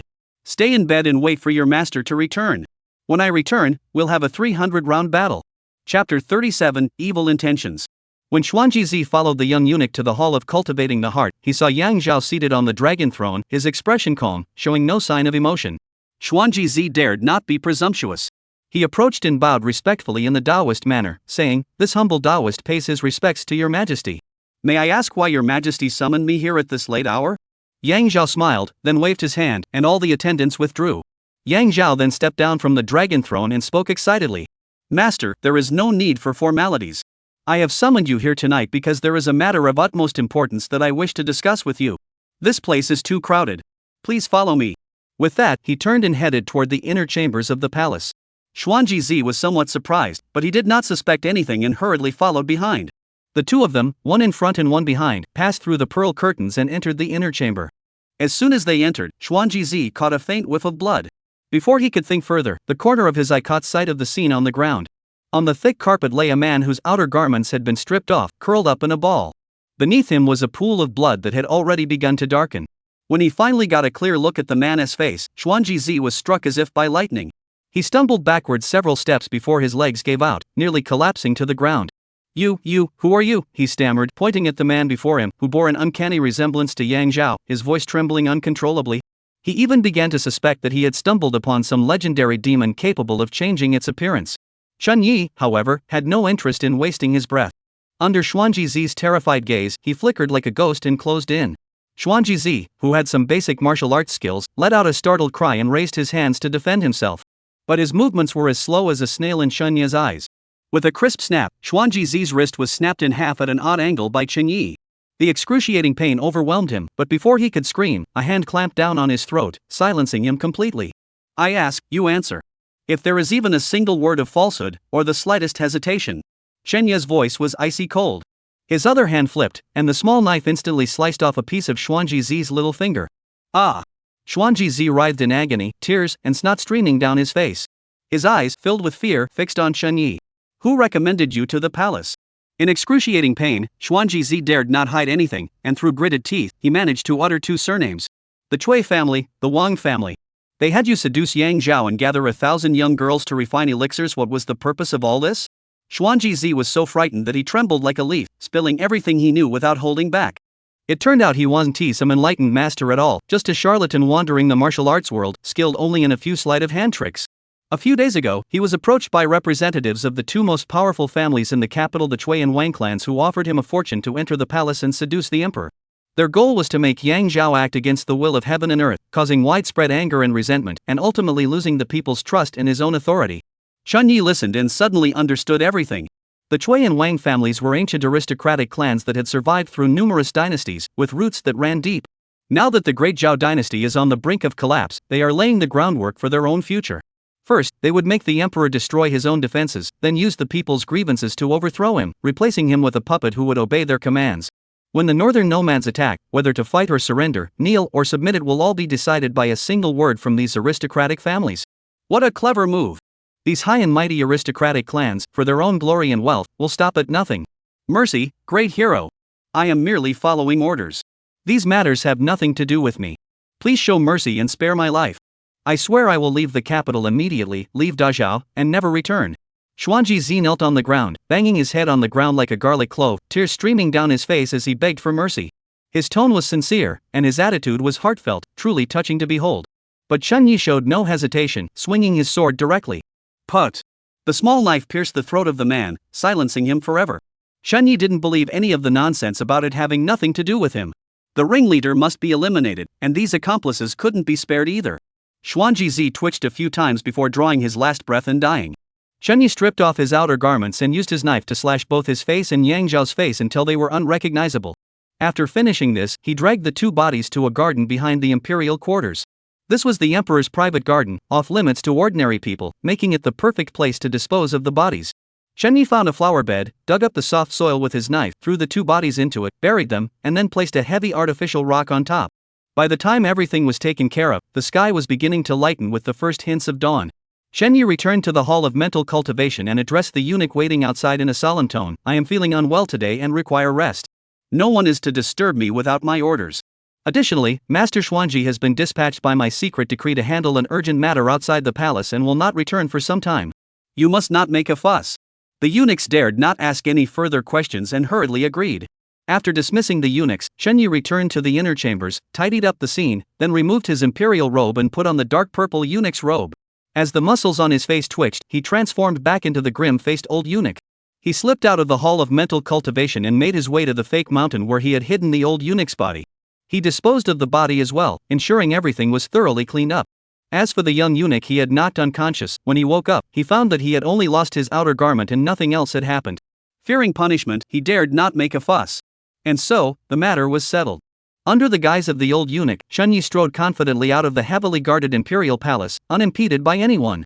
Once he reached an uninhabited corner outside, Chun Yi finally restored his true appearance, carefully put away the eunuch's robes, and quietly returned to the crowded courtyard. By then, it was already broad daylight, and Fang Tao and the others had already gotten up and were busy in the courtyard. However, this was no problem for Chun Yi. He slipped around to the back, quietly climbed through the rear window into his room, and then emerged with a yawn, pretending to have just woken up. Fang Tao and the others did not notice anything unusual. After breakfast, Chen Yi found Chen Tao. Young master, with the chaos outside, our wall brushing trade is no longer viable here. I think I should leave the city and hide in the countryside for a few days. Fong Tao was startled. Seeing Chen Yi's slightly haggard expression, he assumed he was still heartbroken over the matter involving Kai Zi Menace Xiaorui, and couldn't he help but sigh. That's not a bad idea. Things are chaotic outside, and business is tough. Going out to clear your head and avoid the turmoil is a good idea. Try to stay positive, life goes on. Saying this, he reached into his robe and pulled out a handful of copper coins worth 10 taels, stuffing them into Chen Yi's hand. Take these. A poor man on the road is still better than a rich man at home. Don't shortchange yourself. Chen Yi did not refuse, silently taking the coins and nodding. At the same moment, a luxurious carriage came to a stop outside the imperial city. The current Grand Tutor, Wang Yuanji, head of the Wang family, had arrived at the Hall of Cultivating the Mind to request an audience. Chapter 38, Since you won't give in, then none of us will eat. Please keep reading. I'm truly sorry, Lord Wang. The Emperor is unwell today and will not see anyone, said the eunuch guarding the entrance to the Hall of Cultivating the Heart. The Emperor is unwell? Wang Yuanji furrowed his brows, but since that was the case, he couldn't force his way in. He could only cast a lingering glance at the Hall of Cultivating the Heart before turning to seek out Xuanji Zi. Upon arriving there, he was met with another closed door. The young eunuch said the immortal had received a secret edict and had left the palace on official business, with no set return date. Something is wrong. Something was very wrong. Why did the Emperor fall ill now, of all times? And this Xuanji Zi, why didn't he leave earlier or later? Why was he sent out at this very moment? All of this left Wang Yuan feeling deeply uneasy. After pondering for a moment, he immediately left the palace and headed straight for the Cui family. Upon meeting Cui Lang, the head of the Cui family, Wang Yuanji recounted today's events in detail. After hearing Wang Yuanji's account, Cui Lang's brows also furrowed. There is indeed something fishy about this.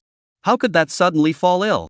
And how did Xuanji Zi happen to receive a secret edict to leave the palace at this very moment? Wang Yuanji said anxiously, Cui brother, that's exactly what I'm worried about. Our plan has reached its most critical moment, we can't afford any mishaps. So, did Yang Zhao sense something? It shouldn't be that simple. Cui Lang set down his teacup, his eyes flashing with the cunning of a seasoned strategist. If he truly had such schemes, how would the great Zhao have fallen to this state? However, to be safe, we must investigate further. After speaking, he summoned his trusted confidant and whispered a few instructions. Less than half an hour later, the confidant returned in a hurry, bringing news from the palace. Reporting to the family head, the informant in the palace says that last night, His Majesty did indeed summon the mystic master Xianshi. The two of them had a lengthy private discussion in the Hall of Cultivating the Heart, and no one was allowed to approach. As for when the mystic master left, no one knows. This morning, it was indeed His Majesty who said he was feeling unwell and needed to rest for the day, refusing to see any visitors. After hearing this, Wang Yuanji's furrowed brows relaxed slightly. So everything seems to add up. Cui Lang nodded. It seems we were overthinking things. No doubt Yang Zhao was so excited by Xuanji Zi that he indulged himself excessively, draining his body, and that's why he fell ill. As they spoke, the two exchanged a smile, as if they could already see the immense wealth and power of the future beckoning to them. Night fell once more. Chen Yi transformed back into the old eunuch and returned to the palace. After sneaking into the Hall of Mental Cultivation, he once again transformed from the old eunuch into the supreme ruler, Emperor De Zhao. Someone come here. Your servant is here. A young eunuch scrambled over. Transmit the Emperor's edict. Chen Yi's voice regained the authority and hoarseness of Yang Zhao. The women summoned to refine elixirs for the Emperor must be well guarded. Ensure they are provided with adequate food and drink, and no one is allowed to harm them. If there is any negligence, you will be executed without mercy. Yes, Your Majesty. After handling this matter, Chen Yi slowly exhaled a breath of stale air. Sitting on the dragon throne, his fingers tapped lightly on the armrest, his gaze deep and penetrating. He was well aware that despite his current exalted status, he was nothing more than a figurehead. Among the court officials and aristocratic clans, not a single one was truly loyal to him as emperor. To survive in this chaotic world, let alone turn the tide, he must have his own power. And within the imperial city, the only force he could truly control was the Imperial Guard, the elite troops said to be the emperor's personal army. Announce, the commander of the Imperial Guard requests an audience. Moments later, a tall, muscular middle-aged general strode into the hall, knelt on one knee, and spoke with a voice as loud as a bell. This servant, Ton Lei, pays his respects to His Majesty. This was none other than General Ton Lei, the commander of the Imperial Guard. A general who had been promoted from the ranks by Yang Zhao. He was exceptionally capable. More importantly, he came from a humble background and had no ties to any of the prominent families in the capital, making him a true loyal subject. Rise. Chen Yi's voice betrayed no emotion. Thank you, Your Majesty. Tong Lei stood up, hands by his sides, but his eyes couldn't help but glance at the emperor on the dragon throne. For some reason, he felt that today's emperor was different from usual. Those eyes were no longer cloudy but instead clear and piercing, as if they could see straight into one's soul. Tong Lei, I ask you, how are the Imperial Guards training these days? Your Majesty, the Imperial Guards train day and night, daring not to slack off even for a moment. Tong Lei answered fluently. Shen Yi nodded, his tone suddenly tinged with interest. Words alone are not enough. Convey my orders, assemble the Imperial Guards. I wish to inspect them personally. At these words, Tong Lei froze in place. Inspect the Imperial Guards? It was well known that while the emperor valued the Imperial Guard, he had always cared only about whether they could protect his safety.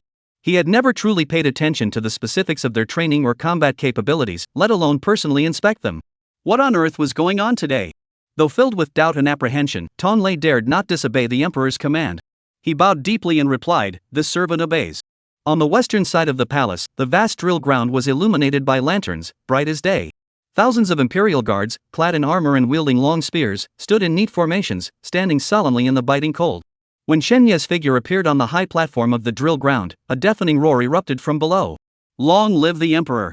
Long live the Emperor! Long live the Emperor! These Imperial Guards were mostly young men from respectable families with clean backgrounds. They naturally harbored a deep sense of reverence and loyalty toward the Emperor. To witness the Emperor in person was a tremendous honor for them, and each of them was so excited that their faces were flushed red. Of course, there were also some different glances among the crowd. Some soldiers looked at the figure on the high platform with a complex expression. Clearly, the Emperor's recent absurd act of recruiting 1,000 young women for alchemy had already shaken their loyalty. Shen Yi took it all in. As he looked down at the seemingly strong and well-equipped army below, he shook his head silently. All show and no substance. Their formations appeared neat but were actually loose. Their morale seemed high but was hollow. Such an army might be able to intimidate the unarmed civilians in the capital, but if they were to face the fierce nomadic cavalry on the battlefield, they would likely collapse completely after a single charge. However, Shen Yi had never intended to rely on this army to confront the barbarian tribes of the steppes head-on. His objective has been clear from the start. There's only so much food to go around, and the aristocratic clans are gorging themselves until they're dripping with grease, leaving not even a bone to the dogs. Don't even mention the common people, even the emperor's bowl is nearly empty. Since that's the case, let's just overturn the table and no one gets to eat. And this Imperial Guard was the tool he would use to overturn the table. Chapter 39, A Pie in the Sky is no better than meat and wine. On the review platform, the night wind howled, causing Shen Ye's bright yellow dragon robe to flutter and rustle. He didn't deliver a lengthy speech or utter any inspiring platitudes. Because in these times, there are no naive fools. Thinking you can sway people to fight for you with empty words is nothing but a delusion. Instead of making empty promises, let's get down to business. Bring the wine, meat, and silver. Soon, barrels of fragrant wine and bowls of copper coins worth 10 or 100 were brought forward and distributed according to rank. Wine and meat were plentiful, and money was abundant. That was Chun Yi's attitude. Those Imperial Guards who had once looked at him with a mix of confusion and hesitation now ate greedily, their mouths dripping with grease, their bags filled with the rewards they had just received. Their gaze toward the figure on the high platform had subtly shifted. Perhaps this emperor was indeed reckless and foolish, but he truly cared for his own people. That was enough. This was exactly the effect Shen Yi had sought. First, make them think this emperor isn't so bad. That's the first step. Tong Lei, standing beside him, looked at the emperor in shock and confusion, feeling that the emperor's figure seemed particularly mysterious and enigmatic tonight. Meanwhile, news of the emperor's late-night inspection of the Imperial Guards and his generous rewards for the soldiers spread rapidly among the high-ranking officials of the Great Zhao Empire. Shui Mansion. What is he up to? What does he really want? Wang Yuanji's face no longer bore his usual composure. Instead, it was filled with unmasked panic. First he claimed illness and refused to meet anyone, then he issued a secret order to transfer Xuanji Zi, and now he's gone to inspect the Imperial Guards.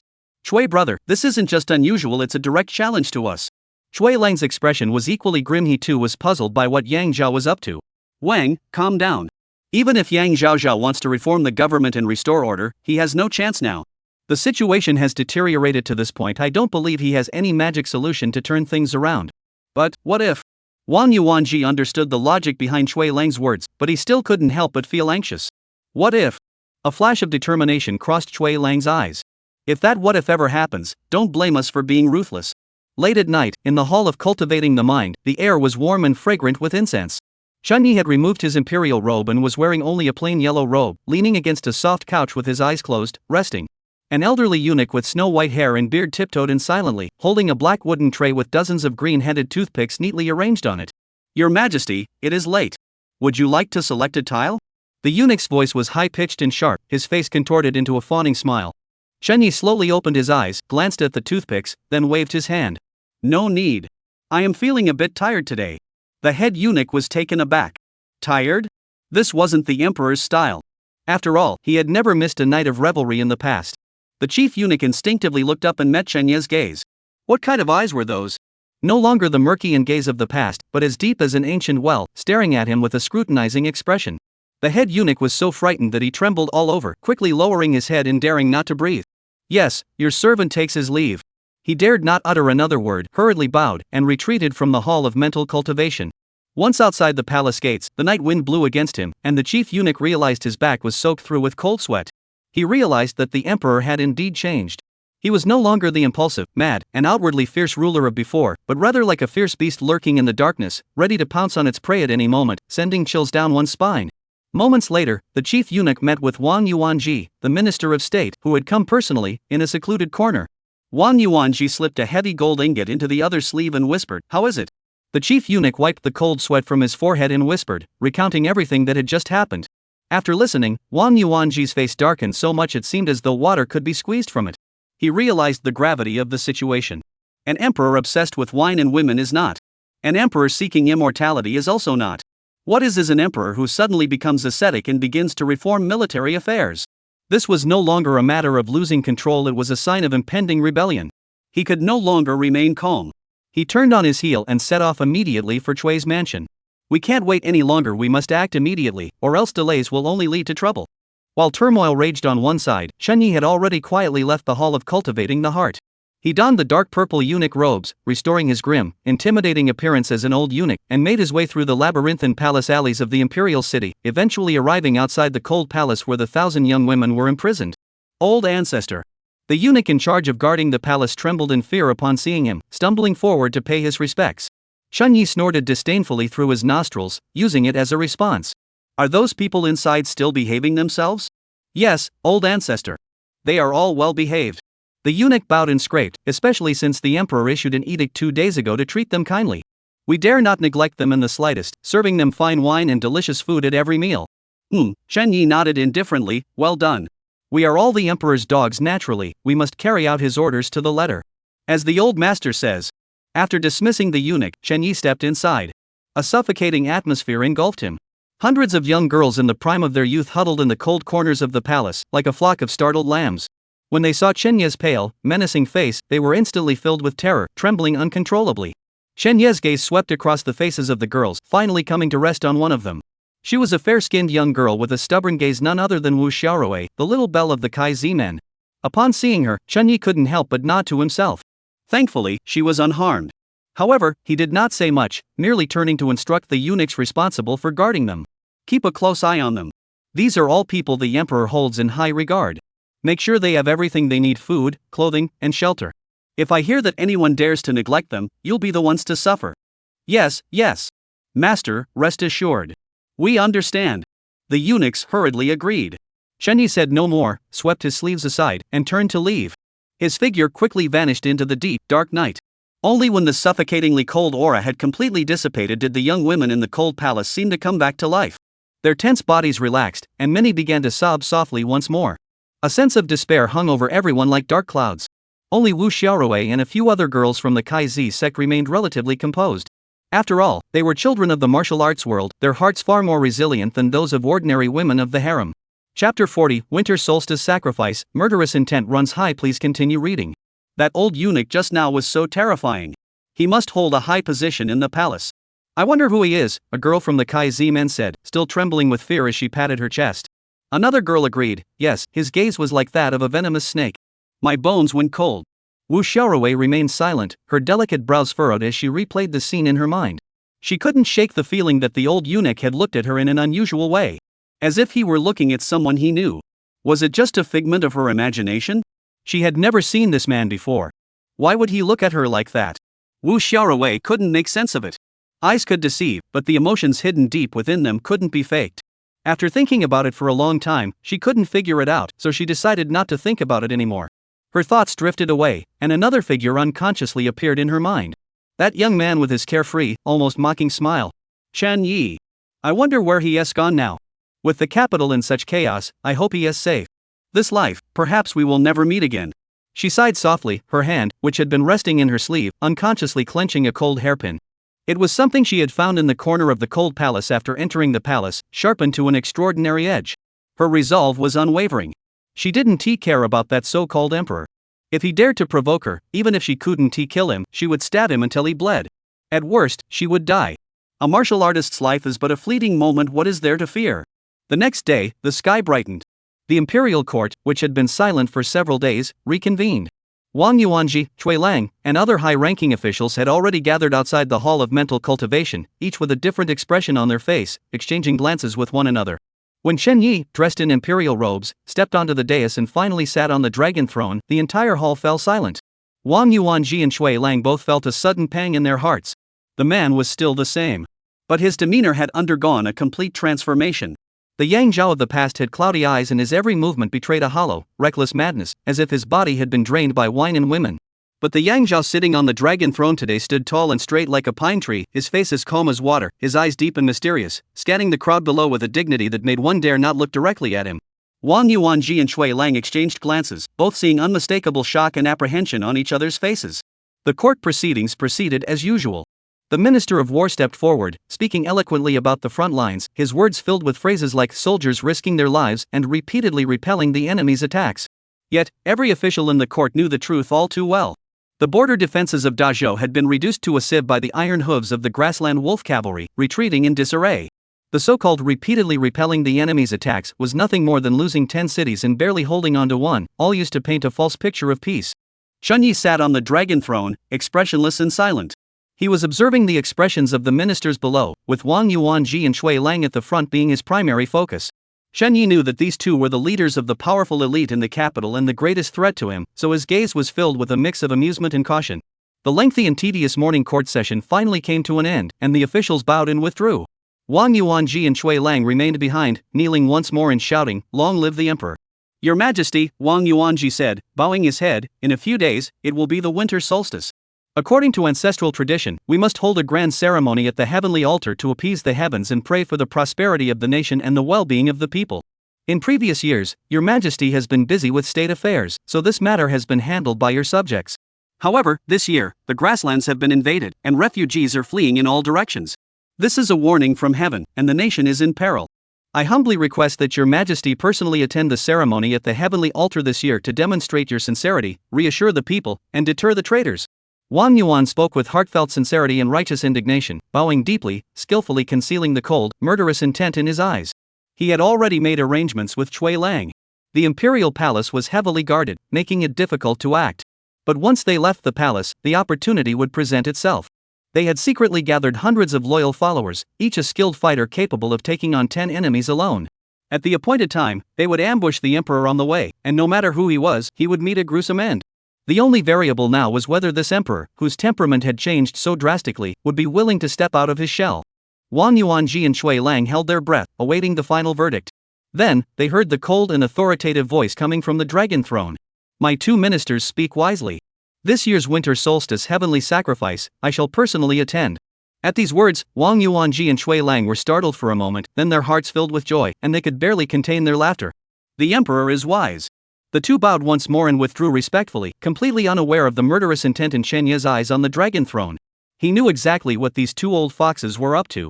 Luring them into a trap? Coincidentally, that was exactly his intention. The current situation in the capital was like a dead chess game. To break the deadlock, one had to take drastic measures. He didn't have the luxury of time to drag this out with the aristocratic clans. Since they had handed him the knife, he might as well seize the opportunity for a swift and decisive battle. Once the two biggest thorns in his side, Wang and Cui, are neutralized, the rest will be easy pickings. Over the next few days, Chen Yi practically lived at the Imperial Guard's camp. He didn't preach any grand principles. His only command was, spend money freely. Silver flowed like water as rewards, and wine and meat were freely provided. The emperor himself came to reward the troops. This simple yet brutal approach yielded surprisingly good results. The lower-ranking officers and soldiers of the Imperial Guard, who were mostly from humble backgrounds, had always harbored natural distrust toward the aristocratic clans. Now, seeing the emperor show such concern for his subordinates, they couldn't help but feel grateful and loyal, their loyalty soaring. While relying on this army to fight against the nomadic cavalry on the plains was still unrealistic, it was more than sufficient for dealing with the powerful aristocratic clans within the city. Late at night, Chen Yi summoned the commander of the Imperial Guard, Tong Lei, to a tent, where the two discussed matters by candlelight for a long time. Meanwhile, the Cui and Wang families were also busy. Their retainers and loyal followers were secretly mobilized, and an invisible net was quietly being cast. Before long, the winter solstice arrived. Before dawn, delicate snowflakes began to fall from the sky, drifting gently and covering the imperial city, which was about to undergo a major transformation, in a layer of white. Chen Yi glanced at the almanac brought by the Astronomical Bureau. Auspicious, sacrifices, travel, and betrothal. Auspicious. He smiled, casually tossing the almanac into the fire pit, watching it turn to ashes. Then, attended by a group of palace maids, he donned a black fox fur coat for warmth and stepped out of the palace gates. At that moment, snow and wind swirled wildly, and the air was thick with murderous intent. It was time to turn the tables. Chapter 41, Ambush at the Stone Bridge. The long street was deathly quiet. The once bustling marketplace was now deserted, with the cold wind whipping snowflakes that stung the face like knives. In such weather, the poor and destitute huddled in their homes, using their body heat to fight the cold, praying to survive the winter. In stark contrast to the stillness outside, a large procession was slowly making its way through the snow. Bright yellow dragon flags fluttered in the wind and snow, while imperial guards clad in heavy armor stood on either side of the lavishly adorned imperial carriage, their presence imposing and solemn. Chen Yi sat upright inside the imperial carriage, gazing indifferently out the thick glass windows at the snowy landscape beyond. The journey from the imperial palace to the Temple of Heaven was not particularly long. After passing through the long street before them and crossing a stone bridge named Changning, they would be nearly there. As the massive procession stepped onto the bridge, an unexpected turn of events occurred. Whoosh, whoosh, whoosh. Dozens of sharp whistling sounds suddenly filled the air. The ice beneath the bridge was shattered, and dozens of assassins dressed in white burst out of the icy river. Taking cover behind the bridge piers, they drew their powerful crossbows, pulled the triggers, and unleashed a hail of poison-tipped arrows that flew like locusts toward the imperial carriage. Protect the imperial carriage! The imperial guards on the outskirts roared in anger, raising their shields. Clanging sounds filled the air. The arrows struck the thick, specially reinforced walls of the imperial carriage, leaving only white marks they couldn't penetrate the armor. Failing to penetrate, the white-clad assassins, fearless in the face of death, leaped from beneath the bridge, their long swords flashing with a cold, menacing glow, and chargedly toward the imperial carriage. The first few assassins moved with lightning speed, breaking through the hastily formed defensive line of the imperial guards and charging straight toward the carriage doors. One of them, with a savage grin on his face, raised his long sword high, about to cleave the door open. But at that moment, a flash of cold light darted out from the gap in the carriage curtain. Put! The Death Knight's grin froze on his face as a dagger no longer than 3 inches long pierced his forehead. He fell backward stiffly, warm blood splattering the snow, a stark contrast to the white ground.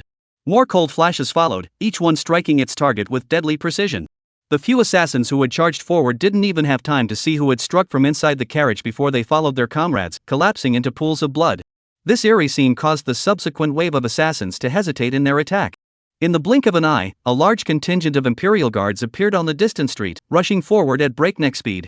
They swiftly surrounded the stone bridge, completely encircling the group of white-clad assassins. The white-clad assassins clearly hadn't anticipated an ambush, and their ranks immediately fell into disarray. Though each of them was a skilled fighter, they were no match for the imperial guards, who outnumbered them by several to one, were well equipped, and had been waiting in ambush.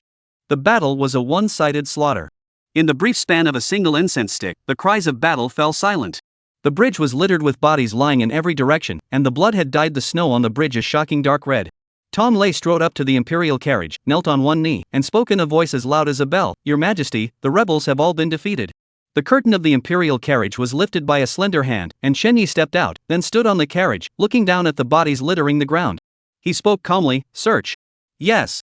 The imperial guards immediately moved forward to search the bodies of the dead rebels. Soon, an officer reported loudly, "Your Majesty, we have found the waist badges of the Cui and Wang families on these rebels." As he spoke, he presented several blood-stained wooden waist badges. Upon hearing this, all the soldiers present were stunned. The Cui family? The Wang family? These two powerful aristocratic clans, who held immense influence over the court, dared to attempt to assassinate the king? Of course, all these so-called pieces of evidence were carefully prepared in advance by Chen Yi and then retrieved by Tong Lei's trusted confidants. Regardless of whether these white-clad assassins were sent by the Cui or Wang clans, the blame must be pinned on them. After all, Chen Yi needed a legitimate reason, and everything else was irrelevant. After receiving the waist badge, Chen Yi merely glanced at it before tossing it to the ground, his tone icy. "Shui Lang and Wang Yuanji, you plotted to assassinate the emperor and rebel against the state. Your crimes are equivalent to treason. I hereby declare that the Chui and Wang families are all traitors and rebels. Tong Lei, heed my command. Your servant is here. Tong Lei responded loudly. I order you to immediately lead the Imperial Guards to raid the residences of Chui and Wang. Any resistance within the premises shall be met with lethal force. This servant obeys the Imperial decree. At the command, thousands of Imperial Guards swiftly divided into two groups, charging toward the residences of the Chui and Wang families with a murderous intent. Meanwhile, inside the Chui mansion, Chui Lang and Wang Yuan were waiting for good news from the front lines. In their eyes, the plan was flawless. With over 100 loyal assassins trained since childhood, plus a surprise ambush, how could that young upstart possibly survive? Once the news arrives, we can claim that the emperor was killed by bandits, and then we can install a new ruler who will obey our commands. The empire of Dazhou will then be ours for the taking, Wang Yuanji said, holding his teacup, his face betraying his unhidden satisfaction. Chui Lang stroked his beard and smiled, about to speak. Suddenly, deafening battle cries erupted from outside. Both men's expressions changed instantly. What is happening? A servant rushed in, crawling and stumbling, his face filled with terror. Master, it's bad. The Imperial Guards are coming.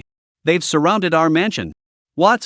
Chui Lang and Wang Yuanji were struck speechless, their teacups clattering to the ground and shattering into pieces.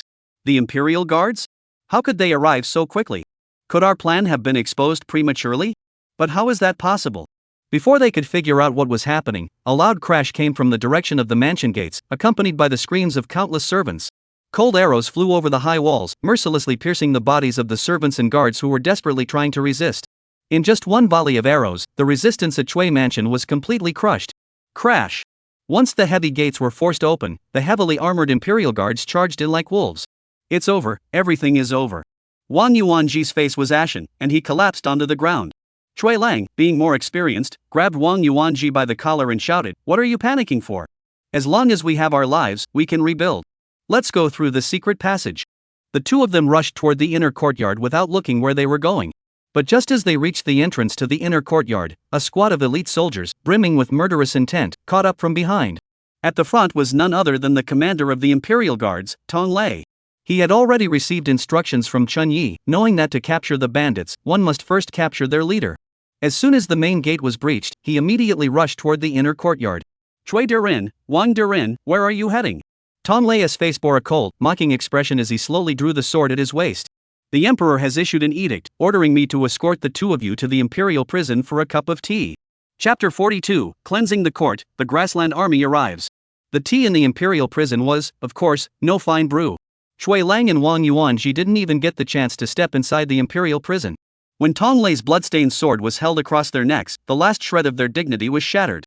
Wang Yuanji wept uncontrollably, repeatedly kowtowing, his words incoherent as he cried out his innocence and begged for mercy, reducing himself to the dust. Chui Lang, the head of a prominent family who had wielded immense power in the court for decades, remained surprisingly calm. He glared at Tong Lei with eyes filled with resentment. Tong Lei, you are nothing but a dog by the emperor's side. Today you kill me, but one day you will meet the same fate. When the rabbit is dead, the dog is cooked. When the birds are gone, the bow is hidden. You wait and see. Tong Lei's face showed no emotion as he coldly uttered two words. Noisy. Before the words had even finished echoing, a flash of steel cut through the air. A head flew into the air, and hot blood sprayed Wang Yuanji's face. Wang Yuanji's screams abruptly ceased, his body trembling like a sieve, and a foul stench quickly filled the air. Tong Lei didn't even bother to glance at him again, waving his hand at the soldiers behind him. Take him away. The next day, the sky remained overcast, with leaden gray clouds hanging low, as if another heavy snowfall might fall at any moment. Outside the imperial city's noon gate, the crowd was densely packed. Thousands of imperial guards surrounded the execution ground, their spears forming a forest, the air thick with the scent of death. On the execution platform, the severed heads of Chui Lang and Wang Yuanji were hung high, their eyes wide open, as if still accusing Chun Yi of injustice. Below the platform, every official in the court had been summoned to witness the execution. They stared at the two familiar yet unfamiliar heads, their faces ashen, too terrified to utter a sound. Especially those officials who had been close to the Chui and Wang families in the past were trembling uncontrollably, barely able to stand. These people could not fathom how they, who had been obsessed with wine, women, and elixirs, had suddenly transformed into a ferocious tiger that preyed on its victims. Despite their doubts, when Chun Yi ascended the platform, they all knelt down and shouted, "Long live the emperor!" Among these voices, there was both reverence and fear. Chen Ye's gaze slowly swept over the terrified faces below, then he spoke calmly. I know that many of you are dissatisfied. Chen Yi finally spoke, his voice not loud, but clear enough to echo throughout the execution ground. You think I am a tyrant, that I kill innocents without mercy. You think Shui Lang and Wang Yuan did not deserve death? He paused, then his voice suddenly turned harsh. These two men, as high-ranking officials of the court, who have been fed by the emperor's bounty, have instead formed factions for personal gain, disrupting the order of the court. When barbarian tribes from the steppes were at the gates of the city, they did not think about how to repel the enemy, but only about how to enrich themselves, and even plotted to kill the emperor and rebel against the state. Such crimes deserve nothing less than the execution of the ringleaders, and this is already an act of immense mercy on my part. Today, I make this declaration. From this day forward, anyone who oppresses the people, hoards goods for profit, or colludes with the enemy to betray the nation will meet the same fate as Cui and Wang. And Guogong, what do you say? Chun Yi suddenly turned his voice toward Li Jun. Li Jun, who had lost one eye, shuddered violently and immediately knelt down, banging his head on the ground. The emperor is wise.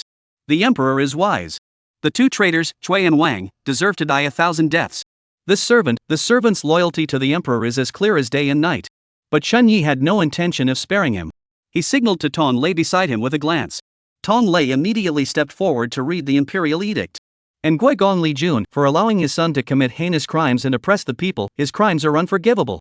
Zhang Bo, Minister of Revenue, for embezzling military funds and enriching himself, you are a parasite of the state. Sun Yi, Minister of Rights, for forming factions and selling official positions. One name after another was read aloud, each one a prominent figure in the court. At the end of the imperial edict was a cold, piercing sentence. All those named above are to be tried jointly by the 3 judicial departments, with no leniency shown. At these words, the officials were as though they had lost their parents, and Li Jun fainted on the spot, only to be dragged away ruthlessly by the imperial guards. The remaining officials all knelt on the ground, trembling in fear, their reverence for the current emperor reaching its peak. After the swift purge, Chen Ye's second act was to order the release of the young women who had been conscripted into the palace for alchemy. Not only that, Chen Yi also confiscated all the assets of the Cui and Wang families, half of which were deposited into the national treasury for military expenses, while the other half was distributed to the poor and needy in the capital. In no time, Chen Ye's reputation among the people soared at an unprecedented pace, completely erasing his previous image as a. Through these measures, Chun Yi quickly gained control of the government and immediately began implementing his plans with bold and decisive actions. In the days that followed, Chun Yi became a workaholic. The lamps in the hall of cultivating the mind burned brightly night after night. Piles of memorials, military reports from the borders, city defense blueprints, and treasury accounts, he worked tirelessly like a machine, handling every aspect of this vast empire. The eunuchs and palace maids in the palace grew increasingly awed by this emperor. They had never seen such a diligent ruler. The Yang Zhao of the past was either indulging in debauchery in the harem or seeking immortality in the alchemy chambers. Had he ever truly cared about state affairs? The concubines in the harem were even more eager to see this transformed emperor. Unfortunately, Chun Yi had never been there. The results of the raids on these aristocratic families were quite impressive, at least the state treasury was significantly replenished. With money in hand, Chun Yi began to arm the city with unprecedented fervor. The crumbling city walls were reinforced, and countless rolling logs, boulders, and flaming oil were transported to the city ramparts. The Imperial Guard was expanded to 30,000 troops, training day and night with battle cries shaking the heavens. Posters were plastered throughout the city, recruiting young men and promising generous rewards to form a volunteer militia to defend the city.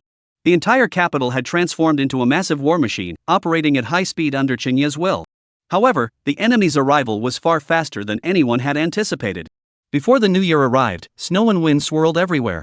A lone rider charged into the capital like a madman. As the knight tumbled from his horse, he was gasping for breath. The Yingding fortress has fallen. The barbarian army has passed through Tong County and will soon be at the city gates. The news spread, sending shockwaves through the court and the country. Chen Yi remained calm.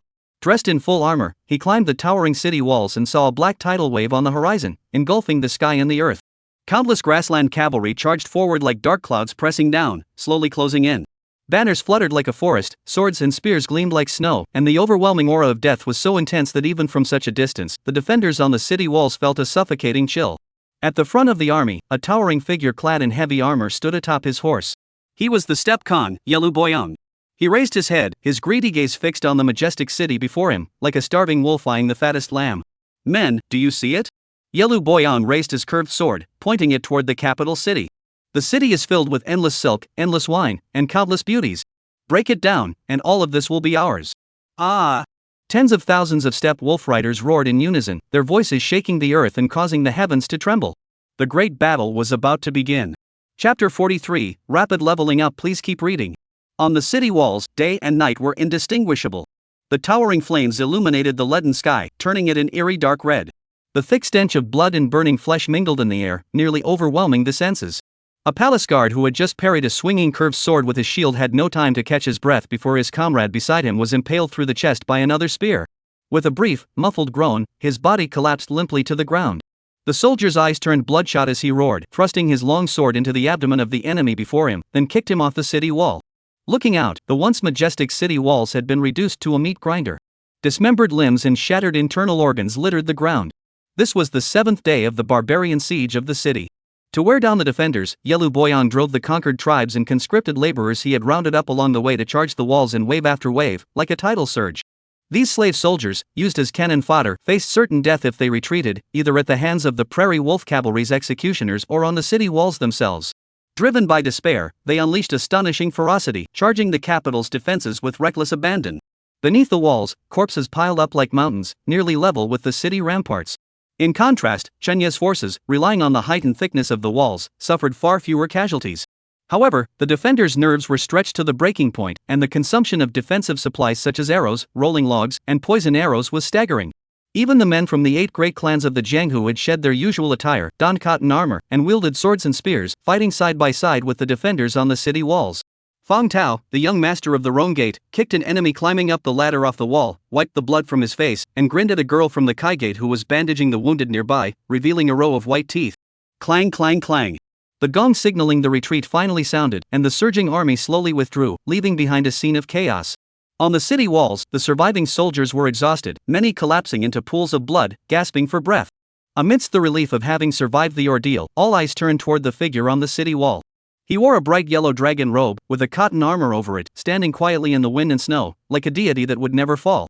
It was this figure that gave everyone the courage to keep going. Chunyi stared expressionlessly at the carnage below, a faint sigh escaping his lips. War was, after all, the most brutal of all battles. Vivid lives on the battlefield were nothing more than numbers. Your Majesty. The commander of the Imperial Guards, Ton Lei, strode forward, his armor still stained with fresh blood. His voice was hoarse and weary. Our casualties exceed 3,000, but we can still fight. However, the city's supplies of arrows, rolling logs, and other military provisions are severely depleted. If we don't receive reinforcements soon, we can hold out for no more than 5 days. 5 days. This number felt like a boulder crushing the hearts of all the generals who heard it. Chen Yi nodded, his expression unchanged. Transmit my orders. The Ministry of War and the Ministry of Works must do everything in their power to dismantle civilian homes, melt down ironware, and replenish military supplies as quickly as possible. Additionally, deploy the reserve forces to relieve the frontline soldiers, allowing them to rotate and rest. He carried out his orders with calm precision, his voice steady, as if completely unfazed by the dire situation before him. This calm demeanor also slightly reassured the generals around him. After handling military affairs, Chunyi returned to the makeshift camp inside the city walls. Dinner was simple, a bowl of meat soup and a few steamed buns. The eunuch in charge of serving him looked heartbroken, believing that feeding the emperor such food was an insult, but Chunyi paid no heed, eating heartily. As he ate, Chunyi opened the system interface. Occupation, Master of Disguise LV3. Talent, Soul Stealing and Shadow Theft. Skills, Sleight of Hand LV10, Swift Blade LV10, Wall Climbing LV10, Invisibility LV10, Throwing LV10, Bone Manipulation LV5, Sound Imitation LV5. The 7 days of bloody battles, commanding tens of thousands of lives from the center of the army, had caused his thief saint profession to advance 2 levels. Chunyi pondered that this was likely related to his role as the emperor. Additionally, his bone manipulation and sound mimicry skills had reached level 5, while his shadow stealing and throwing knife skills had directly reached max level. The rise in his strength also gave Chunyi greater confidence in what he needed to do next. Outside the city, at the Grassland Army's camp, the leader of the Grassland tribe, Yelu Boyang, was extremely frustrated. He never imagined that this capital city would be so difficult to conquer. He had assumed that it would only take a few days to capture it, or that the powerful deterrent of the Grassland cavalry would force the Dezhou officials to surrender the city and submit to him. But the reality turned out to be entirely different. The great Zhao Emperor Yang Zhao, who was rumored to be cowardly and indulgent in wine and women, had transformed into a completely different person, bold, ruthless, and highly strategic. This made him feel extremely troubled. What made him even more anxious was that while his elite troops had suffered minimal losses, the consumption of provisions was a bottomless pit. The men of the steppe could endure bloodshed, but they could not endure hunger and endless waiting. Currently, he was relying solely on his years of prestige to suppress them. But once that patience was exhausted, these tens of thousands of cavalrymen, as fierce as wolves, would turn into uncontrollable beasts and even turn on their master. We can't wait any longer. A flash of ferocity crossed Yelu Boyang's eyes. As night fell, the fierce battle finally came to an end. Both sides silently ceased their attacks, but the city walls remained lit up, with patrols daring not to relax for a moment. But in an unnoticed blind spot, a dark figure slipped out of the shadows like a ghost, disappearing into the vast snowy night in a few swift movements. Chunyi returned to his true form, clad in black night attire, moving swiftly through the snow without making a sound. During this time, he had not remained on the city walls the entire time. He had ventured out several times at night to reconnoiter, gaining some understanding of the layout of the grassland encampment. Chunyi did not head toward the central military tent. He knew the defenses there were undoubtedly extremely stringent, and even with his current mastery of stealth, he would find it difficult to escape if surrounded. His objective was to create as much chaos as possible before making his final decision. Circling around the heavily guarded front camp, Chunyi's figure appeared at the rear of the camp. This area was relatively lax, with several drunken steppe soldiers gathered around a campfire, boasting loudly. Soon, Chunyi locked onto an unlucky soul who had gotten up in the middle of the night, and quietly followed him. The moment the man turned into a tent, Chunyi struck. One hand clamped tightly over the man's mouth and nose, while the other held a short knife that sliced swiftly and precisely across his throat. The nomad soldier didn't even have time to utter a sound before his body went limp. Chunyi swiftly dragged the body into the shadows, quickly stripping off the heavy, sheep-smelling fur coat and putting it on himself. With a flick of his mind, Chunyi's bones emitted a series of faint cracking sounds, and within mere breaths, his form and features became identical to those of the unfortunate man who had just died. After finishing, he hid the body, adjusted his collar, and mimicked the rough gait of the grassland people, staggering toward a well-lit, heavily guarded area. That was the very heart of the grassland army's lifeline, the supply depot. Chapter 44, Cutting the Flag and Assassination of the General. Please continue reading. The defenses here were extremely stringent, with guards stationed every 3 steps and sentries every 5, and patrols coming and going incessantly. However, Chunyi, disguised as an unlucky soul, seemed to be a familiar face here. He stumbled along, encountering several patrols that merely cursed him rudely and told him to get back to sleep, showing no suspicion. This allowed Chunyi to slip into the core area of the region with ease. The towering piles of grain and fodder stood out starkly against the wind and snow. Just as Chunyi was about to approach, a sharp shout rang out from behind him. Stop! It was the language of the grasslands. However, Chunyi had spent some time studying the grassland language recently. Since it was simple and primitive, he had quickly picked it up and now could speak it fluently. He turned around to look and saw a tall, muscular commander leading a group of bodyguards walking quickly toward him. Which tent are you from? What are you doing here in the middle of the night? Chunyi pretended to be drunk, mumbling incoherently, General, I really need to use the restroom. I must have come to the wrong place. The general, seeing his drunken appearance, relaxed his guard slightly. Steppe warriors were notorious for their love of alcohol. Though there were military prohibitions, drinking in private was commonplace, and as long as it didn't interfere with duties, the officers usually turned a blind eye. Get out of here. If you dare to intrude again, I'll cut off your head. The general waved his hand impatiently. Yes, yes. Chunyi nodded and bowed, his body swaying as he walked toward the general, as if he couldn't stand steadily. A flash of disgust crossed the commander's eyes as he was about to shout again. But just as they passed each other, a sudden change occurred. A cold, eerie gleam flashed from Chunyi's sleeve, too fast for anyone to react. The general's face froze in disbelief as he looked down at the dagger embedded in his throat, his eyes quickly losing their luster. The incident unfolded too quickly for the surrounding soldiers to even realize what had happened. Chunyi didn't give them any time to react. He reached into his robe and pulled out several black, muddy wine jars, flinging them into the towering pile of grain and fodder. These were the enhanced versions of the Molotov cocktails he had recently devised, far more powerful and fiercer than the one he had used at the Duke of Anne's mansion. Bang! Bang! Bang! The jars shattered, and the acrid smell of burning oil spread. The grain and fodder, already dried out by the biting cold wind, ignited almost instantly. The biting cold wind became the perfect accomplice, fueling the flames and intensifying their power. In just a few breaths, the flames shot up several dozen feet high, quickly merging into a vast sea of fire that illuminated half the night sky in a brilliant red glow. Assassins! Put out the fire! Only then did the personal guards snap out of their daze, roaring as they charged toward Chunyi. But Chunyi had already calculated the timing perfectly. He leaped into the shadows in the distance, disappearing from sight. In the central military tent, Yelu Boyan was drinking from a golden cup. The commotion outside caused him to furrow his brows. Just as he was about to scold someone, a strong smell of burning wafted in with the cold wind. His heart lurched, and he tore open the tent flap and rushed out. When he saw the fiery inferno engulfing the grain supplies, the grassland overlord's pupils contracted to the size of needles. My provisions! Yelu Boyan let out a bestial roar, his face contorted with intense anger. But he quickly forced himself to calm down. He was the king of the steppe, the backbone of tens of thousands of wolf riders. The more critical the situation, the more he had to remain composed.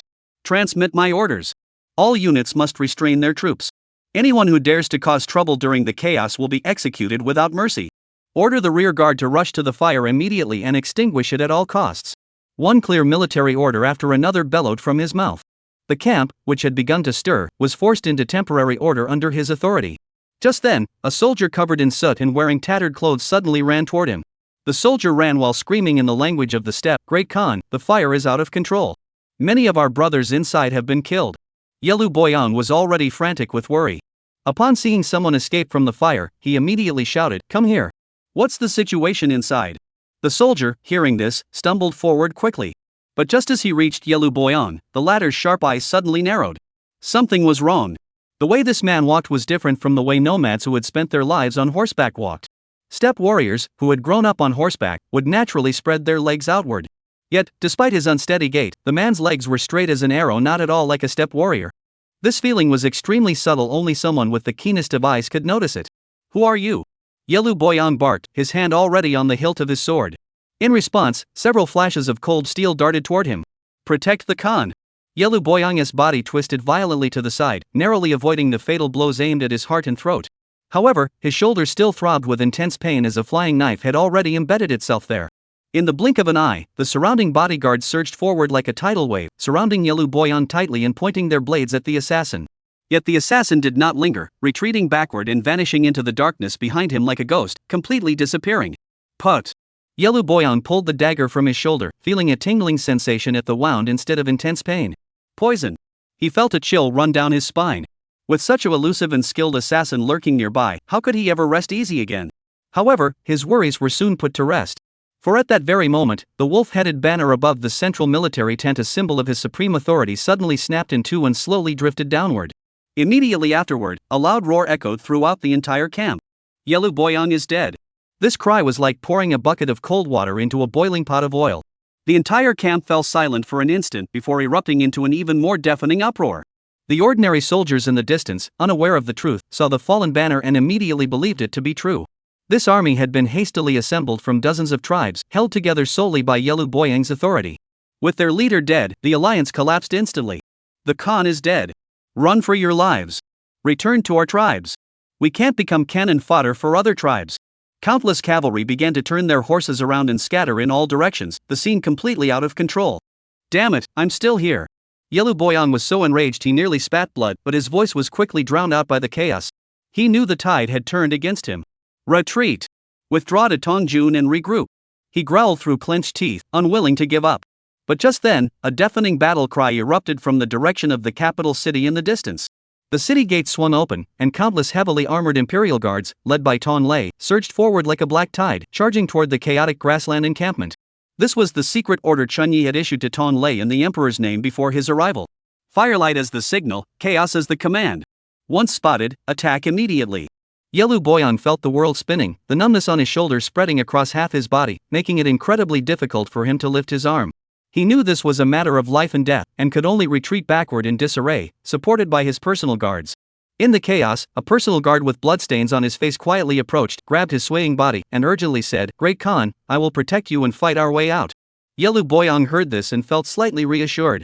But the next moment, he felt a sudden chill on the back of his neck. A short blade, precise and ruthless, pierced his cervical vertebrae. Chapter 45, Hiding One's Achievements and Fame. Yelu Boyang was dead. Until his last breath, he never saw the face of the man who had killed him. With his death, the vast grassland army collapsed completely. These once fierce steppe cavalrymen fled in a frenzy. In the process, they jostled and trampled one another, resulting in many dying under the hooves of their own comrades before they even encountered the enemy. Tong Lei, of course, would not miss this golden opportunity. He led the Imperial Guards in hot pursuit, chasing them for dozens of miles, killing until the ground was littered with corpses and the blood flowed like rivers. Meanwhile, Chunyi quietly returned to the capital and entered the imperial tent on the city walls, once again assuming the identity of Emperor Yang Zhao of the Great Zhao Empire. It wasn't until dawn that the fierce battle, which had raged all night, finally came to an end. When Tong Lei returned with his victorious troops, Chunyi personally went out to greet him. Upon seeing this scene, Tong Lei dismounted his horse from a distance, hurried forward, knelt on one knee, and shouted with a voice filled with reverence and fervor. "Your Majesty, your servant has fulfilled his mission. I have completely routed the barbarian tribes of the grasslands. Only a small number of them managed to escape, but I have ordered a thorough search, and they will all be annihilated today. Tong Lei's attitude was not feigned at that moment. He had come to admire the young emperor before him to the point of utter devotion. The previous evening, Chen Yi had secretly summoned him, ordering him to lead his elite troops and prepare for battle, waiting for the signal of fire outside the city walls before launching their attack. At that time, Tong Lei was filled with doubts. After all, the grassland encampment was heavily fortified, and Yelu Boyan was a formidable ruler. How could anyone possibly sneak in and set fire to it? But the emperor's orders were as firm as a mountain, and he had no choice but to obey. So when the towering flames finally erupted from the steppe encampment, the shock he felt was beyond words. He even began to believe that His Majesty was the chosen one of heaven, secretly aided by divine forces, for there was no other way to explain such unfathomable tactics. General Tong, you have worked hard. All the soldiers have worked hard. Chen Yi personally stepped forward to help Tong Lei to his feet, his gaze sweeping over the weary yet excited faces. Transmit my imperial decree: all soldiers who distinguished themselves in this battle shall be promoted 1 rank and awarded 100 taels of silver. Those who fell in battle shall receive double compensation, be enshrined in the Hall of the Brave, and be honored by the people forever. Thank you, Your Majesty, for your kindness. A deafening chorus of gratitude echoed through the heavens, every soldier's face radiating the joy of survival and reverence for Chen Yi. After this battle, Chen Yi's prestige among the court and the people reached an unprecedented peak. Soon, the body of Yelu Boyan was brought into the city, and the entire capital erupted in chaos. Cheering citizens flooded the streets, eager to catch a glimpse of the chieftain's appearance. Wu Xiaorui was also among the crowd. Over the past few days, she had been following the Sisters of the Kai Zi Gate, helping to treat the wounded and transport supplies, doing her part to contribute. But at that moment, her gaze was fixed on the slowly passing carriage.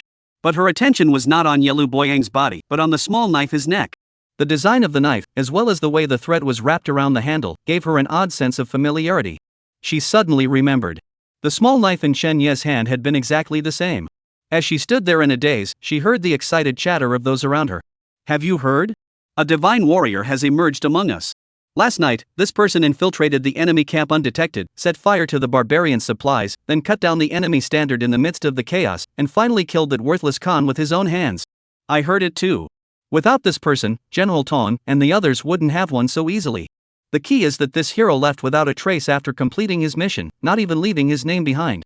Truly the mark of a true master. Do you think this person might be the moonlit hero? It might very well be him. Listening to these discussions, Wu Xiaorui shuddered, as if she had suddenly understood something.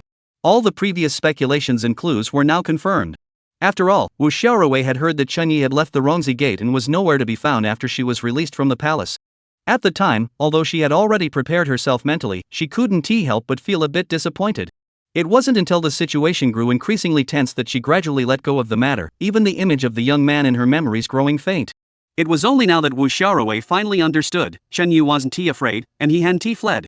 He had simply done something extraordinary in his own way, yet after achieving his goal, he chose to keep his achievements hidden and depart quietly. Thinking of this, Wu Xiaorui raised her head to look at the streak of dawn in the distant sky, and her eyes unconsciously grew moist. Because she had a premonition that she would probably never see that carefree young man again.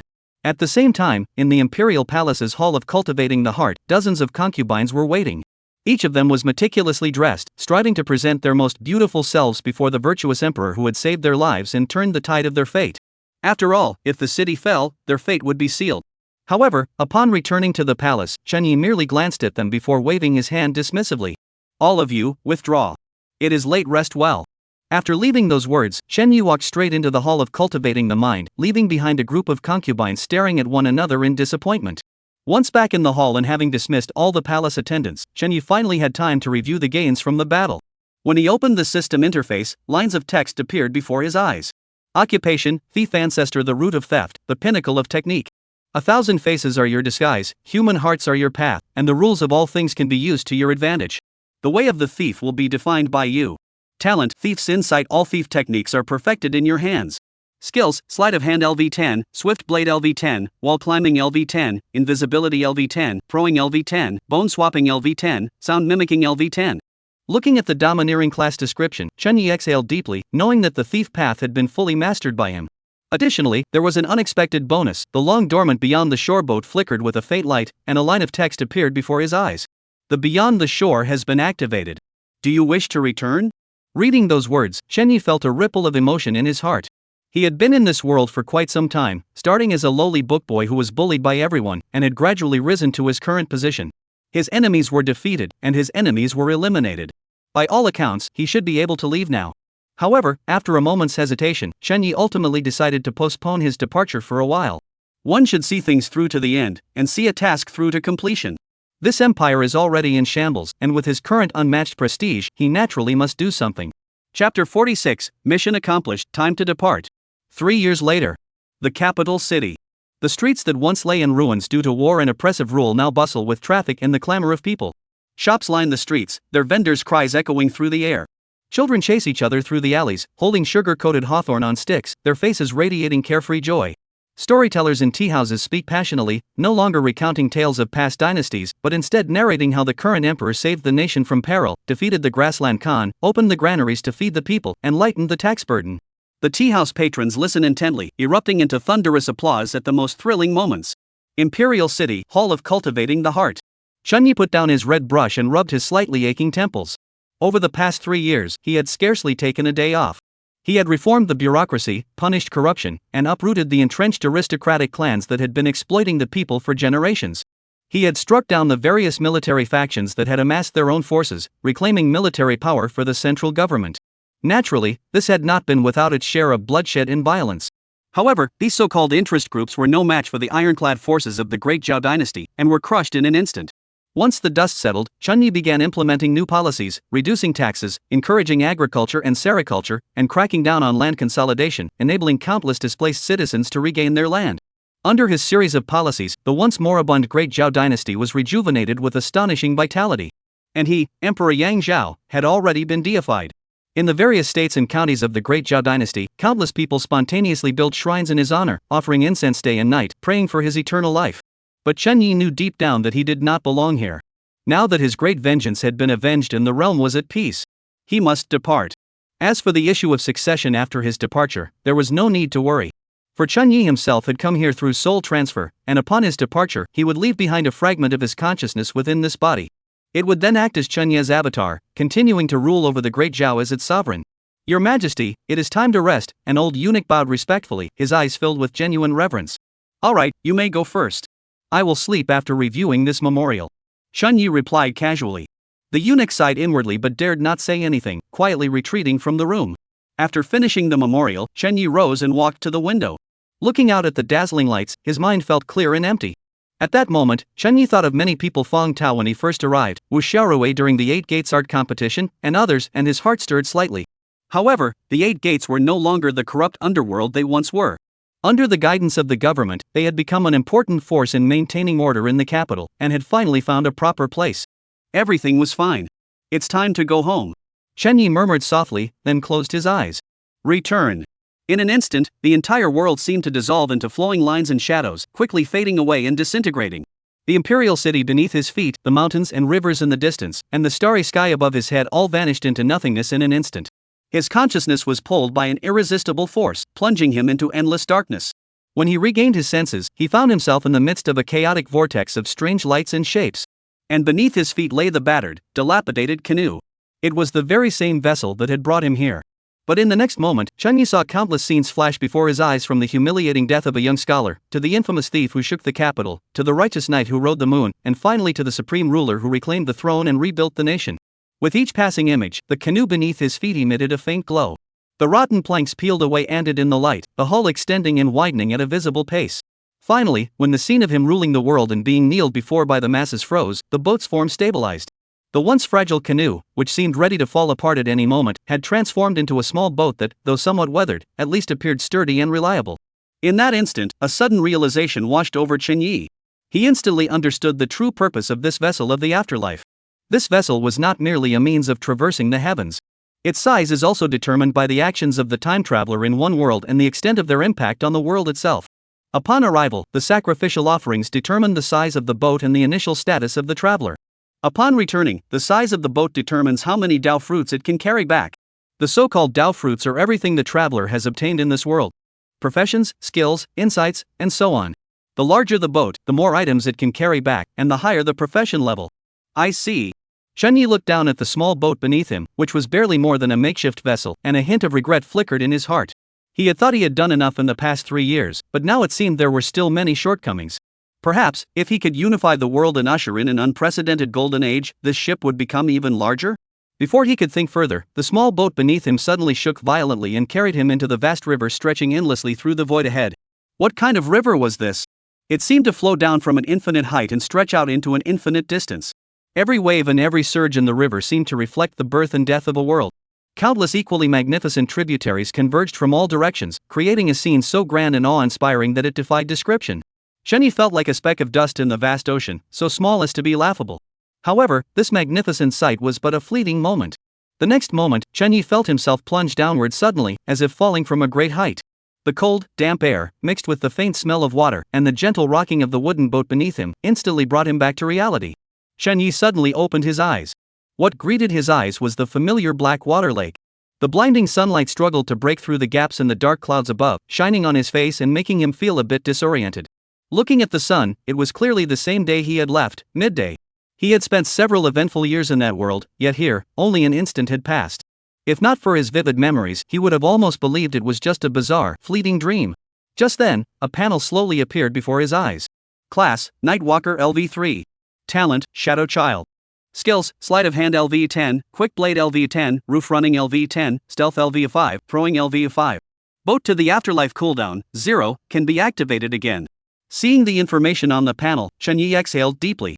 His achievements this time were only enough to bring back the Nightwalker profession along with its skills.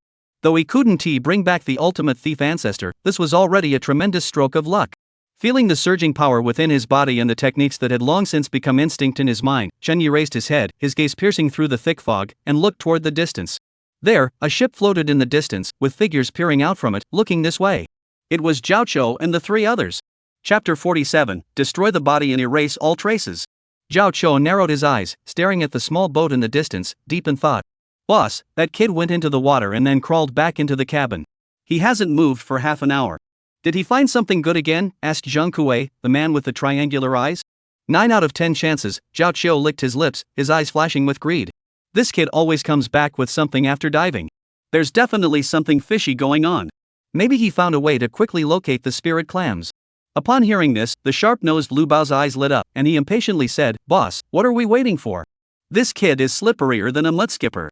Why don't we just kidnap him here and now? We don't want to risk him escaping. Zhao Chou glanced at Lu Ba and sneered, You're not just stupid, you're damn stupid. This area is full of people. How are we going to make a move? If word gets out, even if we pry the secret out of him, do you think the 3 of us can keep it safe? Lu Ba shrank his neck and dared not utter a word. Zhao Chou fixed his gaze on the small boat in the distance and said in a grim tone, We don't need to rush. Let's wait until he leaves this area, then we'll follow him. This time, we must keep a close eye on him. We absolutely cannot let him slip away again.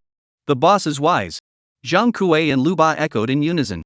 Zhao Chou was in a great mood, already envisioning the luxurious life he would lead once he obtained the secret. He gave his 2 subordinates a sly smile. Don't worry, follow me, and you'll never go hungry. The 2 flattered him once more. Just then, the small boat in the distance suddenly moved. Zhao Chou perked up. Let's go, follow it. After following the waterway for a while, all 3 were pleasantly surprised. Shenyi wasn't heading toward the dock instead, he was paddling further and further away, eventually leaving the main channel and entering a desolate stretch of water. Zhao Chou had been worried about finding a suitable place to act, but now he was delighted that the other party had voluntarily led them into a trap. So the 2 boats, one in front and one behind, quickly entered the misty fog. The surroundings grew utterly silent, with only the splashing sounds of oars cutting through the water echoing around them. Suddenly, the smaller boat ahead came to a halt. Zhao Chou and his 2 companions immediately surrounded it, blocking its retreat from behind. Shenyi remained calm, standing up and looking at Zhao Chou and his men with a composed expression. You've been chasing me for so long. What do you want? Zhao Chou sneered, Boy, I've been watching you for a long time. Hand over the method you used to quickly find the spirit clam, and surrender all the spirit pearls on your body, and I'll spare your life.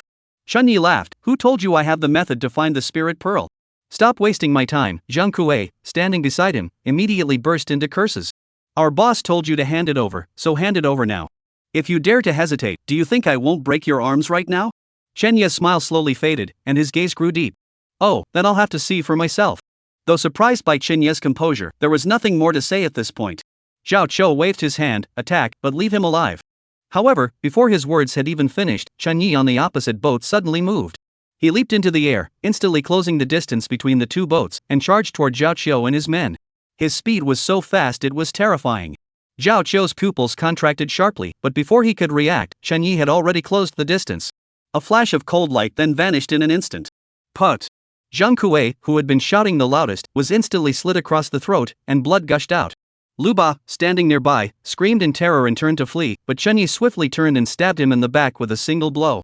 Lu Ba's body stiffened, stumbled forward a few steps, then fell directly into the water.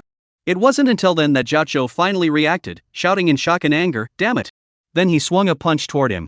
Zhao Qiu had studied martial arts under a master in his youth, though he had never reached a high level, his qi and blood were still robust.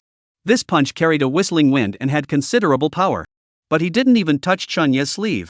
Chen Yi didn't even turn his head, he shifted his body to the side, and the fist's wind swept past his clothes. Immediately afterward, Chen Yi spun around and appeared behind Zhao Qiu. Another strike. This strike did not target a vital area but instead pierced precisely into the gap between his vertebrae. Zhao Qiu felt a sudden numbness throughout his body and collapsed onto the deck, losing all sensation. At the same time, Chen Yi walked up to his head. Zhao Qiu's face was filled with fear, and he kept begging for mercy. "I'm sorry, don't kill me, please, I really know I was wrong."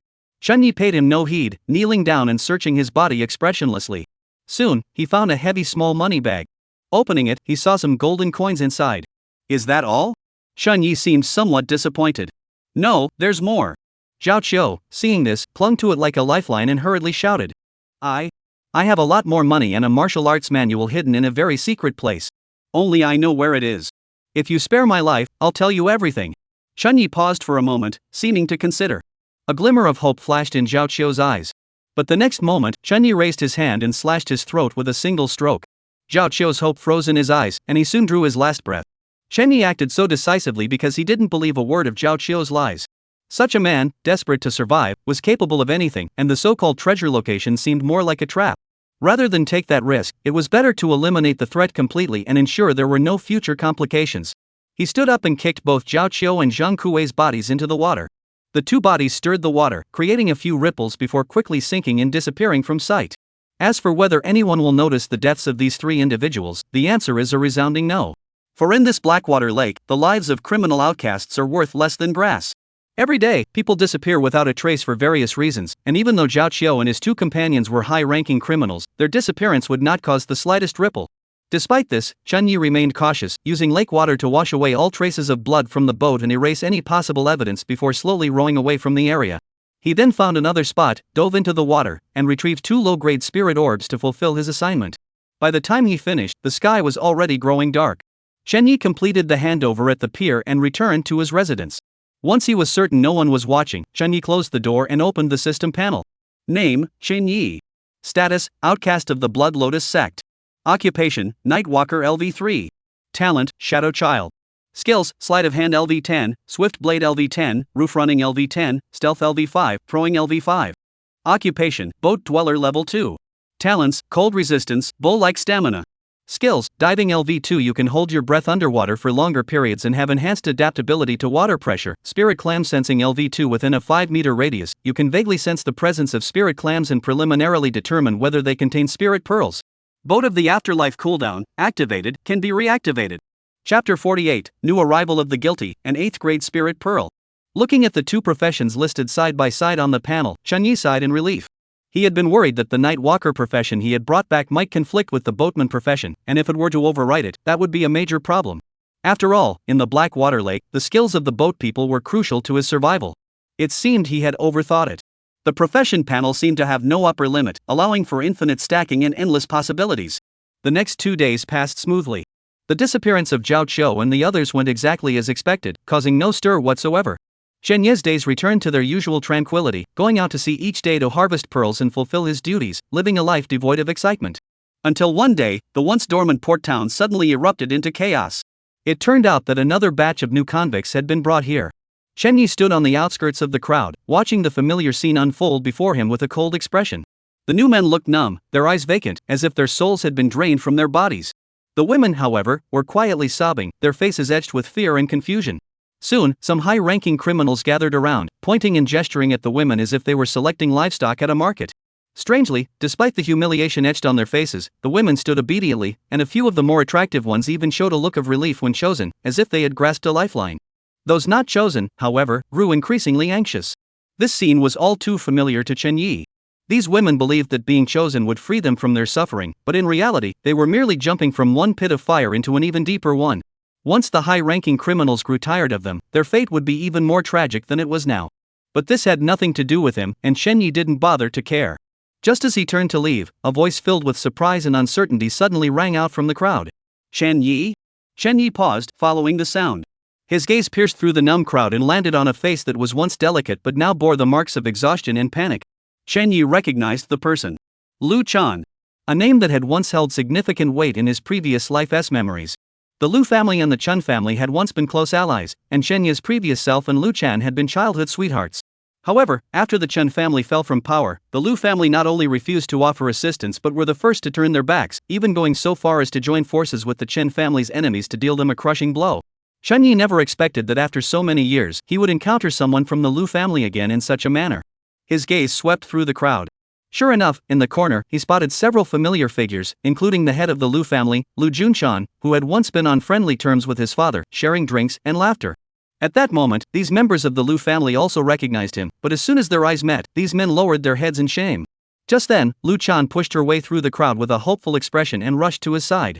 Chen Yi, is it really you? As she spoke, her eyes welled up with tears, and 2 clear tears slid down her cheeks. Her voice was choked with emotion, and her expression was so pitiful that even I felt sorry for her. Lu Chan had already noticed the clean and tidy clothes Chen Yi was wearing, which proved that he must be doing well here. Recalling the gentle and obedient young man from her memories, hope instantly ignited in Lu Chan's heart. In her eyes, as long as she lowered herself and used a few tricks, she was certain she could control him completely. However, none of what she had imagined came to pass. Chen Yi simply stared at her, his gaze as calm as a bottomless lake, without a single ripple. Then he turned around and was about to leave. Lu Chan froze. This reaction was completely different from what she had expected. As Chen Yi was about to walk away, Lu Chan couldn't care less about her dignity or pride anymore. She rushed forward recklessly and grabbed hold of Chen Yi's sleeve. Chen Yi, don't go. You can't just leave me. She burst into tears, her face covered in snot and tears, no trace of her former graceful demeanor remaining. The Lu family is ruined. Our entire family has been exiled here. If you don't want me either, I truly can't go on living. Please, for the sake of our childhood together, take me in. I can do anything: wash clothes, cook meals, serve tea and water, I'll do whatever you ask. Her wails drew the attention of those around her. The higher-ranking criminals watched the scene with interest, while the members of the Lu family stood there, their faces ashen. Chen Yi stopped in his tracks and turned to look at Lu Chan. A glimmer of hope and pleading flashed across Lu Chan's face. But Chen Yi replied in a flat tone, "What does that have to do with me?" With that, he gently shook off Lu Chan's hand and walked away without looking back. Lu Chan stood there like a statue, her mind a blank. Since her family's downfall, she had felt as though she were trapped in a nightmare. Now, just as she had finally glimpsed a glimmer of hope, it had been shattered in an instant. The Lu family's misfortune did not stir the slightest emotion in Chen Yi's heart. There was no sense of revenge, no schadenfreude, not even a hint of sympathy. To him now, these people were no different from stones by the roadside, not worth wasting any emotions on. Back on the ship, Chen Yi resumed his work. His goal was clear: to find a high-quality spirit pearl to prepare for his next journey. The 9th grade spirit pearl from last time had left Chen Yi starting out as a lowly bookboy falsely accused of murder, with a lowly status and a difficult path ahead. The quality of the offering determined the initial status. The higher the status, the smoother the start. Of course, it couldn't be too high either. If he were to sacrifice a 1st grade spirit pearl, he might end up in a top-tier world where immortals and demons roamed freely and even great beings were no better than dogs. With his current strength, he wouldn't even qualify as cannon fodder, and the likelihood of dying instantly at the start was extremely high. After careful consideration, Chen Yi finally set his sights on a 7th or 8th grade spirit pearl. Spirit pearls of this grade ensure a decent starting point without sending him to an overly dangerous world. Over the next few days, Chen Yi increased the frequency and depth of his spiritual cultivation. Thanks to the spirit pearl's sensing ability and his now powerful physique, Chen Yi's efficiency was extremely high. He even found several 9th grade spirit orbs, but Chen Yi didn't take any. Because one should not flaunt one's wealth. Earlier, he had drawn unwanted attention by being too conspicuous, which had attracted the covetous glances of Zhao Qiu and others. Now, Chen Yi was naturally even more cautious. Until one day, when Chen Yi infiltrated a deep, unexplored waterway, a sensation far stronger than any he had ever felt before suddenly emanated from below. "There's a big one." Chen Yi perked up and immediately dove down, clearing away the mud at the bottom of the lake. Sure enough, below him was a giant clam the size of a millstone. The shell of this spiritual clam was covered in the marks of time and emitted a faint spiritual glow. Chen Yi exerted tremendous effort to pry open a small crack in the tightly closed shell using his spiritual shovel. As the shell opened, a soft, non-blinding beam of light shone through. Chunyi stared intently and saw a spirit pearl the size of an egg, shrouded in a purple halo, lying quietly within the clam's flesh. It was an 8th grade spiritual pearl. Chapter 49, The White Disaster Chi, The Bandit's Beginning. Chunyi carefully extracted the pearl-sized spirit pearl from the clam meat. Its smooth texture and the powerful spiritual energy it contained invigorated his spirit. Without a moment's hesitation, Chunyi placed the spirit pearl into the pouch at his waist and immediately dived toward the water's surface. Just then, an inexplicable sense of fear suddenly welled up in his heart, followed by an icy chill enveloping his entire body. Crack! The yin-dispelling amulet hanging around his neck shattered into pieces in less than 5 seconds. Under the bone-chilling cold that could freeze the blood in his veins, Chunyi caught a glimpse of a white, misty figure approaching him from the distance. It was the White Disaster Chi. Chunyi's heart trembled, and he immediately thought of the terrifying creature from the Black Water Lake mentioned in legends. Calling it a creature was somewhat inaccurate, as no one had ever seen its true form, or rather, those who had seen it were already dead. People only knew that it was extremely bizarre, and once it appeared, the already icy water would become even more terrifying. As a result, only a handful of lucky individuals had ever managed to escape such a situation. Chunyi never expected that he would be so unlucky this time and encounter this thing. However, recalling the strange fish that had suddenly attacked him while he was collecting the 9th grade spirit pearls, Chunyi suddenly understood. There was no need to ask, these terrifying underwater beings were undoubtedly drawn here by the aura of the graded spirit pearls. These thoughts flashed through Chunyi's mind as the white gas cloud rapidly approached. But just as it was about to reach Chunyi, he suddenly vanished into the dark waters. The white mist struck empty, then swam around in confusion, clearly unaware of how Chunyi had vanished. At the same time, on the lake's surface, Chunyi suddenly broke through the water and began gasping for breath. Earlier, Chunyi had activated his Nightwalker ability, blending himself into the darkness, which allowed him to evade the White Disaster Chi. Damn it, next time I go pearl diving, I've got to be more careful. Chunyi warned himself silently. Moreover, this was only an 8th grade spirit pearl, yet it had encountered such a terrifying existence as the White Disaster Mist. What would happen if he were to harvest a 1st grade spirit pearl? Chunyi shuddered, forcing himself to stop thinking about it, then climbed back onto the small boat and returned to the cabin. He changed into dry clothes, rowed the boat to a secluded corner, checked everything to ensure there were no oversights, and then directly chose to consume it. The next moment, the familiar tugging sensation returned. The world before his eyes twisted and peeled away, transforming into shimmering lines of light before fading into nothingness. When Chunyi opened his eyes again, he found himself lying on a hard wooden bed. The room wasn't large and was somewhat dilapidated, but it was fully furnished with tables, chairs, a bed, and a wardrobe. The walls even hung a few paintings, giving the place an eclectic feel. Judging from the furnishings and layout of the room, this was clearly an ancient setting.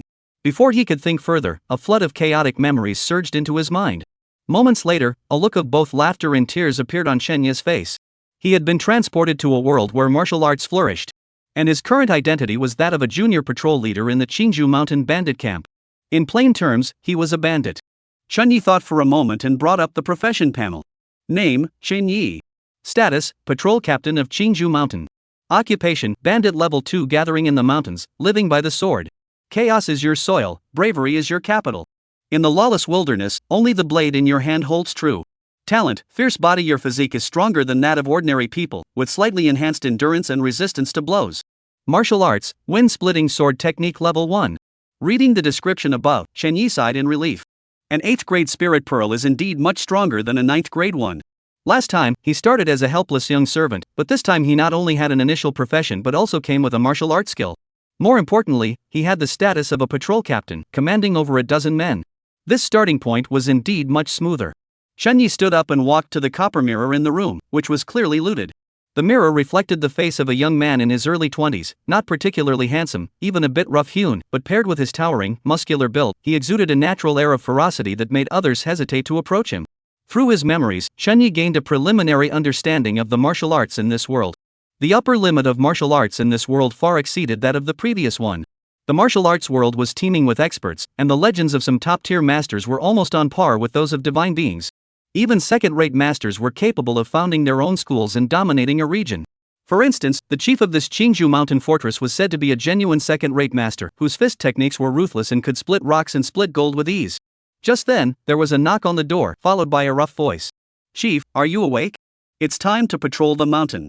Chunyi gathered his thoughts and replied in a deep voice, "I'm coming." He put on the coarse cloth clothes of the original host, then took a heavy ring-handled knife from the wall and slung it at his waist before pushing open the door.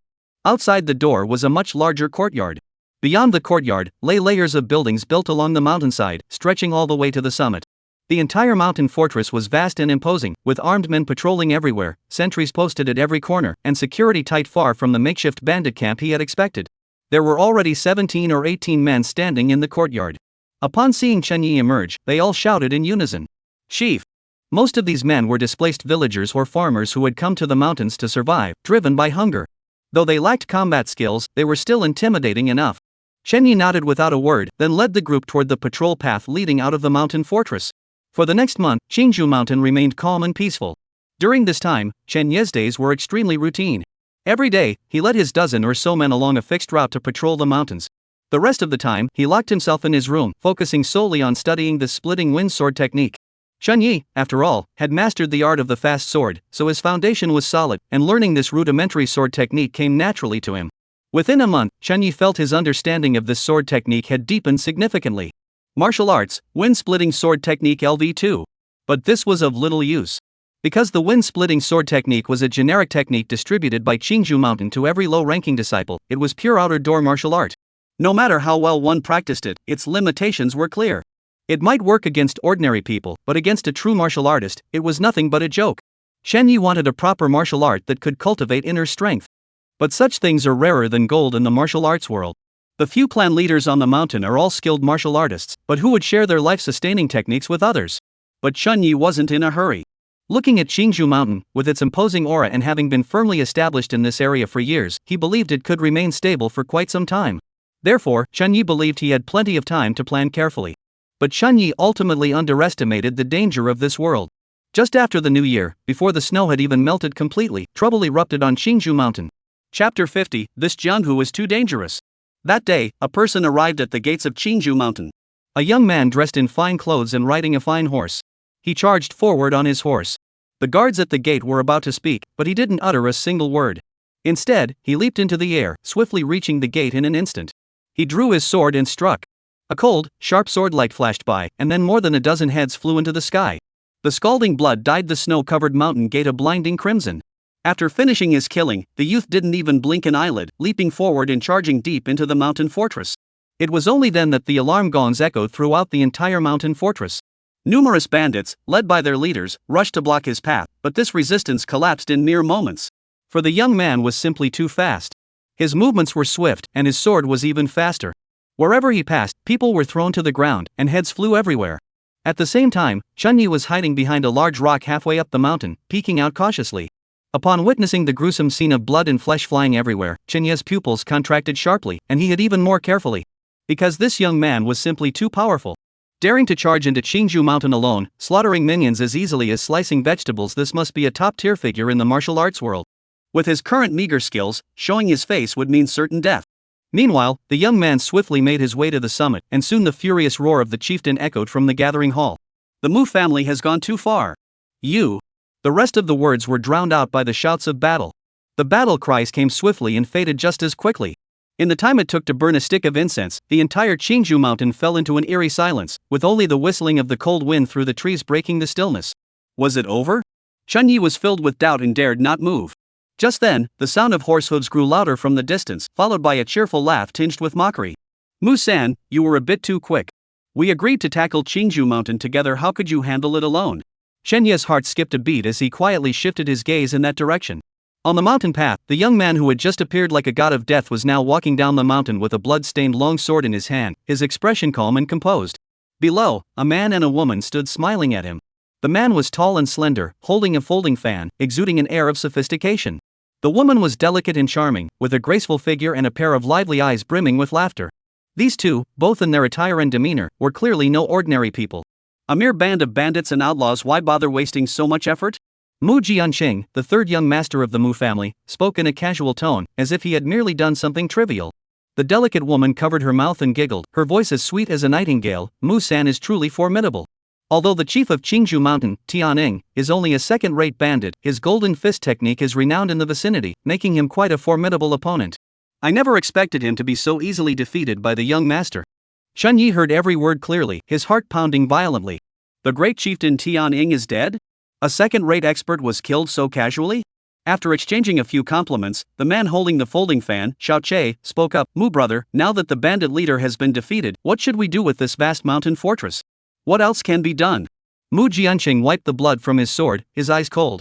Burn it to the ground, to serve as a warning to others. Burning it is inevitable, the woman Lin Wanner smiled. However, I heard that this Qingzhou mountain bandit fortress has been established for years and has accumulated considerable wealth. Burning it down like this would be a pity. Why not, we search it first and then act later? Mu Jianqing furrowed his brows. He had come to the mountain with his sword to make a name for himself, not for material wealth. His Mu family was already wealthy beyond measure, they didn't need this money. However, seeing his friend Xiao Che and Lin Wanner both looking eager, he didn't want to refuse them, so he nodded in agreement. All right. As he watched the three of them chatting and laughing as they headed toward the back of the mountain fortress, where the storeroom was located, Shen Yi dared not linger for a moment. He crouched low, following the patrol path, and sprinted down the mountain without looking back. He ran several miles non-stop until he was completely out of the range of Qingzhou mountain. Only then did Chen Yi stop, leaning against a large tree and gasping for breath. Then he glanced back toward Qingzhou mountain, his heart filled with shock and doubt. The martial arts world of this world is truly terrifying. He had thought that Qingzhou mountain, supposedly guarded by a second-rate master, would be safe for a while, but in the blink of an eye, it had been wiped out. Chen Yi dared not harbor any illusions of luck and sprinted toward the distant official road. He dared not approach the nearby towns. After all, no one knew if those three demons might be resting in the town. If he happened to run into them, with his imposing build and coming from the direction of Qingzhou mountain, it would be hard not to attract attention. Therefore, to be on the safe side, Chen Yi bypassed the nearest town and walked over 40 miles until it was completely dark before arriving at the outskirts of a town called Pingyang. The town wasn't large, but it was bustling with merchants and travelers. Chen Yi found a corner, tidied himself up a bit to look less disheveled, and then entered the town. Chen Yi's habit was to always carry all his belongings on his person, and this proved to be quite useful now. He found a cheap inn to stay the night, and after resting, he began to explore the town. Then he made a startling discovery. This town of Pingyang actually had a martial arts school. Chen Yi immediately entered with eager anticipation and explained his purpose. However, the person in charge of recruitment merely glanced at him up and down before shaking his head. At your age, your bones have already set, and you've missed the optimal time for martial arts training. Your potential is limited. Most importantly, to join our martial arts school, you need 3 local sponsors. Since your identity is unknown, we cannot accept you. The manager spoke politely, but his attitude was firm, leaving no room for negotiation. Chen Yi was met with rejection, his heart filled with disappointment. It was indeed true. Those who ran martial arts schools valued reputation and tradition above all else. They wouldn't just take in an unknown outsider. Dejected, Chen Yi walked aimlessly through the streets, his mood growing increasingly heavy. If he couldn't even get into this second-rate martial arts school, how could he possibly hope to join one of the prestigious schools? What should he do now? Just as he was racking his brain for a solution, the commotion ahead caught his attention. A large notice was posted on a wall, with a long line of people waiting in front of it. Chen Yi approached out of curiosity. Upon reading the contents of the notice, he couldn't help but freeze in place. It turned out that the government was recruiting laborers to transport supplies to the troops fighting in the north. The pay wasn't much, but the line of people signing up was endless. Brother, this job is tough and exhausting, and the pay is meager. Why are so many people rushing to do it? Chen Yi pulled aside a man who was also in line and asked him in confusion. The man glanced at him, grinned, revealing a mouthful of yellow teeth, and said, "You're from out of town, aren't you? You don't understand. Working as a laborer for the army is tough, but at least you get to eat your fill, right? The most important thing is that once you join the grain transport team, you can learn the military's basic physical training methods. That's the kind of martial art that can cultivate inner strength." Chapter 51, The Basics of Stone Training. Name: Chen Yi. Status: a vagrant. Why did you come to enlist as a conscripted laborer? To learn martial arts. Upon hearing this, the officer in charge of registration looked up at Chen Yi, seeming somewhat startled by his honesty. Chen Yi remained composed, his imposing figure standing out prominently in the crowd. The officer nodded slightly, then patted Chen Yi on the shoulder. "You're a fine young man, you'd make a decent soldier." Then he swiftly wrote Chen Yi's name on the roster and handed him a wooden token. "Take the token and report over there." Yes. To survive in the military, having a strong build was the first requirement. Chen Yi was tall and muscular, and stood with an air of ferocity. The squad leader in charge of managing the conscripted laborers was highly satisfied with him, so he enrolled him on the spot and even gave him the position of squad leader, putting 4 men under his command. Since the conscription was not yet complete, the newly enlisted laborers were temporarily housed in a camp and subjected to various forms of training. That's right, even laborers tasked with transporting grain had to undergo training. Otherwise, if they encountered an emergency during the transport, they wouldn't even understand the basic commands, which would cause major problems. The entire training process was tedious and arduous, but Chunyi found it enjoyable. Because he had finally learned the military body hardening technique he had always desired. This technique was crude and even lacked a formal name. However, upon reaching advanced levels, the practitioner's muscles, bones, skin, and flesh would harden like stone, making them impervious to ordinary swords and blades. The conscripts thus referred to it as the stone technique in private. Despite this, Chunyi cherished it deeply and practiced it with unwavering dedication every day. 3 months passed in the blink of an eye.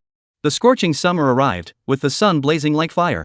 The official road was shrouded in rolling heat waves, and even the air seemed to be warped by the heat. The laborers in the group were all sunburned and peeling, their steps faltering as they pushed the carts. Only Chunyi remained calm and composed, barely breaking a sweat. The fierce body talent granted by his bandit profession had endowed him with physical strength and endurance far surpassing that of ordinary people. His performance did not go unnoticed by the squad leader in charge of managing the laborers.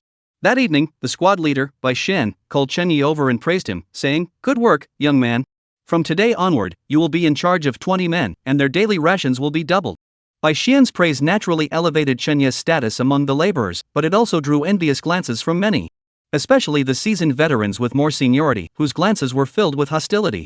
That day, at mealtime, Chunyi was holding a clay bowl, shoveling down the vegetable porridge mixed with a few pieces of meat. A burly man with a face covered in scars approached, sat down across from him, and said, "Hey, isn't this our Chen boss? You're really something, aren't you? You've only been here a few days, and you've already climbed above us." The man was named Li Gue, an old-timer in the group who was always looking to form cliques. At that moment, he was accompanied by a few sycophants, each of them glaring at Chunyi with mocking eyes. Chunyi didn't even bother to lift his eyelids, continuing to eat. Seeing that Chunyi wasn't acknowledging him, Li Gue felt a bit embarrassed and raised his voice. "What's the matter, Chen the head? Now that you're in a position of authority, you don't even bother to speak to us common folk?" "Exactly. What's so special about you? You're just a lucky bastard who happened to catch the squad leader's eye." Someone nearby chimed in with a sarcastic tone. Military discipline was strict, and even the laborers were bound by its rules. Private fights were strictly prohibited, and violators faced severe punishment. Li Gue and the others were trying to provoke Chunyi. As long as he dared to act, even if it was just a push, they could use it as an excuse to report him to the squad leader. But Chunyi refused to take the bait. From start to finish, he acted as if he were deaf, focusing solely on his bowl of rice. His calm demeanor seemed to suggest that everything around him was none of his concern. Li Gue felt a lump in his throat, his face flushing red, and he could barely contain his anger. Just then, Chunyi put down his chopsticks. He had finished eating. Everyone's eyes turned toward him, and the air seemed to freeze. Chunyi picked up the clay bowl, tapped it gently on the table, and with a crisp sound, the bowl shattered into several pieces. Then, under the astonished and uncertain gazes of Li Gue and the others, Chunyi suddenly clenched his fingers. Crack, crackle. Accompanied by a bone-chilling crackling sound, the fragments of the clay bowl cracked inch by inch in Chunyi's hands, then turned into a pile of fine powder, slipping through his fingertips with a soft rustling sound. The surrounding commotion came to an abrupt halt. Everyone was stunned, staring in disbelief. Crush a clay bowl with bare hands? Is this the basics of stone cultivation? Li Gue's face turned ashen, his eyes filled with fear. He had been in this group for 2 years, practicing stone skill countless times before barely grasping the basics, yet this young man had only been here for 3 months. He had mastered the basics of stone martial arts in just 3 months. Is this even human? What's all the commotion? Don't you want to eat? A loud shout rang out, and the squad leader, Bai Xian, had appeared behind everyone without anyone noticing. His expression was grim. Li Gue and the others were so scared they trembled, quickly lowering their heads and not daring to utter a word. Bai Xian's gaze swept over the crowd, finally landing on Chunyi and the table covered in shattered porcelain powder. A hint of surprise flashed in his eyes. "Did you break this?" "Yes." Chunyi nodded. "Military equipment has a set value. You broke a bowl, I'll deduct 10 coins from your pay. Any objections?" "No," Chunyi replied calmly. No one was naive. They could all see that the squad leader was openly punishing Chunyi while secretly protecting him. Then Bai Xian coldly glanced at Li Gue. "If you like causing trouble so much, starting today, you'll be on night duty." Night duty was a tough job, but Li Gue dared not argue and reluctantly agreed. The incident ended there. From then on, no one dared to cause trouble for Chunyi, and the 20 laborers under his command respected him even more. Night. The sky was filled with stars. After a long day's work, Chunyi returned to his camp. He now had his own private room, though small, it was at least a private space. The tent was stiflingly hot, so Chunyi decided to take off his shirt, revealing his muscular torso, and made his way to a small river not far from the camp. Finding a secluded spot, Chen Yi dived in with a splash. The icy cold river water instantly enveloped his entire body, washing away the day's heat and fatigue. Moments later, Chen Yi surfaced, floating on the water like a piece of driftwood, letting his body gently sway with the ripples. Chen Yi noticed that his swimming skills were improving rapidly. Moreover, whether practicing the wind-splitting sword technique or cultivating the stone body technique, he felt that his efforts were yielding twice the results with half the effort.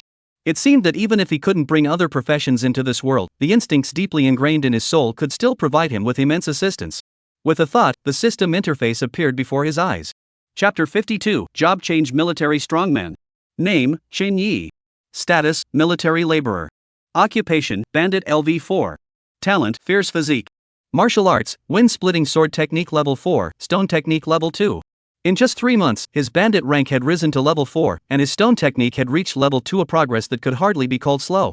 However, Chen Yi remained unsatisfied. After all, not only was he no match for Mu Jianqing, who had single-handedly defeated the entire King's Hushan sect with just a sword, but he also lagged far behind even the third-rate martial artists roaming the martial arts world. But there was nothing he could do about it. This wasn't something that could be rushed, he would just have to take it slow. Days passed one after another, and the situation on the front lines seemed to grow increasingly dire, forcing them to alter their supply routes. The group left the flat official road and began to traverse one rugged mountain range after another, places rarely visited by humans. The rugged mountain paths were muddy and slippery, with sheer cliffs on either side. A single misstep could mean certain death. The laborers groaned in exhaustion, as pushing the heavy supply carts up the steep mountain paths required immense effort with every step. Many were so exhausted they could barely stand, their eyes vacant and lifeless. Only Chen Yi remained unfazed, his breathing steady and calm. With his extraordinary physical strength and endurance, this hardship was nothing to him. That day, the group reached an extremely perilous cliff face. To the left was a towering cliff that seemed to pierce the clouds, to the right was a bottomless abyss, and in between was a narrow path just 5 or 6 meters wide, barely wide enough for a grain cart to pass through. Everyone was on high alert, carefully maneuvering the grain cart, fearing the slightest mishap. But misfortune struck at that very moment. Whoa! At the rear of the convoy, a mule pulling a grain cart, apparently startled by something, suddenly reared up on its front legs, let out a long, piercing bray, and began charging forward with bloodshot eyes. Stop it! Stop it! Bai Xian's face turned pale as he shouted hoarsely. The path was too narrow. If the mule collided with the grain cart ahead, it would inevitably result in the cart being destroyed and people being killed, and could even trigger a chain reaction, causing the entire group to plunge off the cliff. Several laborers tried to block it, but the mule, once enraged, was incredibly powerful, and the men were knocked to the ground the moment they approached. As the tragedy was about to unfold, a figure darted out of the group like an arrow leaving the bow. It was Chen Yi. In a few strides, he reached the rampaging mule, standing his ground without flinching. His legs were planted firmly on the ground like the roots of an old tree. He lowered his center of gravity, braced himself, and used his shoulders to forcefully block the out-of-control grain cart. Bang! A dull, thunderous crash echoed through the air. The immense force caused the stone ground beneath Chen Yi's feet to crack open several fissures. His body sank suddenly, and the muscles in his arms bulged instantly, with veins protruding like coiling dragons. Then Chen Yi let out a low growl, unleashing every ounce of his strength in that moment. The mule continued to charge forward frantically, but it was like colliding with a mountain. No matter how it brayed and struggled, it could not advance even an inch. The standoff lasted for over a dozen breaths. The mule finally exhausted its strength. Chen Yi seized the reins with one hand, pressed the mule's head down with the other, and with a sudden burst of strength from his waist, forced it to its knees, unable to move an inch. The entire cliff path fell into a deathly silence. Everyone stared in disbelief at the scene, whether they were laborers or soldiers, their faces filled with shock. That was a grain cart weighing 1,000 pounds, plus a wild mule. The impact must have been terrifying. And yet it had been stopped by a single man using only his bare hands? The squad leader, Bai Xian, opened his mouth but couldn't utter a word. His gaze toward Chen Yi had completely changed. Could this young man possess supernatural strength? The commotion subsided, and the group continued on their way. All the laborers now looked at Chen Yi with a mix of awe and respect. That evening, Bai Xian personally found Chen Yi, placed his hand on his shoulder, and said without hesitation, "Chen Yi, from today onward, you are the captain of this laborer unit. Your rations and benefits will be on par with those of a squad leader in the military." Chen Yi did not refuse and accepted the position without hesitation. Deep into the night, Chen Yi sat cross-legged in his tent, his mind lost in thought. Just moments ago, he felt a surge of heat coursing through his body, and his profession panel changed accordingly. Occupation: Bandit LV5 has reached the maximum level. Do you wish to change your occupation? Chen Yi immediately selected yes. Option 1, Military Strongman. Description: amidst thousands of soldiers and horses, you charge forward unstoppable. You are the most solid barrier on the battlefield and the most terrifying meat grinder. Your body is your strongest weapon, and every punch and kick carries the power to split mountains and shatter rocks. Talent, unmovable as a mountain, your body is as solid as a rock, greatly enhancing your strength, defense, and ability to withstand blows. 2. Green Forest Outlaw.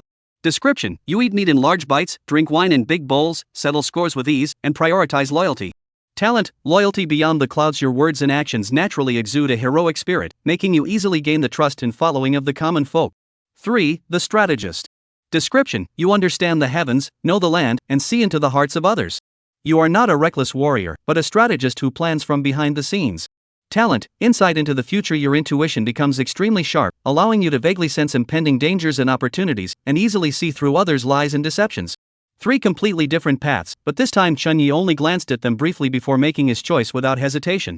I choose the military enforcer. In the next instant, an indescribable, overwhelming force erupted from within him, causing his bones and muscles to tremble and his flesh to swell. Chunyi could clearly feel his bones becoming denser, his muscle fibers more resilient, and every bone and joint in his body brimming with explosive power. It felt as though, with a single punch, he could shatter mountains and rocks. Though this sensation was an illusion, it filled him with a sense of security. After completing his transformation, Chunyi clenched his fist, feeling calm and composed. He made no noise and did not reveal the changes to the outside world. Because sometimes, keeping a low profile and hiding one's true abilities is the way to go. In the days that followed, Chunyi continued his daily routine without any changes. Until half a month later, they arrived at a rugged valley. The valley was flanked by sheer cliffs that seemed to have been carved by axes, with a narrow path winding through the middle, resembling a thin thread.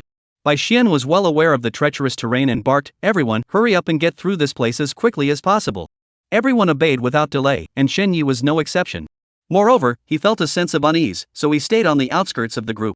If anything happened, he could quickly hide behind a rock and protect the others. Just as the group reached the center of the valley. Whoosh! Whoosh! Whoosh!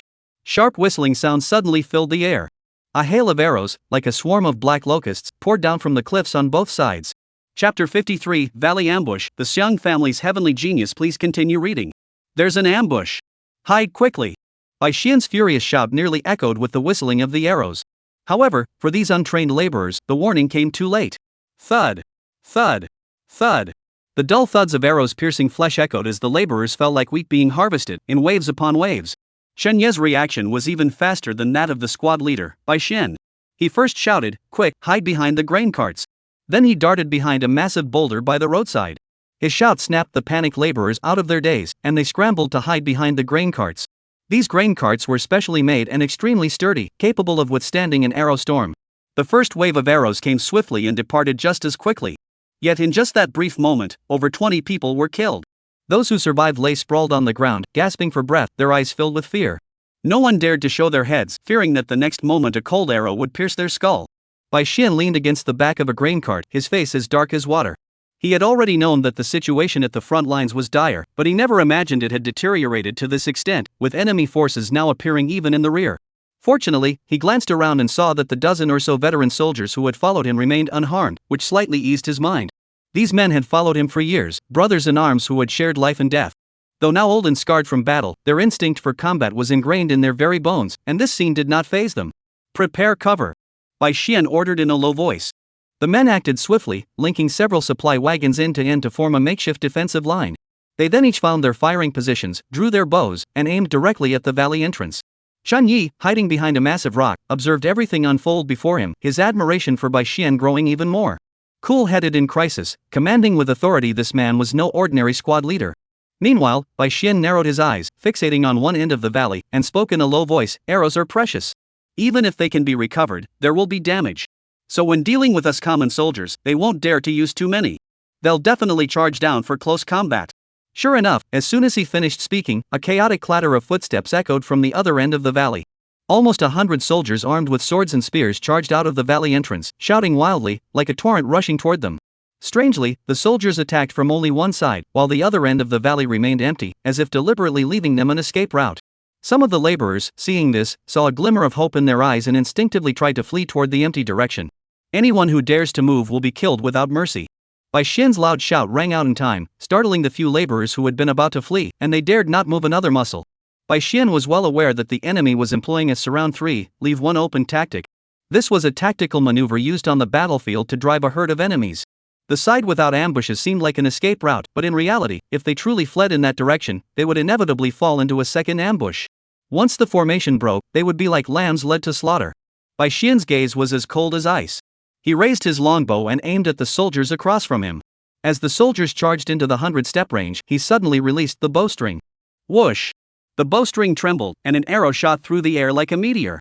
The burly man at the front still wore a savage grin on his face, but the next moment, an arrow pierced his eye socket, the immense force sending his body flying backward, crashing heavily onto the ground.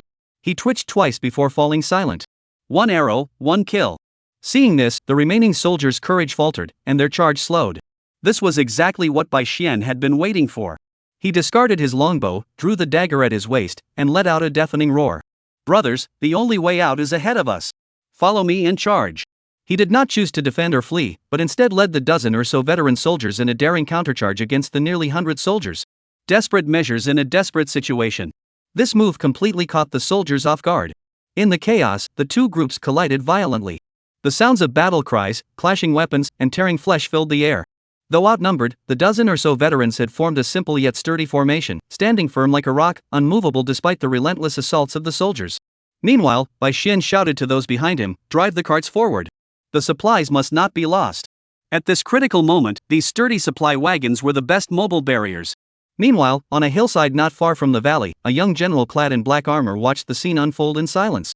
When he saw Bai Xian kill an enemy with a single arrow and then decisively lead his men in a counterattack, a hint of approval flashed in his eyes. This man is no ordinary soldier, he must be a seasoned veteran. "General, what should we do now?" the deputy general asked beside him. "What else can we do?" Xiang Qing's tone was calm. "Since we've encountered them, we can't let them escape." Their unit had been sent on a mission to harass the enemy's rear lines and gather intelligence. This valley was a carefully chosen ambush site, where he had planned to easily eliminate the supply convoy and seize their provisions. But unexpectedly, the enemy's commander was so formidable.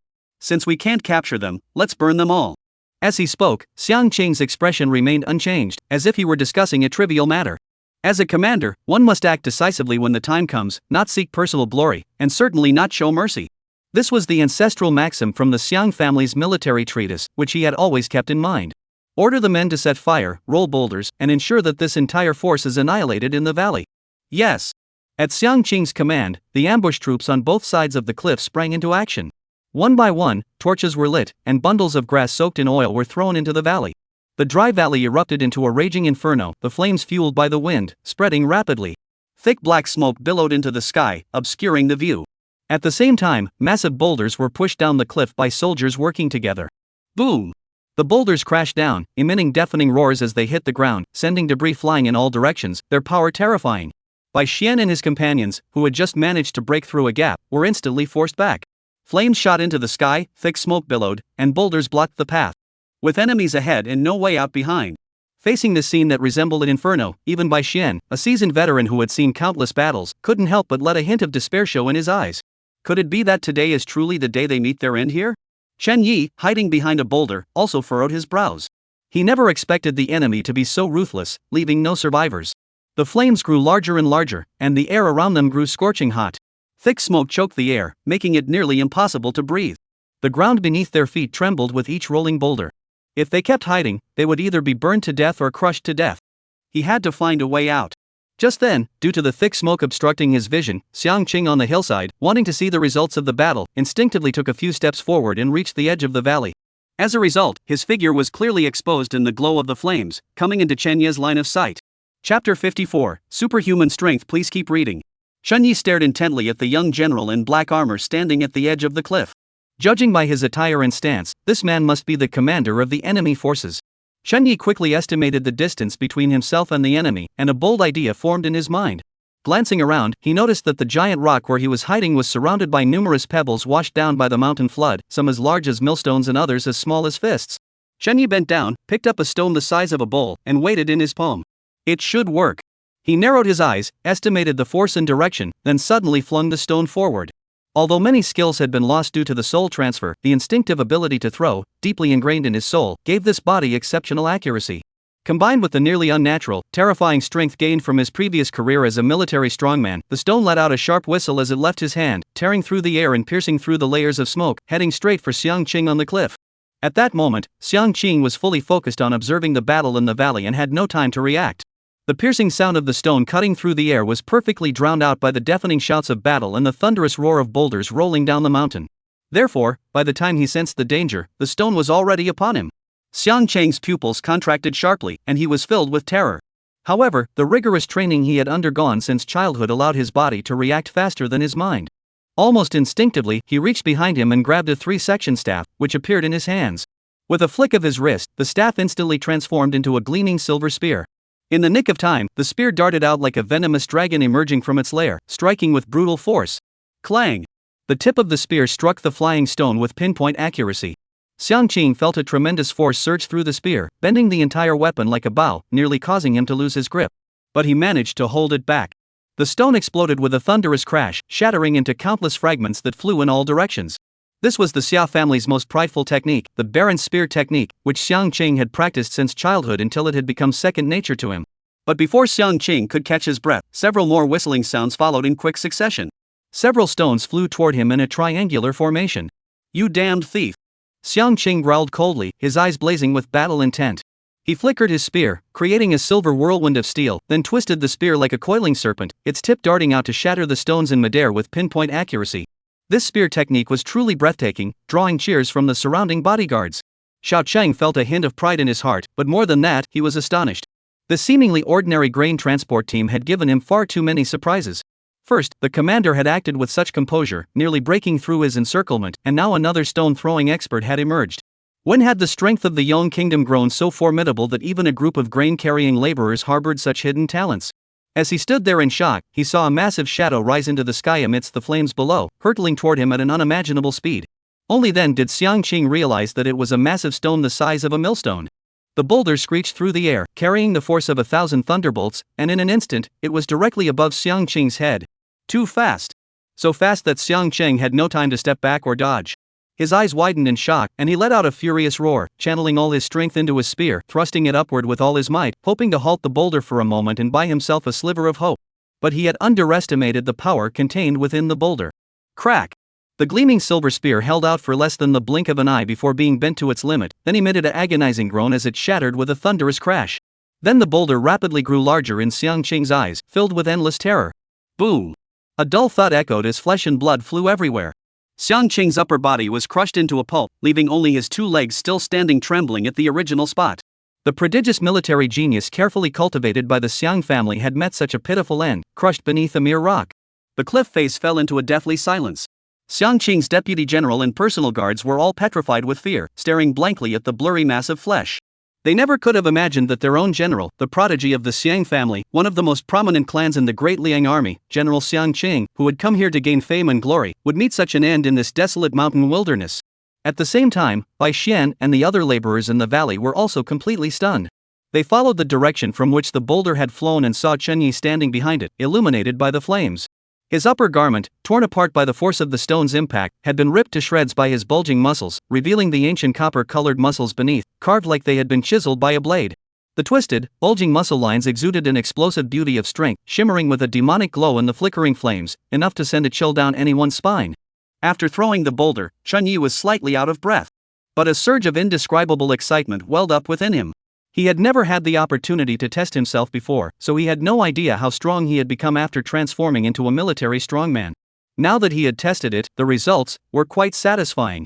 Just then, chaotic shouts erupted from the enemy troops on the cliff, followed by the ambushers who had been setting fires and throwing stones retreating swiftly like a receding tide. With Xiang Qing dead, the enemy forces were leaderless. The enemy officers dared not fight on. After all, there was such a formidable warrior capable of hurling millstones hidden within the enemy ranks. Who knew what other ambushes might be lurking in the shadows? In panic, they fled the valley in disarray. The crisis was thus averted. Inside the valley, the surviving laborers looked at each other in disbelief, momentarily unable to process what had just happened. Bai Xian, his face filled with shock, walked up to Chen Yi, staring at his terrifying muscles. He opened his mouth but couldn't utter a word. He raised his hand, intending to pat Chen Yi on the shoulder, but stopped midway, finally uttering a heavy-hearted statement. "Good job." In truth, he couldn't think of anything else to say, and he didn't mention the reward either, for he knew that after this battle, Chen Yi was bound for greatness. If Chen Yi had been under someone else's command, that person might have tried every means to suppress him and claim the credit for themselves.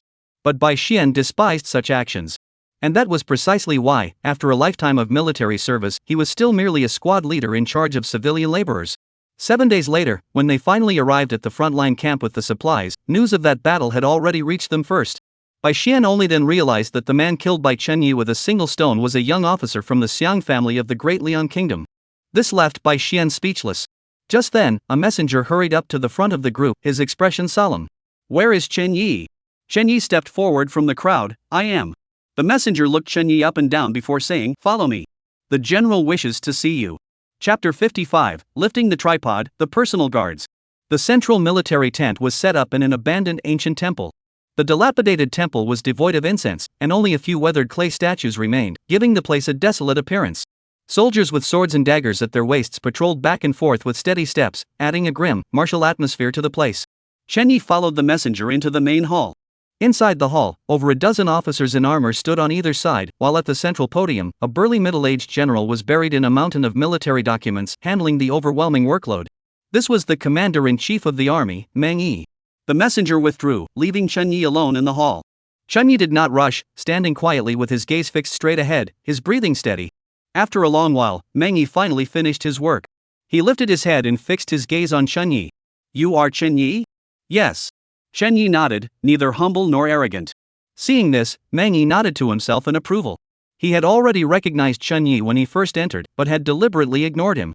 However, he noticed that despite his imposing build, the man was not the least bit reckless. Even when faced with his questions, he remained completely composed. Such composure alone was enough to earn him respect. "Was it you who killed Xiang Cheng?" Meng Yi asked again. Reporting to the general, "I did not know who Xiang Cheng was at the time. I only knew that I had killed a young officer." Chen Yi spoke frankly. Meng Yi smiled slightly. "This young officer is no ordinary man. He was carefully cultivated by the Xiang family, meant to gain experience on the battlefield, but now he's dead. Look at this." Meng Yi pointed to a stack of official documents on the table. "These are all from the Great Liang side, demanding that I hand over the murderer." What a joke! Xiang Cheng was young and arrogant, didn't even bring his own family guards, and dared to come into the territory of the Great Yang with just a small group of men to cause trouble. Now that he's dead, they're coming to demand his body. How dare the Xiang family act so arrogantly? As he spoke these words, Meng Yi's tone was filled with schadenfreude. After all, the Meng family of Great Yang, from which he hailed, was a centuries-old military clan. Even setting aside the enmity between the two nations, the two families had been bitter enemies for generations. Therefore, he was naturally delighted to see them suffer losses, and as a result, he began to look upon Chen Yi with increasing favor. "Tell me everything that happened that day, from start to finish. Don't leave anything out, and don't exaggerate." "Yes." Chen Yi responded with a nod, then proceeded to recount in detail the events that had unfolded in the valley that day. His account was calm, without any embellishments or exaggerations of his own achievements. He simply stated the facts. However, when he mentioned that, in a moment of desperation, he had hurled a boulder the size of a millstone, crushing the enemy General Xiang Qing to death, the air in the entire tent grew tense. Everyone's gaze turned to Chen Yi, filled with astonishment and disbelief. Throwing a millstone-sized boulder? And hitting the enemy general with such precision? This is impossible. Not even a common laborer who had only practiced rudimentary body forging techniques for a few months could possess such terrifying strength. Even a second-rate martial artist specializing in body forging techniques in the martial arts world might not be able to match that. Meng Yi's gaze grew sharp as he stared at Chen Yi and asked, "Word by word, are your words entirely true?" "I dare not utter a single false word," Chen Yi replied calmly. Meng Yi fell silent for a moment, and the atmosphere inside the tent grew oppressively tense. Suddenly, he smiled. "Very well. Since you are so confident, words alone are not enough. This general will see for myself today." He stood up, strode out of the hall, and pointed at the weathered stone incense burner in the courtyard. The incense burner had stood there for countless years, covered in moss, its body heavy and solid, clearly weighing a great deal. "Lift it up so I can take a look." At those words, the officers who had followed him all sucked in their breath in astonishment. This stone incense burner must weigh at least several thousand pounds. Not only would it be impossible to lift it, but even a dozen strong men working together might not be able to move it an inch. Was the general intentionally making things difficult for this young man? Or could it be, he truly believed the young man possessed such supernatural strength? All eyes turned to Chen Yi, who showed no hesitation. He walked directly to the stone cauldron. He circled the stone cauldron once, as if searching for a leverage point, then took a deep breath. His arms bulged instantly, with twisted veins like earthworms coiling beneath his bronze-colored skin. In the next instant, he lowered his hips, stood firm, and gripped the two legs of the stone cauldron with both hands. "Lift!" A thunderous shout echoed through the air. To the astonished gazes of everyone present, the incredibly heavy stone cauldron was actually pulled off the ground by sheer force. But that wasn't the end of it. Chen Yi held the stone cauldron, which weighed thousands of pounds, his expression unchanged and his breathing steady. He even took a step forward and walked steadily around the courtyard. Finally, with a thunderous clang, the stone cauldron was slammed back into place, leaving the ground cracked open in spiderweb-like fissures. The entire courtyard fell silent. Many people watched in awe, while Mang Yi's eyes sparkled with admiration as he stared intently at Chen Yi, as if he were looking at a priceless treasure. Excellent! Excellent! Excellent! He repeated the word 3 times, his face brimming with admiration. Speak! What reward do you desire? At these words, many people looked at Chen Yi with envious eyes. To receive a personal promise from the general himself, this young man had effectively reached the pinnacle of success.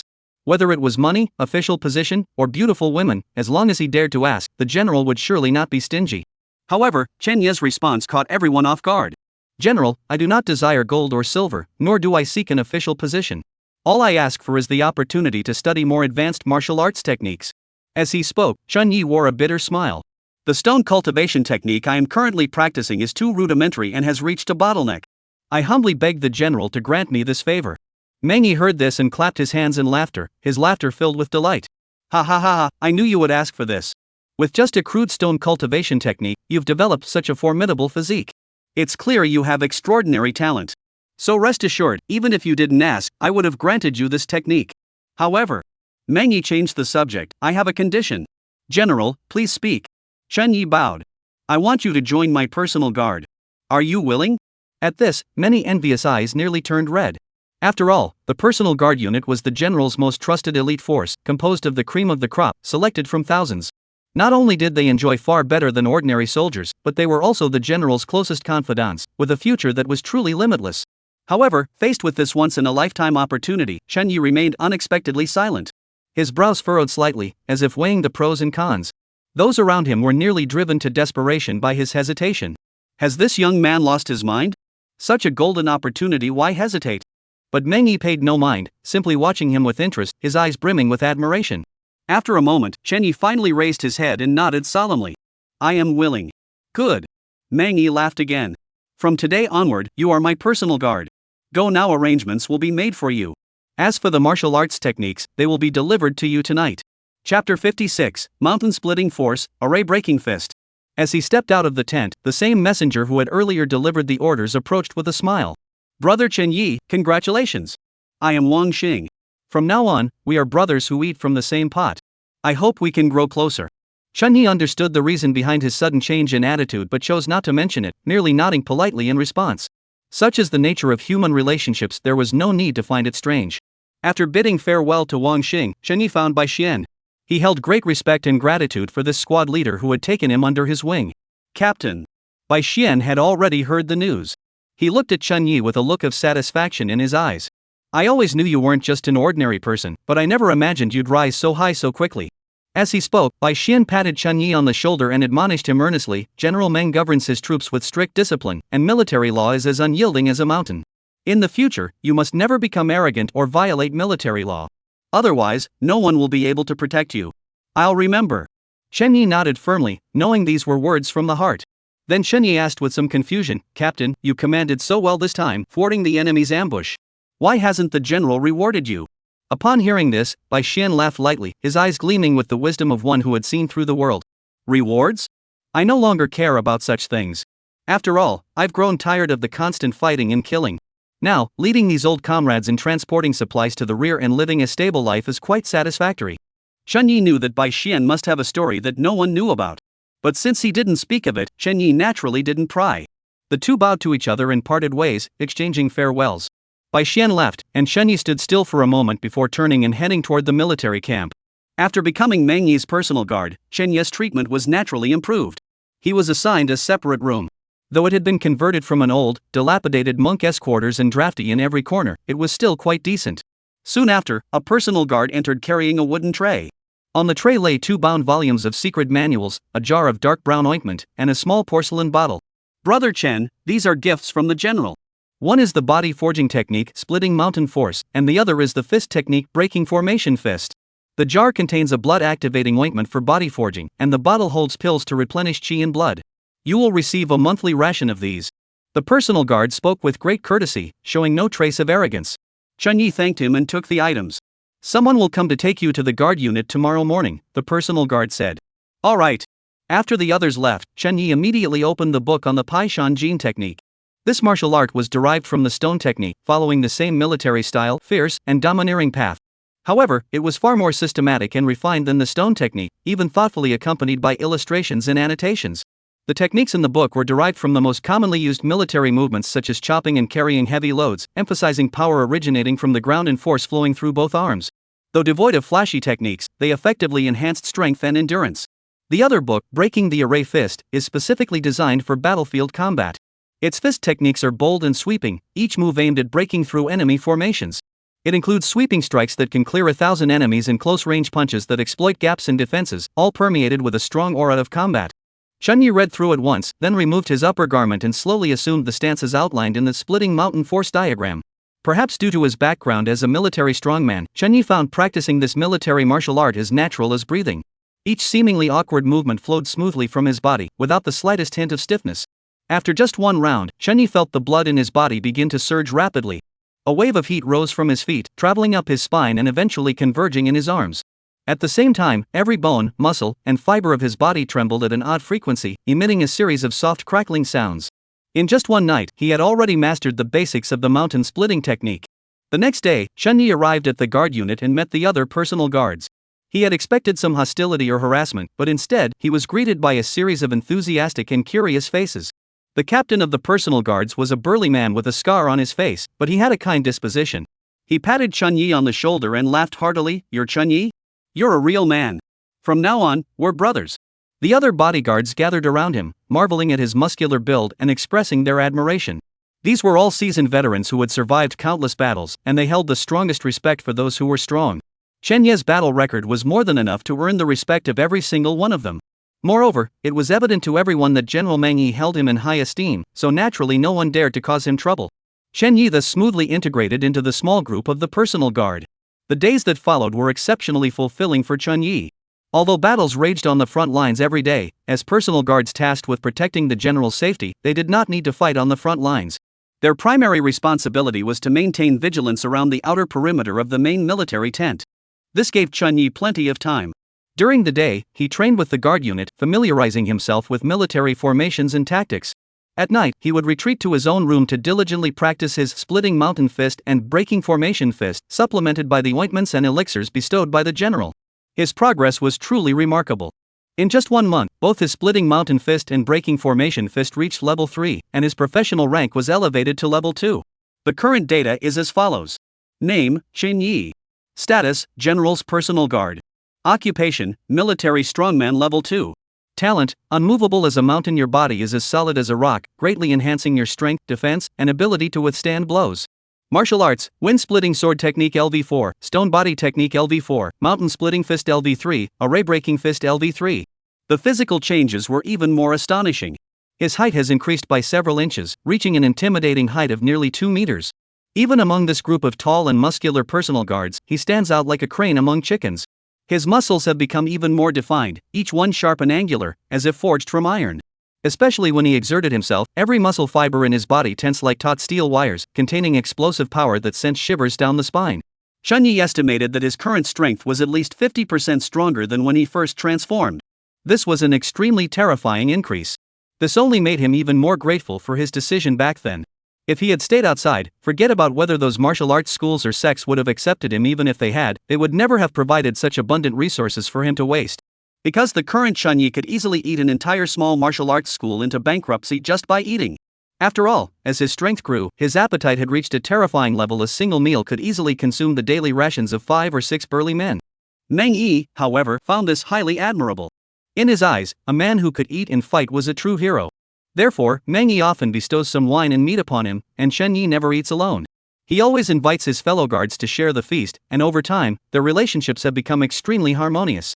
Such carefree and joyful days passed for some time. The atmosphere in the camp suddenly grew tense, as more and more wounded soldiers were sent back from the front lines, and Meng Yi became increasingly busy. A storm was brewing. Everyone sensed an unusual atmosphere, and Chen Yi also felt a stir in his heart, practicing his martial arts even more diligently. Finally, in the dead of night, the order came down. The entire army was to march out. Chapter 57, The Flag Bearers, the Ancient Battlefield. Tens of thousands of cold, gleaming armor plates formed a surging tide, rushing forward swiftly in the darkness of the night. No one spoke, only the rhythmic footsteps and the faint clanging of armor echoed in the ears. Chunyi stood amidst the chaos, his expression solemn. This was no longer a small-scale skirmish involving dozens or hundreds of men, but a decisive battle that would determine the fate of the nation. Even he felt a hint of pressure in his heart. For this reason, even during the march, he dared not relax for a moment.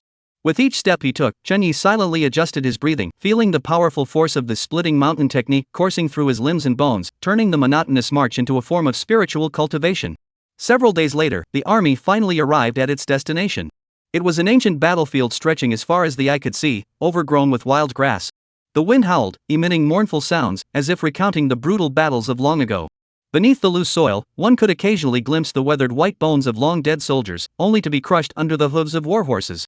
After a thorough reconnaissance, the army set up camp. A banner embroidered with a fierce tiger and the character Meng was raised high, fluttering in the wind. Meng summoned Chunyi directly, pointed at the banner with a firm hand, and spoke in a voice as cold as iron.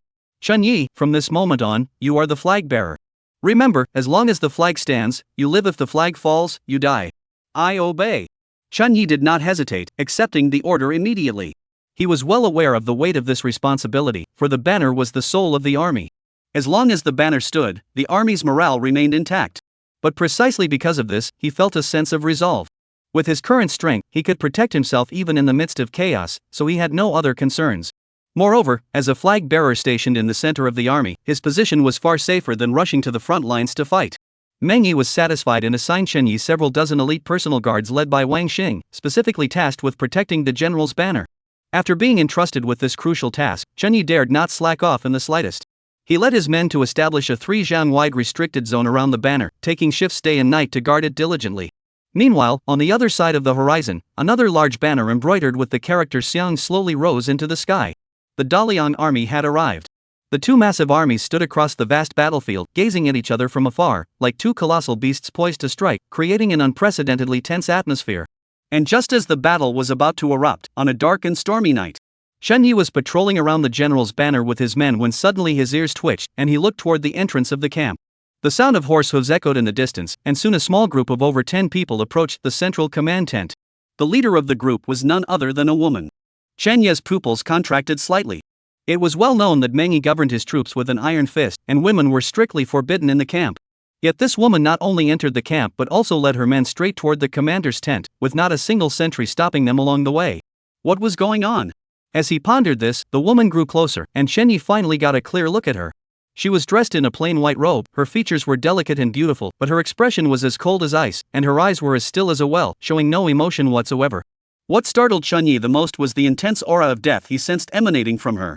That icy intent to kill was even more terrifying than anything he had ever seen from any battle-hardened veteran. Even from a distance, it made his skin prickle and sent a chill down his spine.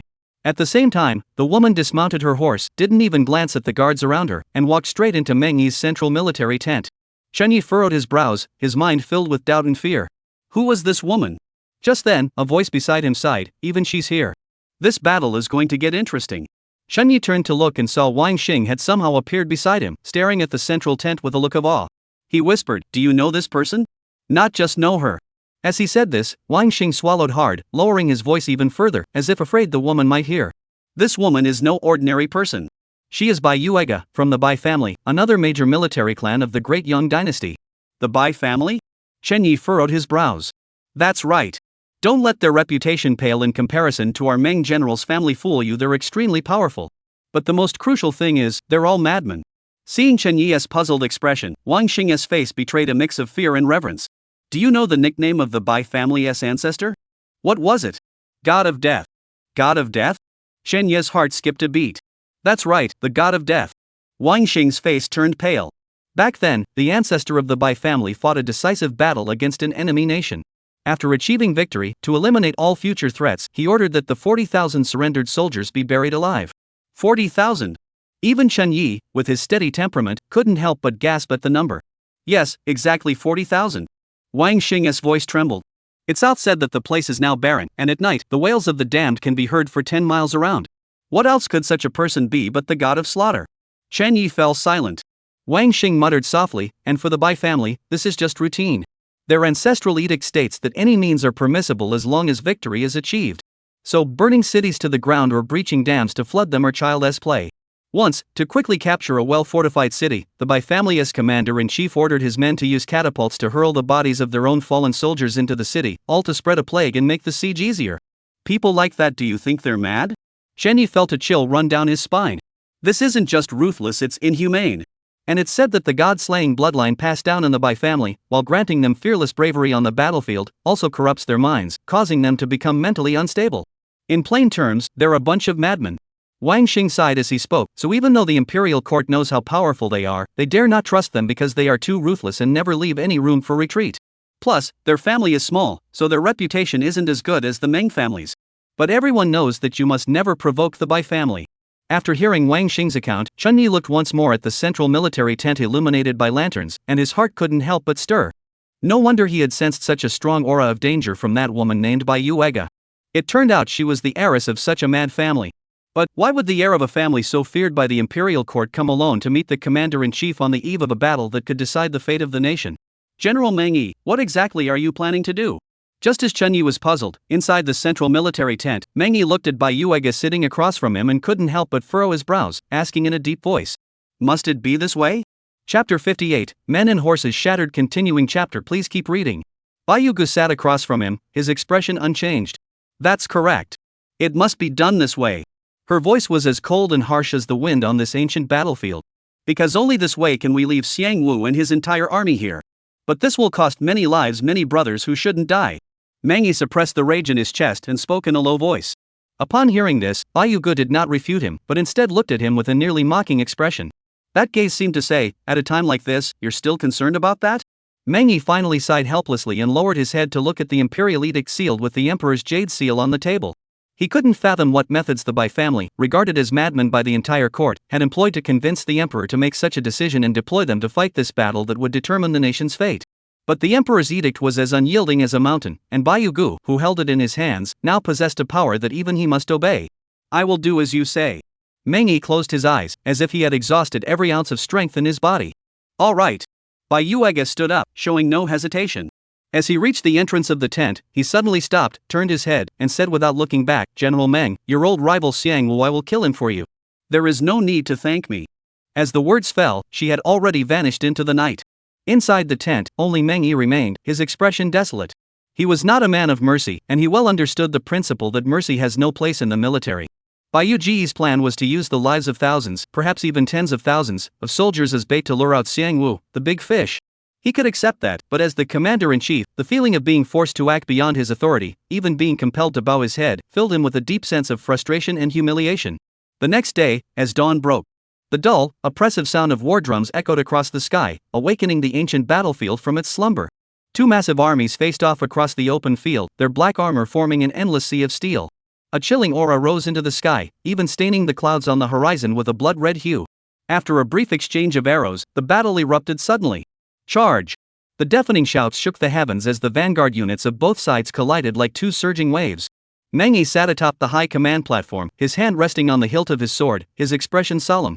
He dispatched his vanguard according to plan, divided his forces to flank the enemy from both wings, while the main army remained in position. Almost at the same moment, under the banner of the Dalian Kingdom's general on the other side, a similarly imposing general was calmly observing the battle. His eyes sparkled with intensity. It was Liang's supreme commander, Xiang Wu. And the tactics he employed were identical to those of Meng Yi. This was the tacit understanding between sworn enemies. However, after observing for only a moment, Xiang Wu's brows furrowed slightly, and he let out a soft exclamation. He had noticed something amiss. Meng Yi's left flank formation had come to an unexpected halt while advancing forward, creating a fleeting gap at the junction with the central forces. Given his understanding of Meng Yi, such a basic mistake should never have occurred on his part. Could it be a mistake made in the heat of the moment? Xiang Wu did not rush into action. He remained as patient as a leopard, continuing to wait. The battle grew increasingly fierce, with blood and flesh flying everywhere. Bodies fell to the ground, only to be trampled into pulp by the hooves of the advancing troops. Soon, Xiang Wu spotted another weakness. This time, it was the right flank, which had become entangled with his troops, whose retreating footsteps faltered momentarily. The two weaknesses finally convinced Xiang Wu that this was not a trap. This must be Meng Yi's mistake. It seemed his old rival had grown complacent. A fleeting sense of joy welled up from the depths of his heart, but he quickly suppressed it. A commander must never let his heart grow restless or impatient. He understood this principle well, so he quickly regained his composure and began issuing orders. A elite cavalry unit, as fierce as wolves and tigers, immediately broke away from the main formation, like a sharp blade, striking precisely at the weak points of Menghi's army. Sure enough, the seemingly impenetrable formation was easily torn open by the cavalry. Seeing his elite troops actually breaking through, Xiangwu's spirits soared, and he hesitated no longer. Charge with all forces. Menghi's army seemed to finally react at that moment, hurriedly redeploying troops to try to salvage the situation, but it was already too late. Once a top-tier military strategist like Xiangwu had identified a weakness, it was nearly impossible to turn the tide. In an instant, the young army's formation fell into chaos, and Xiangwu's elite troops charged wildly. Menghi desperately tried to steady the lines, but his efforts were in vain, and the army retreated steadily. As victory seemed imminent, a fiery determination burned in Xiangwu's eyes. The personal guard unit, charge. Capture Menghi's standard. To secure this decisive victory, he even deployed his most elite personal guard unit. This unit, composed of seasoned veterans, was Xiangwu's sharpest weapon, far surpassing ordinary soldiers in combat prowess. As soon as they entered the battlefield, they surged forward like an unstoppable torrent, leaving a trail of chaos in their wake. They even managed to break through the chaotic battlefield and charge straight toward the high-flying banner bearing the character Meng in the center of the enemy lines. If they could sever that banner, the morale of the young army would collapse, and the battle would be won. Thinking of the immense glory that lay before them, the elite soldiers rushed forward, urging their horses on and swinging their weapons toward the banner. The rider at the forefront already wore a smug smile on his face, his lance raised high, about to sever the flagpole. But in the next instant, his movements froze. In the next instant, the cavalryman, along with his warhorse, was split in two from head to toe. Scalding hot blood and internal organs spilled across the ground. Then, a figure resembling a demon god slowly emerged before everyone. Chenyi stood before the standard, holding a massive broadsword that towered half a head above the others. The blade of the Mo Dao was wide and heavy, and a bright red streak of blood was slowly trickling down its dark surface. This bloody and terrifying scene startled all the elite troops of the Liang army who had charged forward. They had never witnessed such a brutal and ruthless fighting style. But true to their reputation as the most elite soldiers of the Great Liang, after a moment of shock, the ferocity in their eyes intensified. Kill him!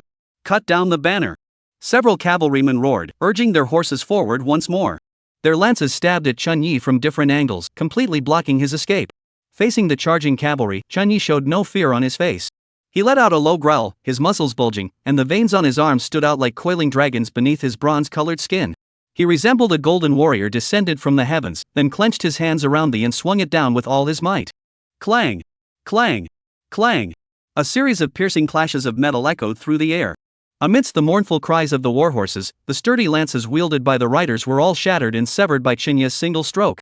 The terrifying impact of the charging horses barely caused Chenya's body to waver slightly. Immediately, Chenyi swung his sword forward in a horizontal strike. Puff! Two cavalrymen were severed at the waist, their lifeless bodies crashing to the ground. The remaining two cavalrymen, their hearts filled with terror, desperately tried to turn their horses and flee. But it was too late. The Mo Dao had already bent and deformed, so Chenyi didn't even glance at it. He casually tossed it aside, then his massive hand, like a fan, suddenly reached out and grabbed the leg of one of the warhorses. Lift! With a thunderous shout, the 1,000-pound warhorse, along with the rider on its back, was lifted into the air and then slammed violently onto the ground. The rider was thrown to the ground, spitting blood, but still tried to struggle to his feet. A massive foot descended from above, crushing him under its weight. Bang! With a dull thud like a watermelon exploding, the rider's head was crushed to pieces. The last rider, terrified out of his wits, went mad, lashing his horse with a whip in a desperate attempt to escape. Chenyi merely snorted coldly, reached out to grab a broken lance, tensed his arm muscles, and hurled it with all his might. Whoosh! The broken lance transformed into a black bolt of lightning, tearing through the sky. A piercing scream echoed through the air as the fleeing cavalryman's body convulsed violently. In the next instant, both man and horse were impaled by the broken spear, pinned firmly to the ground. Chapter 59, Heavy Cavalry Charge.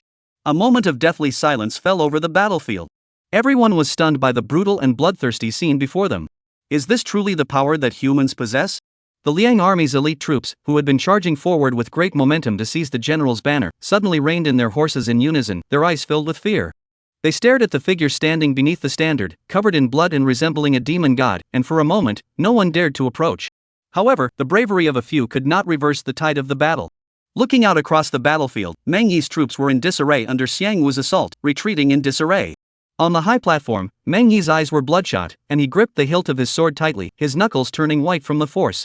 He knew all too well that he had lost control of the battle. Xiang Wu, observing from afar, had also noticed this. The renowned general of the Great Liang Kingdom wore a confident smile, then without hesitation, he gambled his last card, dispatching his remaining personal guards to eliminate Meng Yi's forces completely. But just as everyone believed the outcome was inevitable, on a hillside far from the main battlefield, 1,000-man cavalry unit stood silently. Every rider and horse was clad in heavy black armor, gripping specially crafted, elongated and thickened lances, exuding an oppressive aura that left one breathless. Heavy cavalry. The most terrifying meat grinders on the battlefield. They had been waiting here for a long time, the entire unit silent as a grave, blending seamlessly with the surrounding wild grass. The only sound was the occasional snort of a warhorse. They were all waiting for one man's command. Bai Yugu. She stood on the hillside, gazing at the distant battlefield. Though far away, she could sense the slightest change in the battlefield's dynamics thanks to her battle-honed instincts. When she saw the troops of the Great Liang Kingdom taking advantage of the situation to charge in and cut down countless soldiers of the Great Yong Kingdom, she didn't even flicker an eyelid. It was as though the soldiers dying before her were not her compatriots, but merely insignificant ants. She watched silently, waiting. Until she saw Xiang Wu, in order to secure victory, dispatch all his personal guards, leaving the defenses around the general's banner dangerously thin. She knew the moment had finally arrived. A faint smile curled the corners of Bai Yuji's lips, cold and cruel. Put on your armor. Her voice was soft but clear, reaching every heavy cavalryman's ears. Click. Click. Click. The cold steel helmets were lowered in unison, obscuring everyone's faces. From this moment on, they were no longer human beings, but cold, ruthless war machines. Feed the horses. Another command was given, and the heavy cavalry immediately pulled out the pre-prepared pills and shoved them into the mouths of their war horses. This was a banned military drug that could temporarily unleash the horses' latent potential, granting them unparalleled speed and endurance. The cost was that once the drug wore off, these war horses would be completely useless, and some might even collapse and die on the spot. It was important to note that the war horses of the heavy cavalry were carefully selected and extremely valuable strategic resources. Such actions were not merely extravagant, they were criminal. But Bai Yugu didn't care. In her eyes, as long as she could kill Xiang Wu and annihilate the main force of the Daliang army, everything was worth it. Soon, the effects of the drugs began to take hold. The horses' eyes turned red, their nostrils expelled scorching breath, and their hooves pawed the ground restlessly, emitting suppressed whinnies. The next moment, Bai Yugu raised her arm and swung it forward with all her might. Charge! Boom! The earth began to tremble violently. A black torrent of 1,000 heavily armed cavalry charged down the hillside. That unstoppable, terrifying momentum was like an erupting mountain flood or a bursting river, crashing into the heart of the Daliang army from the side and rear at a speed that left everyone speechless. Xiang Wu, who was commanding his troops in pursuit, immediately turned to look. When he saw the black heavy cavalry appearing like ghosts, his pupils contracted sharply. We've fallen into their trap. And when he recognized the man leading the charge, his heart was filled with terror. For he recognized the men at the forefront as members of the Bai family. At that moment, Xiang Wu immediately realized the gravity of the situation and tried to order his troops to retreat. But it was already too late. Bai Yuega was leading the charge. Her petite frame contrasted sharply with the towering warhorse beneath her, but the killing intent emanating from her was overwhelming. What was most alarming was that she seemed to feel no fear or pain, her face remaining expressionless even as she charged forward at breakneck speed. This was the legendary god of war bloodline passed down through the Bai family. This bloodline granted them unparalleled combat talent and almost demonic battlefield intuition, but it also stripped them of the most basic human emotions. In their eyes, there were no comrades, no enemies, only victory. And Bai Yuji's target was crystal clear, Xiang Wu. She ignored all the enemies trying to block her path, letting swords and spears strike her armor, sending sparks flying. She fixated her gaze on Xiang Wu in the distance, her eyes burning with an inhuman fervor. Xiang Wu, die! A cold, piercing shout rang out as Bai Yugu charged forward with the force of 1,000 thunderbolts, horse and rider as one, closing in on Xiang Wu. Clang! A deafening explosion. Xiang Wu's eyes widened in anger as he swung his weapon with all his might to block the attack. Though he was a renowned warrior of his time, the moment his weapon collided with Bai Yuji's, a terrifying force surged through him, shattering his palms and causing blood to gush forth. The horse beneath him let out a painful whinny and was knocked back repeatedly by the impact. Even if Bai Yugu was powerful and had the momentum of a charge, she shouldn't have been able to achieve this level of power. The only conclusion was that she had also taken that potion that enhanced one's potential. Even at the cost of severe bodily harm, she was willing to pay the price. This was the Bai family's way of doing things. They treated others and themselves with the same ruthless disregard. Equal, treating no one as human. Having landed the first blow, Bai Yugu didn't pause for a moment, turning her horse and charging forward again. Boom! Boom! Boom! After several collisions, Xiangwu's entire body went numb, and he finally lost control, his long spear flying out of his hands. At the same time, Bai Yuega charged forward wildly, swinging his sword horizontally. Put! A head flew into the sky, its face still frozen in shock and refusal to accept defeat. Xiangwu, the renowned general of the Great Liang Kingdom, was beheaded. The scalding blood splattered Bai Yuji's face, making her icy features appear even more demonic. And for the first time, a glimmer of human emotion flickered in her eyes. Chapter 60, The Strongman Reaches Max Level, 3 Career Paths. It was a sickening, almost excitement. She raised Xiangwu's head high, using all her strength to let out a scream that echoed across the entire battlefield. Xiangwu is dead. Surrender now. The echoes reverberated across the ancient battlefield, completely shattering the last remnants of the Dalian army's will to fight. The commander was dead, the retreat was cut off, and they were surrounded on all sides. The situation was hopeless. After an unknown amount of time, the cries of battle gradually subsided. Chunyi leaned on a broken lance, standing beneath the general's banner, gazing at the corpses littering the ground, his heart filled with mixed emotions. This battle had been far too brutal, but at least they had emerged victorious in the end. The white moon-shaped halberd that had severed Xiangwu's neck had earned the awe of nearly all the soldiers. Of course, Chunyi also gained a great deal. Your profession level has been upgraded to LV3. Your profession level has been upgraded to LV4. A single battle brought 2 promotions. A flash of joy crossed Chenye's eyes as he immediately opened his interface. Name, Chenye. Status, General's Bodyguard. Occupation, Military Strongman LV04. Talent, Unmovable as a Mountain. Martial Arts, Wind-Splitting Sword Technique LV4, Stone Power LV4, Mountain Splitting Force LV3, Array Breaking Fist LV3. Just as he was checking the panel, the sound of horse hooves echoed from ahead. Chenye lifted his head and locked eyes with a pair of cold, piercing eyes. Bai Yugu arrived under the general's banner. At that moment, her bright silver armor was already stained red with blood, and she held the head of Xiangwu, who had died with his eyes wide open. She looked down at Chenye with disdain, then surveyed the blood-soaked ground around her, littered with severed limbs, and coldly said, "You, not bad." After saying this, Bai Yugu turned and left without another word. Chenye looked at her departing figure in confusion, unsure why this woman, as cold as an ice cellar, had suddenly praised him. However, Chenye quickly pushed those thoughts to the back of his mind. In his eyes, it didn't matter what happened. Things were already this bad, so he didn't bother with such trivial matters. Soon, the good news reached the capital of the Great Yang Dynasty, and the imperial court was filled with joy. Xiangwu had been captured, and the main forces of the Great Liang Kingdom had been annihilated. Such an unprecedented achievement was worthy of being recorded in the annals of history. The emperor, overjoyed, immediately announced at court that Bai Yugu was to be appointed general of the western campaigns, commanding all 3 armies, and ordered him to pursue the enemy while they were still in disarray, and to launch a decisive assault on the heartland of the Great Liang Kingdom, utterly annihilating this long-standing enemy. Upon hearing this order, the court and the country were in an uproar. Countless ministers submitted petitions, arguing that the Bai family had acted with extreme cruelty and disregard for consequences. They feared that appointing such a general to lead a distant campaign would invite disaster and urged the emperor to reconsider, revoke the order, and select a more suitable general. Everyone knew that the term worthy general referred to Meng Yi. However, the emperor kept all the petitions of advice sealed and unopened. What was most puzzling was that, faced with such a situation, the Meng family's influence in the court remained unusually silent, as if tacitly accepting everything. Ultimately, the imperial edict was issued. Along with it, the rewards for the soldiers who had distinguished themselves in the battle were also delivered to the military camp. Chen Ye's name was prominently listed among them. Personal Guard Chen Yi, for his meritorious service in protecting the banner, bravery unmatched in the 3 armies, is hereby promoted to the rank of 1,000-man captain, awarded 100 taels of silver, and 10 bolts of brocade. A 1,000-man captain was a 6th-rank military officer, commanding 1,000 men. This rank surpassed that of Bai Xian, the previous company commander, and was a meteoric rise. The other personal guards looked on with envy, but as the names were read out one by one, everyone sensed something was amiss. The list of rewards was lengthy, mentioning nearly everyone who had distinguished themselves on the battlefield except for one person: Meng Yi. As the nominal commander-in-chief of this battle, not a single word was mentioned about him in the imperial edict from start to finish. This was no longer a mere reprimand, it was a blatant humiliation. The atmosphere in the camp grew tense and uneasy. The personal guards who had just moments ago been smiling with joy at the prospect of rewards now had their smiles frozen on their faces. They were all Meng Yi's loyal followers, their fortunes were intertwined. Now that Meng Yi had fallen from grace, what fate awaited them? In contrast to the gloomy atmosphere in the central military tent, Bai Yuji's camp was bustling with activity, crowded with people.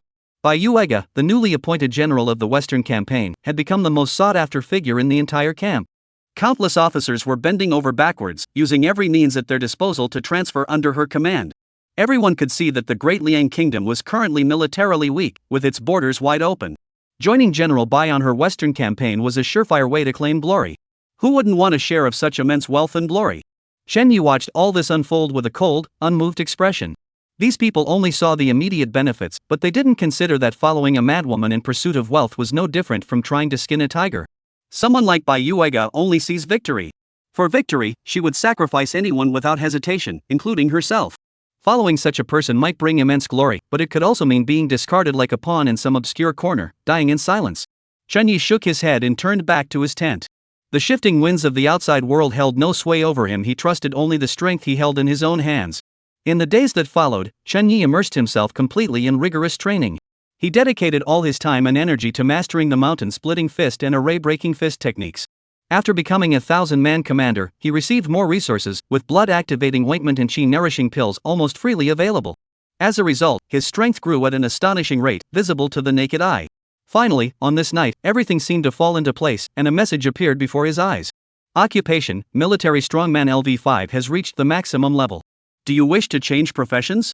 Chen Yi immediately selected yes. The screen before him began to change, eventually revealing 3 different career advancement paths. Career 1, Battle Formation Commander. Description: Born for battle, you are the vanguard of the battlefield.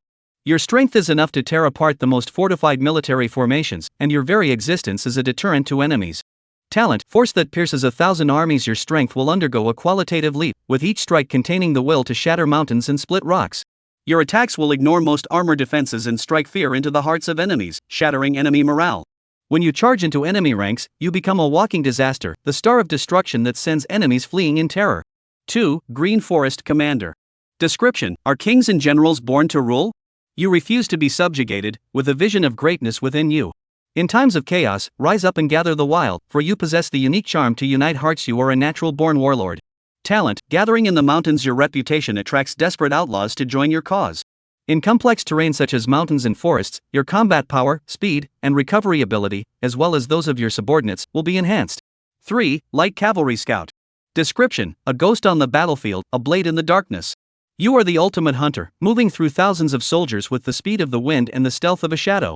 You excel in reconnaissance, assassination, and cutting off enemy retreats. Talent: Swift wind and shadow. Your riding skills, reaction speed, and dynamic vision will be greatly enhanced. While moving at high speeds, your form becomes blurred, making you extremely difficult to lock onto. Chapter 61, Class Change, Breaking the Army Captain. Looking at these 3 career paths, Chen Yi fell into deep thought. The first option he ruled out was Light Cavalry Scout, as all his current skills were focused on strength and defense. Choosing this path would mean abandoning his greatest advantage, a foolish decision. As for the Green Forest Commander. Reading the description, are there any nobles among the common people? Chen Yi's lips twitched. This talent was clearly meant for rebellion, gathering in the mountains, attracting desperados, and gaining bonuses in mountainous terrain. Unfortunately, although the world is currently in chaos, the Great Yom Court's rule is still relatively stable.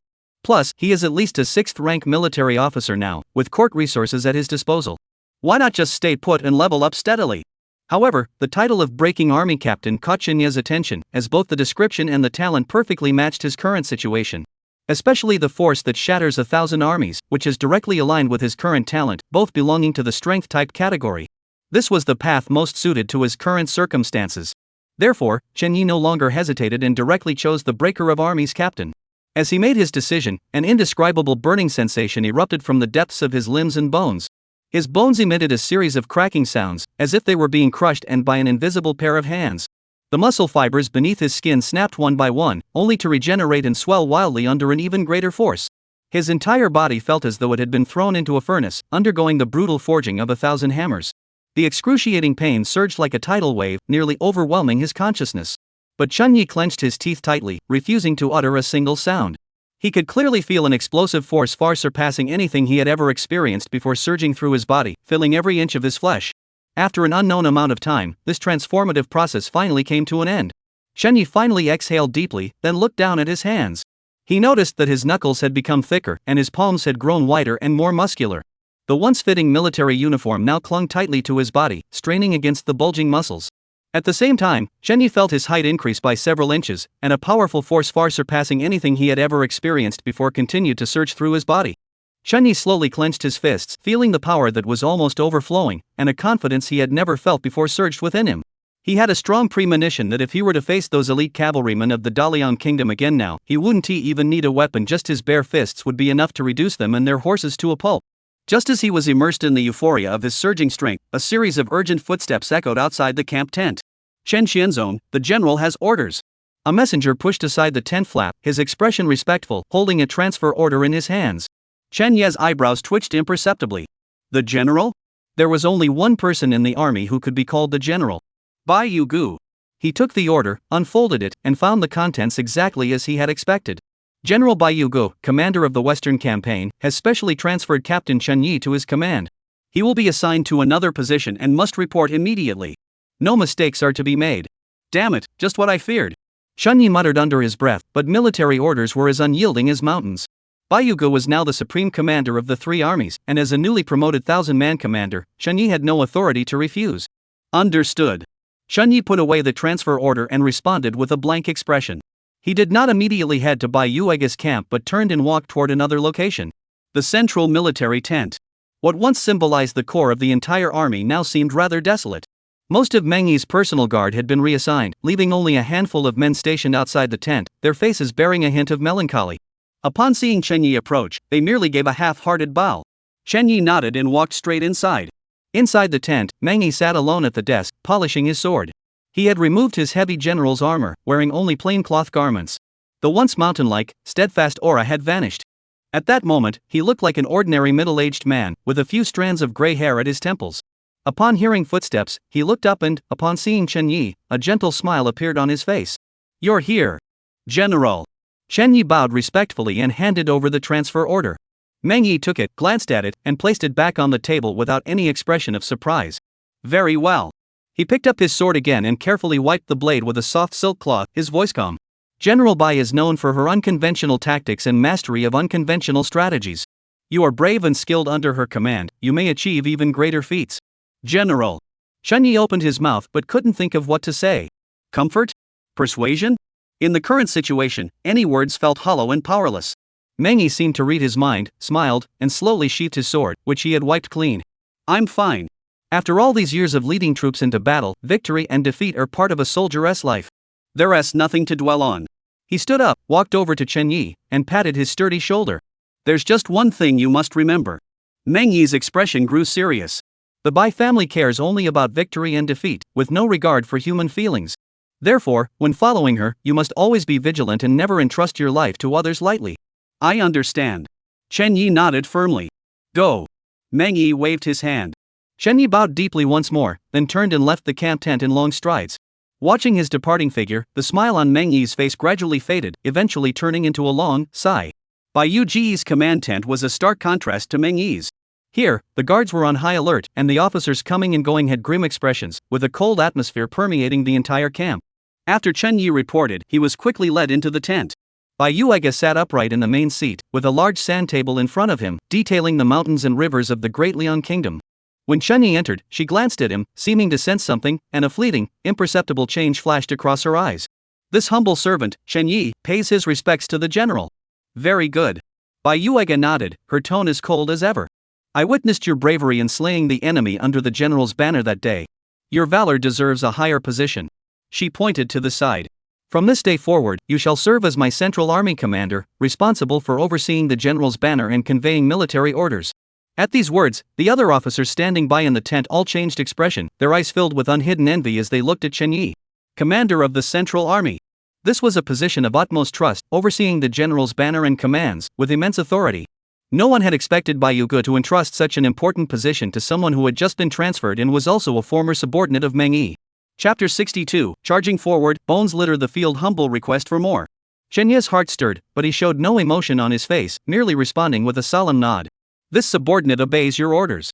He couldn't fathom Bai Yuji's intentions, but one thing was clear to him: this woman valued only one thing: utility. Perhaps, in her eyes, his brute strength was his greatest asset.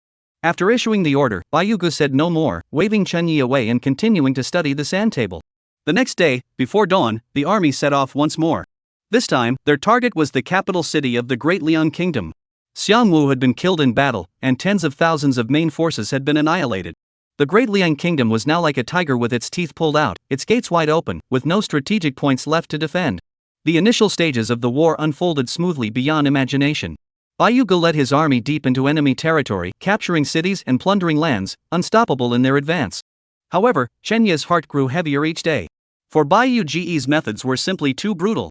After capturing a city, he ordered the massacre of all defenders, leaving no one alive, not even the dogs and chickens. Even when passing by a small sect, simply because they did not open the gates and surrender their wealth immediately, he ordered his troops to slaughter every member of the sect, leaving no one alive. Blood flowed like rivers, and bones littered the fields. On this day, Chenyi stood under the high banner, gazing at the city in the distance engulfed by flames, and the thick, overpowering stench of blood in the air sent chills down his spine. He finally understood what Wang Xing meant when he said that the Bai family were all madmen. In Bai Yuega's eyes, there was nothing but victory.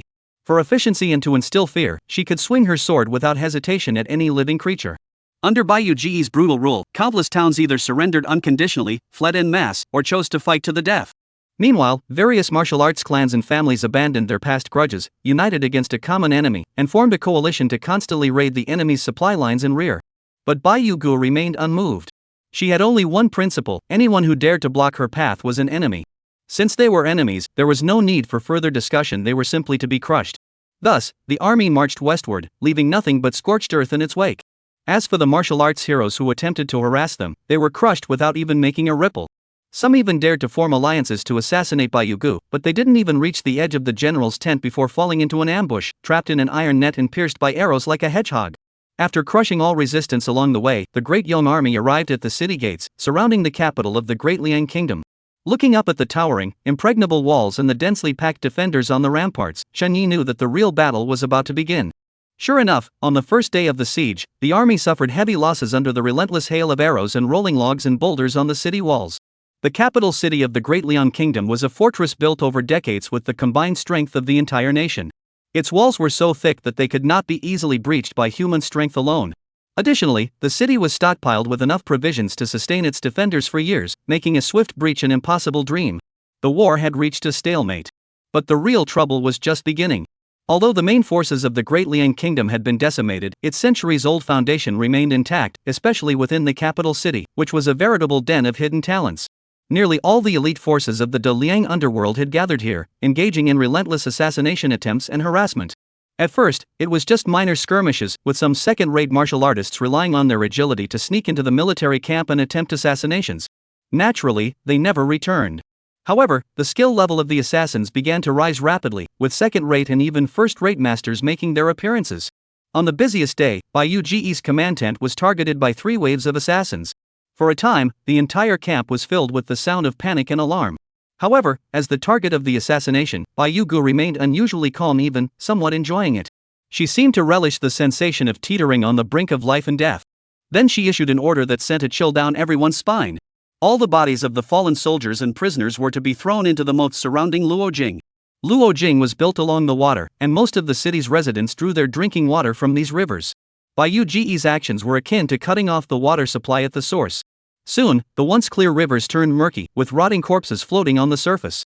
The putrid stench of decay wafted into the city through the wind. Although the well water within the city was still drinkable, it was merely a drop in the bucket for a metropolis housing hundreds of thousands of people. This move was ruthless indeed, and resistance within Luo City grew increasingly desperate, with attempts to assassinate Bai Yuega becoming increasingly reckless. However, Bai Yugu remained firmly in command of the central army, spending her days studying the sand table, as if nothing happening outside mattered to her. As for Chen Yi, his task remained largely the same as before, to guard the large banner flag at the center of the army. The importance of the banner need not be emphasized. Chen Yi understood that once those who sought to assassinate Bai Yuega realized it was impossible to do so in the short term, they would inevitably set their sights on the banner. After all, if they could sever the banner, it would have the same effect of undermining morale. Therefore, he has been stationed under the general's banner for the past few days, waiting for someone to arrive. That night, the military camp was shrouded in a grim atmosphere. Chen Yi sat in a corner not far away, keeping a close eye on the surroundings while shoving large handfuls of beef jerky into his mouth. His appetite had reached an astonishing level. Sometimes he would finish eating and feel hungry again immediately. As a result, Chen Yi would constantly stuff food into his mouth whenever he had the chance. Suddenly, his ears twitched slightly. He heard a faint sound. Someone was approaching. Chen Yi quickly shoved all the beef jerky into his mouth and glared coldly into the darkness ahead. He could sense a presence approaching at an unimaginable speed. The person's martial arts skills were clearly exceptional, and their movements blended seamlessly with the night. Had it not been for Chen Ye's extensive experience in nighttime movement, he might not have noticed him at all. Soon, the figure approached the large banner. The intruder's heart filled with joy. Victory seemed within reach. If he could cut down the banner and coordinate with his comrades, even if they couldn't drive back the De Yong army, they could at least lift the siege of Luojing. At that point, he would be hailed as a hero by the masses. But just as he was lost in his fantasies, a lazy voice came from behind him. "Friend, why are you out here so late at night? What are you up to?" The man was startled, but he was experienced and did not turn around. Instead, he charged forward. Not only that, but as he charged forward, he also threw a handful of hidden weapons behind him. Surprisingly, all the weapons missed their mark. At the same time, Chen Yi sidestepped the projectiles, then stomped down with one foot. A deafening explosion echoed, causing the ground to tremble, and his body shot upward like a cannonball. "Since you won't speak, then stay here." Chapter 63, The Fall of Luojing. Chen Yi's figure darted forward like an arrow, arriving before his target despite starting later, instantly catching up to the shadowy figure attempting to cut down the flag. The man felt a sudden gust of cold wind at the back of his head, his heart racing with fear. Without hesitation, he turned around and struck out with a palm strike, the wind cutting sharply, carrying a chill. Chen Yi did not flinch or dodge, instead delivering a punch of his own. There were no flashy moves, only the purest form of strength. As their fists collided, the assassin was struck like a battering ram, flying backward through the air, coughing up a mouthful of blood before hitting the ground. Bang! He stumbled to the ground, his eyes filled with terror. At the same time, Chen Yi had also closed in. As he caught a glimpse of the man's face in the campfire's glow, he couldn't help but pause for a moment. Because it was someone he knew. Although they had only crossed paths briefly during the fall of King's Hushan, Chen Yi recognized him as the man who had been with the sword-wielding youth Mu Jianqing back then. However, the Chen Yi of today was no longer the bandit he had been back then. Especially after knocking the man flying with a single punch, Chen Yi felt even more confident. Xiao Che, of course, did not recognize Chen Yi, as the latter had been hiding behind a rock at the time and had never seen him before. At that moment, Xiao Che was filled with shock and confusion. He simply couldn't figure out how this flag-bearing officer had discovered him. After all, Xiao Che came from a renowned martial arts family and, at such a young age, was already a renowned figure in the martial arts world. When it came to lightness kung fu and stealth techniques, he could easily rank among the top-tier masters. Yet today, he had been defeated here. What's more, the opponent's strength was truly terrifying. With just one move, without even using a weapon, he had beaten him until he spat blood. Could this really be the strength of a mere soldier in the military? He couldn't figure it out, and he didn't have time to think about it. Because Chen Yi had already arrived before him. "You!" Xiao Che had barely uttered a word when a massive fist rapidly expanded in his pupils. Terrified, he leaped backward just in time to avoid the punch. Even so, as the icy fist wind whipped past his shoulder, Xiao Che's scalp tingled, and he felt a chill run from the soles of his feet straight to the top of his head. He had no doubt that if that punch had landed on him, he would have been reduced to a pile of flesh on the spot. He dared not linger any longer and turned to flee. Chen Yi, however, was now in the heat of the moment. Since his promotion to the rank of Breaker of Armies, he had never truly engaged in a proper fight. Now that he had finally encountered a martial arts master from the underworld, he was not about to let him go so easily. Therefore, Chen Yi stomped his foot once more, propelling himself forward with tremendous force, closing the distance to Xiao Che's back. He raised his fist and struck again. The punch carried a piercing scream as it tore through the air, causing Xiao Che to inwardly curse as he desperately dodged. His prideful footwork seemed laughable and powerless in the face of Chen Yi's overwhelming strength. Finally, Xiao Che was struck by Chen Yi's fist on his shoulder blade. This was only because he had managed to dodge the vital areas, otherwise he would have been killed instantly. Crack! The sound of cracking bones echoed through the air, and Xiao Che spat out another mouthful of blood. However, a flash of joy crossed his eyes as he used the force of the punch to charge forward with all his might. In a few swift movements, he vanished into the darkness of the night. Chen Yi stopped in his tracks and did not pursue further. After all, the banner was of utmost importance. As for this man, severely injured as he was, even if he survived, he would be completely useless.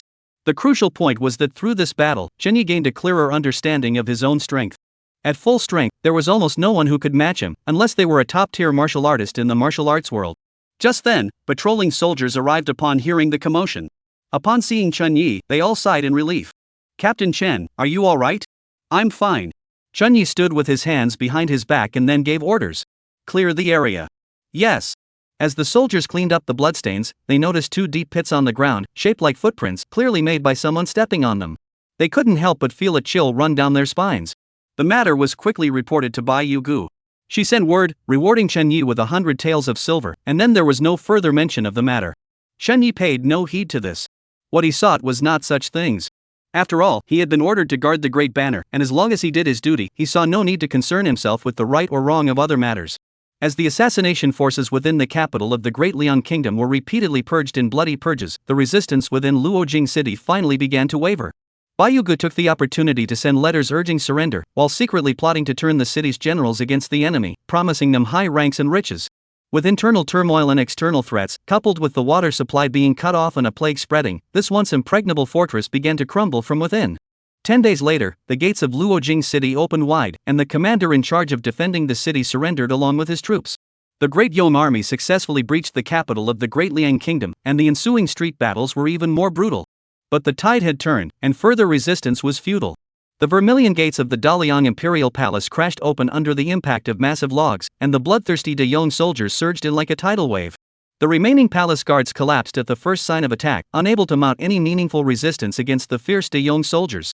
Shen Yi followed closely behind the Great Banner, stepping on the blood-stained marble steps, slowly making his way into this palace that symbolized the highest power of the Great Liang Kingdom. The air was thick with the acrid smell of burning and the stench of blood. Finally, they came to a halt before the Golden Hall. At that moment, the once magnificent hall was engulfed in flames. "General, the Emperor of the Liang Kingdom has executed 18 concubines from the harem and then set himself ablaze within the palace. He is now dead," a blood-soaked officer reported.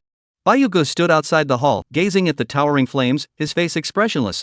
Soon, a group of elegantly dressed officials from the Liang Kingdom were pushed and shoved by soldiers and brought forward. They knelt on the ground without any dignity, crying out, "General, spare our lives." Bayuega's gaze swept over the tear-streaked faces of the officials, his eyes as cold as ice, as if he were looking at a group of lifeless objects. She cared nothing for their lives, her focus was singular. "Where are the people of the Xiang family?" she asked, her voice soft but clear enough to silence the entire square. An elderly minister at the front hurriedly knelt and replied, reporting to the general, the Xiang family has already been annihilated." Bayugu furrowed her brows.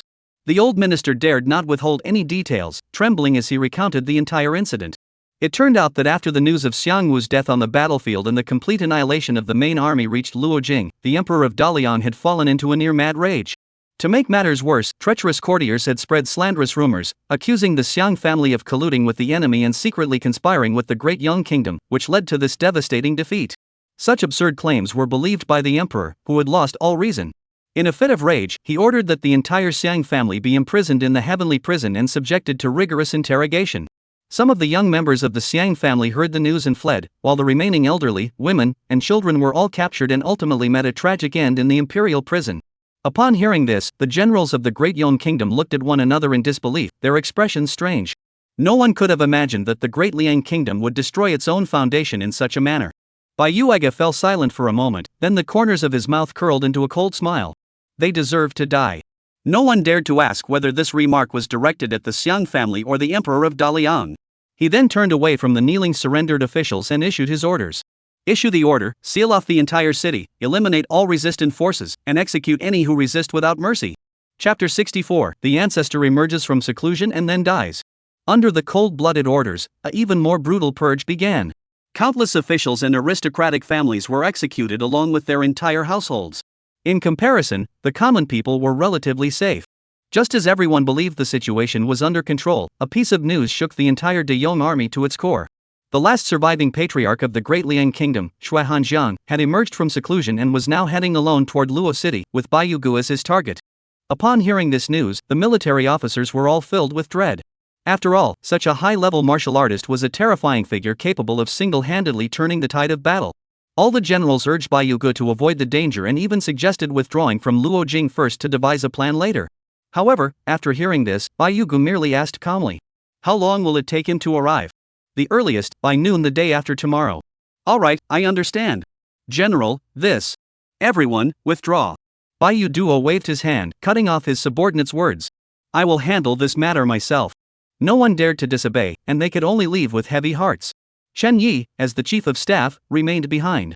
He watched as Bayugu walked to the massive sand table, her fingers gently tracing the borders of the Great Liang Kingdom before coming to rest on Luojing, which was already marked with the flags of the Great Yong Kingdom. "We killed Xiang Wu and annihilated his tens of thousands of main forces, yet the Great Liang Kingdom still refuses to surrender." She spoke as if to herself, yet it seemed directed at Chen Yi. "If that is the case, then we will kill another Shui Hanjiang." Chen Ye's heart sank suddenly. He saw a flame burning in Bayuji's eyes that he had never seen before.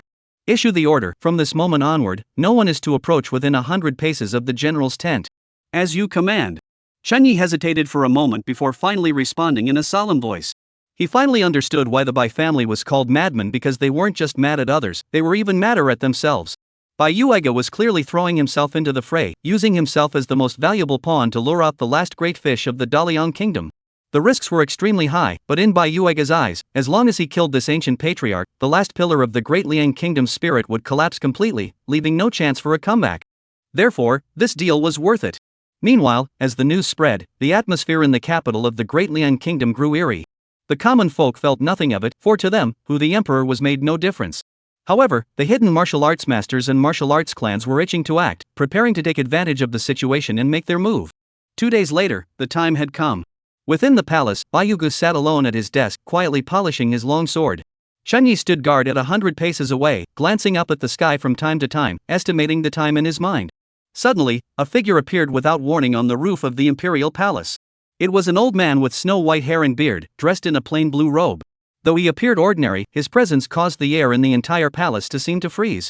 Not only that, but with each step he took, his aura grew stronger. Upon entering the hall, Shui Hanjiang's aura was so overwhelming that it was almost blinding. "You're punctual, aren't you?"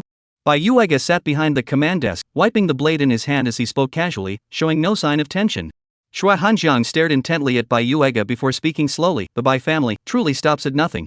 "Thank you for the compliment." Bai Yuega smiled slightly, even bowing slightly, his manners impeccable. "You're asking for death." Shui Hanjiang's eyebrows and beard bristled, clearly enraged to the extreme. He then vanished from where he stood. The next moment, Shui Hanjiang appeared before the commanding desk like a ghost, striking out with a palm toward Bai Yugu. The strike seemed ordinary, yet it seemed to seal off the entire space, leaving no room for evasion. Bai Yugu swung his sword, striking downward. The sword light was as dreamlike as it was illusory, but it shattered instantly, sending Bai Yugu flying backward, crashing heavily into the pillar behind him and coughing up blood in large gulps. The ancient ancestor of the world was truly terrifying. This was beyond the comprehension of ordinary people, reaching the standards of immortals in the eyes of the world, and thus they were also called land immortals. "It's over." Shui Hanjiang stepped forward, his expression indifferent. But at that moment, Bai Yugu, lying in a pool of blood, suddenly broke into a brilliant smile. There was no fear or resentment in that smile, only a sickening, almost excitement. "Yes, it's over," she whispered softly, then suddenly spread her arms wide and clung tightly to Shui Hanjiang's legs. "Come with me." As she spoke, Bai Yugu lit the fuse of the explosives bound to her body. Beneath the base of the Grand Hall lay even more explosives. Once Bai Yuge's explosives detonated, the ones below would trigger a chain reaction. This was the result of her frantic efforts over the past 2 days, all to ensure that Shui Hanjiang died. Shui Hanjiang was terrified beyond words. He never imagined this woman would be so. Madwoman. He tried to break free and flee, but it was already too late. "So you're afraid after all. It seems that even a land god isn't truly divine," Bai Yugu said calmly. With a loud explosion, the explosives on her body detonated first, sending Shui Hanjiang flying backward, severely injured. But he still wanted to run. But just then, a deafening explosion echoed through the sky. "No," he screamed hoarsely, mustering all his strength to escape. But as Bai Yugu had said, though he was called a land deity, he was not a true deity after all. Boom! The terrifying explosive force directly collapsed the entire hall, and blinding flames shot into the sky, turning half the sky crimson. Everyone was utterly stunned by this horrific and chaotic scene. Chen Yi, forced back by the shockwave, looked at the ruins before him, his heart racing and unable to calm down. This woman, she's a complete madwoman. To take Shui Hanjiang with her, she was willing to sacrifice her own life. Before anyone could recover from the shock, a woman dressed in black, her expression blank, walked up to him. She was Bai Yuega's personal guard and a loyal soldier of the Bai family.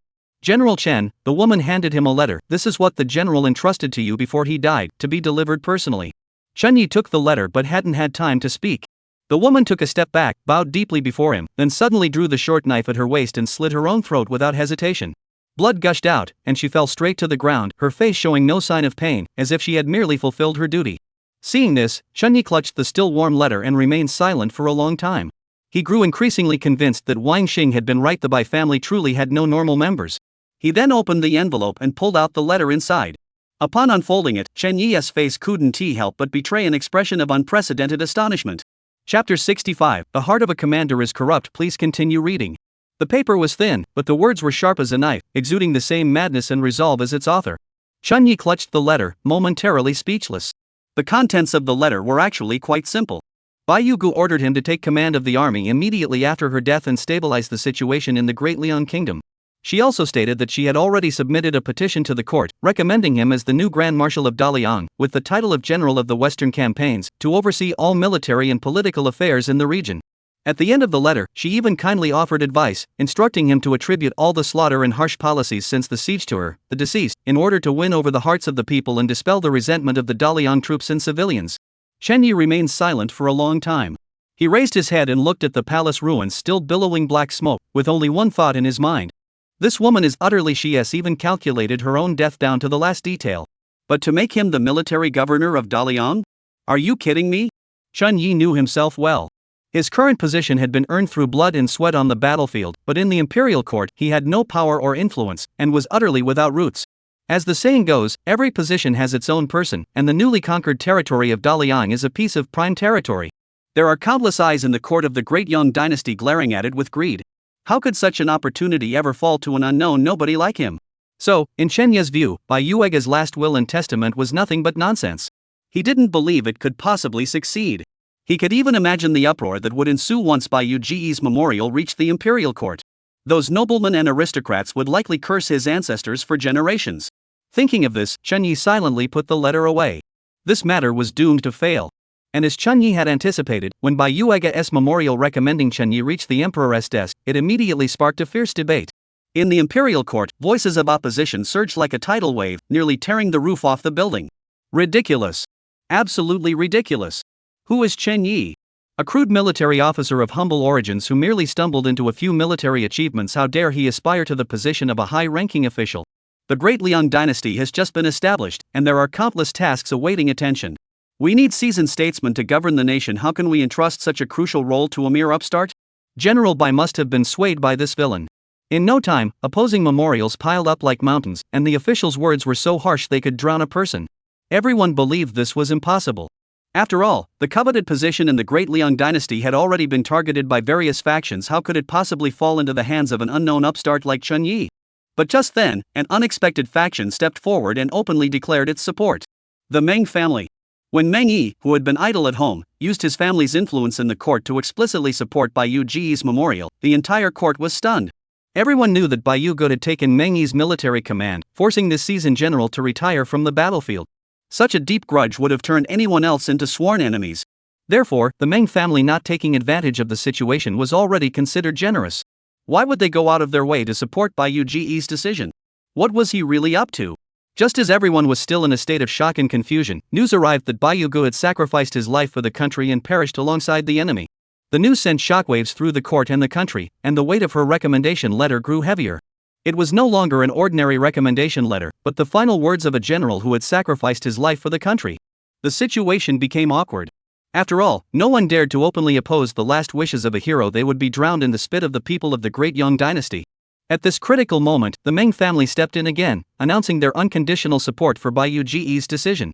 Ultimately, after much deliberation, the emperor of the Great Yang Dynasty on the imperial throne signed his approval with a red brush. Approved. The imperial edict was issued, sending shockwaves throughout the court and the realm. Countless eyes turned green with envy, especially among the aristocrats, who were so furious they pounded their chests in frustration.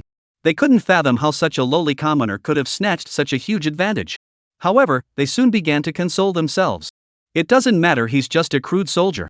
He might be good at fighting, but governing a region? He doesn't know the first thing about it. Just wait and see, it won't take 3 months before he resigns in disgrace. Chen Yi had no idea about the events unfolding in the imperial court until the imperial edict was placed before him, leaving him speechless. It actually, really happened? This world is too surreal. Shen, the military governor, received the imperial edict. The eunuch who came to deliver the edict smiled without any warmth. Chen Yi took the imperial edict in a daze. Just then, Wang Xing suddenly appeared out of nowhere, enthusiastically inviting the eunuch to dine with him. After the eunuch left, Chen Yi was still in a daze. Just then, another messenger from the capital quietly handed him a private letter. The envelope bore only 2 characters. Mang Yi. Chen Yi's heart skipped a beat. He quickly found a quiet spot and opened the envelope. The letter was brief, but the words carried a familiar sense of calm and stability. Meng Yi explained in the letter that his decision to support Chen Yi against all opposition in the court was not made on a whim, but because he believed in Chen Yi's abilities and character. He urged Chen Yi to act freely without any reservations, assuring him that the Meng family would stand behind him as his strongest support. At the end of the letter, Meng Yi wrote only one sentence. "Do not disappoint me." Chen Yi held the letter in his hands, standing silently in the tent for a long time. The night breeze blew in from outside, carrying a hint of coolness, and gradually cleared his chaotic thoughts. He finally understood. Meng Yi had been stripped of his command and sent into exile, seemingly removed from the court's intrigues. However, for the entire Meng clan, this was undoubtedly a severe blow, signifying that the clan's influence would inevitably enter a period of decline. In such circumstances, Meng Yi must find a way to strategize. And he had set his sights on himself. A man without roots or connections, who had once served as his personal guard and shared a bond of trust. By elevating him to the position of military governor of Dalian, he was effectively cultivating an ally for the increasingly weakened Meng family outside the court. This was a gamble, but also a long-term investment.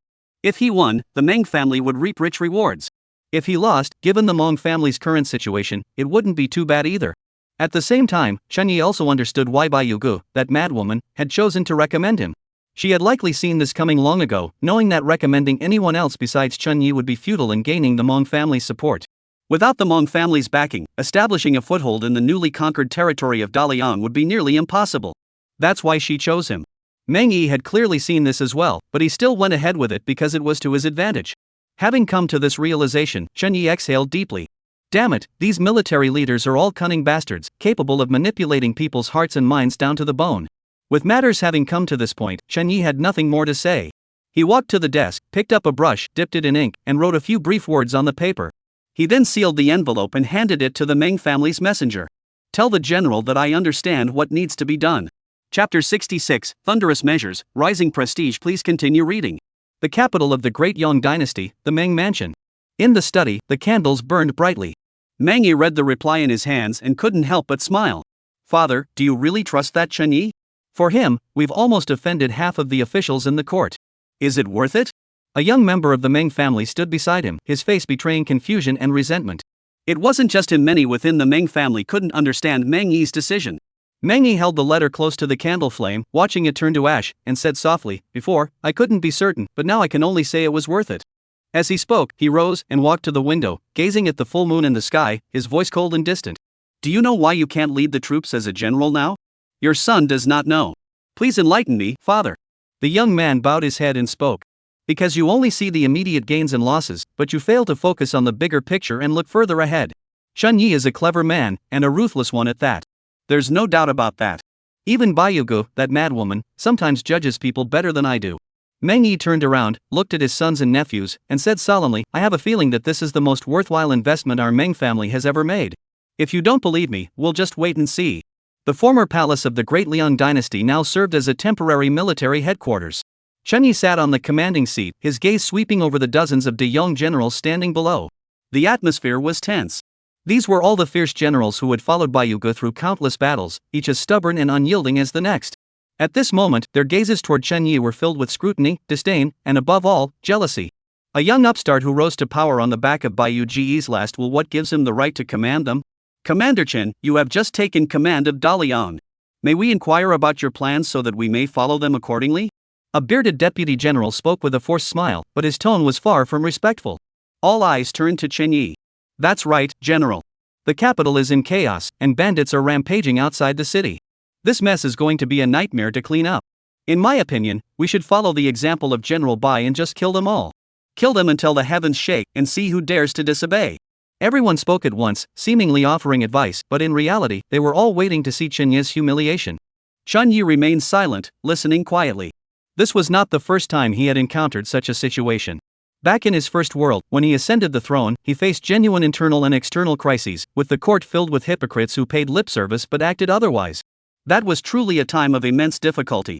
Therefore, the current situation was nothing compared to that. "Wang Xing," Chen Yi suddenly spoke up. "Here I am." Wang Xing jumped to his feet and stepped forward. He was one of the first to join Chen Yi's camp and had become the most influential figure by his side, so he naturally had to demonstrate his loyalty. "Transmit my orders." Chen Yi's voice was not loud, but it echoed clearly throughout the entire hall. "First, open the granaries and distribute grain to relieve the starving citizens of the city. Anyone who registers may receive 3 days' worth of rations. Second, post proclamations throughout the city announcing that past offenses will be forgiven. However, any merchants found hoarding goods or profiteering from the crisis, or local warlords taking advantage of the chaos to oppress the innocent, will be executed without mercy upon discovery. Chen Yi's gaze swept over several inconspicuous low-ranking officers in the corner. You few will be responsible for this matter. If you handle it well, I will reward you handsomely. The officers who were called out were startled at first, but their faces soon lit up with joy, and they knelt down excitedly. Your humble servant will not disappoint the military governor's trust. They were all low-ranking officers with no background or connections, who had always believed their lives would amount to nothing. They never imagined that the new military governor would entrust them with such an important task. Chen Yi's move bypassed all the senior officers, delegating authority to the newcomers. His intentions could not have been clearer. The grand hall fell into complete silence. The generals were all stunned. They had been preparing to watch the spectacle, but never expected Chen Yi to react so swiftly and with such clarity. It was clearly the result of careful planning. Wang Xing accepted the order and hurriedly led his men away. Soon, Chen Yi's first move began to take effect. As cartloads of grain were transported from the government warehouses and soup kitchens were set up throughout the city, the people of Luojing, who had been struggling through war and plague, could hardly believe their eyes. The numb expressions on their faces finally showed a glimmer of life. As a dozen unscrupulous merchants who had taken advantage of the situation to hike up grain prices and local bullies were dragged to the market square and beheaded, the people spread the news, developing a growing sense of toward this new military governor from an enemy state. However, trouble soon followed.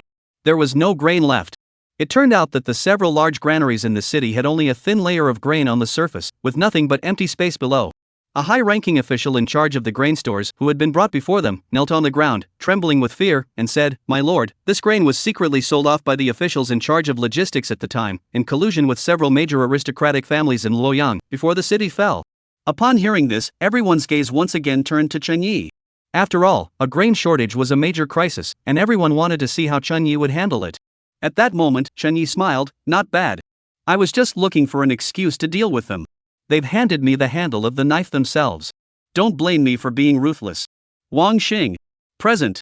Gather the troops, round up everyone on the list, and bring them all back. Seal off their mansions. Anyone who resists will be killed on the spot." Yes. Everyone felt a chill run down their spines. They finally realized that although this young man did not seem as Bayugu, his ruthless and decisive nature was no less intense. That night, the troops of the military governor's mansion swept through the city like wolves, raiding the mansions of over a dozen prominent families. Cries, pleas for mercy, and the clanging of weapons echoed through the night. By dawn, everything had settled. The once powerful aristocratic families were now prisoners. The gold, silver, treasures, grain, and cloth seized from their mansions were piled up like mountains. Chen Yi showed no mercy, directly confiscating the ill-gotten gains and transferring them to the state treasury, while distributing the seized fertile lands to landless refugees. At the same time, he promoted several capable officials who had served diligently, and selected a group of talented officials who had been suppressed from among the surrendered officials, entrusting them with important responsibilities and quickly building his own team. This decisive action uprooted the entrenched old factions within Luojing City and silenced the arrogant soldiers in the military. They finally realized that this new military governor was far more ruthless than they had imagined. Once order was restored within the city, Chen Yi immediately turned his attention to the plague. He mobilized all the city's physicians, set up free medical clinics, and organized teams to clean the rivers contaminated by corpses, diverting fresh water to the area. These measures, like gentle spring rain, gradually healed the wounds left by the war, and Chen Yi's prestige steadily rose among both the people and the military. However, there were always those who refused to accept this change. Although the great Liang dynasty had fallen, its remnants still lingered. These individuals refused to accept defeat and secretly colluded with outlaws and bandits from the mountains, constantly stirring up trouble outside Luojing City, raiding official roads, and disrupting farmland. One day, dire news arrived. A newly established farm village outside the city was brutally massacred by a band of mountain bandits. Every single person in the village, regardless of age, totaling 137 souls, was killed. What was even more brutal was that the bandits cut off the heads of all the villagers, impaled them on bamboo poles, and erected them along both sides of the main road at the village entrance, creating a terrifying forest of severed heads. The news reached Luojing, sending shockwaves throughout the city. Chapter 67. He was a grain carrier by trade. "Commander, I volunteer to lead the troops and tear these bandits to pieces." Wang Xing volunteered. "There is no need." Chen Yi's voice was as cold as ice. He slowly stood up, removed his civil official's robe, and revealed the black martial arts attire beneath. "I will handle this personally." He stepped out of the hall and mounted his horse. "Wang Xing, gather 50 elite soldiers and follow me out of the city." "Sir, this is too dangerous." Wang Xing was utterly shocked. "I said, leave the city." Chen Yi said no more, gave his horse a sharp kick, and the warhorse darted out of the governor's mansion like a black bolt of lightning. The setting sun was as red as blood. Chen Yi led the 50 riders as they raced down the official road. Based on intelligence from scouts and Chen Yi's keen senses, they quickly located the bandits' hideout. At that moment, the bandits were feasting to celebrate their victory. Du Gongzi, you can rest assured. Our brothers are clean-handed, will leave no trace behind, the bandit leader slurred drunkenly. The young man addressed as Du Gongzi wore a smile, but his eyes betrayed a hint of disgust. After all, he was the descendant of a prominent noble family from the Great Liang dynasty, a true blue nobleman's son. How could he possibly look down on these rough-and-tumble bandits? Unfortunately, the situation was beyond his control. The Du family had been stripped of their assets, and he had no choice but to swallow his pride and associate with these bandits. That's good. I was worried that the Chen family might notice us. When he mentioned the surname Chen, Du Yong's face was filled with hatred. After all, it was Chen Yi who ordered the raid on the Du family and the brutal death of his father. He naturally harbored deep hatred. That Chen fellow is nothing but a former grain carrier who was forcibly promoted to military governor. What qualifies him to flaunt his power here? Du Gongzi need not worry too much. Sooner or later, I will cut off his head. The bandit leader spoke with disdain. Du Yong forced a smile, but he found the wine before him hard to swallow. The banquet continued, and some bandits, drunk and boisterous, began to boast about their own bravery. You don't know, the young women in that small village are actually quite pretty. I took 3 of them. Just then, a sudden shout came from outside, who's there? Chaos ensued, accompanied by screams and the sound of horse hooves. The bandits were all panicked, and Du Yong jumped to his feet, shouting, "What's going on? You said this place was well hidden and wouldn't be discovered." The bandit leader snapped out of his drunkenness, staring blankly and stammering, I don't know. Just then, the sounds of battle outside suddenly ceased, leaving everything deathly quiet. Du Yong knew something was wrong and turned to run toward the back mountain. Just then, an arrow pierced the window and impaled a bandit. Immediately afterward, there was a dull thud, and the ground trembled 3 times. Then, Chen Yi smashed through the wall and charged into the hall. The bandits finally reacted, some drawing their swords to attack. Chen Yi didn't even glance at them, instead delivering a powerful punch with his backhand. Boom! The sound was like a balloon bursting, and the bandit's chest was blown apart. His body flew backward like a broken sack, crashing into the back wall and leaving a deep dent, turning into a pile of mud. Such a brutal scene left the bandits trembling with fear. Some of them could no longer hold their ground and turned to flee. Chen Yi, of course, wouldn't let them escape. He charged at them like a tiger among sheep, his fists flying, each punch reducing a bandit to a pile of flesh. This was no longer a battle, it was a one-sided massacre. Wang Xing and the others who had followed behind stood there speechless. In the blink of an eye, the ground was littered with corpses. The bandit leader, terrified out of his wits, turned and tried to flee deeper into the mountains. Chen Yi leaped forward, closing the distance in an instant. Without sparing a glance at the bandit leader's pleas for mercy, he delivered a single punch that reduced the upper half of his body to a bloody mist. Without pausing, Chen Yi continued to race toward the back of the mountain. He clearly saw someone run into the mountains, so he gave chase without hesitation. Moreover, his pursuit was unconventional. He paid no heed to the trees along the way, charging straight ahead in a straight line. Wherever he went, the trees were shattered by his incredibly powerful body, as if he were a bulldozer charging deep into the forest. Meanwhile, Du Yong, upon hearing the commotion behind him, was terrified out of his wits. He never imagined that Chen Yi could arrive so quickly and with such ferocity. If he had known this would happen, he never would have stayed behind to drink, he would have fled long ago. But now it was too late for regrets. He could only try to increase his speed as much as possible, darting through the forest, hoping to shake off the pursuers behind him. But just moments later, the commotion behind him grew louder and louder. Du Yong couldn't help but glance back, and what he saw filled him with terror. Chen Yi stood on a large rock not far away, grinning at him. He then crouched down and leaped into the air with such force that the massive rock itself was knocked off its position. No! Du Yong screamed hysterically, trying to dodge, but Chen Yi was as fast as a bullet, closing the distance in an instant and delivering a punch with his fist raised. Du Yong had trained under a renowned master since childhood and now possessed the combat prowess of a second-rate martial artist in the underworld. In this life-or-death moment, he mustered all his strength to raise both arms in an attempt to block the punch. But the next moment, he regretted it. For what was in front of him was not a fist, but a stampeding herd of elephants. He couldn't even last a second before his arms were shattered, and the powerful impact snapped his waist in two. The lower half of his body remained standing where he was, while the upper half was blasted into the air, exploding into a cloud of blood and smoke. Chen Yi remained expressionless, slowly retracting his fist, then turned and walked away. From start to finish, Wang Xing hadn't even touched the 50 cavalrymen. The entire band of bandits had been killed by Chen Yi alone. However, Wang Xing and the others were not shocked by this, as they had long since grown numb to such violence. Chen Yi then sorted through the captives brought by the bandits. The innocent civilians who had been caught up in the chaos were given a chance to redeem themselves after receiving some education. They were enrolled in the military farming units, given land and seeds, and granted a new lease on life. As for those whose hands were stained with blood, Chen Yi ordered them to be beheaded on the spot. That day, at the vegetable market in Luojing, 36 heads were hung high. The news spread, and the entire Dalian underworld fell silent. Especially when they heard that all the bandits had been wiped out by Chen Yi alone, the previously restless faction suddenly became much more subdued. They finally understood that this new military governor of Dalian was not only compassionate but also ruthless.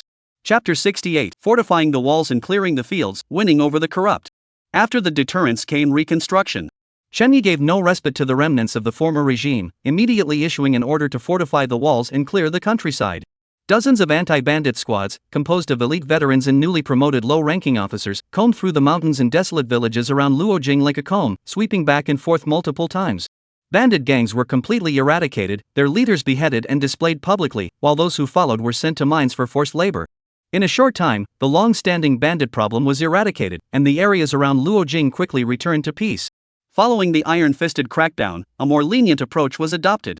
Chen Yi implemented bold tax reforms, reducing taxes and abolishing the various oppressive taxes imposed by the Liang court. At the same time, he opened trade routes and encouraged commerce. The people who had survived the war, now with land and a stable environment, finally had a chance to breathe. Barren fields sprouted new greenery, and the streets once again echoed with the long-absent sounds of street vendors. The once dormant capital of Luojing finally began to thrive once more. However, those former court nobles who had narrowly survived the first wave of purges under Chen Yi and still retained their wealth found the sight of Luojing's growing vitality unbearable. This land had once been theirs, yet now it was under the rule of Chen Yi, a commoner, and they could not bear it. In a secluded mansion, several middle-aged men dressed in luxurious attire gathered together, their faces darkened. This young man's methods are brutal, yet he understands the people's hearts. If we allow him to continue unchecked, we will have no place left to stand, a man surnamed Wang said solemnly. Force is not an option. Du Yong is a cautionary tale. Another shook his head in despair. Chen Yi is already a monster capable of taking on thousands, and now he commands a large army. Who could possibly touch him? If force won't work, then we'll try diplomacy.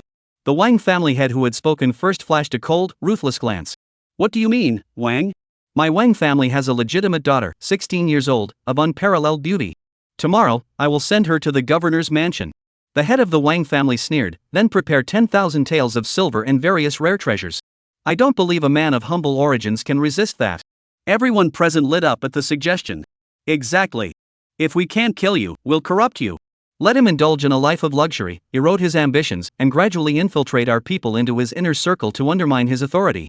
Once you become a worthless hedonist, isn't Luojing still our domain? For a moment, everyone responded enthusiastically, each calculating which daughter to send and how much family wealth to offer. The next day, at the military governor's mansion, Chen Yi looked down at the row of beauties kneeling before him, each with her own unique charm, then glanced at the mountains of gold and jewels piled beside him. His face remained expressionless. Wang Xing stood beside him, keeping his eyes on his nose and his nose on his heart, but inside he was cursing these old foxes for being so damn rich. Sir, these riches are a token of our gratitude for your military campaigns.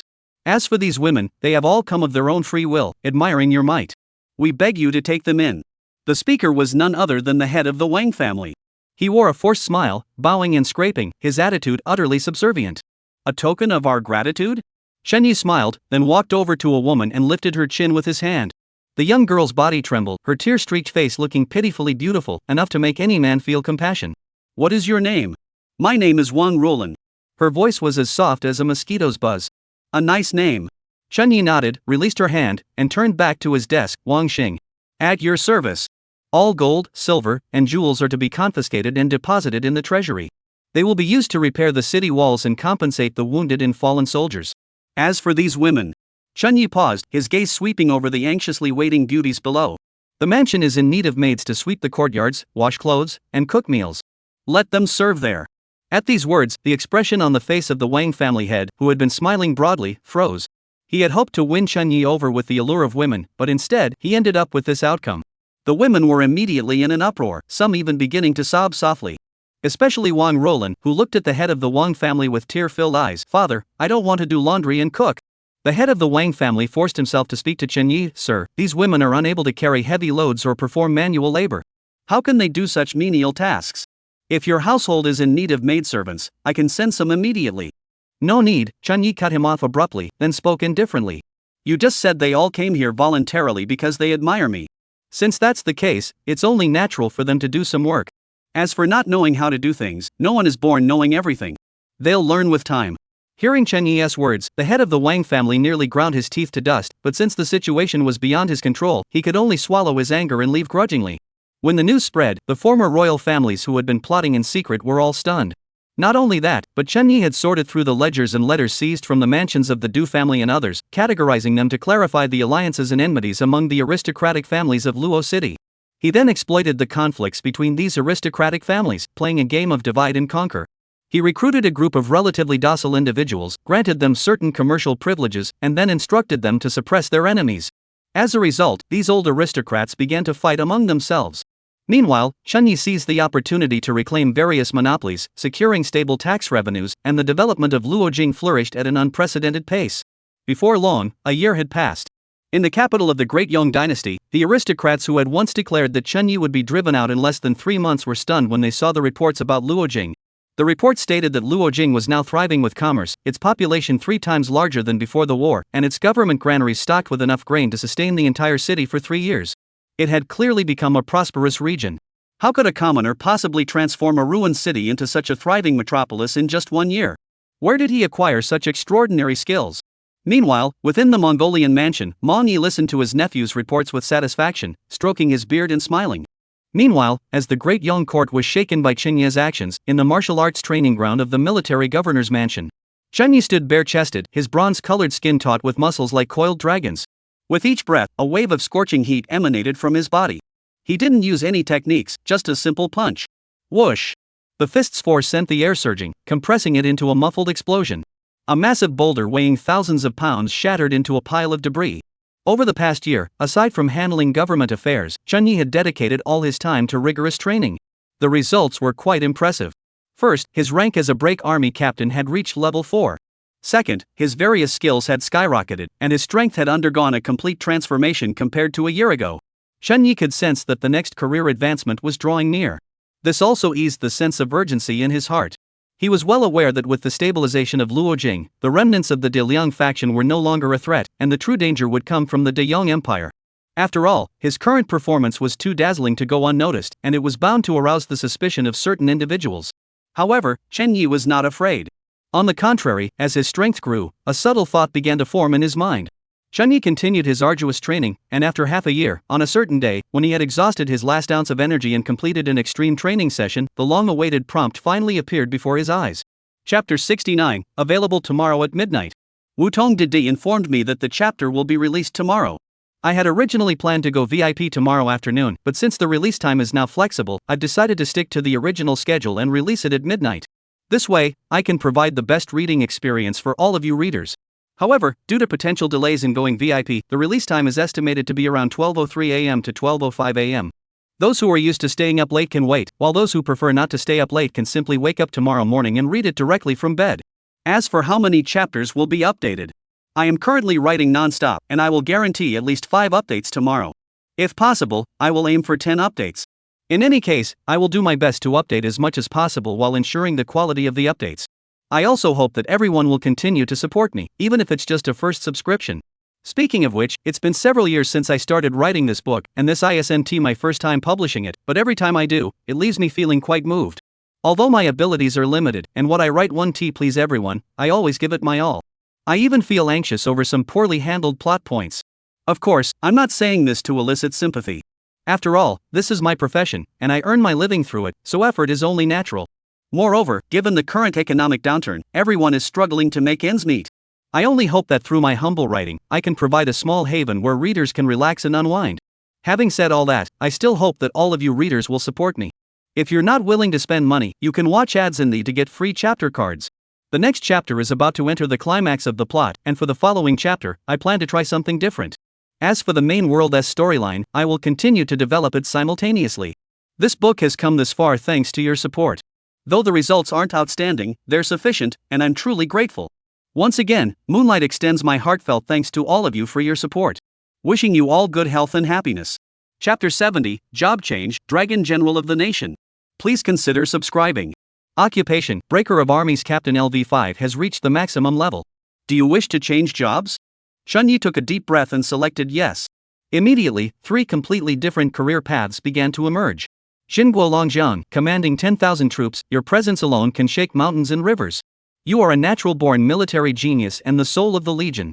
Your existence greatly boosts morale, and your strategies can turn defeat into victory.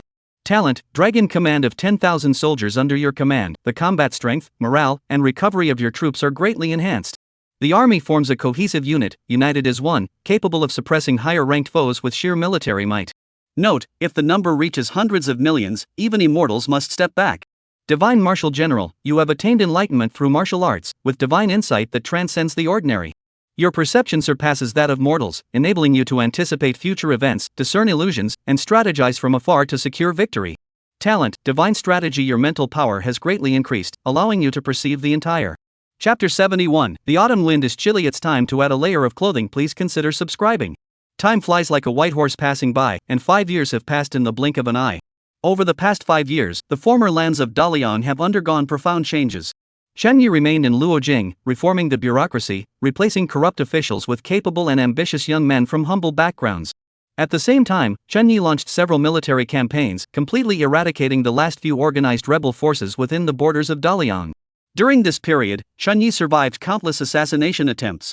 However, after being promoted to the rank of Dragon General of the state, even the top martial artists in the martial arts world were no match for him. Not only did he survive unscathed, but he also struck back with relentless force, eliminating these so-called masters and their respective sects. Especially several martial arts sects that had plotted rebellion were completely wiped out, becoming a thing of the past. This left all the martial artists in the Great Liang realm trembling in fear. It is worth noting that among the sects that were wiped out were some with centuries-old lineages. Chapter 72, Rebellion is a technical skill. Please subscribe. Rebellion is a technical skill. To succeed, one must have the right timing, the right location, and the support of the people. All three are essential. Especially in this world where imperial authority runs deep in the hearts of the people. The former emperor of the Great Yong dynasty, though suspicious of him, had never made a major mistake in matters of principle. He had focused on domestic stability and defense against external enemies, earning him immense respect among both the people and the military. Therefore, if he were to act rashly, he would easily be branded a traitor and rebel. Although Chun Yi did not care. But do not forget that without proper legitimacy, one's words hold no weight. If this were an absolute age of chaos, with morality and order completely collapsed, then it wouldn't matter. But the problem is that the Great Yong dynasty is not like that. While the common people may not live in luxury, at least they can barely make ends meet, which is already considered an absolute golden age. In such circumstances, without a legitimate justification, acting rashly would only make one a target for collective attack. Chapter 73, The entire court accuses, demotion to commoner. Please subscribe. After the imperial envoy was invited to rest, the oppressive atmosphere in the hall eased slightly, but everyone's hearts were heavy. Wang Xing hurried to Chun Yi's side, lowering his voice. His eyes betrayed no hint of mercy. Your Highness, that dog of an emperor clearly intends to kill you. What are we waiting for? Let's rebel now. I will be your vanguard and clear the capital for you. The generals in the hall echoed his words in unison, each filled with righteous indignation. I second the motion. Please give the order, Your Highness. Over the past 5 years, they had followed Chun Yi through mountains of corpses and rivers of blood, long ago regarding him as their sole pillar of strength. The great Yong emperor meant nothing to them, not even a fart. Chun Yi waved his hand, signaling everyone to quiet down, then said calmly, the time is not yet right. Wang Xing was taken aback, then urgently exclaimed, Your Highness, the swords are already at our necks. What timing are we waiting for? He is testing me. This. Chapter 74, You're causing me so much trouble. Please subscribe. This man was named Jia Yi, a member of the prestigious Jia clan, one of the top noble families. At just 30 years old, he had already risen to a high position. Before his departure, he was personally summoned by the emperor, who bestowed upon him the imperial sword and granted him the authority to act first and report later, a sign of the emperor's favor and his own confidence. Along the way, he beheld the prosperity of Dalian and coveted it deeply, eager to claim this land and its wealth as his own. Upon arriving in Luojing, he rushed straight to the governor's mansion, eager to complete the transfer of power, fearing that delay would bring trouble. Upon seeing the crowd of people kneeling before the mansion gates, weeping and wailing, Jia Yi furrowed his brows, his face betraying no attempt to hide his disgust. His gaze then fell upon Chun Yi. At that moment, Chun Yi's clothes were soaked through by the rain, and he looked haggard and disheveled. This caused a flash of disdain to cross Jia Yi's eyes. Chapter 75, Dragon rides 10,000 soldiers, first battle victorious. When the news of Jia Yu's death and Chen Yi's ascension to the throne reached the capital of the Great Yong dynasty, Zhao Sun was so enraged that his face turned pale as he paced back and forth in the purple forbidden palace. In truth, he was well aware of the high risks involved in the previous forced reduction of the fiefdoms, which was why he had sent Jiayu, a simple-minded second-generation noble, to test Chenye's reaction. If Chenye reacted strongly, he would retreat and give him a chance to ease tensions, then strike again when he let his guard down. This way, he could gradually chip away at his power until eventually, all of his influence would fall into his own hands. But the plan was well thought out, only to be completely derailed by Chenye, who not only refused to play by the rules but outright overturned the entire table. How could this not enrage Cao Zun? The palace maids and eunuchs attending in the hall were so terrified they knelt on the ground, breathing cautiously, afraid of becoming the emperor's punching bag. Good, very good, Chenye. Chapter 76, Unstoppable.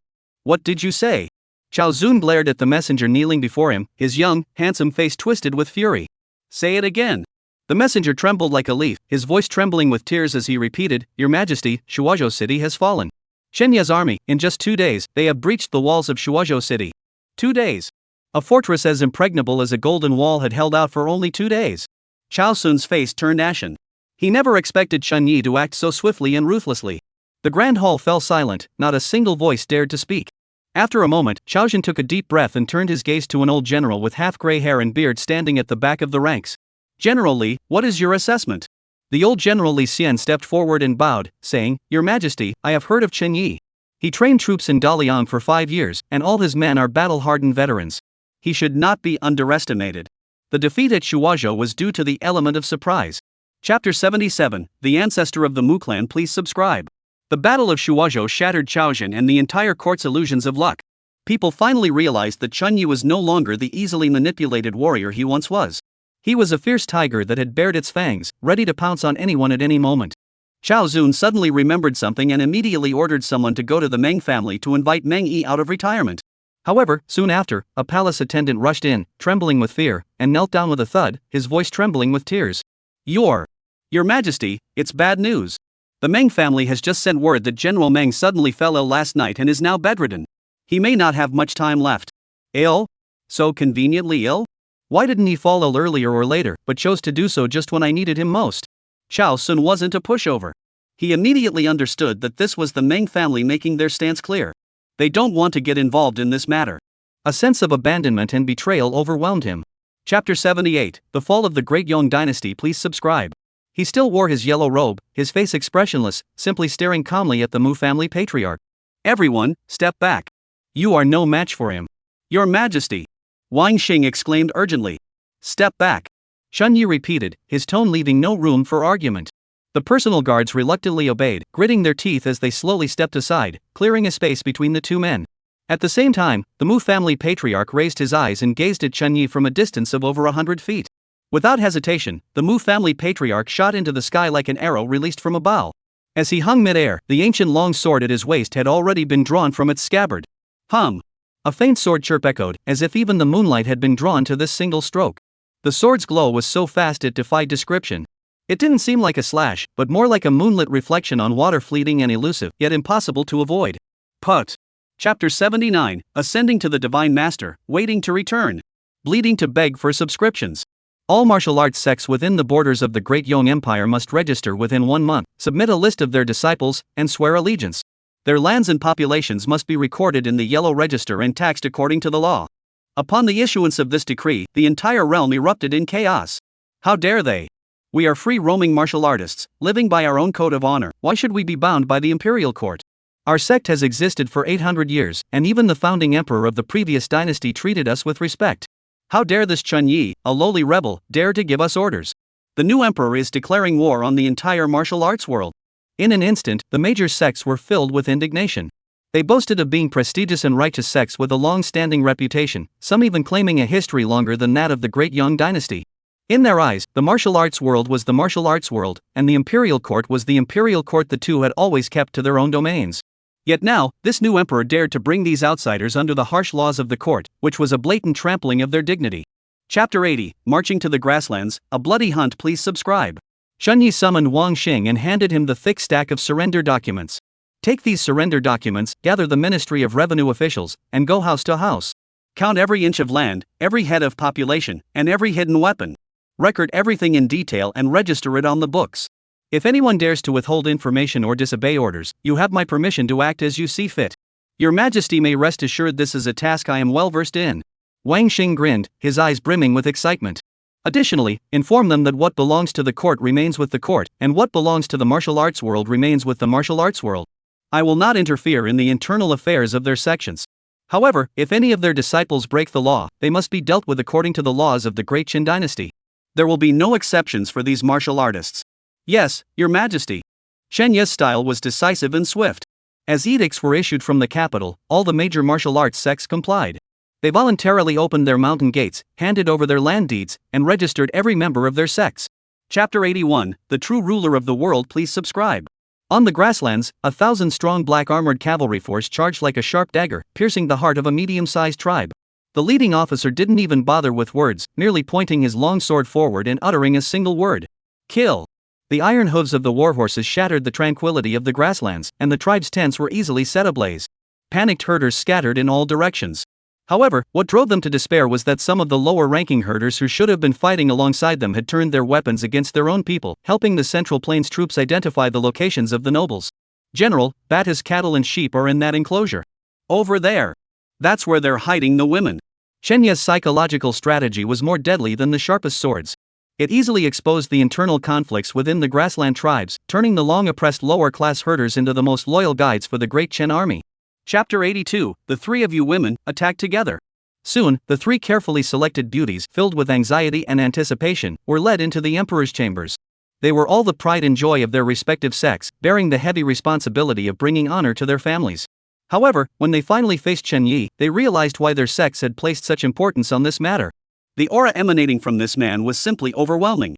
Even just approaching him, the intangible pressure caused their chi to stagnate and their breathing to grow labored. Your Majesty! The three women forced themselves to steady their emotions and bowed in unison. Chen Yi merely waved his hand. Rise! After the three women had risen, Chen Yi examined them closely, suddenly taking an interest. What are you most skilled at practicing in your daily training? The three women were taken aback, unsure of the emperor's sudden question, but they hurriedly answered. I am skilled in swordplay. I practice. Chapter 83, No Attachments, Return. After exploring the mainland of Great Qin, Chen Yi set sail again, first heading to the island nations that had been incorporated into the empire, and then setting off in a small boat to the distant, unknown seas, seeking out martial arts civilizations vastly different from those of the Central Plains. Time passed swiftly, and another decade had gone by. On this day, a weary traveler appeared on the bustling streets of the capital city. He wore plain hemp robes, had an ordinary appearance, and drew no attention to himself. No one could have imagined that this seemingly ordinary merchant was Chen Yi, the man who had single-handedly founded the Great Qin dynasty and was later revered as the Emperor of the Ages by future generations. After years of wandering abroad, he finally felt an urge to return to this place where it all began. The Kyoto he saw before him was now bustling with activity, far more prosperous than when he had left. The streets were crowded with people and vehicles, a scene of thriving prosperity. It seemed his son had indeed done a fine job. Chen Yi had no intention of returning to the palace. Chapter 84, Returning with the Divine Master. Continue the 10,000-word chapter request. Name, Chen Yi. Occupation, Nightwalker LV3. Talent, Shadow Child. Skills, Masterful Hands Level 10, Swift Blade Level 10, Roof Running Level 10, Shadow Stealth Level 5, Throwing Level 5. Occupation, Boat Dweller LV2. Talent, Cold Resistance, Ox-like Stamina. Skills, Diving LV2, Spirit Clam Sensing LV2. Divine Master, enter the way through martial arts. Even gods cannot harm you. Your body is a divine weapon. Your will is the will of heaven. At the pinnacle of martial arts, one person can form an army. One person is a nation. Talent, Martial arts. Heavenly heart. The heavens and earth are the furnace, all things are the fuel, the heart is the catalyst, capable of refining all martial arts techniques, breaking through constraints, and advancing with courage and precision. Martial arts, Wind Splitting Sword Technique LV10, Mountain Splitting Force LV10, Array Breaking Fist LV10, Array Shattering Stomp LV10. The boat to the other shore cooldown complete, can be reactivated. Indeed, it is here. Chapter 85, Is this the true power of an immortal? 4K. Chen Yi didn't believe a word of what these people were promising. After all, you couldn't expect a sect that even dragged away corpses to use as fertilizer to have any sense of morality. In his view, this was more like a carrot tied to a donkey's nose. You could work yourself to death and still never get it. However, the other boat dwellers weren't as clear-headed as he was. They were all thrilled by this promise, eager to jump into the water right away to search for clues. Li Qingyan was satisfied with this and immediately ordered the upgraded version of the exorcism symbol to be distributed. The people then dispersed. On the way back to the small town, Chunyi listened to the other practitioners' enthusiastic discussions, as if they were about to be exonerated and regain their freedom, and he shook his head silently. How naive. However, he had no intention of warning them. After all, humans are strange creatures, especially in times of hardship. They don't blame those who caused their suffering but instead direct their anger toward. Chapter 86, The Water Ghost, setting off again 3K. Chunyi remained still, his chi and blood surging quietly within him as he watched the blurry figure ahead with caution. The woman floated motionlessly in the pitch-black depths of the water, her head bowed. Her long, jet-black hair resembled living water plants, gently swaying in the water and obscuring her face. A water ghost? Or something even more malevolent? Chunyi had no time to ponder further. Now was not the moment to investigate her identity. He suddenly kicked off the water, his body shooting upward like an arrow released from a bow. But just then, the woman moved. She suddenly opened her eyes, and there were no pupils in her eyes, only a pale, eerie glow. Her hair, which had been drifting like water plants, began to grow wildly, becoming black and dense, forming a gigantic net that engulfed Chunyi, sealing off all his escape routes upward. These strands emitted a bone-chilling coldness, colder than the lake water itself by 100 degrees. Chapter 87, Taking Office, A Bit Player. 3 chapters, 10,000 words, please subscribe. The interior was sparsely furnished, with an octagonal table, a few armchairs, and a portrait of the founder of the Peking Opera hanging on the wall opposite the door. This middle-aged man was named Guan Sihai, the leader of the Qingchen troupe. He scrutinized Chunyi from head to toe, his expression serious as he interrogated him. Who else is in your family? What are your names, and where did you come from? Chunyi did not hide anything and recounted the origins of his previous life in detail. After listening, a fleeting glimpse of joy flashed across Guan Sihai's eyes. Orphaned, with no relatives, and even without a proper background. This was exactly the kind of raw talent a theater troupe craved: clean, easy to mold, and no troublesome relatives to complicate matters later. But he remained expressionless, his face stern as he said in a deep voice, "The rules of the opera world are stricter than the heavens. We train in the coldest winters and the hottest summers, enduring beatings and insults as part of our daily routine. And to enter my door, you must sign a contract." Chapter 88, The Wrong Soul at the Bottom of the Well, City God Temple 4K. What's wrong? Chunyi noticed Chunyi pause in his movements, and his expression also grew uneasy. Curious, she couldn't help but ask. Chunyi didn't respond, just staring at the dark well opening. After a moment, he said in a low voice, "The bottom of this bucket seems cracked. Let's go back and get another one." Without another word, he grabbed Chunyan's wrist and started walking back. Chunyan was startled by his sudden action. She looked down at the wooden bucket in Chenya's hands and saw that it was intact, with no cracks at all. But seeing the serious expression on Chenya's face, she swallowed the words that were on the tip of her tongue, her face flushing slightly as she let him lead her away from the ancient well. When they returned to the theater courtyard, Tai Dan and the others, who were waiting for water, saw the two of them coming back empty-handed and immediately gathered around. "Chunyi, what is going on? Where is the water?" Iron Egg asked in a deep voice. "There's something wrong with that well," Chunyi said, letting go of Chunyan's hand and speaking in a low voice. Chapter 89, Mastering Skills, Down to the Finest Details.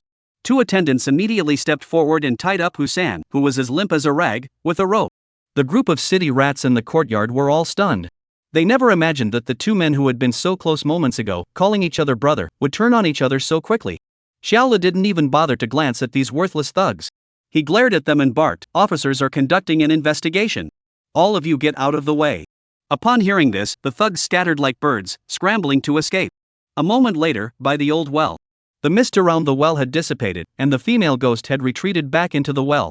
Xiaola rushed back, threw the bound Husan to the ground, and smiled at Gukoan behind the altar, saying, "Master, I've brought the man you wanted." Gukoan nodded, then walked up to Husan and looked down at him. "Do you recognize this place?" Husan kept his lips tightly closed, his body trembling. Chapter 90, Ghost in God Play, Opening the Een Mountain. 3 chapters, 10,000 words. Please subscribe and vote. Skill, subtle perception. You have heightened sensitivity to the subtle nuances of traditional opera, enabling you to incorporate them into your own performance. This enhances the emotional impact of your singing, recitation, acting, and martial arts, and can even influence the minds of ordinary beings. It also has a weak suppressing effect on certain special entities. Chenya's heart leaped with joy, and he immediately opened the system panel. Name, Chenyi. Occupation, Grass Stage Extra, level for the lowest rank in the opera world, the foundation of a grand stage. Every smile and frown carries divine essence, every note and melody can move the gods. This is the beginning of the path of theater, and also the path to divinity. Talent, natural acting talent possesses an extraordinary understanding of opera, able to effortlessly discern the essence of singing, movements, and demeanor, and incorporate them into one's own performance. Skill, subtle observation level 1. The enhancements brought by the in-depth skill far exceeded Chunya's imagination. It was like opening a third eye for Chen Yi. Before learning opera. Chapter 91, The Lu Family Gathering, The Fierce Senior Sister. Before he knew it, the New Year holiday had come to an end. The apprentices of the Qingchun troupe returned to their monotonous daily routine of vocal exercises and physical training. But shortly after the New Year began, the troupe received a major commission. A wealthy merchant named Lu Dahu from the city had arranged a private performance and specifically requested the Qingchun troupe to perform for 3 consecutive days. This was a major client, and Guan Sihai naturally agreed without hesitation. The news spread like wildfire throughout the troupe. Performing at the Lu household, a prominent family, not only brought honor but also guaranteed generous rewards. Guan Sihai specially summoned all the formal actors in the troupe who were capable of performing on stage. These were all Chen Yi's senior siblings, whom he rarely got to see. "This is your junior brother Chen Yi." Guan Sihai pointed to Chen Yi standing beside him and introduced him to everyone. "This time when we go to the Lu family, let him follow along to the backstage to help out and gain some experience. You all should look out for him." Senior brothers and sisters. Chapter 92, People Are Different. Upon hearing the voice, Chen Yi couldn't help but feel a headache coming on. For the one who had arrived was none other than the formidable senior sister by Xiaoyu. Although Chen Yi did find those 2 towering peaks quite appealing, the idea of getting involved with her required some serious consideration. Chen Yi wasn't some insensitive blockhead, but getting involved with his senior sister would require serious consideration. Not to mention how he would explain it to his master, Guan Sihai, but just the thought of seeing her every day in class was enough to make him cringe. Moreover, given his current appearance, finding a woman would be as easy as pie. Thinking of this, Chen Yi rolled over and said in a faint tired voice, "Thank you for your concern, senior sister. I'm just too tired today and have already gone to bed. You should rest early as well." Bai Xiaoyu, standing outside the door with a bowl of steaming lotus seed soup, froze with a smile on her face. She never dreamed that Chen Yi would actually. Chapter 93, The hall meeting turns chaotic, and a showdown with a ghost. 11,000 subscriptions requested. Today was the 3rd and final day of the hall gathering. The sky had been overcast since early morning, and by afternoon, it had started to rain. Despite it being early spring, the rain fell heavily and swiftly, carrying a bone-chilling coldness. Guan Sihai looked out at the torrential rain and couldn't help but feel uneasy. He went to find the head servant of the Lu mansion to discuss the matter. "Manager, the weather is truly unfavorable. Perhaps you could speak with Master Lu and suggest postponing tonight's performance by a day?" The head steward wore a professional smile but spoke firmly. "Mr. Guan, the master has given strict orders. Tonight's performance must go on as scheduled. There can be no delays." Guan Sihai hit a brick wall, but despite his dissatisfaction, he could only bow and agree. After all, they were paid by the Lu family and had to follow their orders. Whatever the master said, they had to obey. Backstage, he immediately ordered everyone to prepare. Chen Yi stood.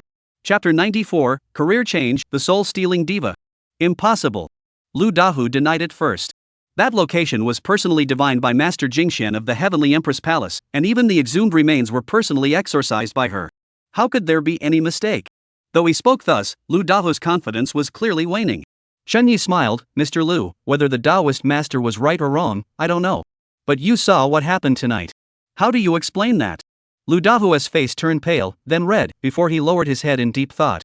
Chen Yi paid him no mind and turned to help Guan Sihai clean up the mess.